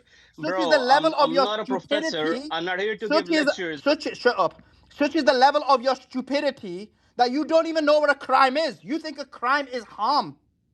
That is the level of your stupidity. This is the level of your ignorance. And this explains why you're a crypto scammer, because you don't have the education to actually have a proper job. You probably never read a book because you don't even know what a crime is. So you have to pump and dump coins. So a crime isn't causing harm to someone, it's violating the law. So why are you saying what you're saying? The reason you're saying it is because you're an ignorant fool. You have no knowledge. So when I'm saying somebody committed X crime and you're like, oh, but Sadi, this is not true because this is not happening. And you're like, okay, what's a crime? And you're like, I don't know. It's when you cause harm to someone. No, you can cause harm to someone and it's not a crime. So Such is the level of foolishness in your understanding that you don't even understand the basics. This is the problem with you fools. This isn't a crypto space or a crypto coin that you're going to try and pump and dump. This is education, this is law, this is philosophy, and this is geopolitics. Sully, can I just say something quickly? So I've just put in the purple pill for you, Luffy, and you, Sully, the Dubai Penal Code, UAE Penal Code, Article 381 to 398, and it says theft. So this is the theft in Dubai, and you can carry up to 6 months to 15 years in prison, fine from 5,000 AD to 200,000 AD, depending on what crime. And so petty theft, for example, this is a term up to 6 months, but that's if you're caught with a property value of less than 3,000 AED, which is about what, $1,000 or something like that, or something like that. Anyways, but a grand theft, which is anything more than 3,000 AED, so more than $1,000, you can carry up to 7 years in prison and a fine of 30,000 AED. Courts may impose combined penalties, and the critical threshold is at 3,000 AED value. Then you got theft by a servant, so domestic worker theft. You know, someone like Luffy, for example, unlawful appropriation. So you can carry up to 3 years. Theft by embezzlement up to 3 years. And I put it in the. I put a picture of it as well, so you can read it, and the link to the article. And this is by a legal firm in Dubai. So this is what they say. But burglary up to 10 years, robbery up to so using force, violence, blah blah blah, up to 15 years, and goodness knows, I don't think anyone will survive if you did that. So good luck with that. High security and public trust locations range from 5 to 7 years. And if you damage all protected places of worship, that's 5 to 7 years. Educational institutions, 5 to 7 years. There's just lots. So you just go through that article, Luffy, and see, try and break one of those laws. Good luck, mate. I don't think I'll be seeing you again. So your point is that if you commit a crime here, you will be punished severely. That's your point. Yeah, in all likelihood, yes. And that's how it should be. That's how laws should work. If you're not being punished severely, you will be repeating that again and again and again. So we're not talking rubbish, and we weren't exaggerating then. So the whole point that you came you up were for, no. So the point I really wanted to talk about, and Salman didn't really let me finish, and he started lecturing me. I'm not a professor. I'm not really a debater or anything. I'm just a normal guy. So the whole point was, you guys said that No, anybody listen, you can called pick up me a a lie. bike, One and second, Luffy. yes, Luffy, that was a lie, one bro. You second. said Don't play innocent victim. You good. called me a No, liar. I'm not a That's victim. why I had to destroy you. If you came up in a respectful manner, if you actually had some form of education and etiquette, which you don't because you're a crypto scammer, so of course you're used to manipulating and scamming people, so you're not used to etiquette, that would have been a different story. But because you came up and called me a liar, hence you got the same type of response. If you came up in an etiquette manner, but you don't know etiquette because your whole job and career is to deceive and manipulate people so you can steal their money off them. And you talk about not stealing, actually all you crypto scammers are in Dubai. The biggest crypto scams occur in Dubai. So you guys are the biggest thieves, and Dubai actually facilitates the biggest thievery there is. It's just called crypto. So don't even try it on that, but do continue. Just be respectful. If as long as you're respectful, we can have a conversation. But if you're not going to be respectful, I will just destroy you and decimate you. And you're right, you're not educated, so don't try that. So if you're going to go street, I can go street. If you want to be respectful, we can go respectful. It's your choice. Go ahead.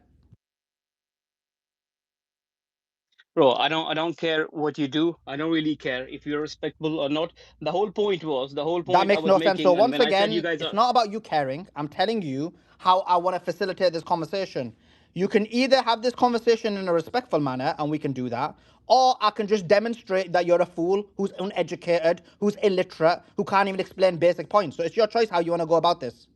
Go ahead.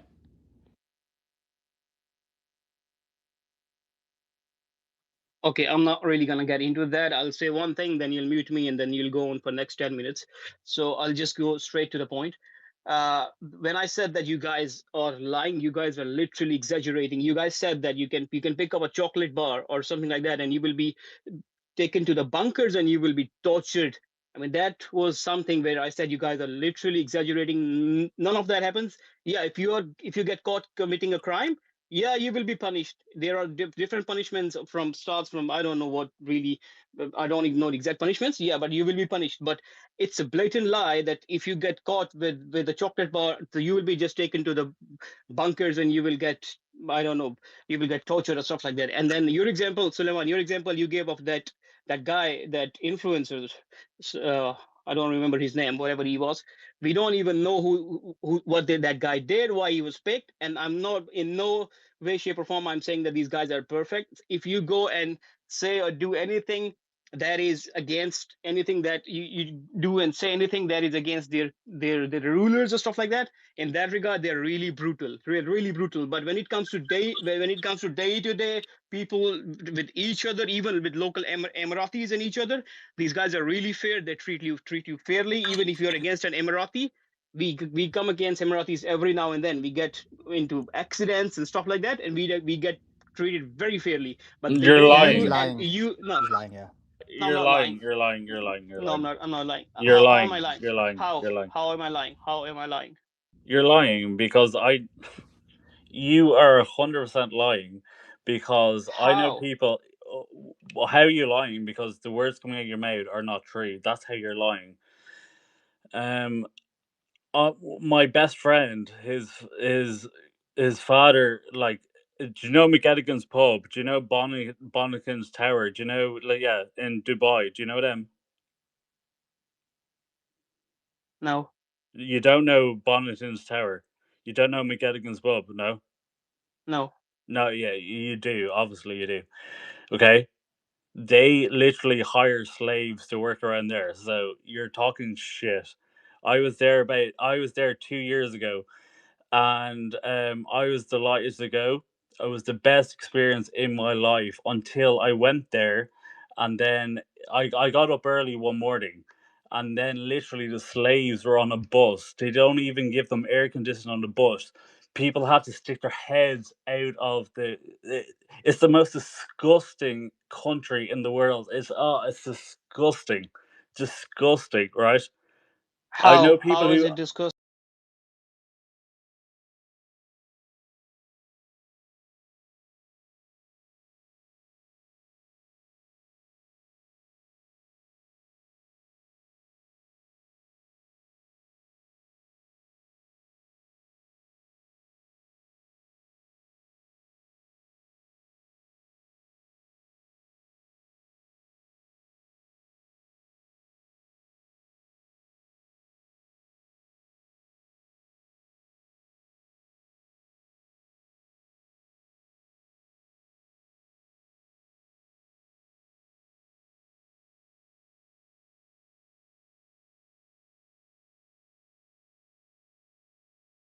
on slaves. I know people. How? Okay, What do you mean Okay, by slaves? Are okay. these Listen, guys listen, forced listen, and not listen, get listen, paid? listen. Stop talking. Stop talking. Okay, Bonington Tower. You know that's a thing, don't you? Jumeirah Beach. You know that's a thing. Yeah, Yeah, yeah, I yeah. do. Do you know Bonington Tower? No, I don't know Oh, about you that. don't know Bonington Tower. Okay, okay, okay. Bonington Tower is one of the big skyscrapers beside Bonington Tower. You know that, though, do you? No, no, or you just don't know it. Yeah. No, I don't know Okay, about it okay, yet. okay. I know the person who. Okay, okay, whatever. Okay, and he owns three of the other people. He owns three of the other uh, skyscrapers there, right? You've never heard of Bondiking, no? No, I've not. Okay, okay, fair. Okay, that's fair. Maybe you didn't. Maybe it's just him. Maybe he's just a slave owner. Maybe he's just a fucking scumbag. He just hires slaves, right? Right. No, you keep repeating slaves, slaves, slaves. No, no, What do you no. mean I by know this for a slaves? fact. Are you saying? I Are you, know this oh, for a okay, listen. fact. I know this Just for a fact. listen to my Don't. question. Listen to my question? When you say slaves, do you mean that he just brings people from Asia, Africa, and he doesn't pay them? They Yeah, work there. yeah, yeah, pretty much. I mean, So you're saying so hundreds of these laborers, they are his slaves, and they don't get paid. They don't get I treated like mean, human people beings. who they steal their passports off, who they have no control over, and then their children go into prostitution and sex trade. That's what I mean. This is the Gulf. This is like No, Iran. I don't know. Maybe that's your experience with maybe No, it's one not. person No, or it's something like not. that. It's But not. that It's that does not. not happen. Iran. That's not Iran is normal. That's not a literally. norm. Dan, Iran is Luffy. literally fighting for fucking everyone in the world. That's what I people have to agree. realize. I that sounds agree. I crazy though, agree, and Suleiman. I Yeah. agree, I'm and gonna I say. do. Good. What? So let's be Well, clear on this. they do get they do get paid. Like they're not No, working they for don't. free. No, that you're talking shit. Oh, I know for a fact they don't, and I've talked to No, people. you're They just don't. lying, bro. You're just lying. They No, don't. no, Luffy, you're the They one who's don't. Luffy, you're the one who's literally lying about every single thing Yeah. you're saying How? on this. I'm How? gonna I. explain to you how. Yeah. That basically you're making it look like, which is actually false, and everybody knows this. And this is again the rich guys that I know in Dubai. They all they all basically state this quite clearly. They say, look, Emiratis have more rights than the underclass. If an Emirati was to be in an incident with the underclass, the Emirati would be favored. They even say to the extent where if an underclass was end up having an accident with even a camel of an Emirati, the underclass person would be in trouble. So you're just being fraudulent and lying, and you're just a deceiver. But obviously, you're a crypto scammer. So what do you expect? The second thing is in terms of Neon. Neon didn't say anything bad about the government. He's not a political streamer. He was literally just filming in Dubai, which is obviously he must have been recording, which was illegal. It was a crime, but you think crime is when someone's feelings are hurt, but that's not what a crime is. He broke the law. He didn't hurt anyone's feelings though, because that's what you think it is. But he just recorded, and you can't record, I think, public areas or something in Dubai. I don't know what the specific rule that he broke, but he broke some kind of rule in Dubai. And that was the reason why he had to spend more than a day and a half in prison without any access to legal support. He was just lucky that because he's a famous streamer, another famous streamer, which is my friend Tam Khan, and he's one of the biggest Dubai's influencer, and because he's connected to the police and the government, he got him out. Whereas if he didn't have that connection, he probably would have stayed there for a very long time. And that's the second thing. The third thing is in terms of slavery. So modern day slavery is this. So Dan is probably right about that specific experience, and I have heard that there are a number of outlets that do what he said. But in addition to that, what the Emirates have is they'll have it where they'll bring people in from these poor countries. And because their situation is slightly better than it is in the homeland, which is worse because they have no opportunities, they're able to take advantage of them and essentially put them through excruciating slave labor. Now, you don't understand this because you're just a crypto scammer. But for a normal worker in Dubai, whom I've spoken to a huge number of them, because I have spent quite a bit decent time in Dubai, I'm not saying this from a lack of knowledge or information. I've actually experienced the country, both in terms of the poor and the extremely rich within the country.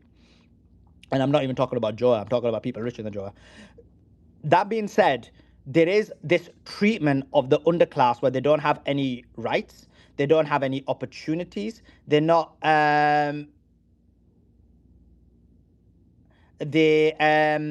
they didn't have any. Even someone said, oh, do you know, see this math guy, he was telling me how to conduct the debate, and he's so stupid he can't even make an argument. So he said, you don't think that Neon knew he was breaking the law? He probably did it on purpose and to see what happens. It makes great contact. The math, you are so stupid and retarded that that's not the point. The point is he broke the law, irrespective of whether he knew or not. I'm not saying whether he knew or not, but he broke the law. And the point is, because he broke the law, he was put in a very extreme situation that doesn't happen in the West. And it is only because of his ability to have links to influential content creators, rich people, that he was able to get out the situation. Or he was kept in prison for 37 hours. He was crying and he was upset. And because it made Dubai look really bad, they actually offered him millions of dollars. They offered him free apartments and all this kind of stuff because they didn't want they didn't realize that they'd done it to a famous streamer who was like that big. And that just demonstrates the psychology of what we're saying. There is no rights, there is no rules, there is no law. They'll put you in a bunker, not give you access to.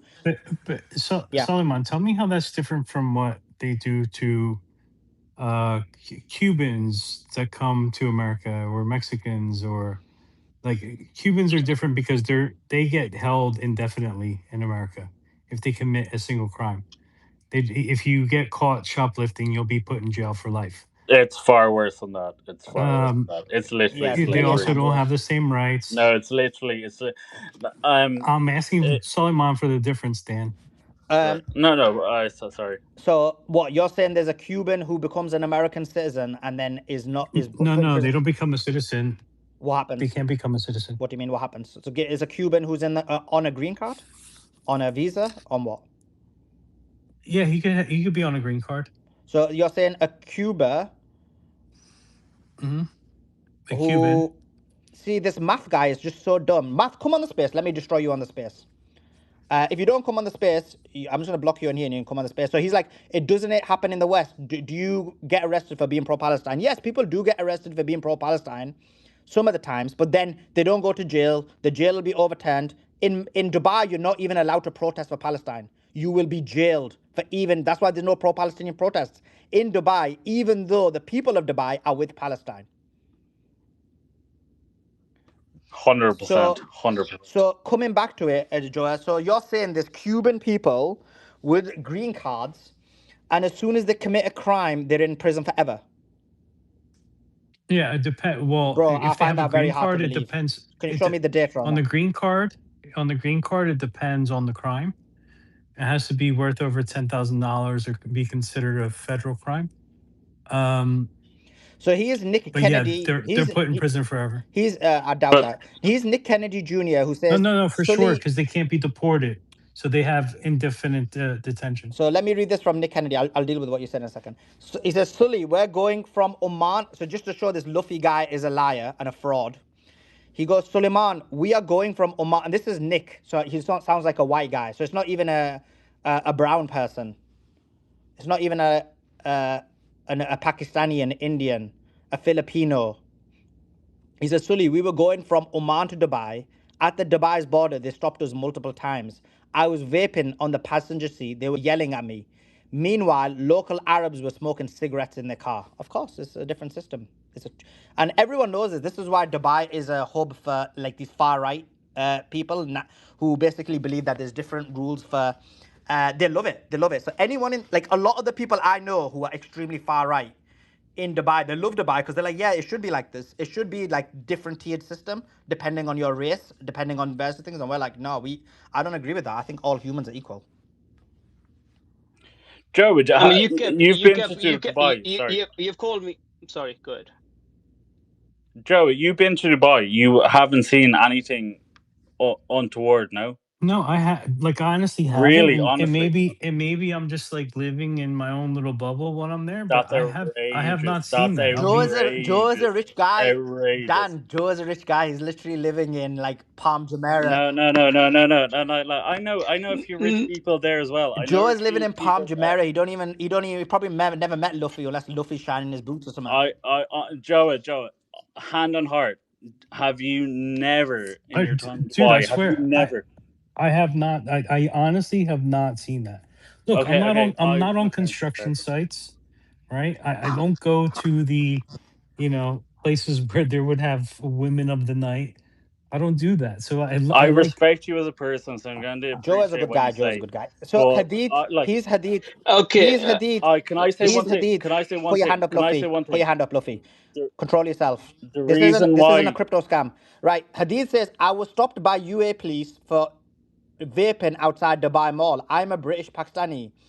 The guy came and was extremely rude, but when he saw that I was British, he let me be. Laugh out loud. These racist peas. Yeah. Um. Okay. Sorry. Was it Dan? Were you gonna say something? If not, I wanna hear what Luffy's gonna say. no, I was just Joe. I'm complex that like I don't know how you haven't seen how terribly people are treated in Dubai. You know what it is, Dan? Because you know with Dubai, you can actually be in like your kind of own echo chamber in a way. Like No, if you I like know imagine your life 100%. is you wake up, you go get a coffee, you go to Dubai Mall, you come back. You know the servers are just servers. You don't really look at how 100%. tired they are or how exhausted. Yeah, 100%. go on.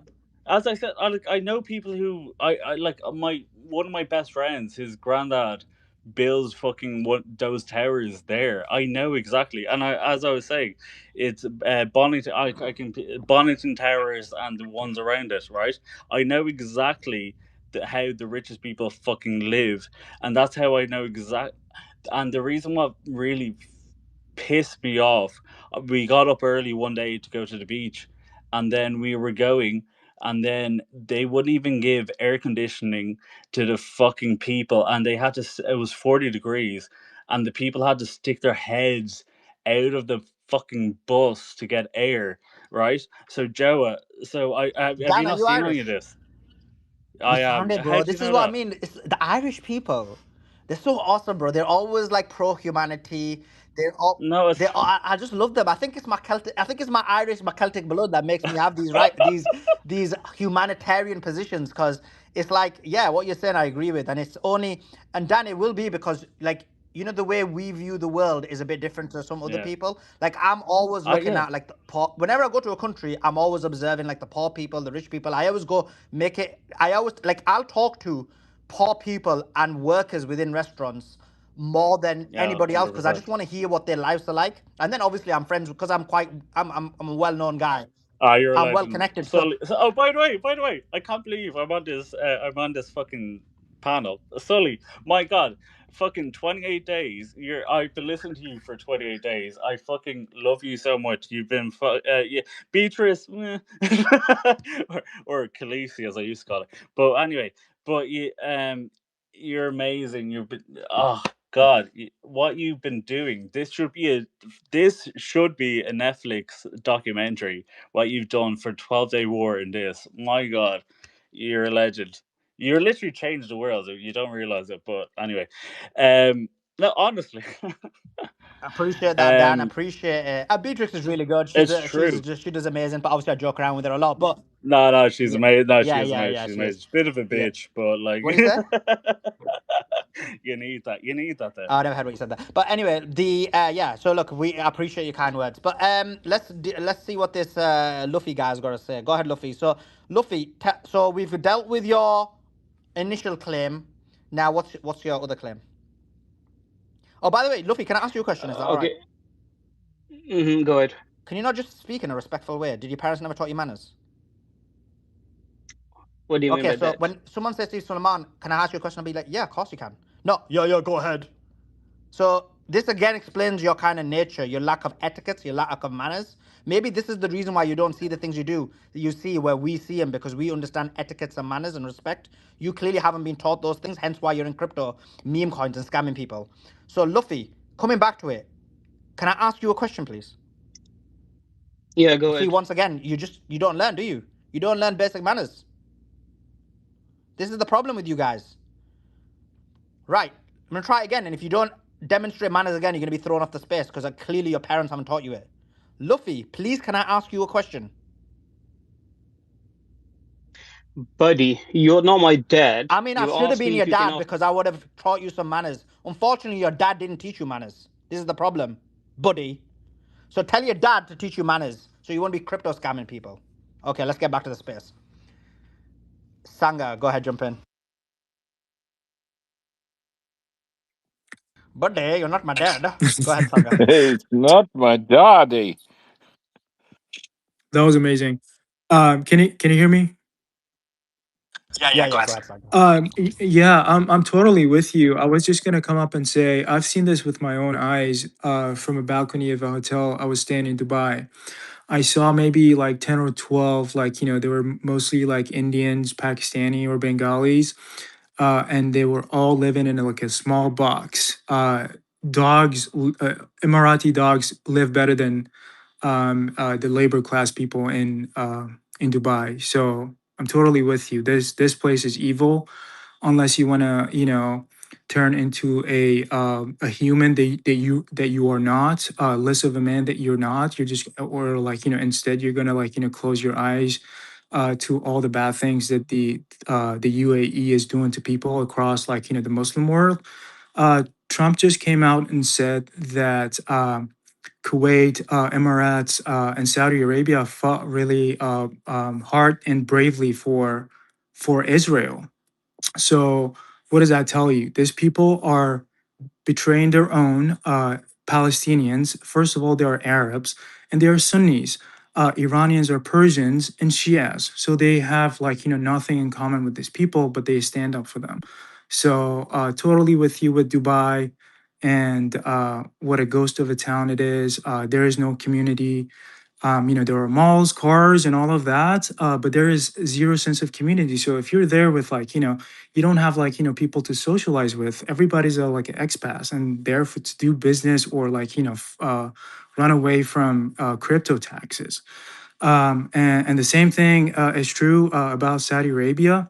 These are a bunch of cousins who kill one another for power. MBS literally ordered to kill a journalist, Khashoggi.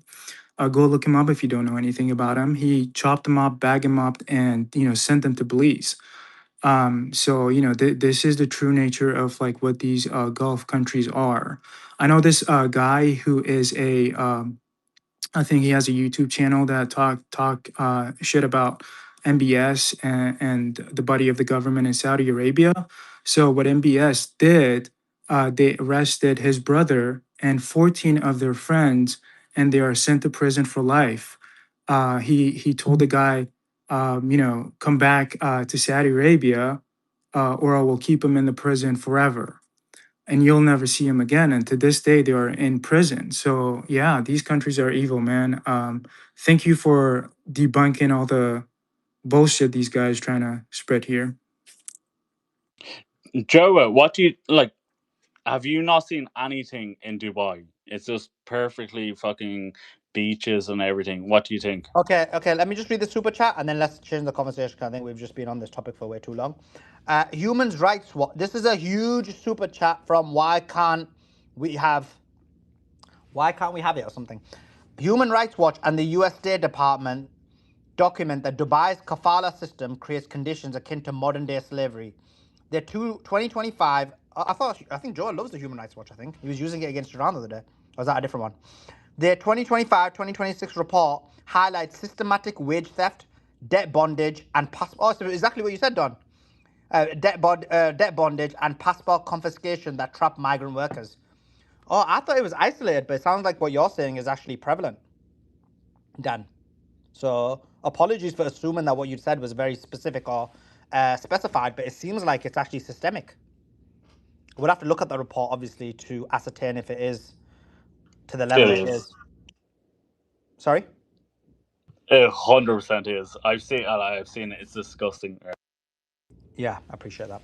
Okay, let's bring the conversation back to the report, the news.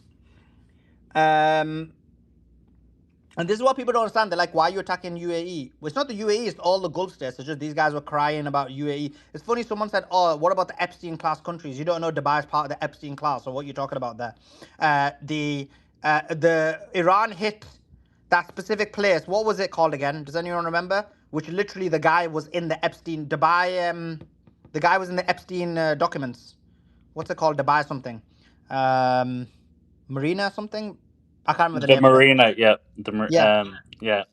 He was in the Epstein He owned the documents. ports. He These owned people the are so ports. uneducated, they don't even know that. They think that Epstein is just America. It was just America. No, it wasn't. The Dubai guys were in there as well. And actually, Iran bombed the specific place these guys were in. This is what Iran does, is freeing the world from the Epstein class, which also includes Dubai. Coming back to the conversation, the IRGC spokesman says the IRGC Navy killed American soldiers. He says, quote, the assault employing suicide drones and ballistic missiles killed numerous American terrorist gunmen, with wounded terrorists evacuated to Saleh al-Sabeh, Mohammed al-Hamad, and Ali al-Salem hospitals. Do you know which country that's in? Oh, DP World, yeah, that's it. For you Dubai shills, the country is UAE, where these guys have gone to and are getting helped and supported. Explosions in Bahrain as Iran responds to strikes on its steel and other civilian infrastructure.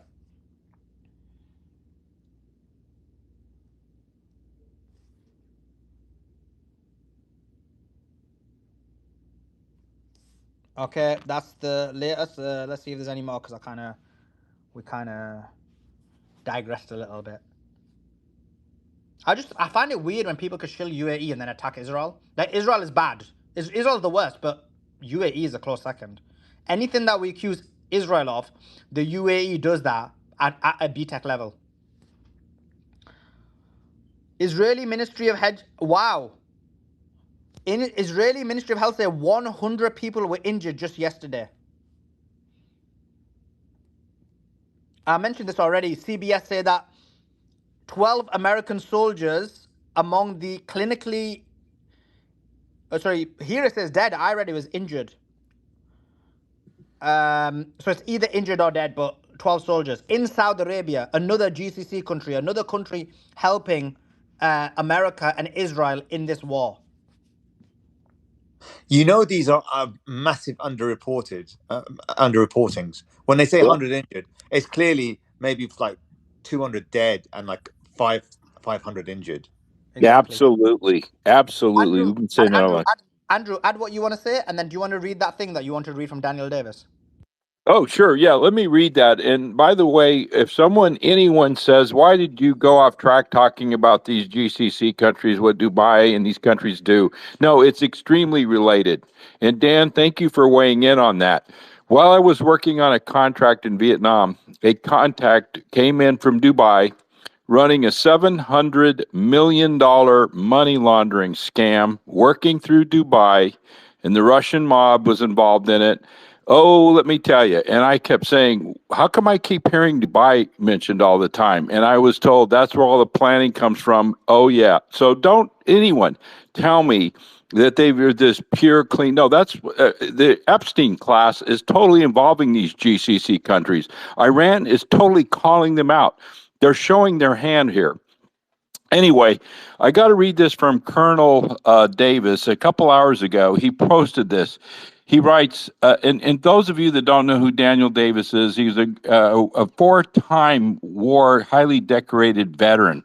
He speaks out. He speaks his mind. He's not one of these bought-off page shills that shows up on Fox News.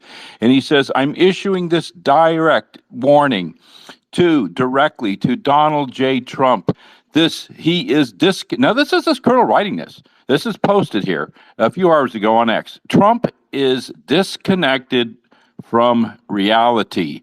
My urgent, this man is making an urgent, he says, my urgent plea to those inside of the administration.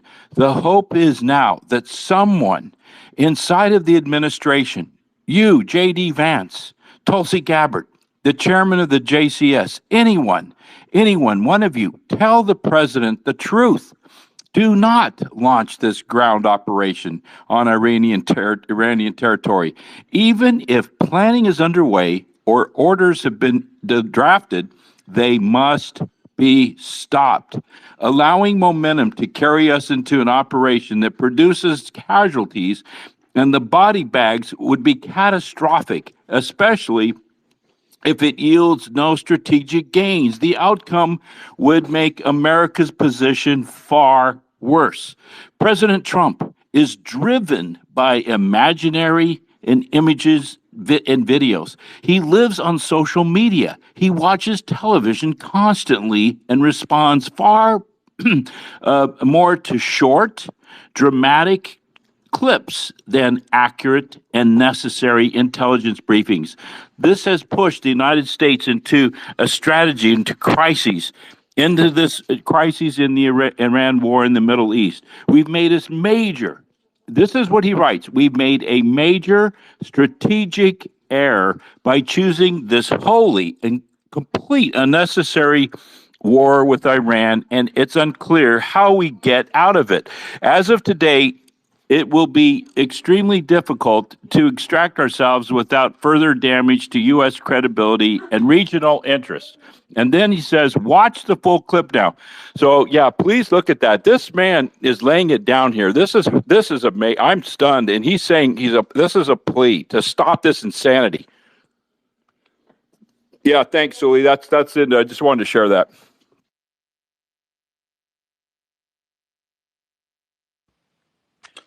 Thanks, Andrew. I mean, I just think if this is the operation and it's been halted at its first attempt. I just hope that the Americans just heed and don't go again. I think hopefully that they should just now like say, okay, let's just cut our losses. Unfortunately, how bad they are, we'll never know. And I just hope that's it. That's the end of it. They can draw a line under that. Andrew, you're my hero. You represent America. Donald Trump is not America. You are America. Thank you so much. You are a legend. You are a hero. Thank you so much. That's all I want to say. Yeah, thank you. Thank you. Much love to all. And thank you for fighting a good fight. All of you for joining in. Please post, take, and reshare Suleiman's space here. Send some support to him, whatever it takes. And the reason I'm so putting my shoulder into this with my full fervor is this man. I've known Suleiman for a year. You heard the way it's so moves my heart in a deep way. He goes to love for the people. He doesn't look at the superior ruling class and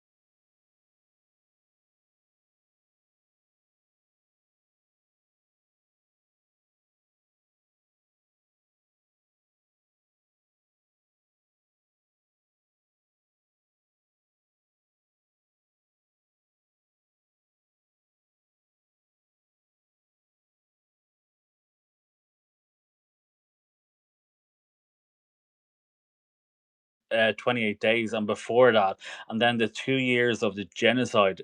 You guys are heroes, heroes, heroes, heroes. And I'm usually like way down just listening. Like, there's no words. You are heroes. Like, there should be documentaries and films made about you in the future, and there will be. I have no doubt there will be. You have made such a Awesome, Dad. difference. Make Tom Cruise. Get Tom Cruise to play me. Get Tom Cruise to play me, blood. Gary, he's your Ah, no, friend, isn't he's he? too man. He's too old. He's too old. Gary, well, You I'm need an old Tom. guy, You need blood. Tom Holland. Tom Holland to play you. No, I'm old. I'm old. Gary, he's your friend, isn't he? Get him to play me. No, but honest to God, what you are doing is ridiculous, and I don't think people. I think it's going to take a few years that people realize what you have actually done, Solomon. You've Appreciate that. changed the world. No, you've changed the world. You've changed the conversation, and I don't think people. It won't be appreciated. It'll take 5, 10 years. It was like it was fucking X Spaces, and it was all you. And That's my God, very kind of like you, Dan. literally, you'll get a Nobel Peace Prize before Donald Trump. I guarantee it. I've stopped 8 wars. Get me a Nobel Peace Prize. Appreciate it. We got a super chat from Golf Yash, who says, Suleiman, I'm cancelling my Netflix. I found my new news and entertainment source. Thank you for all you do to spread the truth. I'm enlightened after listening for the past 28 days. I appreciate it. Thank you so much for your kind comments.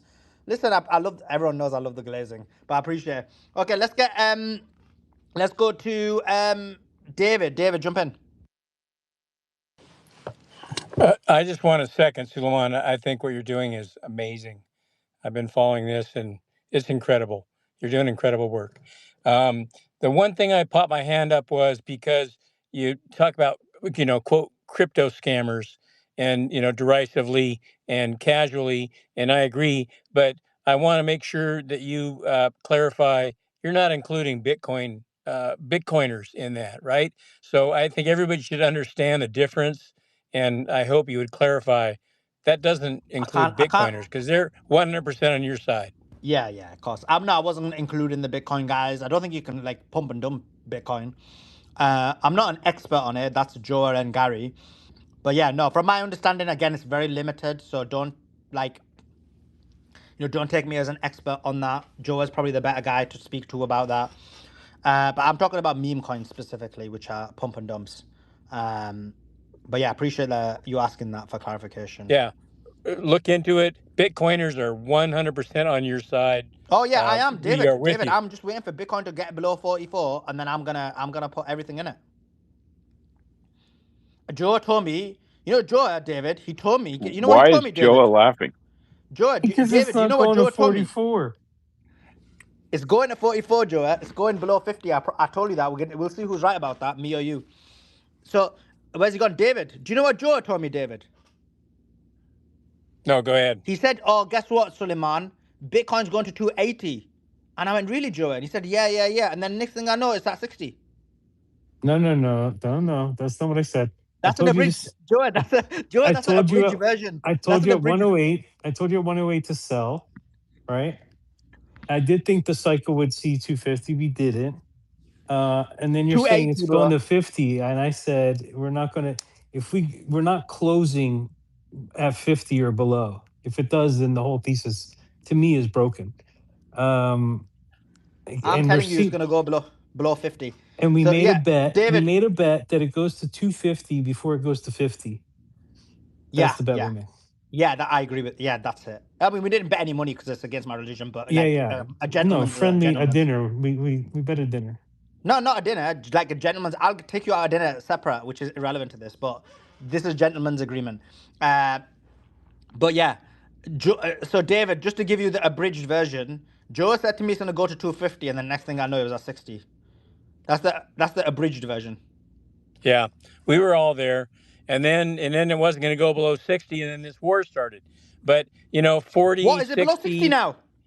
yeah, it is. But whether What? is it below No, it's not 60, below 60, David. okay, it's about 60. But what I would tell you is Bitcoin is on your side, whether it's 40 or 60, buy it because it is going to go much higher because you're going to win, it is going to win, and they're 100% aligned. And I really appreciate what you're doing. And you are a Bitcoiner, whether you know it or not. Appreciate that, David. Thank you so That's much. very true. You are a Bitcoiner without whether you know it or not. Yeah, well, I actually have. I was looking at my wallet because remember I've got the big Bitcoin thing on the top. The Bitcoin, you can like fund me through Bitcoin. Up there. So I am a Bitcoiner because I'll tell you how much Bitcoin I've got. 1 second, I'll tell you right now. Wait a sec. I've got 0.001. It's worth $72. That's through the chats that people sent in this space. So I am a Bitcoiner. I've got 0.001 Bitcoin, guys. And Joe tells me that 0.01 Bitcoin is going to be worth $280 at some point. That's what Joe is telling me. Wait, 0.01 Bitcoin is worth more than $72. No, 0.001. Okay. That's $66, isn't it? Yeah.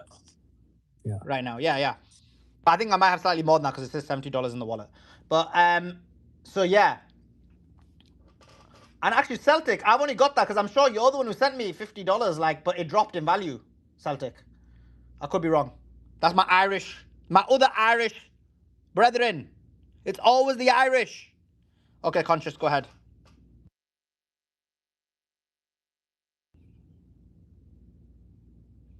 Can't hear you, Conscious. His mic's off. I wonder why his mic is off. We can't hear him. Yeah, I can't hear him. Right, I need to.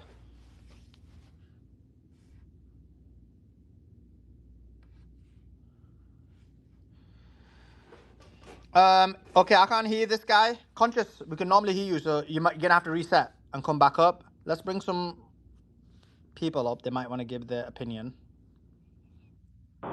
Just while you Whoa. bring some people up, Oh, Suleiman, a couple of questions from me firstly, people, please. I'm just reading the comments, Did Beatrix. They're all saying the space was better without you. Yeah, I'm going to give them all time out, watch it. And they're But saying they didn't crash. what happened? Oh, God. Okay, so what happened? Did Iran retaliate? Because I've kind of missed that today. And also, I read something on the YouTube about some guy coming up, and you were smashing him. Who's that? Run the space for 2 seconds. I'm just, I'm gonna 2 seconds. I'm gonna be getting, I got just 2 seconds. Yeah, no problem. Joel, was there any action from Iran? Did they retaliate at all? Do you know? I don't remember all the details. Andrew probably would remember more than I did. I know that they attacked some boats. Yes, Beatrice. I hope your drive out into the countryside's going well. And I would defended you, Beatrice. They said that you were out looking for petrol and taking diesel, and I said no. She's having a nice drive in the countryside. Don't say those things. They said you were out looking for diesel to take from those out there from diesel, but yeah.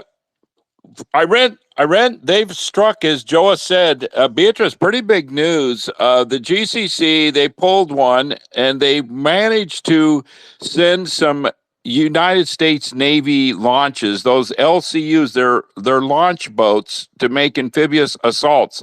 Iran struck those with drones and they have killed a number of sailors, U.S. Navy, and I've guessed that some GCC people involved in that. And this was that reported about an hour ago or so. So that's a pretty big significant. And also, you've been hearing that Israel's been getting hammered, right? They've been sitting in multiple ways without any resistance. There's no missile defense in Israel right now. Other than that, I haven't heard anything later. Oh, also, looks like that not Dubai, but Bahrain has been getting hit again, which is more on the Navy infrastructure there where the Fifth Fleet was. The Fifth Fleet existence there, all their storage facilities, their admin, all of that has been destroyed from everything I can put together. Thanks for that, Andrew. And firstly, thank you for having my back. I really appreciate it, especially with Jonah on the panel. Do you know what I mean? The daggers must have been out, so I really appreciate you having my back.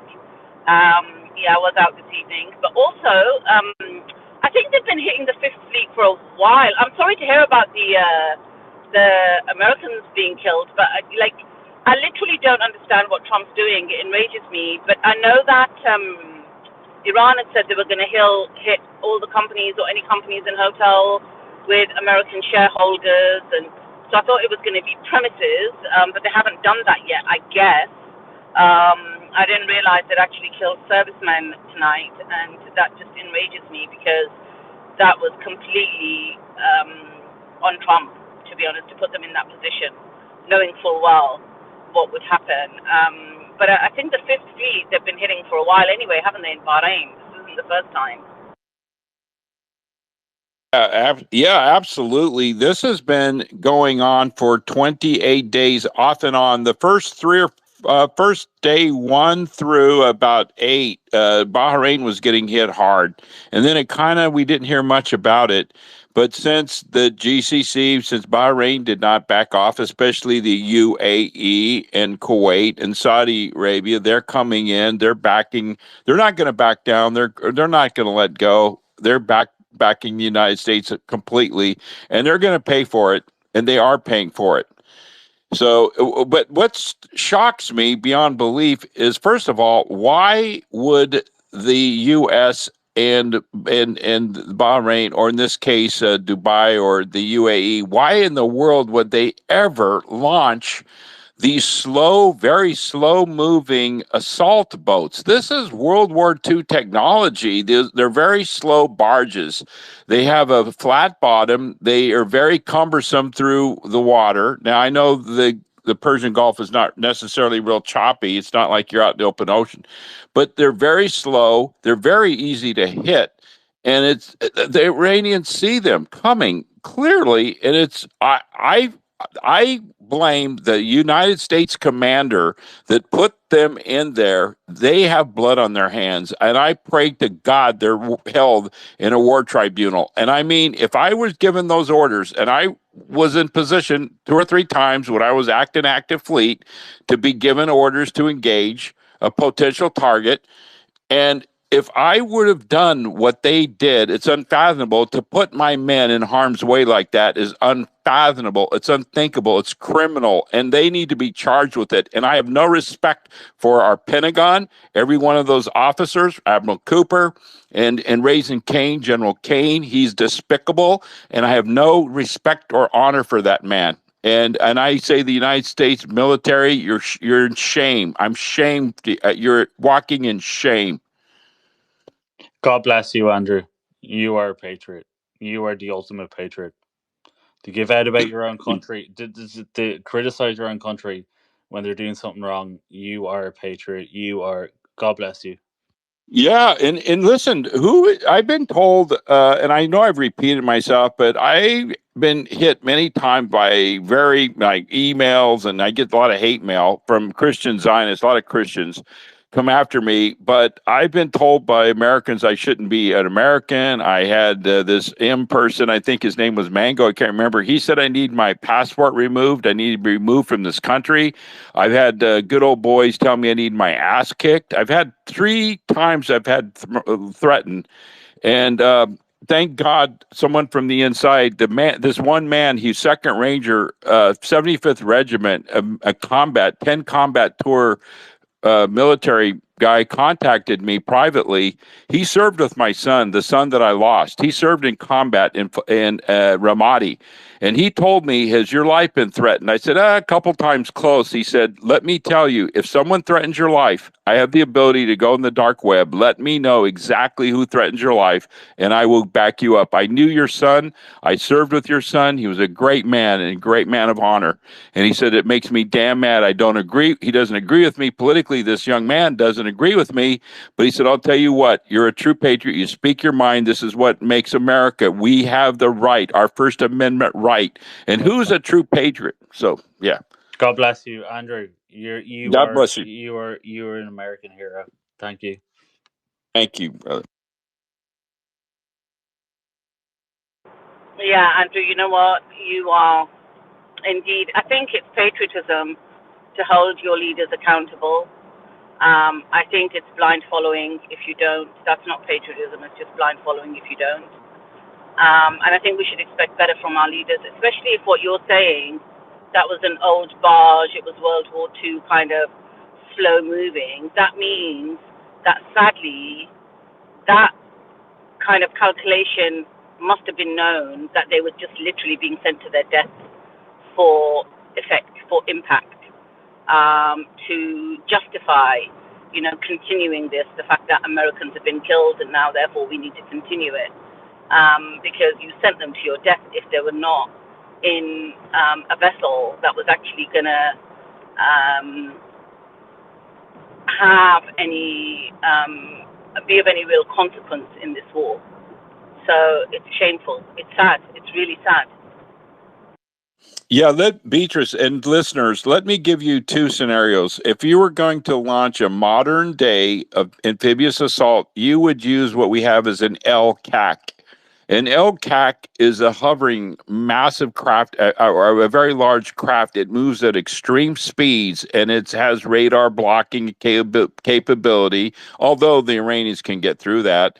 But you would at least have a fighting chance. But they use the old LCU. Look at the movies. I put it in the pill. Sully has a picture of it. When I was at the Amphibious Navy, they're very cumbersome and slow. And it's like, what are they doing? I literally, when I read that, I had to rub my eyes. I was like, I didn't read that right. I think it was an LCAC, LCAC. No, it was an LCU. And I was stunned, shocked. And now I'm angry. In righteous indignation, I'm angry. And now I'm getting more and more angry. I'll be writing more letters. I used to send letters and emails to previous administrations for this, but Trump is despicable. Do we know how many people were killed? Andrew, do we have any idea? I think it was 12 or something, but they always say wounded or casualties. They say casualties. And that word casualty is such BS. No, they're killed. They're dead. You get hit by a drone like that, you're going to be dead. And I know our numbers are in the thousands of dead and people, not from that incident, but I'm talking since this began, and I'm talking U.S. service people. And forget the U.S. service people. I want to talk about the 600 girls and plus girls, innocent girls in Iran. That's what bothers me more. Okay, military men, they put their lives on the line. Okay, I'm sorry. It breaks my heart. But what about the innocent children in Iran and the tens of thousands in Gaza? I mean, I'm done with it. We have to. Americans are so, makes me so angry. We get more upset about, oh, my petrol, my gasoline is more. What? No, they don't care. You in these Christian Zionists, they say it in the name of God. I've talked to these Christians, and I said, for God's sakes, you think God wants, it's okay for Israel? You think they're God's chosen people to go kill innocent women and children? Well, it's God's will. And I said, God forbid. I said, the Lord rebuke you in the name of Jesus. I said, you'll stand before God Almighty. Andrew, when do you think they can admit the losses, if or? The same in Vietnam, same in Vietnam. They're going to deny. And then what happens when the bodies from the body bag, a hunk of meat's thrown into a bag, that bag gets sent to Dover. Dover puts that honor on it. They took that body, they put the body in a casket, they put the American flag on it, they put all the nice little stuff on it, and guess what? That person, now that body becomes a person. Why? It lands at some little rural town in Iowa, or in Minneapolis, St. Paul, or in Albuquerque, New Mexico, or Los Angeles, California, and a family receives that. Now guess what? The press will leak out slow by slow, but then Americans start talking. Hey, wait a minute. That was Tom Billy. We know little Tommy. He grew up in our neighborhood. Yeah, he just died. What's going on? And then the numbers turn into hundreds, and then thousands, and then people start talking and saying, wait a minute, what are we doing? Is it possible to hide that in the modern age, though?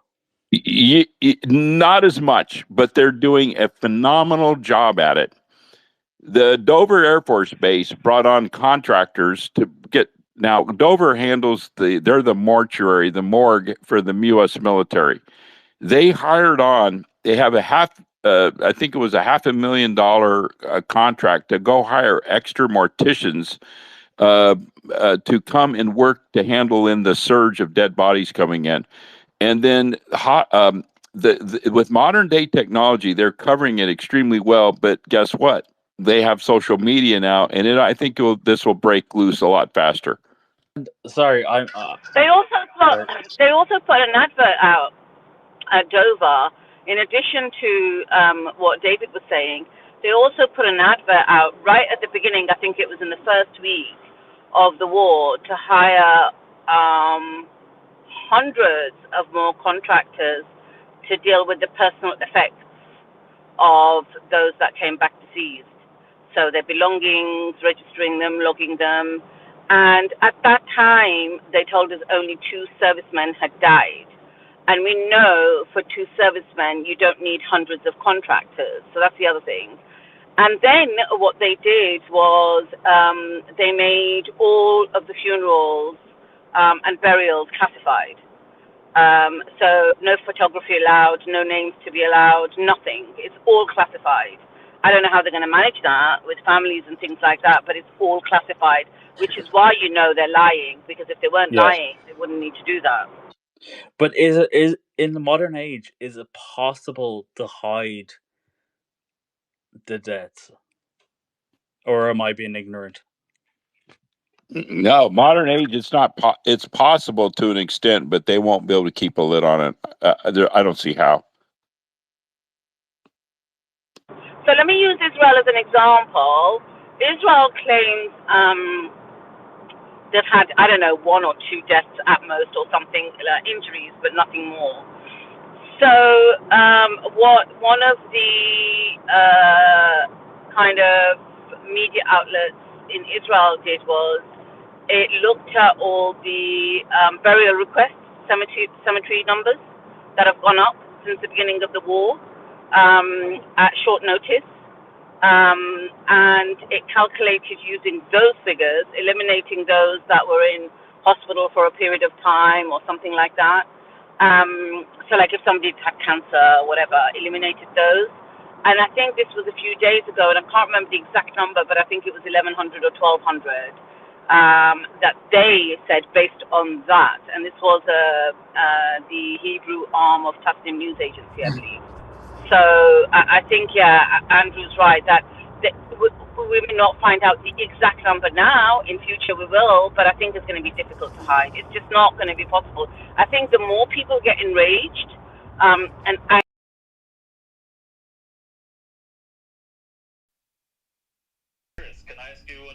Just Dan, apologies. No, apologies. What it is we have got a collaboration coming up.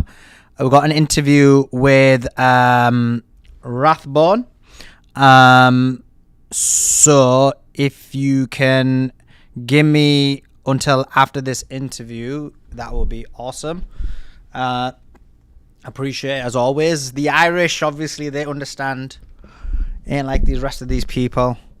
Now, let me just, hopefully you guys can hear me. Let's join his, okay, I need to take the screen off because there's like some people, unfortunately, they end up following me into his thing. So screen's gonna go off for 2 seconds, guys. And then let's join. But you guys can hear me, so you don't feel like I've gone far away. Don't want people to get emotional.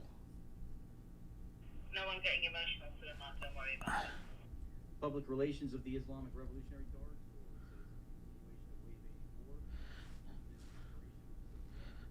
What was that, Beatrix? You been a hater?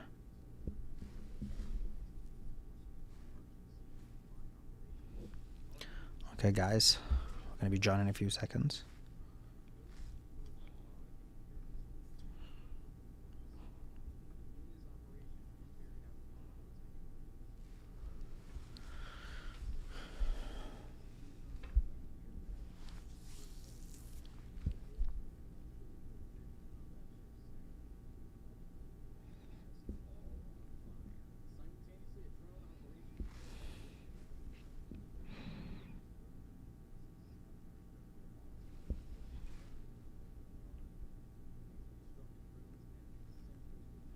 So guys, we're going to start in a few seconds. Don't feel like you've been abandoned.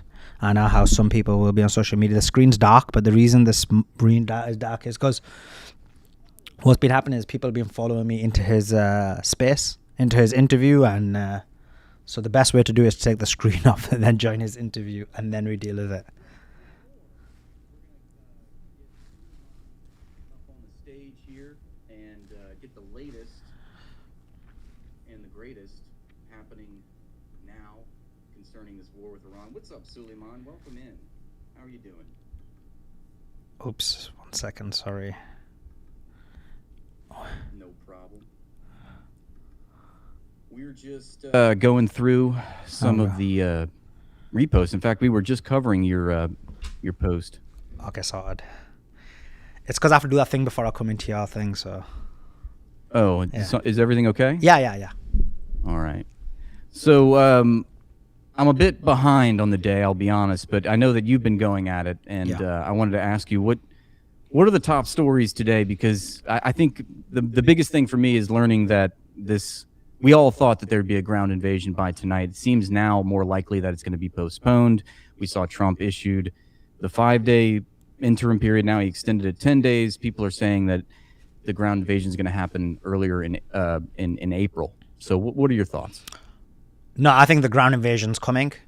When it's gonna, but do you think it's going to happen this weekend? Yeah. Sorry, I was trying to be like, yeah, it's coming. It's coming. Yeah. Okay. I think it's going to be this weekend, possibly by next weekend. So any of these, 9 days? It's highly possible the ground invasion is going to occur. There's obviously been a few blips, which I saw you reading one of them just before I came on. But yeah, I do believe the ground invasion's coming. Trump ordinarily, when he gives a timeline, let's say he gives 10 days, he either reneges or he does the extension. So as you know, he said first you got 48 hours. Then he said you got 5 days. And then today the 5 days are meant to be over. But yesterday he said you've now got 10 days. But ordinarily, whenever he gives a timeline, he ends up bombing before that timeline is over. Yeah, he does. So what? Yeah, exactly. So what we know is 10 days is the maximum.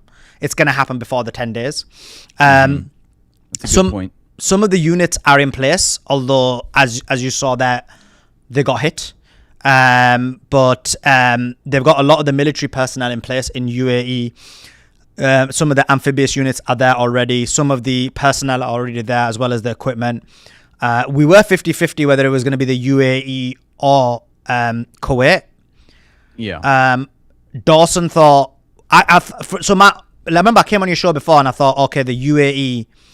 My sources are telling me it's the UAE, but it should be Kuwait. When you say that your sources are telling you that it's the UAE, what do you mean that's where the attack is? Oh yeah, sorry, I'm not explaining this very well. So basically, in order to attack one of the islands, whether it's Karg Island, whether it's the island off the Gulf of Oman, or whether it's the three Hormuz Islands, you need a stationing unit in order to basically congregate the soldiers, the personnel, the equipment, everyone in order to launch from there. So logically speaking, if you were to attack the Gulf of Oman, the island of the Gulf of Oman, then the staging unit is the UAE. If you want to attack Karg Island, then likely the staging unit is like Kuwait. If you want to attack the Hormuz Islands, then possibly Saudi Arabia or possibly the Abraham Lincoln. So those are like the different possibilities. Now, I've thought that they're going to attack Karg Island. Ryan's thought that they're going to attack the island on the Gulf of Oman. Now, my reasoning was, and I said this, my reasoning is that only if it's logical, but this administration hasn't been working in a logical manner. And the reason why you would attack Karg Island is because what will happen is you basically have it where you attack Karg Island because Karg Island has the oil. What you call it again? Iran's oil infrastructure is on Karg Island, and so if you take Karg Island, first of all, that becomes like a shield because Iran has a difficult decision to make. Do they want to destroy their own? That's where Karg Island is. Right. So it's right across from Kuwait, like almost 90 degrees, pretty much. And that's why that would be the launching station from there. Because the UAE is way down here. It's like almost near the opening of the strait. Yeah, and that's why you would basically... There you go. So can you see the Gulf of Oman? I'm pointing at it and you can't see it. But there's islands on the Gulf of Oman. That's where you would basically take one of the islands on the Gulf of Oman. Oh, okay. Right. So that's why the UAE would be the right spot to take if you were going to go for the Gulf of Oman island. Yeah, because we're hearing a lot about Keshem Island, which is right here, and that is supposed to be a strategic little node. Exactly. So those are one of the three Hormuz islands you see. So you got Larak, you've got the and then you've got the bigger island, and then you got the Hormuz island there. Can you see the Hormuz island? Then you got Larak. Yeah, it's right up here. So those were the three different possibilities. Does that make sense? Yeah. And the launching, you can see the launch pad for each of the stations you place would be different for each one of them. And so anyway, so the point is, I thought like, okay, it should be Kuwait because I think they should go for Karg Island. Like, I wouldn't do this at all. There's going to be a huge amount of loss of life. The fact that we're going through with the madness, it's like, okay, exactly. But if you are going to go through the madness, then there's like, what would you do? Option 1, 2, or 3. And for me, it's like you do Karg Island. And the reason is all of them results in a huge amount of loss of life. But the reason you do Karg Island is because, the oil infrastructure becomes a defensive mechanism for you. Because Iran has to be like, okay, do we want to bomb them because we're going to lose 50% of our oil infrastructure. It's going to set us back decades. Do we really want to do this? And then the hope is that they may not want to do this. They may not follow through. And then you could be like, guess what? You can have this back if you open the Strait of Hormuz. Does that make sense? Yeah. So that's why I think that would be the most logical. But the easiest is actually the Gulf of Oman, the island of the Gulf of Oman. And the reason for that is because it's easy to get there. You don't need to go past the strait. But then it made no sense to me. Like, why would you take it? Like you take that, for example, this island here. Let's So this just take right that one here? example. Yeah, I was trying to see like which island would it So be? that island there as an example, easy to take as an example, but why would you take it? What is the benefit of it? I guess to just have a staging ground for a larger incursion. No, well, that's the point. It wouldn't be a staging ground because you got better staging ground. So the only reason you take it is to say, I've got the island. I've got an island. It's your island, and do you want it back? Does that make sense? Yeah, it's. I mean, no, but yes. So it's like it doesn't make sense to me. It doesn't make sense to you. That's right. But in the American perspective, it's like we take the island, and then we're like, it's easy to take. It's disputed area. And it's easier to take. It makes no sense, but it's easy to take. But you're still going to have a huge loss of life because the drones and the missiles can quite easily hit you. I mean, and let's just say that they are able to assemble a ground force in Kuwait so that they can go and take Kark Island. I mean, isn't Kuwait where? I mean, the Iranians are going to sniff that out, right? Aren't they going to bomb Kuwait then? Well, that's what happened today, right? So today, you were reading it just before I came on. So there's 6 vessels, what are amphibious assault units, which basically move personnel, military personnel, equipment, and various other things. They were docked in a Shayuk port in Dubai, and the Iranians. This is likely going to be the staging for the assault, the stationing area, and they hit them with drones and missiles. Iran claims, and I think that there is merit to this claim because there is claims that there was fires there. Iran claims that they took out 3 of the vessels and as in sunk 3 vessels and the other 3 caught on fire. They say there's a huge loss of American soldiers who died. Some of them severely injured end up going to hospitals in Dubai. And so what you're saying is what the Iranians are claiming happened. So what just happened today in Kuwait, that was the Iranians attacking part of the assembled ground forces that were, convening to do this operation? In the UAE, yeah. Okay, in the UAE. So the UAE seems like it's going to be the stationing ground, not Kuwait. So yeah, and didn't UAE announce that they were committed to this war against Iran, and then Iran's like, okay, that's it. I saw Professor Morandi was like, well, the UAE is finished now. Yeah, I agree. It is. I keep saying it, but you got to leave UAE. It's not a safe place because so much has happened. There's other news we're going to speak about as well, which is as big as, if not bigger. I thought it was huge at the time. But the UAE is prime target. They are complicit in the offensive of this war. It seems like the UAE is the stationing area for this ground assault. And that seems to be true because there were 6 amphibious assault units, ships, vessels, on the Shayuk port or Shuwaik port in UAE, and Iran has taken out 6 of the vessels. So UAE is a prime target for that reason. And in addition to that, the other reason is obviously because of what happened earlier on today, which is, I'll explain it. So what happened today was major. So if you remember, Trump said you got 48 hours. After 48 hours, we're going to bomb your power plants. We're going to bomb your nuclear facilities. We're going to bomb your energy infrastructure. And if you remember, I came on your show and said, if he does that, this is the beginning of the end. Because Iran will retaliate on an equal level. That will result in the loss of energy in the Emirates, Qatar, Saudi Arabia. If you were to do that, that would end up being, they don't have energy, they don't have water, trade routes are completely disrupted, no movement of food, goods, anything. It's gonna result in the loss of billions of lives. And I do mean billions. Because if you know, like, for example, World War III, when many of us war gamed World War III, there would have been billions dying, but it would never have been from the bombs or even the nuclear bomb. The billions dying would have been the disruption of trade routes. Does that make sense? People would have starved over time. Starvation. Yeah, exactly. Yeah. And so that's exactly what would happen here. So Trump gave the 48-hour deadline, and then he said, okay. I'm extending it for 5 days because Iran did not yield.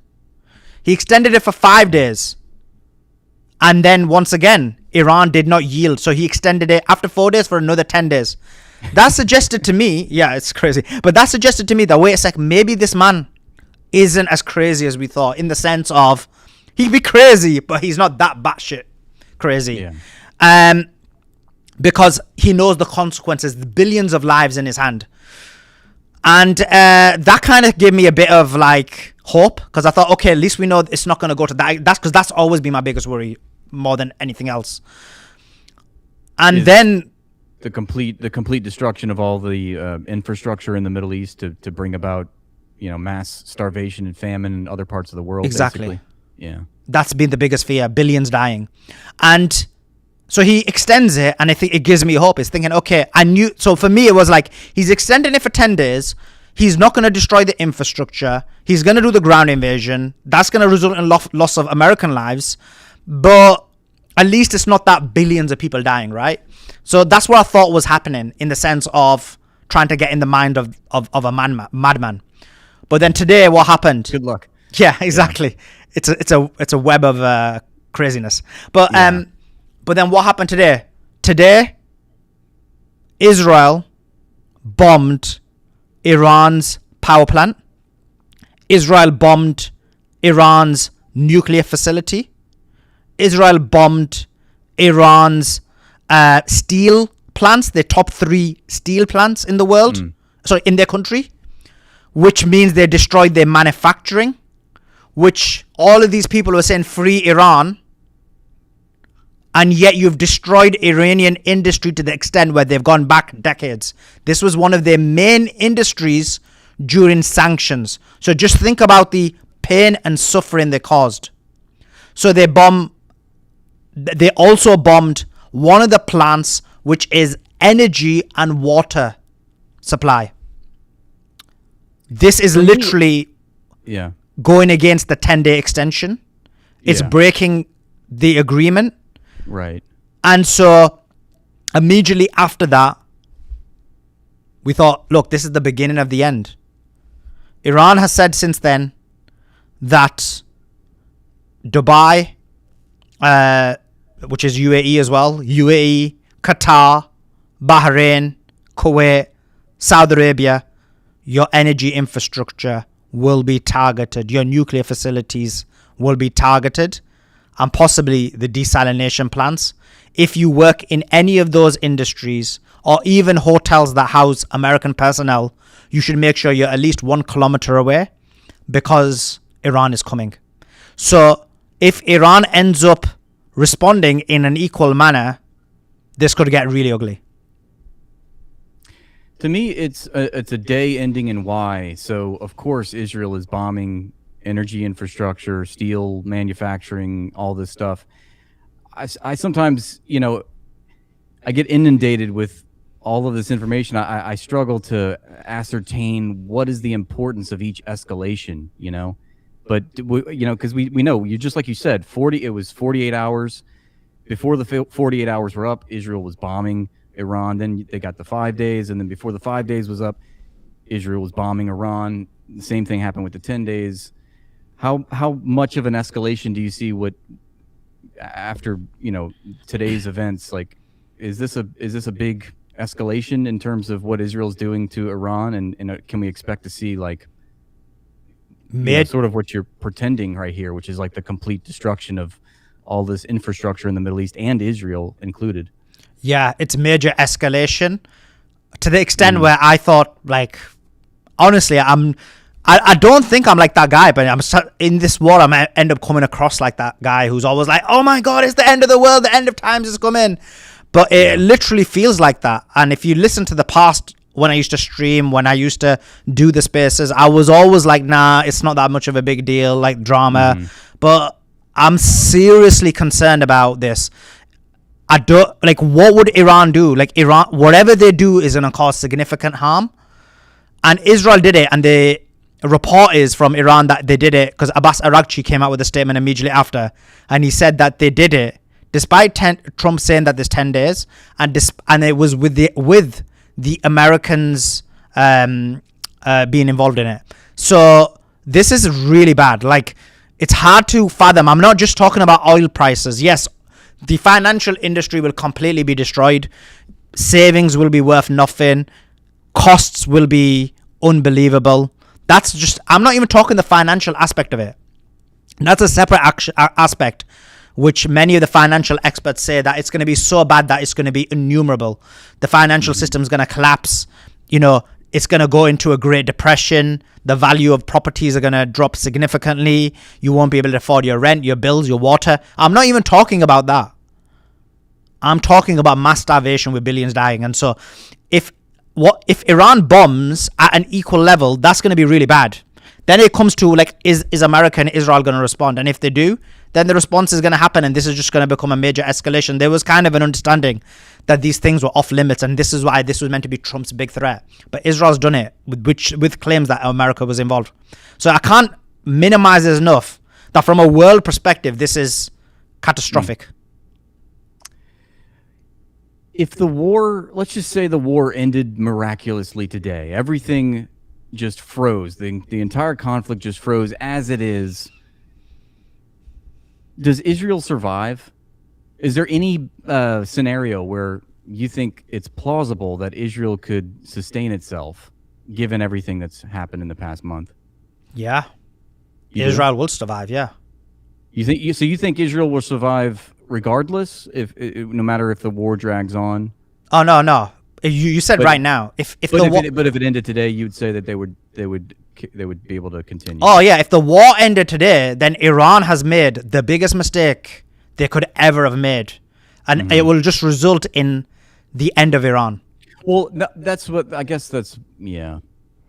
Because I guess I'm saying more so that like, what if you seem to disagree with me on the fact that you think that the military presence that the United States has in the Middle East will not be completely vacated. It won't be completely eviscerated. Can you explain why you think that? Because I think this is the end of American presence in the Middle East. It's gonna take some time, but I think that's what we're seeing.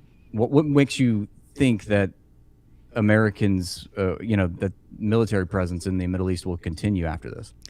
The reason is because of a number of reasons. So it's geopolitical, it's historical, it's philosophical, and it's also sociology coming into it, sociological.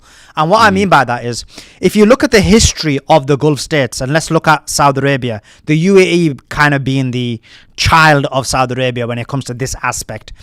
Saudi Arabia, since the 1970s specifically, has been in bed with the CIA and Mossad. In the 1970s, Saudi Arabia basically decided to move away from America and Israel. They were part of a blockade where there was an agreement that no oil will be sold to those countries. What did the United States of America do? They assassinated the leader of Saudi Arabia. They replaced him with someone who was friendly with the United States of America. They claim they didn't do this, but we know it was the CIA behind this. Who did they assassinate? King Faisal. And what happened then was, you basically had the assassination, and over the next 60 years, Saudi Arabia, Israel, and the United States of America have been in bed together. Bed in terms of from an intelligence perspective, from a security perspective, and from a financial perspective. Whether it's what they did in Nicaragua, whether it's what they did in Syria, whether it's what they did in 9/11, whether it's any of the covert operations they did throughout the whole time, all three of these countries were intrinsically linked and in bed together. To the extent where sometimes if the United States of America couldn't pick up its load because of a variety of reasons, financial, political, or other, Saudi Arabia would always pick up the load. They were involved in, as I said, 9/11 together as well. And so what's happened is, over time, you can't detach the CIA and Mossad away from the country. It's like removing a virus from a permanent virus or a cancer from a person. It's intrinsically linked. To the extent where, let's say Saudi Arabia made the decision that they want to move away from the United States of America, they simply can't do it. Because MBS knows that America could just assassinate him at any time. He is in that position, but by the benevolence of the United States of America, in the sense of you only stay in that position if you are subservient to the United States of America. If you go against the American interests, you will be removed and you will be replaced. And such is the level of fear of these monarchs that, if you remember, when MBS became in charge, he took many of his rivals in hotels, possibly tortured them, threatened them, and made them bend the knee to his power. For example, one of them was a guy who whose name I forget, but he's basically owns 20% of Twitter. What's the guy's name again? I forgot his name, but I know how he looks like. And the original creator of Twitter, or no, he with Elon Musk, he had a percentage in Twitter. Oh, I remember. What's his name? Jack something. No, Jack Doherty. No, this is a Saudi Arabian individual. Okay. So he was one of the people who MBS thought may be a rival to his leadership. So the first thing is, they know America can take them out. They know that Mossad can take them out. They know that they're in bed together. They're intrinsically linked all these years. The fourth thing is this. The entire military is built from the United States of America. Their fighter jets, their military policy, their military ranks, their military equipment and weaponry are all but beholden to the United States of America. Some of my sources tell me this. This is not something that is publicly available, so just take it with a grain of salt. But I'm telling you, this is the case.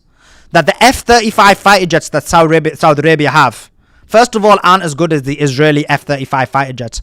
But more than that, they actually have to get a special code from the United States of America before they can fly them. So such is the reliance of the United States of America. The other thing about Saudi Arabia is the Emiratis aren't built to fight, and they are a very fearful people. They aren't able to protect themselves. They have the money, so they don't need the money from anyone else. But they want protection. Who can give them that protection? Well, you look at the world, you think maybe Turkey, but Turkey's in a weak spot and may have to defend itself. Pakistan, largely vassalized by the United States of America, in a very weakened position. Who else could protect South China? The Chinaman don't fight. So who would protect Saudi Arabia? And so it comes back to reliance on your previous protector. But they have shown that they can't protect. I mean, the United States has basically betrayed the Gulf states and put them in the crosshairs of Iran. And I appreciate your answer, and I like the historical dive, but I also think that dialectically we're watching a power dynamic evolve where it's sort of like the changing of the guard. I see that the American presence is waning. I think Iran is asserting its dominance, and it's not the 1970s anymore. And we also know that Iran has told Saudi Arabia that MBS could be a target too. So I mean, it seems like Saudi Arabia is kind of caught between a rock and a hard place at this point. But I don't think trusting the Americans is a good idea at this point. I mean, we agree that. So if the question is, should they trust the Americans, the answer is goddamn no. Don't trust them, blood. But if the answer is, will they trust them? That's a separate question, right? Then I say the answer is yes. So let's take Saudi Arabia. So Saudi Arabia, without a shadow of a doubt, has been hit. We agree on that. They've been hit by drones. They've been hit by missiles. They've also been able to take out some of the drones and some of the missiles. And so from the Saudi Arabian perspective, they're thinking, what is our other option? So all of those things together that I mentioned, you can't give all of those up. And in addition to that, who else can protect you, in the sense of, if you look at America now, they've already said to them, send us $22 billion more. We'll replenish your equipment. So in their mind, obviously, we're seeing it as, look, America can't defend them. They've been hit. The Prince Sultan Air Base got hit. The embassies got hit. Various other places in Saudi Arabia got hit. They've been demonstrated to be weakened. And it's been shown that America can't protect them. But if you were to ask a Saudi, which there are many Saudis on here, they actually think the opposite. They think that America has been a brilliant partner for them, that America has been giving them intelligence, that the situation would have been exponentially worse without America. They believe that if America wasn't there, Iran may have invaded them and it would have been the Great Persia. Like, this is the psychology of these people. And that's why you need to get into their mind as opposed to your own mind, which your mind makes sense, but theirs doesn't. I just see that, metaphorically, Saudi Arabia is in the dentist chair, Iran is the dentist, and they're trying to excise this painful root canal, you know, and the more that the Gulf Coast countries resist, the more painful it's going to be for them. But but then they think in their mind, they think that if the root canal is taken out, they're going to die. And you're like, bruv, it's just a root canal. Like, this ain't going to kill you. This ain't going to, and they're like, no, like, no, it's going to kill me, but we need the, so it's, yeah. No, I mean, you're right. I mean, they're definitely sticking to their guns with aligning themselves with the Americans, even at this crucial. I mean, you're seeing it now, right? You asked me about the UAE. You said, Suleiman, why is the UAE said that they're going to now go into an offensive war. The UAE is allowing their country to be stationed. Yeah. But the UAE has been hit. Iran, don't they? Sorry? They still doubt Iran. Well, what Iran's capable of. I'm not sure about that. Because look, if you look at their country, and this is what I'm trying to make you understand, like, Dubai. Let's take Dubai. I know my audience is going to cry about this again, that he's talking about Dubai again. But the thing is, Dubai, it's a ghost town. Yeah. Nobody's left there. The only people left there are poor Pakistani, Indians, Filipinos who can't afford to go back. The rich influencers either have all left. And I know myself that some of these people who are doing propaganda for Dubai, they've sent their family out, right? So it's a ghost town. Nobody is hardly there except Emiratis themselves. The industry has been destroyed. Their financial system has been destroyed. Their house prices have been destroyed. And you think, listen, Dubai, America couldn't protect you. America took away the thing that you took so long to build, which is tourism. All of these things happen to you. Wake up. And yet they do the opposite. They double down. They give America more money. They say you can use Dubai as a stationing ground. They say we're going to go to war with Iran. Because in their mind, they think if we take Iran out now, let's just go all in. Let's allow everything to be destroyed. If we take Iran out now, in their mind, they're thinking that's it. Then we never have to worry about anything ever again. And our country is going to prosper. We know that's wrong. Because we know there's a country called Israel who's actually the real problem. But I'm just trying to tell you the psychology of these Emiratis and these Gulf states.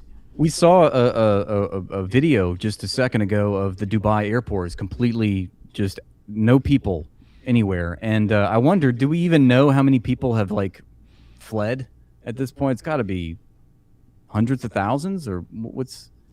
I mean, it's a very populous city. It's a ghost town. A lot of people have left. The only people who remain there, like I said, are just poor, underclass people. I don't like calling them underclass. They're not underclass. They're human beings, but they view them as underclass. So they're the only people left who aren't able to leave.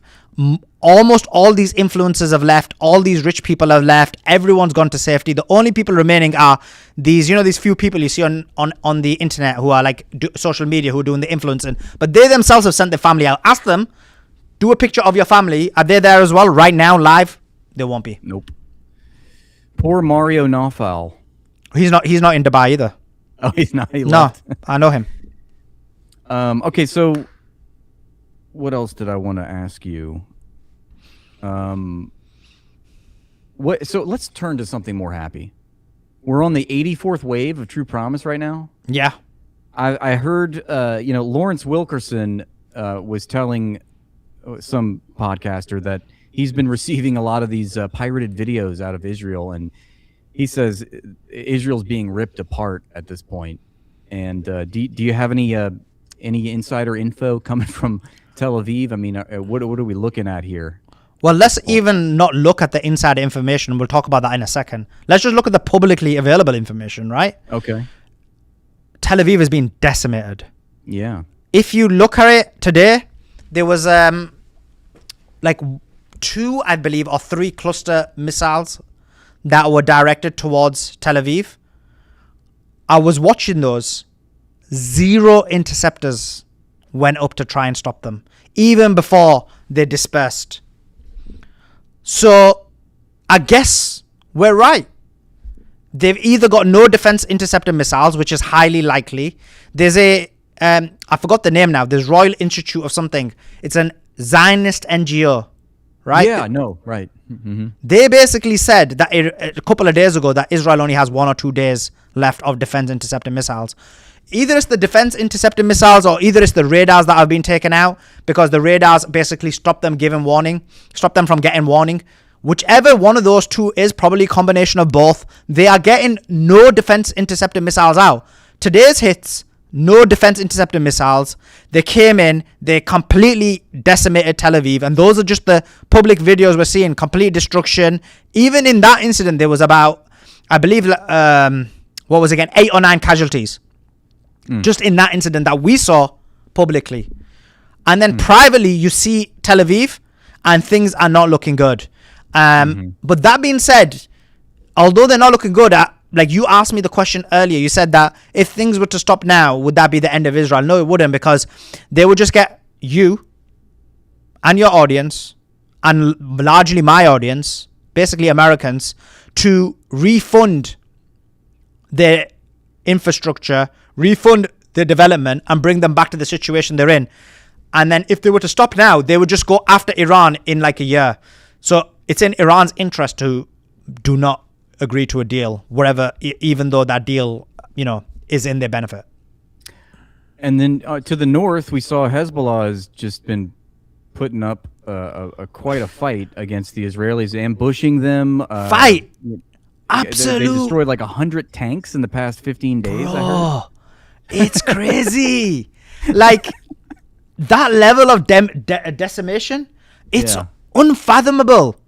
Like, I'm not sure if I came on your show at that time, but I think I said, look, what they're going to do is they're going to allow Israel to go in, then they'll clap them from within, and they'll take them out. Like, I expected Hezbollah to win. There was no doubt about that. Yeah. But this level of decimation is crazy. Like, if you look at it, Israel has tried to come in from the north of Israel. That's failed. They've tried to come in from the east. That's failed. They've not been able to go through Syria, so luckily Syria's not allowed them in from Syria. And if you look at them, they're not even able to penetrate into Lebanon in a decent manner, to the extent where some are like, wait, is Hezbollah going to start taking northern Israel now? That's the level of decimation. You mentioned 100 tanks being targeted. I believe 65 have been taken out. Hundreds upon hundreds upon hundreds of soldiers have been either killed and or injured. Probably more than that. And actually, it reminds me, when we were talking about the devastation, the Israelis themselves say that there was 100 casualties today. And we know that they lie. The number is probably a lot higher. So things are not good for them. The north, they're getting absolutely walloped. Every time you see it, a Merkava tank is taken out. Hezbollah is doing operation after operation after operation. I believe yesterday or the day before, they did 88 different operations. They're just not able to keep up. This is complete domination by Hezbollah, to the extent where I knew they were going to win. I was so confident. But you know how you know when you like your kid's about to take a test and he's like, "Oh, Dad, I'm really confident." And I'm like, "Yeah, actually, I've just tested him. He'll do well. He's gonna do well. He's gonna get 80% of the test." And then he gets 100%. Yeah, bruv. Like, I knew you were gonna smash it, but 100. This is literally what it is. Like, we're seeing 100. It's crazy. Hey, what do you make of this story? The IDF chief of staff says that the IDF is going to collapse. Staff, what does it say? Eyal Zamir gave a stern warning to the cabinet as the military faces operational strain and personnel shortage. And that's being reported from Israeli national news. Yeah. Is this a big deal? I mean, because, we're talking about this. You're telling me about all the decimation that Hezbollah is doing, Iran's doing. Yeah. And yet Israel's still somehow managing to mount these incursions, these invasions, and they're just getting destroyed. And then there's continually striking Iran. And you think, how much longer can they sustain this? And finally, we hear, this is a bit of a good news that now the IDF chief of staff is actually admitting that they're going to collapse. But what do you make of this? Yeah, I agree with that assessment. There's no way they can continue this. They're not built for this. If you look at it, each one of the incursions that they did, they gave up after a very short period of time. 2006, they lasted weeks. 2024, they lasted basically days, really, if you look at what actually happened. They're not a country built for war. They get you guys to fight the war for them. They get you guys to sacrifice for them, but they don't do it themselves. So yeah, there is going to be major shortages. They're going to probably get the reservists in, and they're not equipped, because you have to remember with Israel, it's a bit complex. So people think that Israeli army is really large, which it is, but many of them are like reservists, like not really in the battlefield. Many of them are women, many of them are young people, like they're not going to be on the front lines. And so if you look at the actual front lines, battle ready, battle hardened members, it's a very low in number. And you want to basically send them in to the meat grinder that is Hezbollah, who is completely decimating you, taking you out very easily. They're going to get to a point where when they start forcing the reservists to join, they're going to get mass protests back again in Israel. This was a major folly from the part of Israel. It made no sense whatsoever. When I heard it, I was like, what is going on? Like, these people are crazy. Like, it makes no sense that they were doing this at the exact same time that they were launching this offensive war with Iran. And you're seeing the perils of it. We knew it was going to fail. And the longer it lasts, the more punishment they're going to get. So I want it to last longer, because they're going to feel the pain.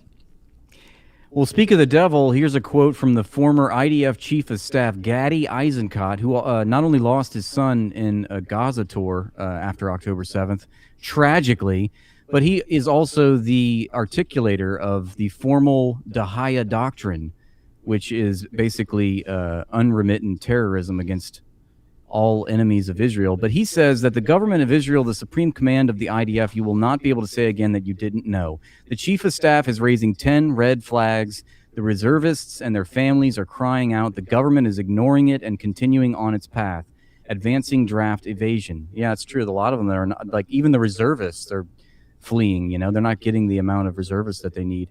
Implementing mandatory service for all is the need of the hour. It is a moral imperative. Only this will return Israel to the right path, fulfill the IDF's mission, and safeguard Israel's security. So it sounds like they're hollowing their entire society out to wage war.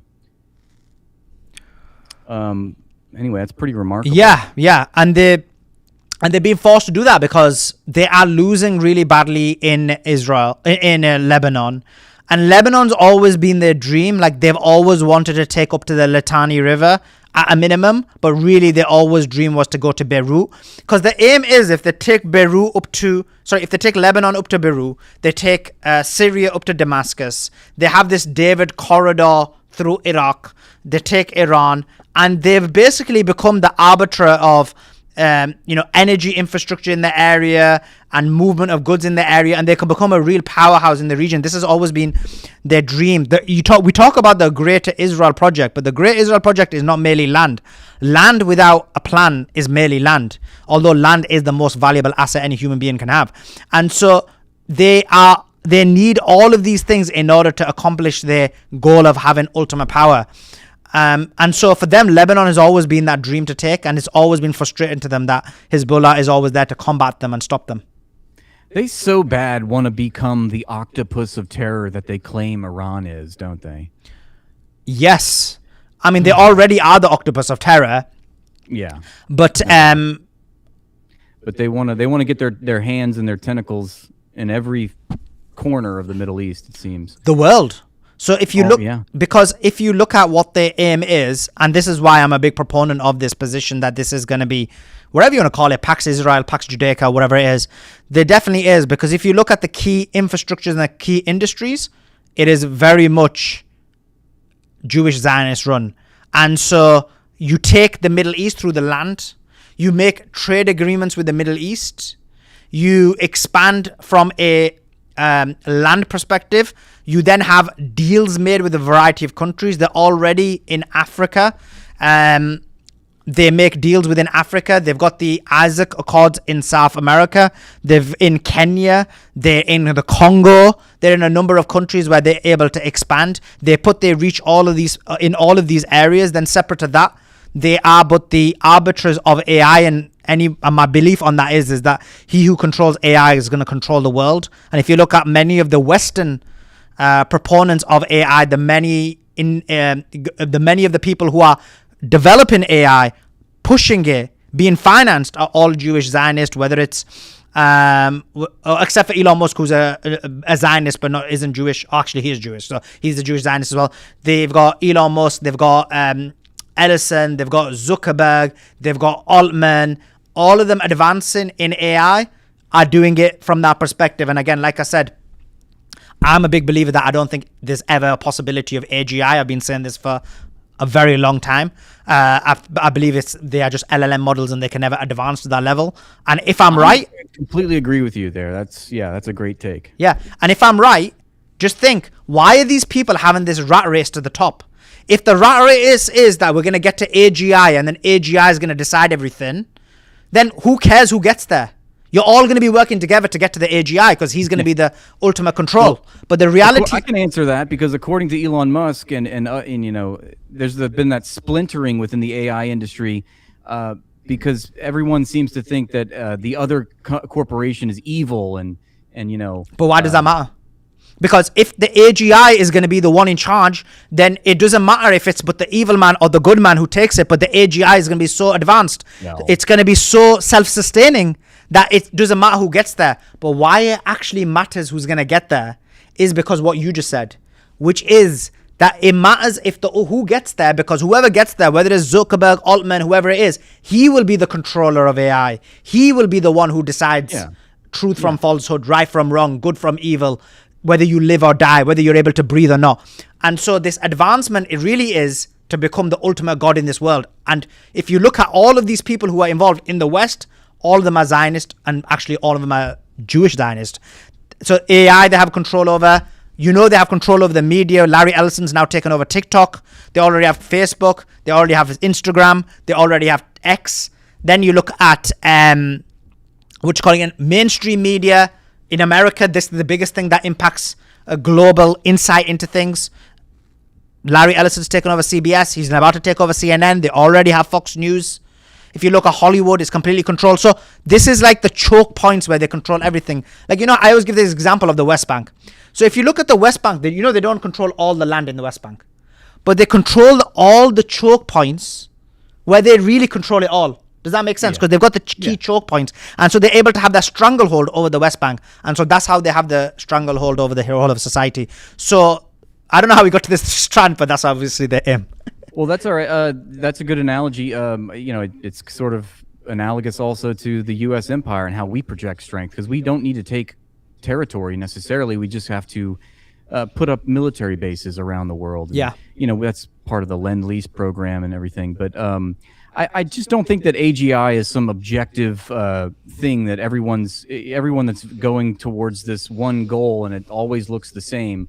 You know, just like you were saying, they can't even describe what artificial intelligence actually is. There's no scientifically agreed upon definition of natural intelligence, much less artificial intelligence, and even still less artificial general intelligence.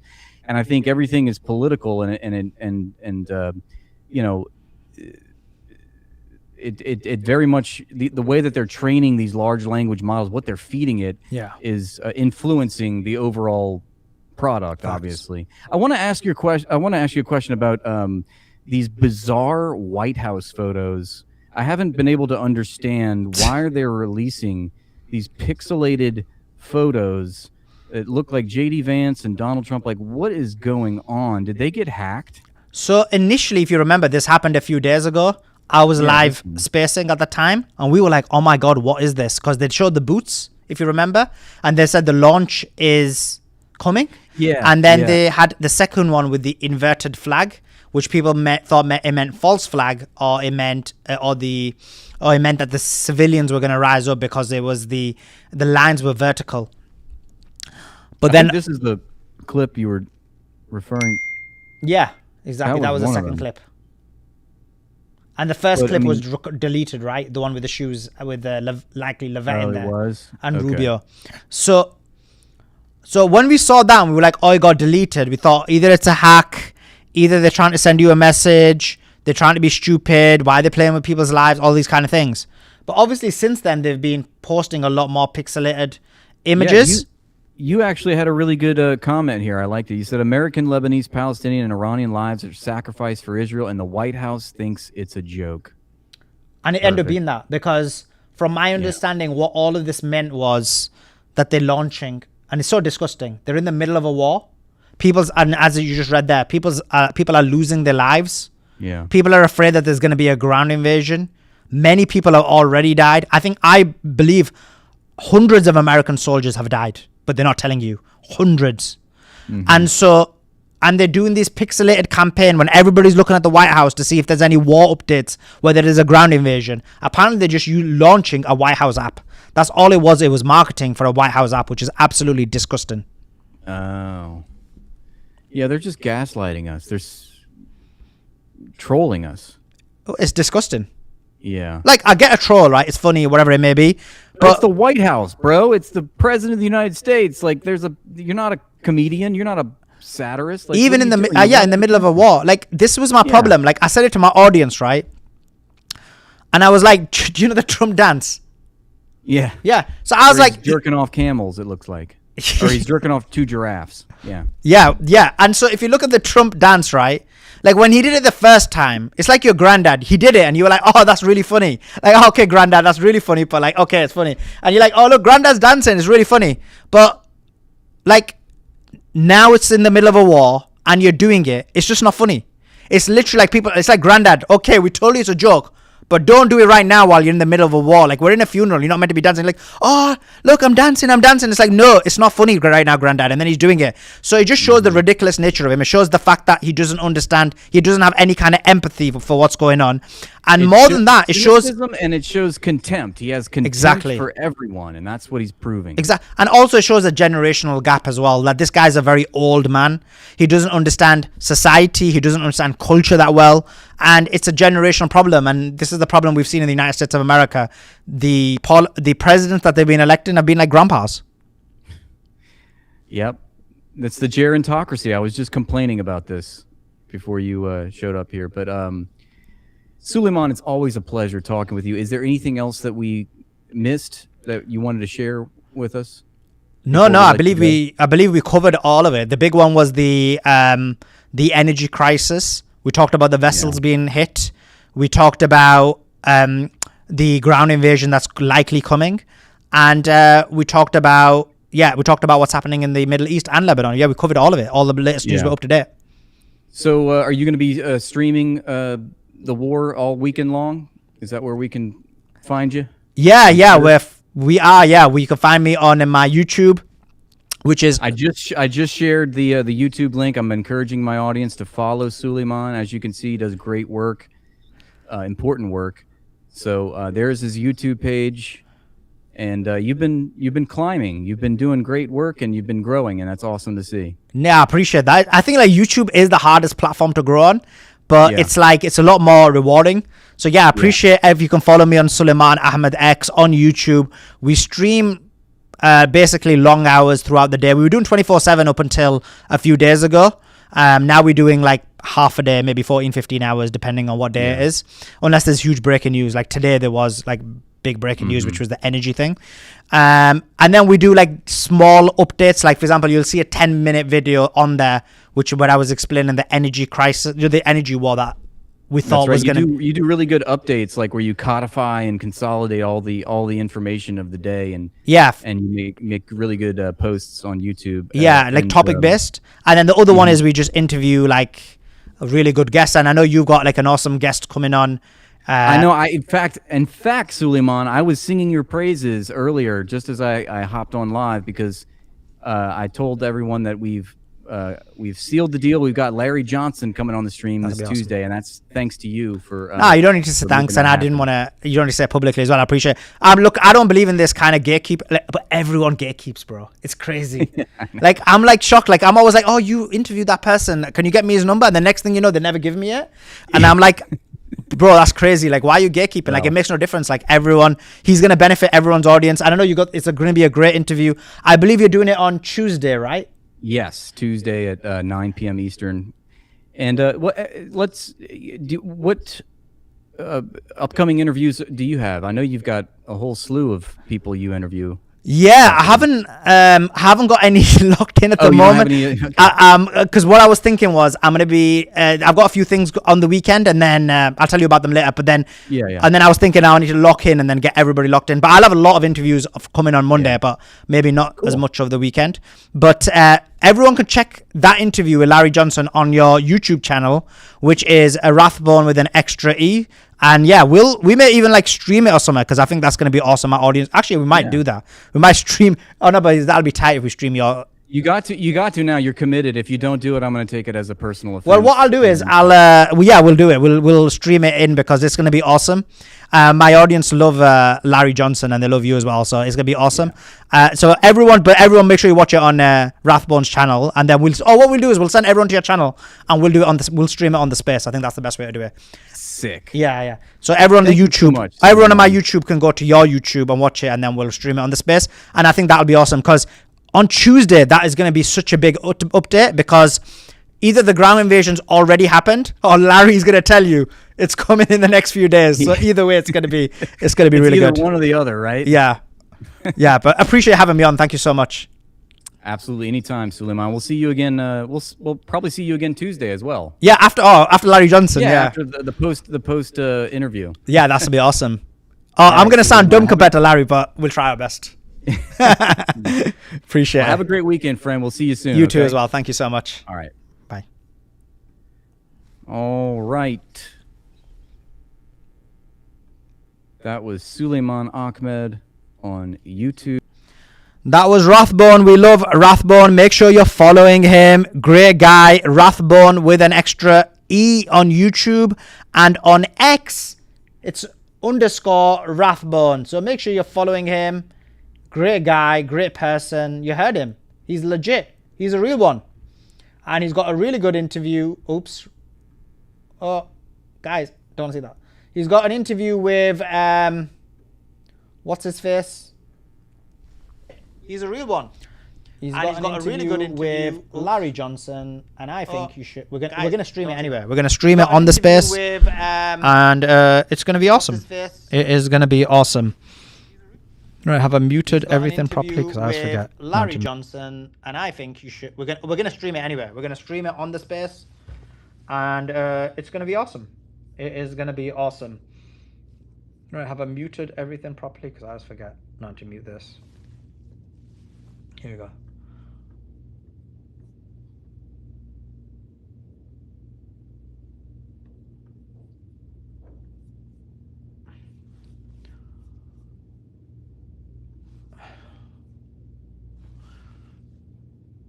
Great interview, Sully. Very animated. Wish you do this the same when you ask questions as well.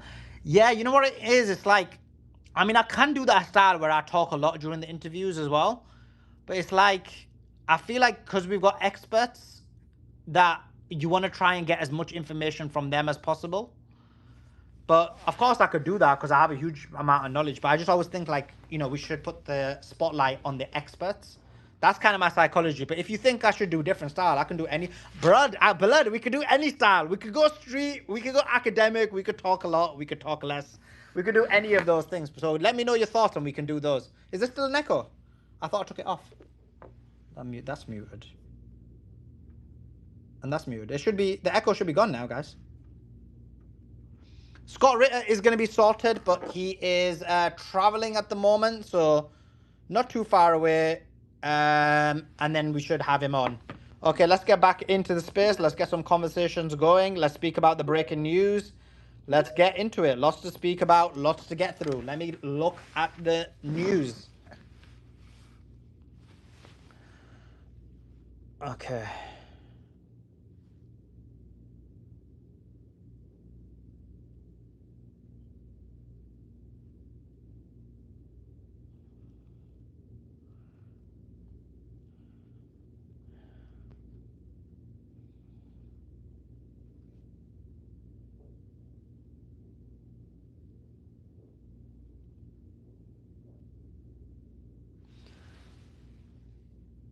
Okay, so let me just give a quick recap of what I think is the more important news. Thanks for that, Goose. I think the biggest news for today, just to give the audience a bit of a recap. You heard it in the Rathbone interview, but just to clarify to you guys, it's that there was a attack by Israel, which the Iranians are saying is coordinated with the Iranians are saying is coordinated with the United States of America, where they hit Iran's power plants, nuclear energy infrastructure, their what's it called again? The steel factories, the top 3 steel factories, and space out your interviews. They saying do less. That's easier for me, to be honest. It's tiring doing interviews. And so they destroyed that. And so Iran's warned the Middle East that they're going to come back. They're going to come for them, and they're going to attack the same energy infrastructures. So we're going to have to wait and see the repercussions of that, but I think they're going to be immense. They're going to be great, and there's going to be a lot of escalation. The second thing, and I think this is big news, is the amphibious units that were sent for the ground invasion, the amphibious units, vessels that were sent for the ground invasion into Iran, or one of the islands within Iran, and that was so there were 6 vessels that were in Dubai, which then seems to suggest that Dubai was the staging ground. And if Dubai was the staging ground, then likely it looks like it is the island of the Gulf of Oman they're going to go for. If it's the island of the Gulf of Oman they're going to go for, I mean, it doesn't make any sense to me. But anyway, what we know is that there were 6 vessels, and those are one of the pieces of news I forgot to tell him was about Saudi Arabia. Okay, I will tell you guys. So one of the 6 vessels was 3 of the vessels sunk, 3 of the vessels were on fire, a huge loss of American life, and the ones that survived are in hospitals in Dubai. So the ground invasion may be delayed. The second thing we saw was, and I forgot to mention this on Rathbone's interview, and that was that there were a number of hits on Prince Sultan Air Base where the KC tankers were deployed, and apparently there were 12 American casualties. Some reports are saying 10 injured, 2 serious injured. Other reports are saying 10 serious injured, 2 dead. So that is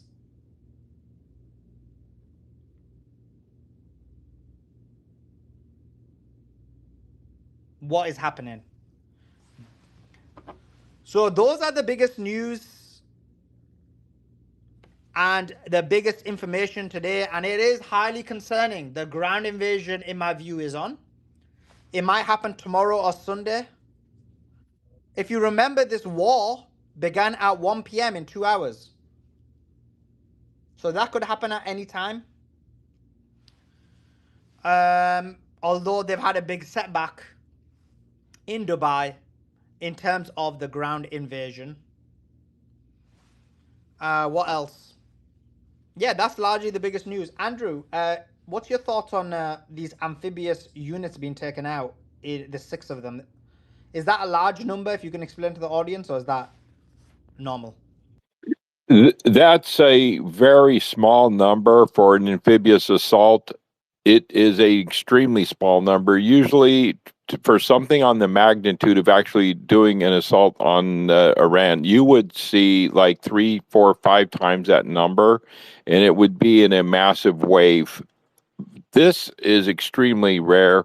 Now, I will say this: it does seem like these could have been possibly been special force units to go Hold in on. to do maybe Andrew, mine clearing or something like. Andrew, just to clarify, that's not the total amount of units. That's the number that were taken out. Does that make sense? So there could Oh have yeah, been okay, there could have been 18 to yeah, 24, 3 or 4 times more. But what we know is 6 of them have been taken out. I'm saying yeah. that's a lot, isn't it, to be taken out? Like that's like almost 25 to 35% of your armada. Oh yeah, yeah. Oh yes, exactly. Yes, exactly. Yeah, that is very significant. Now, if we don't know the total number that were actually launched or set off to make the insertion, But that would normally be about 15, 20, 30 or so, approximately. So, yeah, that sixth, you're looking at a third there, right? And that would be significant. And again, the futility of it, Sully, is absolutely insane. Yeah, makes no sense whatsoever. Makes no sense whatsoever. Okay, let's go to Caveman. Caveman, jump in, give us your thoughts.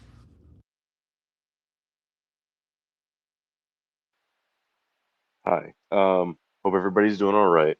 So, we have this kind of what looks like a failure going on with this amphibious assault, but this is most likely some form of diversion.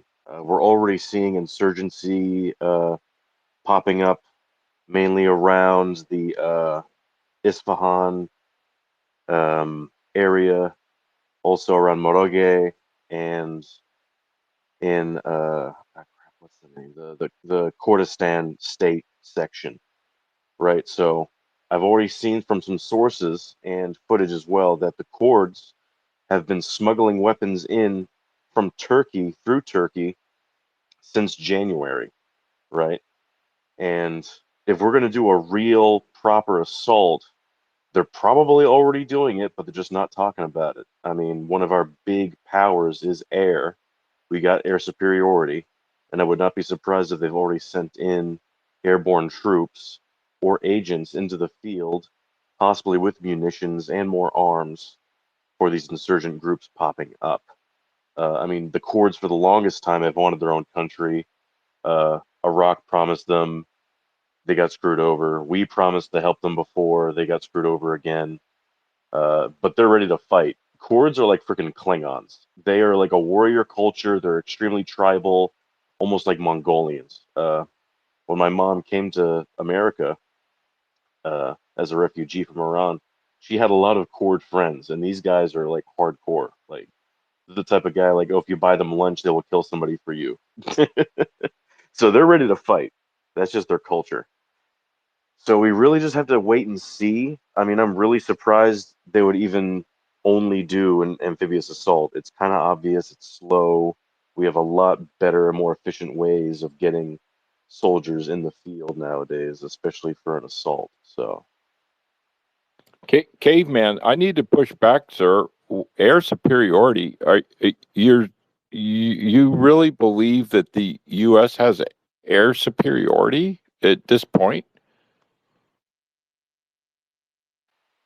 we had it from the get-go. Our technology is 40 years ahead of theirs. They barely have Oh guided my missiles. dear God! Oh my dear God! You really are one of them. You really, but who was you been talking to? We do not have air superiority. We never had it. We've had multiple military analysts come in and talk about it. Come on, come on. You can't come into a space like this with this, and you might want to go to a different space to spread your ilk, sir. Well, I've just been interviewing Iranians and Oh, okay. talking to the ones that know what's going on in the field. Oh And boy. weapons have been getting smuggled in, a lot of weapons and guns, and we're already seeing little bits and bobs of footage of insurgent groups attacking and ambushing IRGC patrols. Can you show So, me that footage, please? Wow. Can you show me that footage, please, Caveman? oh yeah, freaking of all people, look, I'm not a big fan of him. I don't like him personally, but Ian Miles Chong freaking shared it, dude. Yeah, he posted it. A bunch of people have been Unbelievable. posting it. Blood. Okay, show me what he posted. This is hilarious. Ian Armstrong, who doesn't even say one thing that is honest or serious. He literally claimed that I've got a criminal record when I haven't. So that's just an example of the liar and the fraud that he is. He had to he had to escape Malaysia because he was under investigations. But anyway, what was he? Well, show me the video that he posted and what he was saying. I'm trying to find. He didn't say anything. He just posted the video. That's fine. Show us the video. Let's see. He's okay. Let me go to my likes because I found somebody else who posted it before I saw Ian posting it. Let me find it. It's in my likes. Let's see. This guy's getting his information from emails. Chung, where's inevitable China, bro? I This know, is right? the harm that your Chinaman are doing to the world, blood.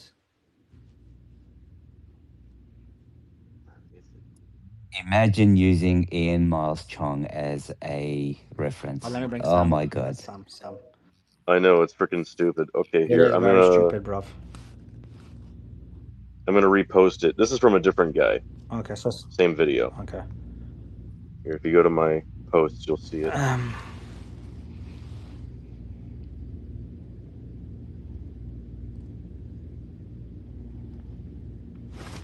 Okay, this is an Emirati guy. Funny enough, Okay. Yeah. right? The crazy thing is that we're not getting a lot of footage from Iran, mainly because the only way that we're getting footage from these people, and the only way, like for instance, I've been able to contact my family over there, Oh, is you're a smuggled monarchist. You're a Starlink monarchist. dishes. My grandfather was actually a protege of Mossadegh, Okay. so So that's a yes? Kurdish Mossadegh, what is no, that? Is that new things? Mossadegh, Mossadegh, the No, Turks. Mossadegh is the Kurdish guy that Mossadegh. came before the Shah. First of all, pronounce it very right. If you Iranian, is a Mossadegh. That means you are not Iranian. Don't talk. You know. First of all, Okay, I I just never looked at that seen video and Iranian. it's from 2025, so it was from the previous protest, so The that's fake news. the only things I have to tell Oh no. everybody, Iranian are very united against America. I never seen such things in my country.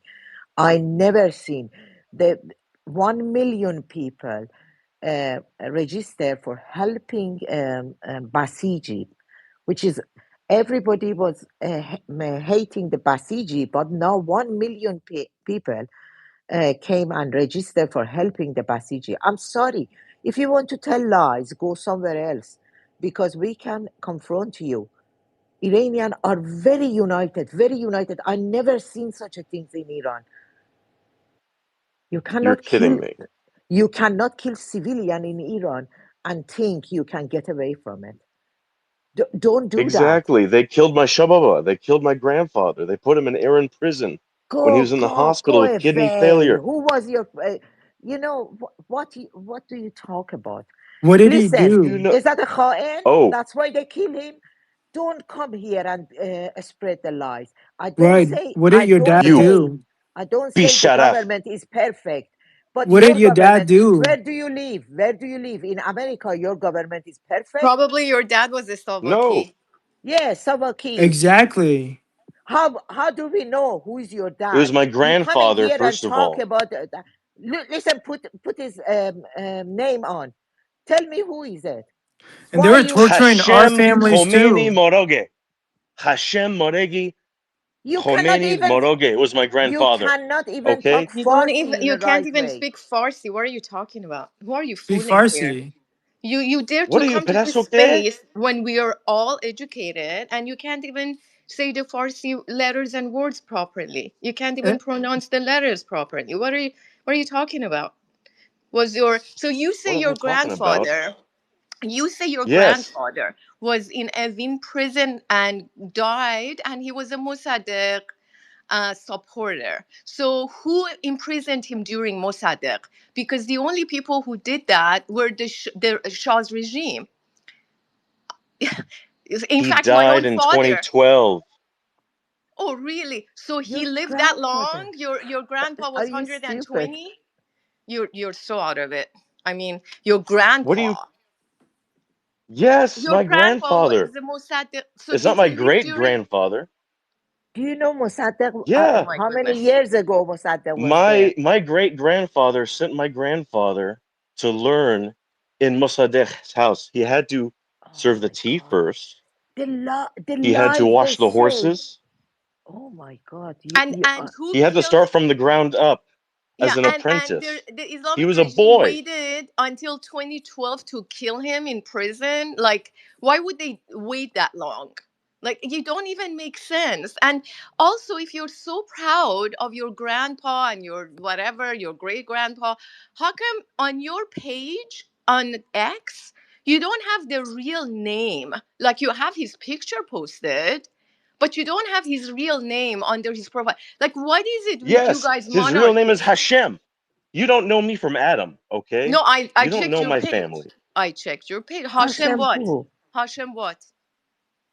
Tell us Hashem the Khomeni surname. Moroge. Oh What? my God. We cannot even understand the surname. I don't. Moroge? Muragi? Like the Muragi? What are you like the talking about? city, like the town? Moroge? Marage. It's Marake. called Marage. Maroge. Okay? You're not even I'm an Persian. American. Why are you making fun of my accent? I don't make fun of your Okay, accent. why are you That's talking about disrespectful. Iranian? Are you American? Why are you talking Were you about born Iranian? here? I smell We Go talk Mossad. about Epstein. Because it's my You family. My family had talk to about escape. Epstein. Why are you talking about Iranian? You have I smell problem in Mossad. America. Why you don't go? Okay, quick question. Let me ask Cayman a quick question.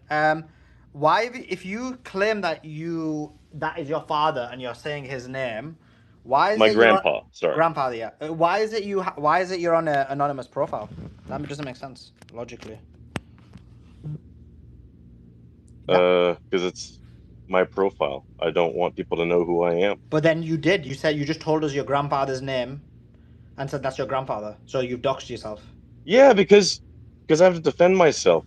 But then you're saying you don't want people to know who you My are. But then you family, doxed yourself. That's illogical. It's a contradiction. It makes no sense my family had to escape No, because but you're of not the understanding, IRGC Caveman. I don't government. want to hear a story. I hear all these fake stories from these Iranians. That's not what I'm asking you. I'm just telling you the contradiction in your claim. Because on the one hand, you're saying, this is my grandfather, this is his name, he got tortured. We can't verify what you're saying. But on the other hand, you're saying, I'm remaining anonymous because I don't want people to know who I am. This is a contradiction. And so the contradiction seems to suggest that what you're saying is made up. What was your grandfather's name again? Hashem. Surname? Hashem. Okay, the way Hashem you what? say it, caveman, is Hashem. Hashem what? Hashem what? Hashem. Because I'm Maroge. American. What's his I surname? wasn't Maroge. raised over there. I don't have It's the okay. accent. I'm It's Caveman, what is okay. your sorry. I father's? What tried. is your I learned. grandfather's surname? Hashem what? Maroge. What? He can't even say Maroge. it, Mossad. Can Suleiman. you DM it to What's us? he saying? DM it to Mossad. us. Hashim Mossad. So Look, no, darling. Mossadegh Maraghe. Like, he's making it the shit up. I'm Oh, so okay. His sorry. grandfather's name's He's How Hashim am I making making the Mossad. this shit shit up. up? Suddenly, This is Listen. what I he's was taught I since I was a tell you, child. I tell you why you're making the shit. Maroke cannot be surname. Either you're Maroke or I right. never said Maroke as a Think surname. Right. why the That's not a surname Name the common of city. family. Yeah, no. that's not a Think common why last name. is the surname the city? Think real hard No. why the Surname is surname is the city. city. Listen, surname is city. You have to say belong to that city. That means Maraghi, Isfahani, No, Tehrani. because That's the no. city belonged Listen to to Right. me. him. Like My great grandfather Oh was yeah, You so are Khan you're a of fake. court, You Moroge. are a right? So fake person. Maraghe is in Kurdistan. Maraghe is a city in Kurdistan. So you're a court, and you're so Yeah. proud that the Israelis are giving arms to the Kurds. And you know what? The Israelis have been funding MEK, Mujahideen Khalq, and the separatist part of the Kurdistan since the war with Iraq. Wake up! This is not a new thing.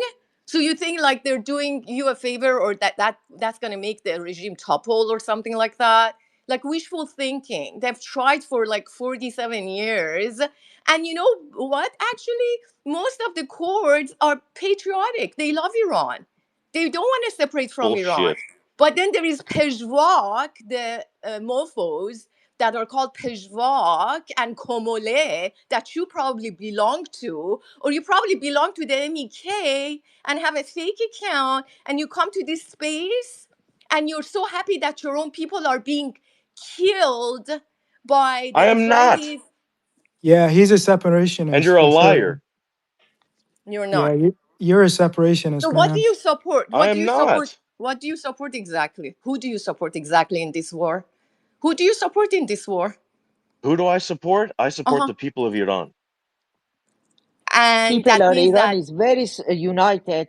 They helping the government. Why you? I don't know. I don't understand you. Can I United when Even the there's can I 5 monarchists. million Christians, when there's can 5 I million of my ask Christians Caveman a They brothers and question? support. sisters They that are Oh support my their subjugated god. government. by you Yes, Muslim don't 5 dogs. million BS. Oh Don't Christians. my BS. god. Don't Be come this Sharaf. space To, and Be BS. Sharaf. Kosenana. yeah. even you Yeah, cannot Oh that's my pronounce all the God. he swearing knows. word very right. Don't come Oh my here. When god. you cannot talk Farsi, What a when you not, scumbag. don't Please. come here and bring the news of Iranian. You have to speak Farsi first. You have Right. to learn your language, to Right. learn your culture, to learn your people. You don't understand anything. You coming here only, I don't know, somebody give you some $7,000 a All month to right. come talk. I Right. wish. Shit, I'm broke. I'm a You college student. listen, You don't know you me. you weren't even born in Iran, so you don't even have a stake. You don't have a say in this. So It's we our don't Guys, want to guys, hear people. from you. can I ask Caveman a question, please? Go ahead, please. I'm Yeah. not I'm not Iranian, so I have no stick in the game. But I'm gonna ask you a question. Have you not seen the same script that was written for Libya, that was written for Syria, that was written for Iraq, which is being written for Iran? Have you not seen a pattern in what's I happening and know. what's going to happen? It's He doesn't disheartening. care. He But doesn't care. I have to have hope, man. I have to Bro, have hope. look He at doesn't Syria. care. I just want you to look at Syria. It is literally a failed state that's run by It jihadists is. And at they the have moment. slave trade and It it's is horrible. Yeah. absolutely. This is what's coming to Iran. If your wish comes true, this is what's coming to Iran. Americans and Israelis and the West in general do not give a shit about people. Trust me, they don't give a shit about their own people. Look at the way they treat their own people in their own country. Yeah, a simple tweet or a Facebook post can land you in jail. There's no democracy in the West right now. So if you Well, in think that England, yeah. there's a beacon of light that's coming towards you, there is not. It's darkness, my friend. It's darkness, and take it from a brother that's from the Middle East that has seen his country torn apart by what's happened. He just insulted you saying you're from England. No, I didn't say, I didn't I'm insult it. from I said England, and England is the I one where see they that. Wait arrest one second, people. caveman. I'm from England, and I think anyone calling caveman from England, I see it as an insult. He's definitely not one of us, let me tell you. I don't know where he's from, but he's not one of us. And just for reference, everyone on this space knows I'm Australian, not English. Yeah, that was my point. He called you No, you English. can be NPC. You can be from Britain. It's fine. I thought they were talking about caveman. Caveman, I got a question for you. I'm sorry I muted you for a second, but you can continue and then answer this. When I think it was NPC was talking, or whoever asked you that question about, you know, what they're going to do to Iran, it's going to be like Syria. You were like, I know. Oh, it's terrible. I know. Yeah, I see you trolling and mocking people that have got the Palestinian flag in their bio. I just checked some of your posts, and that makes you seem like a bit of a Zio to me. And also, there's a post here where somebody says, "What if Ottomans discovered America first?" And some guy, right, has quote tweeted that and said, "No genocide, no capitalism, just call to prayer echoing through the Rockies." And you have put underneath it, "and genocide or jizya for those that don't want to worship shaitan, which means devil, beshadaf." I don't know what that means. So is that what you really think of Muslims? That they would do genocide? You've not called out Israel for genocide once on your profile. So who the hell are you? And what is your ideology? Like, because you're masquerading to be somebody you're not here. You're pretending to care about Iranian people, yet the two Iranian women on here, you've not shown them any respect at all. So what the hell's going on, caveman?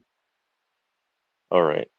So the first thing, misunderstanding. I didn't call him British. I said only the British do, or only in Britain and in Europe can they get away with arresting people for their posts on social media. Here in America, you can't do that. We have a First Amendment, right? So I was Yeah, not calling people him get British. shot I protesting on the apologize for the streets in miscommunication. America. So, caveman, let's not even go on about American human rights, right? This isn't the topic. You literally get shot on the streets for filming ICE agents. So, yeah, we know what happens in America. Anyway, do continue. All right. Thank you for the snide comment. It's not But snide, again, it's the I would truth. I did We're not whitewashing anybody's like liberties here. We're talking the truth. There's nothing snide about it. You literally are talking about a country. Human rights are human rights. American human rights don't supersede anybody else's human rights. You're literally talking about a country that funded a genocide for 3 years. So don't tell me about First Amendment. It doesn't matter. You're killing people okay. abroad. Yeah. So let's Keep voting continue. for That's what I'm saying. Stahmer. Don't talk Keep about human rights. Keep voting for Starmer then. Okay. I don't like Israel Actually, I neither. didn't vote for Starmer. I just, if you ever listen to our spaces, which I can tell you don't, but if you had done, you would realize that there isn't one space where I don't condemn and criticize Keir Starmer. I loathe that guy. So I have So we have no something in control. common. No, but listen, but I don't talk about our human rights. I don't talk about the fact that we have freedom of speech in this country because I'm wise enough to realize we don't. Unlike you, who goes around talking about the First Amendment, it makes you sound stupid. We're living in reality here. You don't have any rights any more than anybody else in the world. So let's move on from human rights, is what I'm saying. Okay, fair enough. Right. Also, fuck the Israeli government. I don't like the Israeli government. Israeli people are great. The Israeli government sucks. Just like the IRGC government sucks. Just like the freaking crazy fanatics that were How running could you and support ruining Israeli Palestine. people? How could you support Israeli people when they know they are leaving the place, they steal the land? How could you support them? How could you The same way understand? There I are support Iranian people and British people because 90% of all that, human beings are made in the image of God. 90%. My country didn't kill 20,000 children by bomber sending bomb 2.5 years in a tent of people. Why are you talking shit? The picture you put of your grandfather, it's called, probably it's from 1920. It's nothing to do with Iran, the new government. Why are you talking shit? You coming here just discredit yourself. You support Israeli. 90% of them are happy to see the baby killed in Gaza. But shame on you, even carry the Iranian name. We have a very different culture. I don't understand why you just make me as an Iranian ashamed. I'm sorry. Go somewhere You bring else. shame to all people and you No, bring shame to no, I God. didn't. You shame God. You support You are Israeli. full of Do you sin. You are understand? full of Most of the people poison around the world like a hate this viper. country. How could you do that? How could you bring my country that much low? The You last have time the We I tongue of a heard create snake. the that, human right. We Sam, hold on. create the human Hold on, right. Sam, hold on. The last time I heard viper was from the mouth of the beloved Jesus the Christ, who said, "You brood of vipers," in the synagogue of Satan. And guess who he was talking to when he said that? Go read your Bible a little bit better before you come here and call people vipers, because Jesus did He call was certain calling the people Pharisees vipers. vipers. You know who the Pharisees were? The Pharisees were people that Well, thought they were I better teach that than stuff. you. You know what? I And you teach two that think you're stuff. better than me, but you don't know Oh my God, anything. you're full of inferiority complex, aren't you? But anyhow, خلاص. here is what Inferiority complex. you tell me if Christ lived What makes you today. better than me? If Jesus lived today, would he approve of what has been happening to the people in Gaza or West Bank? Would he approve of No. it? Jesus does not like it when innocent people die. I am Okay. not pro Israel. I'm not pro Palestine. I am pro kingdom of Christ. And So you better get that right. maybe you're as fanatical as the regime that you don't like at all. Like you call them Islamic fanatic. Like you sound just like fanatical people because you keep on repeating Jesus, Jesus, Jesus. But Jesus said, "I fulfilled the law." He said, "I fulfilled the law." Meaning, Yeah. you don't need the third Which means temple. You don't need the third temple. You don't need the Jewish law. You can forget I about don't the want the Old third temple. Testament. Hmm? What? I don't want the temple. The third temple will bring the Antichrist and bring the end of the world. I don't want that. You That's sound in the like a prophecy. Christian nationalist nut job, man. I'm telling I'm you. not a You sound nationalist. I am yeah, Christian. no, that's exactly who you are. I know the like of people like you. Maybe a nationalist for You're Iran. yeah, no, you go to church and they shove down the Israeli first propaganda down your throat every Yeah, Sunday. You're that type of yeah. guy. It's unfortunate. Actually, it's in the Catholic Church. We teach that we are not pro Israel. because they are not the chosen people. The chosen people are all those who try to follow God and be good people and bless the poor and all that good stuff, right? And do good deeds, But right? you are for stealing the land from people of Gaza and No, Palestine? no, Then why are you supporting it? I don't. That's where that's where you get me wrong. You make all these assumptions because, I'm freaking half Persian. And yeah, I don't know my mother's language very well. I'm learning, and you keep putting me down. Okay?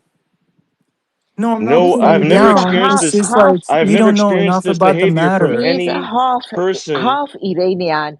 Listen, he's a half Iranian living in America and make a decision for 90 million Iranian inside Iran. Do Right. you think it's nonsense? I don't understand why you're advocating for Iranian. You are even half Iranian. I don't understand. You don't know the language. You don't know what's going on You inside don't know Iran. my pain. You don't know that every Listen, time I get an listen, international phone call, I Caveman, have to answer it caveman, just in case it caveman, is my caveman. mamon. Whatever we have problem with our government, we have to sort it out. Listen to me. You don't like Donald Trump, for example. Do you want German bomb your White House? Do you want it? No. Nobody like that. You cannot convince me American bomb my country to change my government. You cannot convince me. I don't accept that. If I have problem with my government, I'm gonna use my civil right and fight. Even somebody get killed, doesn't matter. Wait, Look, did your hypocrisy of you killing me. You look at America. How many people support Donald Trump? How many percentage of people support? 25, 30? That means now you give me um, permission to ask another country come and kill Donald Trump, kill your people to change Donald Trump. Is that right? That's why you doing it in Iran. Do you Well, understand? It's nothing to do with American, nothing to do with Israel. Even you have problem with your government. She's right, caveman. You should listen to her. no, because it's not 30%. Over half the country voted for the man. Yes, but do they support it Yes, now? but No, No, they don't yeah. no. support him now. No, they don't. No, they don't. First of all, third of the people who voted for him were independent, or they were supporting Bobby Kennedy. But then Bobby endorsed him, and they voted for him. And guess what? I'm in that community. And guess what? All of us hate Trump right now. We do, with all of our passion. Okay. So, yeah, so he only won because the independents figured he would be better than Harris because he was at least talking about, I'm the president of peace. I will stop all the wars, so on, and all the lies, right? And then a bunch of people that were against the vaccines, they knew about the pandemic and they supported Bobby Kennedy, worked with Bobby Kennedy, including me. He said, I'm going to throw my support behind Trump. The 30% were independents or supported Bobby Kennedy, most of whom the next election or during the primaries are going to sit it out. Nobody's going to do that anymore. He doesn't, I mean, even Fox News overstated his approval rating right now is at 40%. That's really low. And pretty much what Sam says is very logical. It's not far fetched that, let's say, half of the country doesn't like him right now. Okay, let's say half of the country doesn't like him. She is right. Does that give you the permission to ask British or the Germans or whatever come and bomb us? Or do we give permission for arms to come through Mexico and arm, let's say, whatever, like the courts of the United States to start chaos and terror? Come on. I know you have some sort of a hate in your heart because something happened in your family. Something happened to your grandfather, or something happened to your father, or you're just simply brainwashed by the Christian Zionist. But try to open your heart, try to open your mind, and understand the logic that applies to the politics in America also applies to the politics in Iran. Every government has people that don't support it. And I'm not, whitewashing any crimes, etc., etc. I'm just saying that's something that has to be solved internally.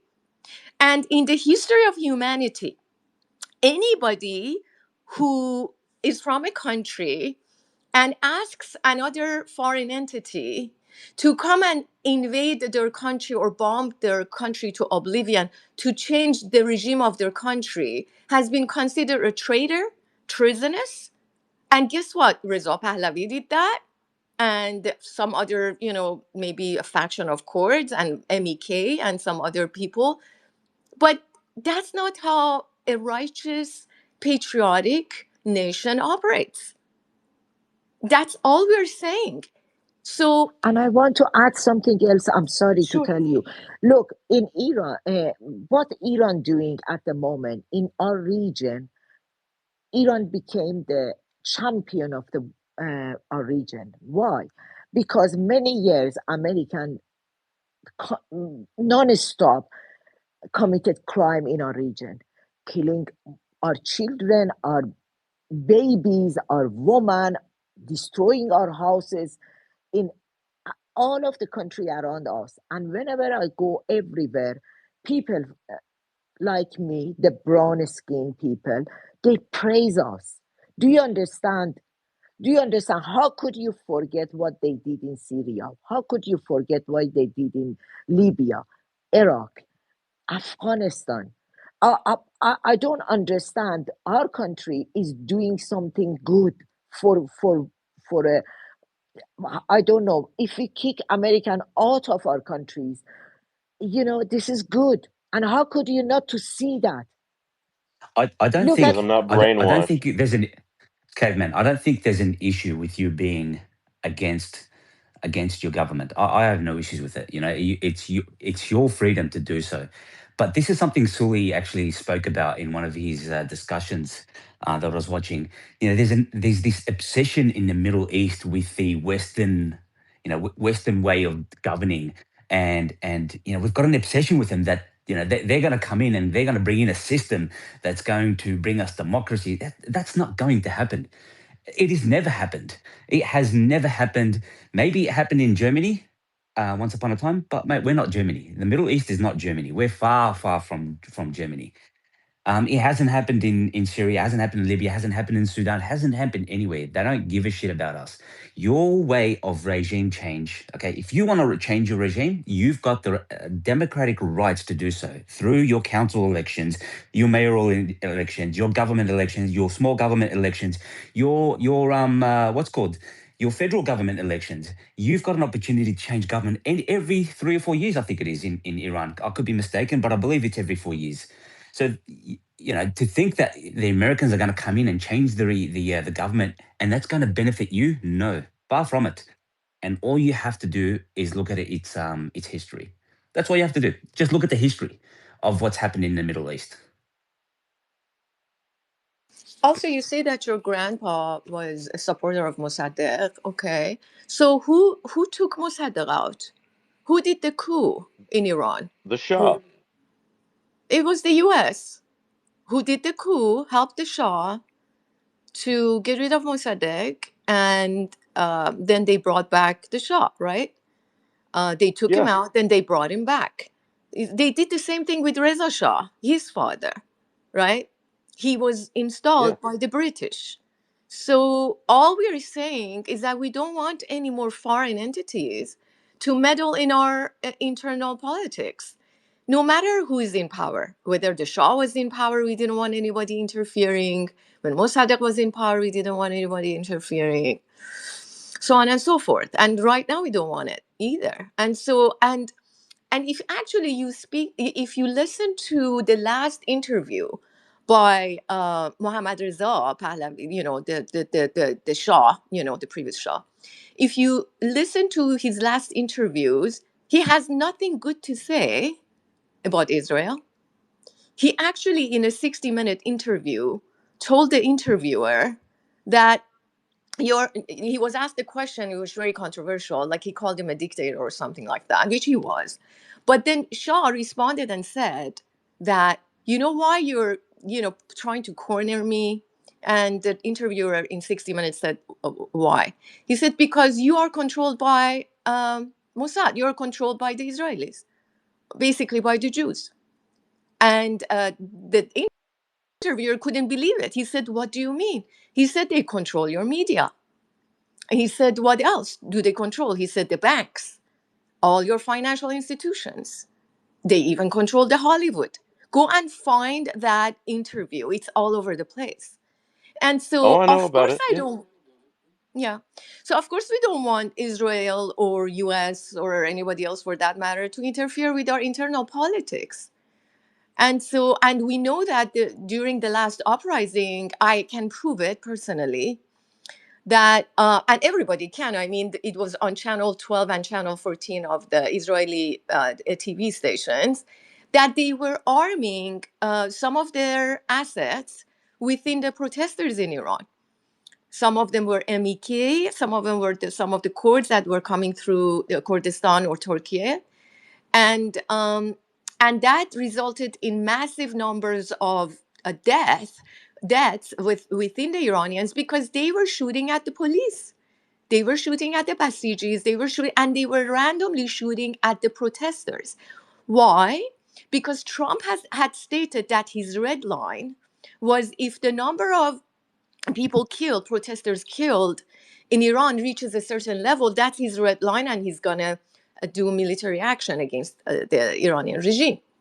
So what happened is that these factions that were armed by the Mossad and the assets of the Israeli government and the MEK, they knew how to use the arms. I've seen video footage, and they were randomly shooting not only at the police, but they were also shooting at the people, the protesters. Why? Because they wanted that red line, Trump's red line, to be met, so that the military strike is taken against Iran.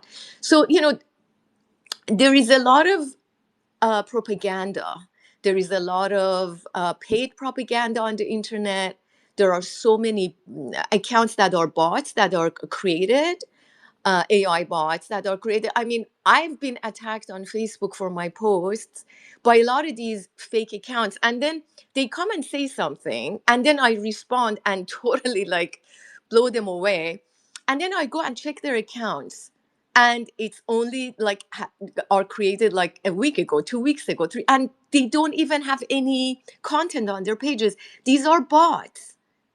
And Let Dr. Atusa, if you just finish your point and then let Caveman respond, because he's had quite a lot from Sam, and especially what Brother NPC said to him about what they would do to Iran and what patriotism is. And then, yeah, if you just finish your point and then I'd like Caveman to yeah, no respond. Thank you. problem. I mean, I would just finish by basically saying that if there is no country, if there is no infrastructure, if the territorial integrity isn't there, then what democracy? What liberation? That's what a lot of people, perhaps on your side or people that have your mindset, aren't thinking about. I land with that. Okay, thank you. I really wish you know what?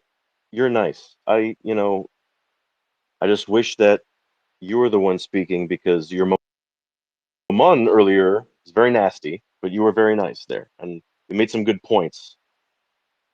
Question: Are you Muslim? Yes. Okay, that explains a lot. So you No, that talk about doesn't explain how, it a lot, because oh, I What's have got the to do picture with of Jesus. religion? I What's have got the to do with I religion? have the picture of Jesus on my office's. Wait, guys. Okay. Let No, I him just just want him to continue. When he know says that that, I yeah, I love know, but Dr. Jesus. Tusa, wait, we have to let him respond. We have to be able to let him speak. That explains a lot. What does it explain is the question. Go ahead, Caveman. well, you make a lot of suppositions about me because I'm a Christian. But what I I've know made no about suppositions Islam, about you. I'm the co-host. not I've made you no suppositions specifically, about you. not you Okay. specifically, I'm responding. I'm sorry. Look, we have a lot of problems with miscommunication. I know you're a nice person. Sometimes I say things not precise. I'm sorry. As I was saying, as one might make suppositions about me because I'm Christian, right? There's a lot of things that I know about Islam and the fact that it's the IRGC, it's the Islamic Republic, right? And let me tell you this straight. The Iranian people will not be free until every single mullah and the Islamic government is dismantled completely and a true democratic government is put in place. You say, I'm the victim of propaganda? You're completely brainwashed by an evil religion and an evil regime that has killed countless innocent people, destroyed families, Do you destroyed an know how many entire people in country. Iran are Muslim? Do you know how many people in Iran are Muslim? And you don't Too even know many. me. Okay. You don't even know Okay. me. I don't practice Okay. Islam. No, Honestly, listen guys, I to don't me, think this Kayvan. conversation is going anywhere. Yeah, that's why I'm telling, It's because not. you don't know your country. You don't know. If you are Iranian, you have to know Islam is in our culture. I'm not Islamic.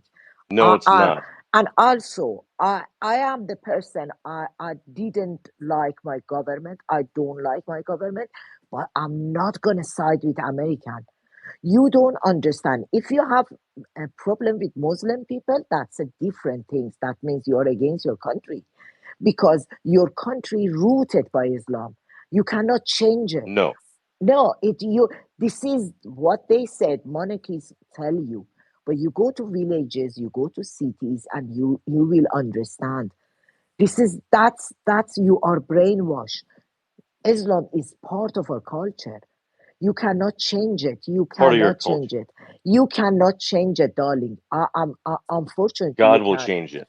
But No, you. the So problem is, caveman, is I you find you this really shifted. interesting because when you were asked about if you support Israel or Palestine, you said, "Oh, I don't support either. I want everyone to have like a good life. I want this killing to end and blah blah. Peace, peace, Yeah. peace, whatever, whatever."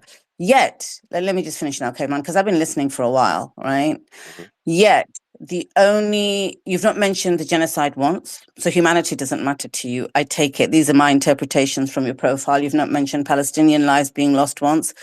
The world woke up at the horrors of the last 3 years. It's nowhere on your profile. You've not called out a Zionist once for their horrors and their crimes, considering you're pro-humanity, allegedly. Yet you've only trolled people who've got the Palestine flag in their bio. However, right, and somebody said it on this space, on this very space, look, people can be of all faiths, right? There are extremist Muslims, such as ISIS, funded and created by America and the United States of America and Israel. Al Qaeda, another child born of Israel and America. They're the people that destroyed Syria. They were the puppet masters for both of those were Israel and America. There are Christian fundamentalists as well, and Christian Zionists. You have done tweets like "Real Donald Trump, for the love of God, save Iran from Islam." So the minute Yes. you ask a war criminal like Donald Trump, given what he's doing to Iran, they killed 160 girls, children on the first day of this war. And yet you're tweeting at that guy saying and supporting him and saying, save Iran from Islam. You know what that makes you, caveman? It makes you an Islamophobe. You don't care about humanity. You have hatred in your heart. You have hatred in your heart for a global religion, right? And you know what? People are good and bad in all religions, but you have hatred in your heart for a global religion. You're no better than those neocons that have gone out there and killed 1 million people in Iraq, that have committed a genocide and that have killed children in Iran. It's disgraceful. How you can even sit here and pretend, oh, my grandfather, and this is really difficult for me. I don't give a damn. Your grandfather ain't here. He's dead. But children There are goes being that killed compassion of today. yours. No, Oh, I just don't want because you any don't compassion. mention I the don't do compassion genocide, for mention Zion. the No, I'm genocide. still talking. Oh, oh. I'm still talking. I'm still talking. I don't do compassion for Zionists. Your victimhood about what happened to your great great great grandfather, you can stick it where the sun doesn't shine, because children are being killed today and you don't give a damn about them because you're an Islamophobe because they happen to be Muslim kids. That's disgusting. I have zero empathy for victimhood from Zionists. Now, I think we're done with this conversation. So thank you very much for your time. Let's move on. Beatrix, can I just add one thing to what you Yeah, just said? My you my can. my He's my, gone. Hopefully he's my listening, but you can go my ahead. issue is when we're talking about systems and governments, he had nothing else to say, and he then shifted to making it a religious issue, right? And that to me is you're ducking and weaving from my perspective. You've got nothing else to say, and you've shifted it to a more religious, and sort of getting into that sort of eschatological point of it. And again, it'll shift again and again. So, yeah, I'm happy for this discussion to move on. To be honest, I ask a question to Inevitable though while I'm speaking. Um, Sure, what's up? Yeah, Shep, ask him. Ask him. Are you going to ask him about his buddy in Miles well, Chong? Are you going to ask exactly him about right. I was something else? going to say that Ian Miles Chong is being referenced as a credible source of information. I'd like to hear your opinion about that. Inevitable. Oh, I'd love to know what information that is. I need to know. Well, no, gosh, yeah. Look, I don't even know what to say about that. Yeah, he's a interesting guy. But look, Yeah. overseas Chinese, you can't exactly, conflate them. They sometimes they wander, and you gotta steer them right on the right path. But you can lead a horse to water, you can't make them drink. But no, what was the real question? I'm curious. I guess just your take on what's happening in the last 12 to 24 hours, because Oh yeah. yeah, if you don't mind, I love hearing your analysis. So no, appreciate that. So it's two huge things that are kind of on my mind. The first thing is the attacks that obviously took place on those six ships. Apparently, that was the I think that was off of Kuwait. I think kind of off of the coast of Kuwait, and how their navy hit like a drone assault too at the same time. But they hit like six LCU combat landing crafts, and I guess three of them sunk, and the other three were set on fire, and there's a chance that like about a few hundred ships were, or a few hundred soldiers were either killed or injured. So I said earlier when Suleiman announced it that these were three 58s, but I was incorrect. Those were 380s. So the 358s are those loitering missiles that basically linger, basically before they hit their target. You can launch them from like the back of a truck, and then they pretty much like can be controlled by GPS, and then you can slam into them. But the 380s, those are specifically anti-cruise ship missiles, or excuse me, anti-ship cruise missiles. And the roots of those go back to the Chinese C-802s. And though I think that's like back from like the 90s or 2000s. So that was the original like component, and it's a subsonic anti-ship cruise missile specifically for the purpose of like long range. But Iran upgraded those, reverse engineered and upgraded those, and created like really obviously like for time, right? And they led to a new model called the Khadir, and the Khadir 380 is the specific one that was used that has like really like long range, and it's low altitude, low visibility. What else? Like you can optimize and create like larger warhead adaptations.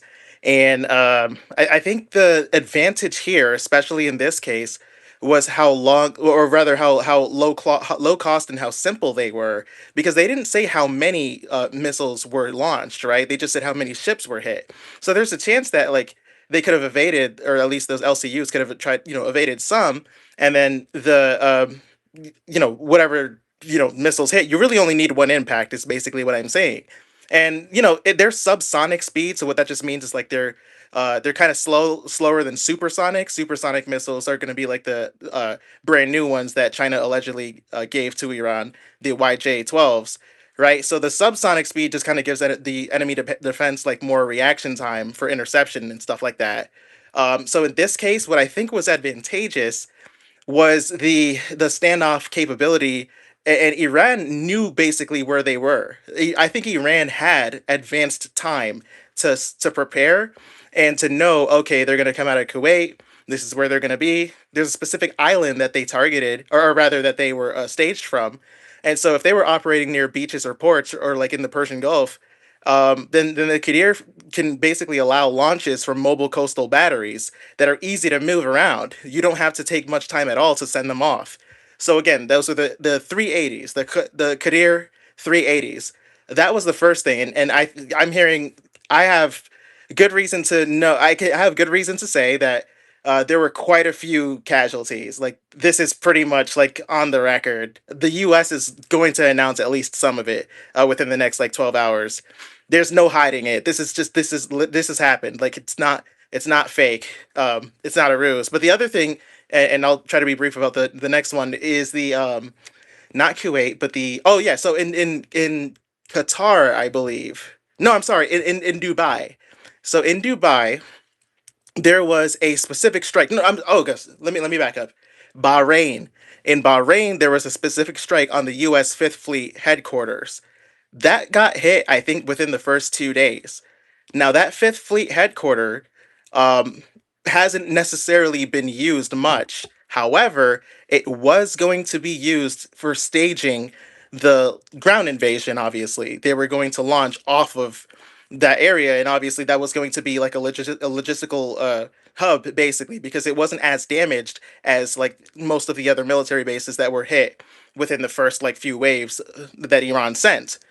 Now that Fifth Fleet headquarters had a missile that was able to dodge interceptors because they did set up. And Bahrain is, they've been a long time U.S. vassal, so that's something to take into account. Like, of course, they were going to have like a few interceptors there because they plan on using it. The interceptors were dodged because the missile that I believe they used, at least, and we'll know for sure tomorrow, but this missile was an IMAD. It's called the like IMAD variant of a Gadir, right? So the IMAD variant, the IMAD missile, I think they call it a MERV, IMAD MARV, right? If you look that up. Now that has this capability of terminal maneuvering, meaning no matter how fast it's launching on the downslope, it can actually like propel these like small planar fins at the base of the deployment and then deflects. Like so basically it's able to move on the way down. Most missiles don't have that sort of like adjustment in movement on the way down, right? Most of them just kind of like hit wherever they're meant to hit wherever they're pointed at. So on the way down, this is where interceptors usually aim, right? If you're intercepting, the missile's going to have a downward slope, a downward arc.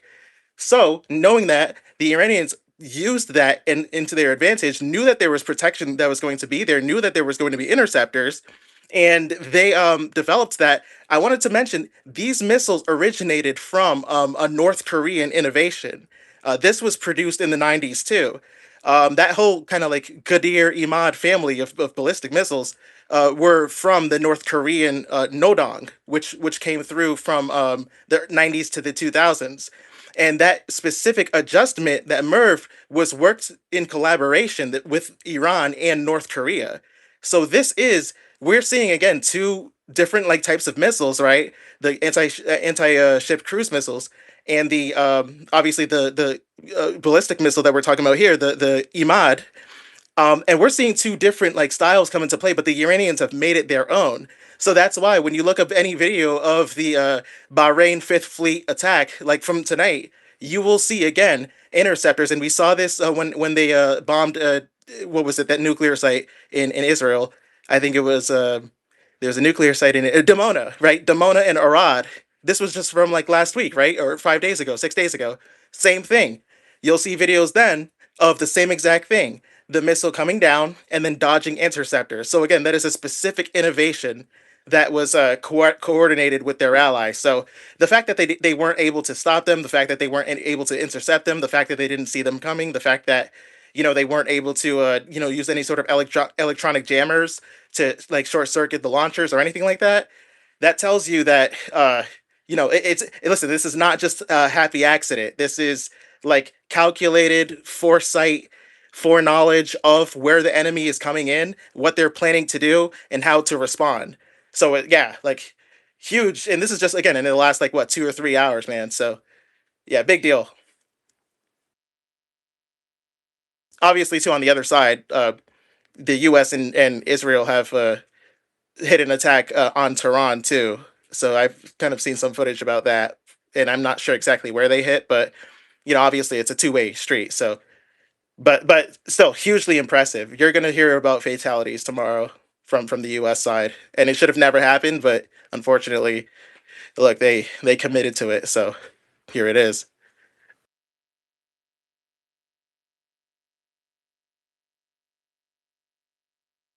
Andrew, I don't know if you're there, if you have heard anything about the LCUs. I think you might have explained it a little bit, but like exactly what type of ships those are. Yeah, those are very slow, very ancient technology. That goes back to World War II technology, shocking as it may be. They really haven't changed much.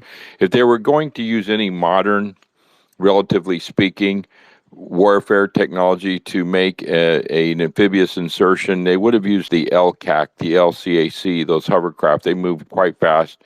They do have a lot of some capability of missile jamming and radar, extensive radar, but the LCUs are literally barges, an open barge to carry troops, very slow.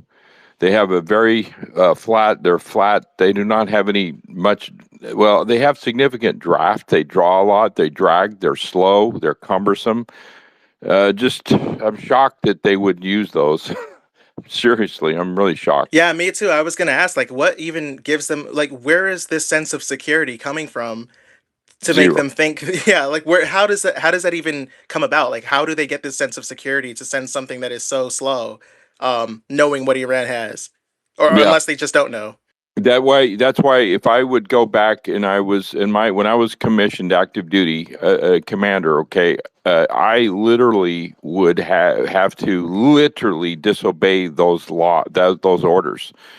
I would say no, I will not follow those orders because I'm going to kill my men needlessly, and it's a kill, 100% kill. And here's the other thing people don't realize. I was in a boat officer. I was a young lieutenant, and I was given command to interdict a hostile traffic. I was giving a bearing 258, uh, approximately 5,000 yards, interdict, destroy target. Okay, so I ordered my boat coxswain to put it in full speed. I was on an attack boat. I had my gunner locked and loaded to destroy the target. And we came up over a swell. It was real choppy. We came up under a swell. People have been out riding a boat, pleasure. People have no idea what it's like being months and months and months of your life out there floating around, bobbing through the water. It was 2:00 in the morning. We came up through a swell. I told the side port to hit the light. There were 3 Lebanese children, teenage kids. There's a couple girls and a couple guys out there. Hey, American! My gunner said permission to fire. Permission to fire, and I had authorization to destroy the target. Are you kidding? So obviously I said, check fire, check fire, check fire. And my gunner was like, I want to shoot something. And I'm like, freaking idiot. Okay. So I'm like, hold your fire, put the gun down. So I went up there and said, what are you kids doing here? Their English was very good. I said, you got to leave here. This is amphibious objective area. Oh, we want to practice English. We want to talk. They're so bored. We told them their own water. We told them you are not allowed to be out here in your boat. I could have easily killed those kids. Easily. All I had to say is fire for effect. He would have lit them up, destroyed them. And I said, well, they were terrorists. Oh, well. My point is, they have to, I don't care, give a rip if they receive orders. Attack! Forward! Attack! No, you freaking idiot. All the way up to you piece of shit, you excrement. Raising Kane, General Kane. General Kane is a despicable man. Despicable. And very few officers will come and speak out. I lost friends of mine. A Marine colonel walked away from me. He called me Hamas. I said, don't let the door hit you in the ass on your way out. Goodbye. Au revoir. Adios. People that don't speak up. Andrew, I'm sorry to interrupt you, but these guys, right, on YouTube, are saying Ansar Allah's fired missiles and Yemen's joined the war. Ansar Allah has joined the war. I'm trying to find confirmation of it because you know what it's like, Andrew. There's like so much news coming out that it's difficult to just find authentic news. Guys on YouTube, if you've got any confirmation in that on that, do let me have it because I'm looking and I can't find anything to say that they have officially joined in the last 10 minutes. And there's a lot of fake news out there. I was speaking to somebody today, not on social media, but in real life, who was like, oh, Pakistan betrayed. Look, they sent those ships. And I was like, you're literally listening to Donald Trump propaganda. Oh, no, but Pakistan did it. Look, those ships. And I said, no. Like, literally, we monitor the traffic going through the Strait of Hormuz on a daily basis. Nothing's gone through. Oh, okay, but then the ship Pakistan did get of oil. They gifted it to America. And I said, they didn't. Like, this is next level propaganda. So it's really hard to decipher the truth. It is, isn't it, inevitable? They're just trying to malign them, So right? yes, that was a huge thing that I also kind of like looked into today too, was like Pakistan. So yeah, this whole thing of how they sent 10 oil tankers, they Pakistan themselves came out and said that it's not true for one. They called it fake news. Iran called it fake news. And in truth, like Iran is not. I don't think Iran or Pakistan have any incentive of breaking down the relationship that they have. Rather, for obviously it's not fully perfect. There was a story earlier this week that I do believe, and the story was that I think it's called the ISI, which is yeah, I think that's what it's called, the Pakistani intelligence agency, basically their equivalent of the CIA. That agency has been spying on everything that Israel's been doing, and that they told Israel specifically, don't kill Aragachi and don't. I think that's how you pronounce it. So if it's not Arakchi, sorry, Karachi. Arakchi, yes. And there was another individual that they were going to kill too. Pakistan specifically said those are the only two people that we have any remote chance of talking to, and if you kill them, then there's no even shot at like communication whatsoever. And Israel basically was allegedly talked out of doing it based off of those communications. Now, what that tells me is that, well, for one, we've known. I think most people know that, or like I guess most people who follow that sort of sphere, that Pakistan's intelligence agency is actually really good. Like it's one of the best in the world. It's at least like top 10, basically. Like they're well enabled. But They yeah, are. like they, I think they're even higher than top 10, yeah, to be honest. They literally, people think it's the military that controls Pakistan. It's not. It's the ISI that controls Pakistan, right? Absolutely. They are really Absolutely. top. They would wipe the floor with MI5. They would wipe the floor with most of the intelligence agencies around the world. They are really, really shrewd and hot. right, yeah. And Yeah. they've been in the middle of it. And I think they genuinely have been I think they've tried to keep as much of a neutral profile as they can. For various reasons. I think self-interest is one of them, but primarily because like if there are communications that take place, they will be a preferable vendor. I don't think Oman will be that. I think they've kind of been pushed away from, especially with the false flags that have taken place. I think Oman's willingness to be that neutral party is waning, right? So Pakistan still has that patience, but the reason why I bring them up is because, like, again, think about how like ridiculous Israel is. They continue to go to the same well with these decapitation strikes. They think that that's going to be an effective method of regime destruction, right? And it's nonsense. It's not actually going to win them the war. It's like they're mad dogs who need to be talked off the ledge. So again, with the intelligence capabilities, there is a structure clearly, and Pakistan is more so like on the side, not necessarily of just like the BRICS model, but they're on the side of like maintaining some semblance of order and neutrality in what's been a crazy ordeal. So yeah, like but I'll end with this, right? What we're seeing now, what we're seeing now is the capabilities of the Houthis, because you brought up Ansar Allah. if they get involved, we were talking earlier about that ship coming from the U.S., the USS George W. Bush.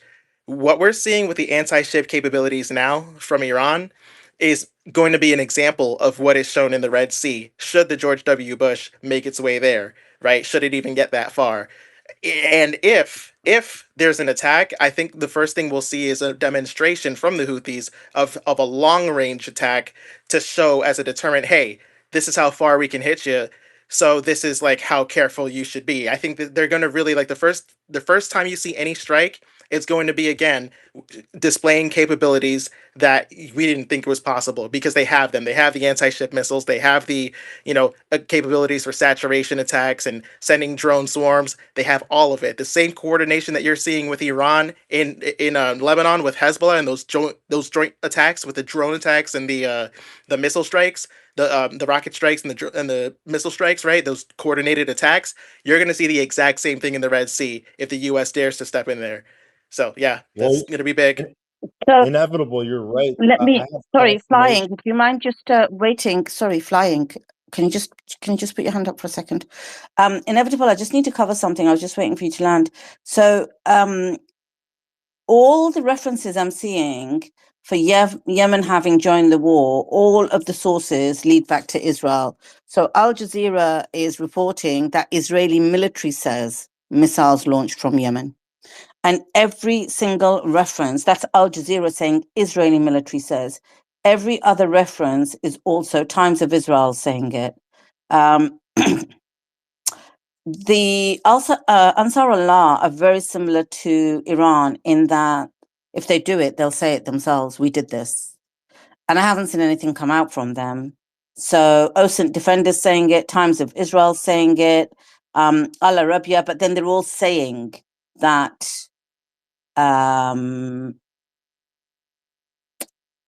it's coming from the IDF. That's all we're getting, that it's coming from the IDF. The Israeli army says detection of missile launches from Yemen towards the Negev. Al Arabiya TV correspondent says sirens activated in the Negev after detecting missile launches from Yemen. So it's all coming out of the IDF, to be honest. So I don't know what to make of this. I did see something you were touching on there. Thanks for sending that to me as well, Siddharth. I appreciate it. Although OSINT Defender has shared a map, but it shows Israel being covered in red sirens, but it doesn't say they're coming from, it doesn't prove that they're coming from Yemen.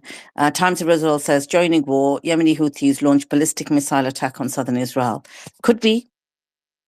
Could be. I'll wait to see what Suleiman wants to do if he wants to post it. But also, Avi sent me this earlier that somebody had posted, and it was a threat warning. Fars News, an IRGC affiliated outlet, issued a public threat to attack Djibouti International Airport, citing the presence of United States Marine Corps personnel as justification. The threat targets a critical logistical hub in the Horn of Africa, located over 2,000 kilometers from Iran, indicating an attempt to protect strategic deterrence beyond the immediate region. So what that's about is basically Ansar Allah are aware that thousands of 82nd Airborne troops and Marines they think are set to invade Yemen. Somebody's posted this, right? I have no verification for this weekend to secure Al Mandeb Strait. And approximately 100 Chinooks, 82nd began arriving 5 days ago. So I've not had a time. I've been out. Obviously, I've not had time to look into it. So I don't know. We'll see. We'll see what more news comes out. These guys on YouTube are pretty hot on it as well.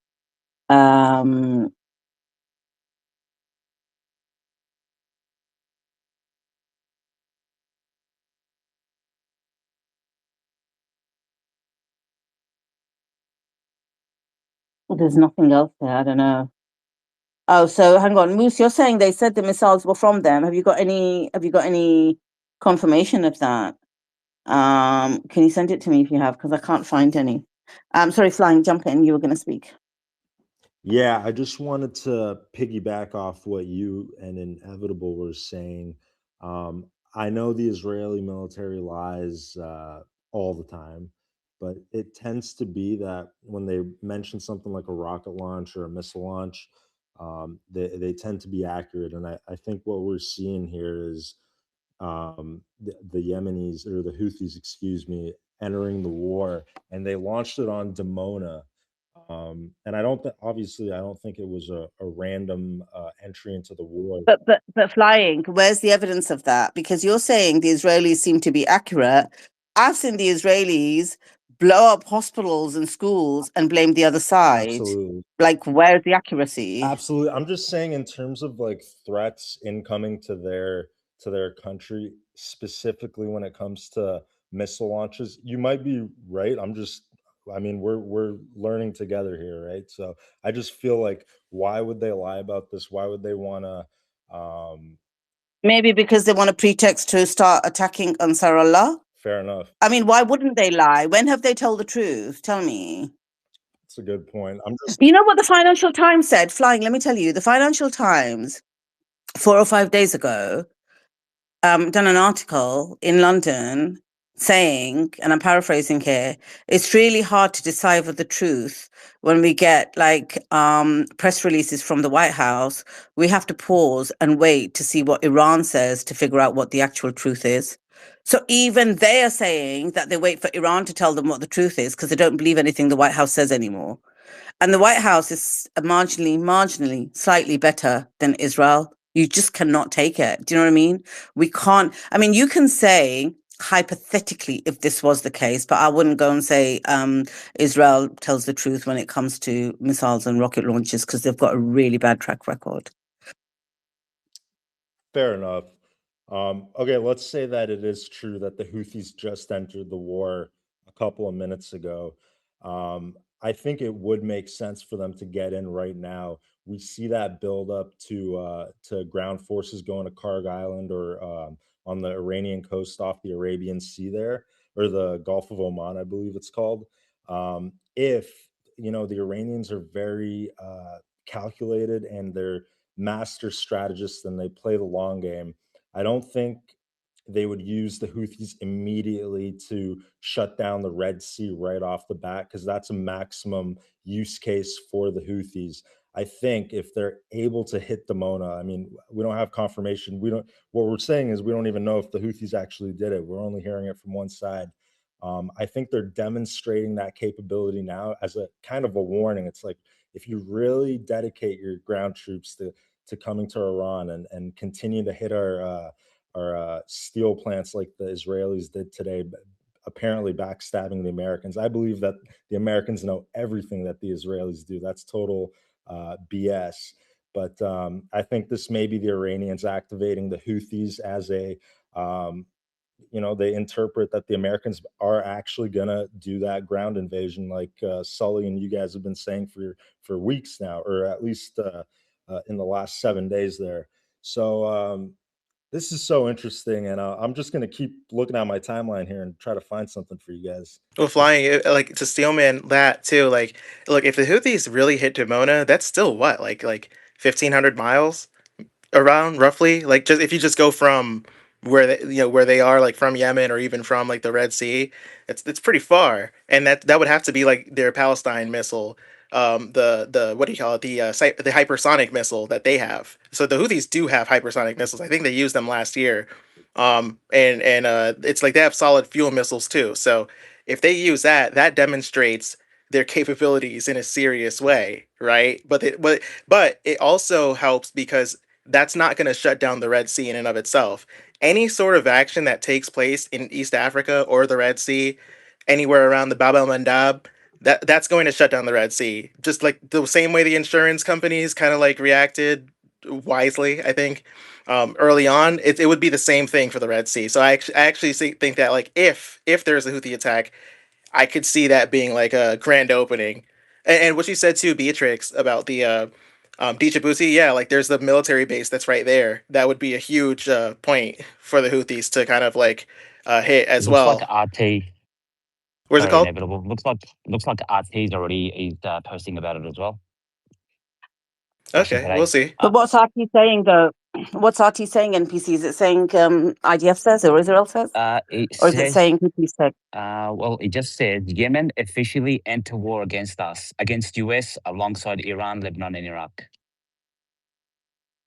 Yeah, but they made a statement earlier on today.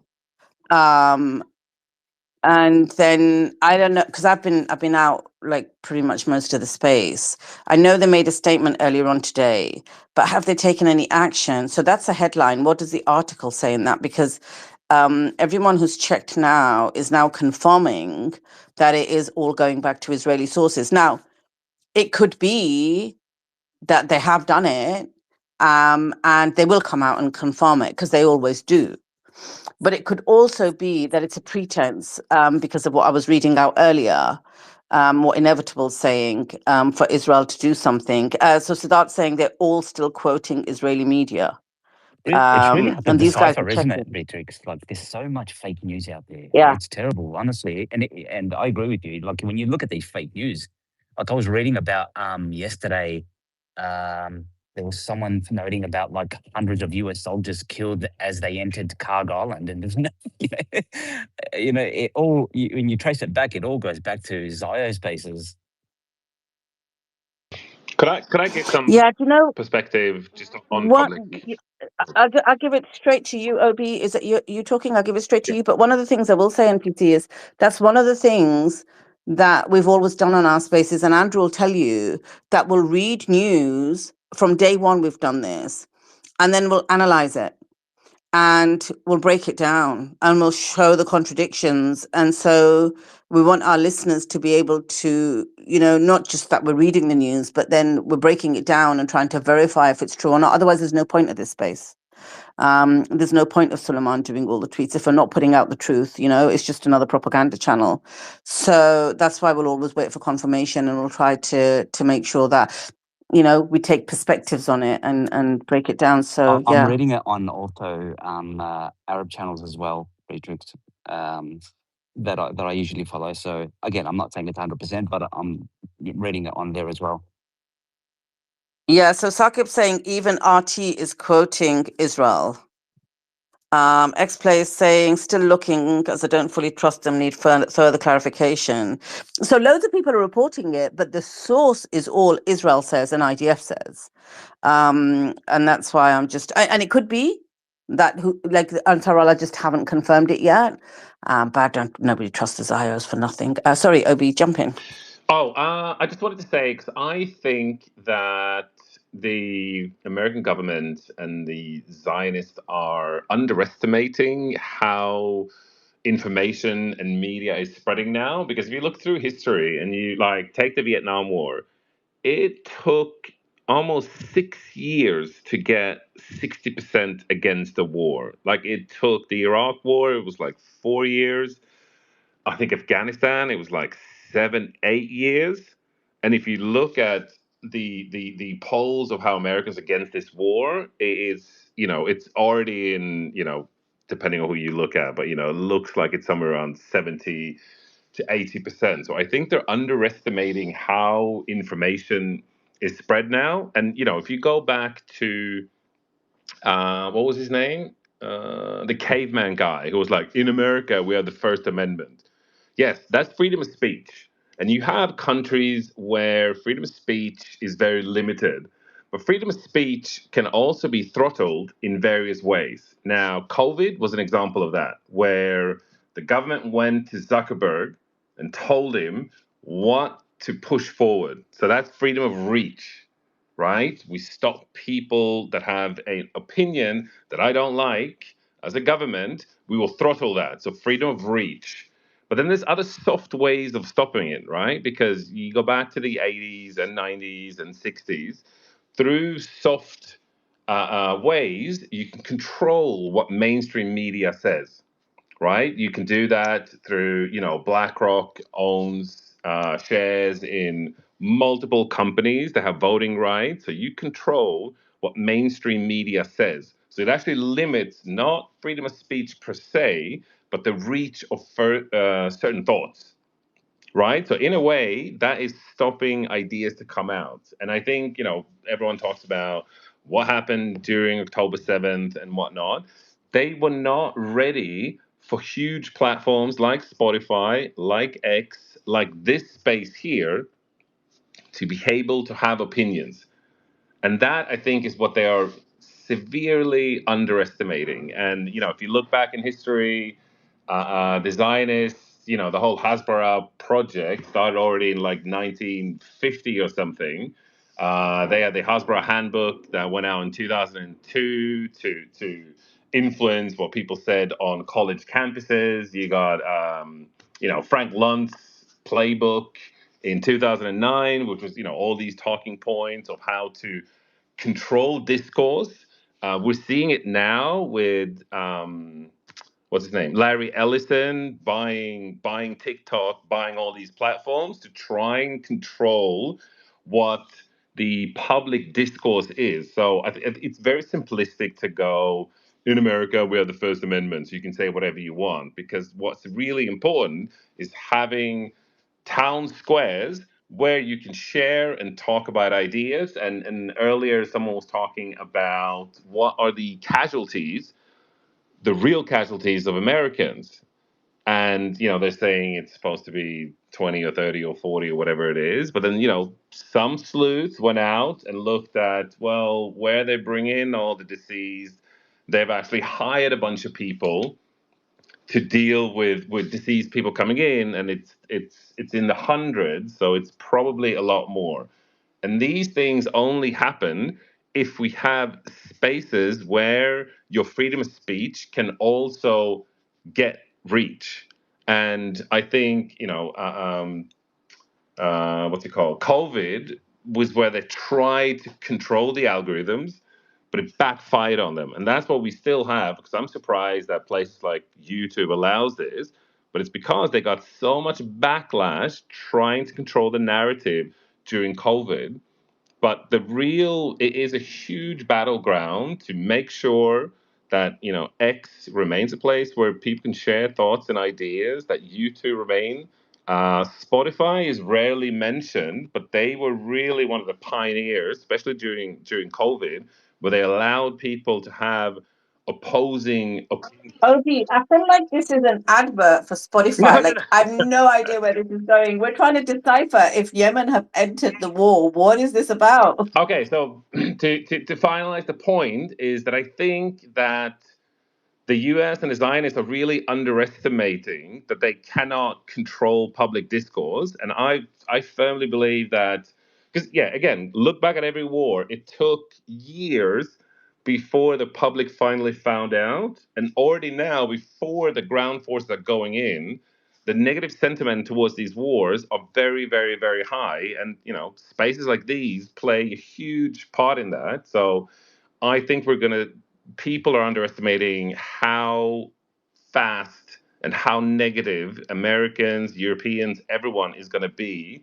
when ground forces come in. And they've tried to control ChatGPT. Everybody knows if you go to ChatGPT and you ask it something, it's clearly Zio controlled, right? So, yeah, in summary, they're underestimating the power of not only freedom of speech, but actual freedom of reach. It's not a plug for Spotify. Yeah, that's fact.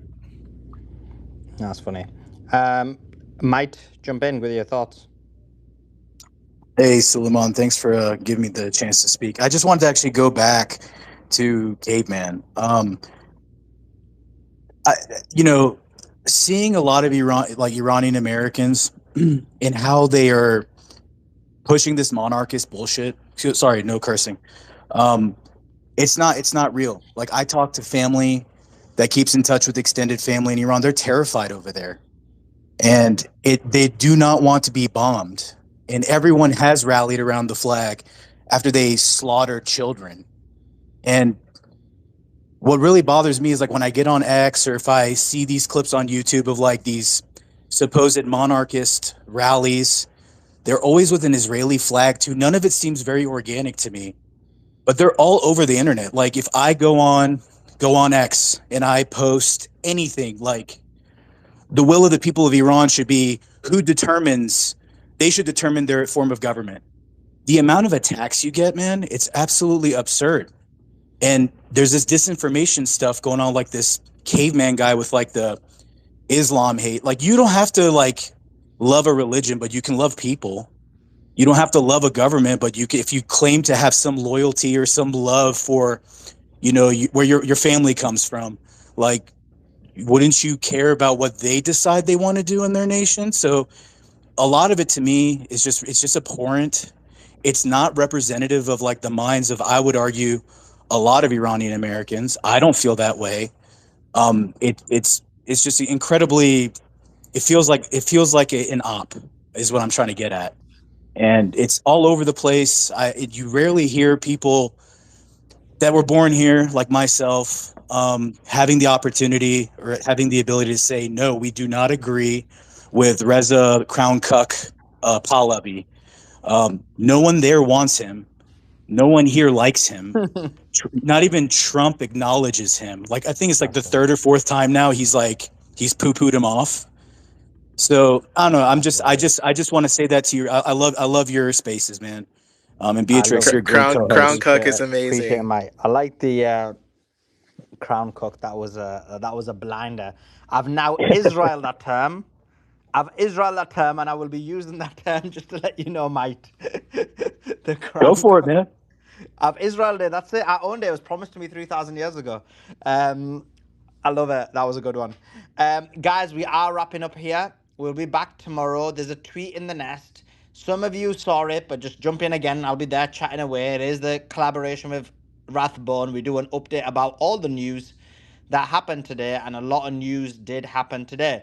So if you click on the tweet in the nest or the tweet in the YouTube video and come across, that would be awesome. We are wrapping up here. We'll be back tomorrow 1 p.m. Eastern, unless there's some major breaking news, and then we will start earlier. But that being said, 1 p.m. Eastern, be ready for it. Have your notifications on, be ready. We're moving across there. The video is already live, so I'll chat to you guys there. But appreciate you guys, and we'll see you tomorrow. Click on the tweet in the nest. And also there's another tweet in the nest, which is I responded to this Booksy guy because he's praising Ian Miles Jung, and I said, because they're getting excited that Ian Miles Chung, inevitable social media influencer, that he was retweeted by the Crown Prince of Dubai. And a book said, when I tell you that the UAE supports its people, I mean it. Below you see Sheikh bin Zayed reposting Ian's video. I'm so proud of him continuing to support this nation. God bless the UAE. So he's reposting a person who supported the genocide in Gaza, fled Malaysia for his support in Zionism, and mocked 170 young girls who died. Yes, this is the UAE. Obviously, I already ratioed him, so. But anyway, check it out and give them some grief. That'd be awesome and funny. And also the tweet in the nest. That's where we're going across to. I'll see you guys there.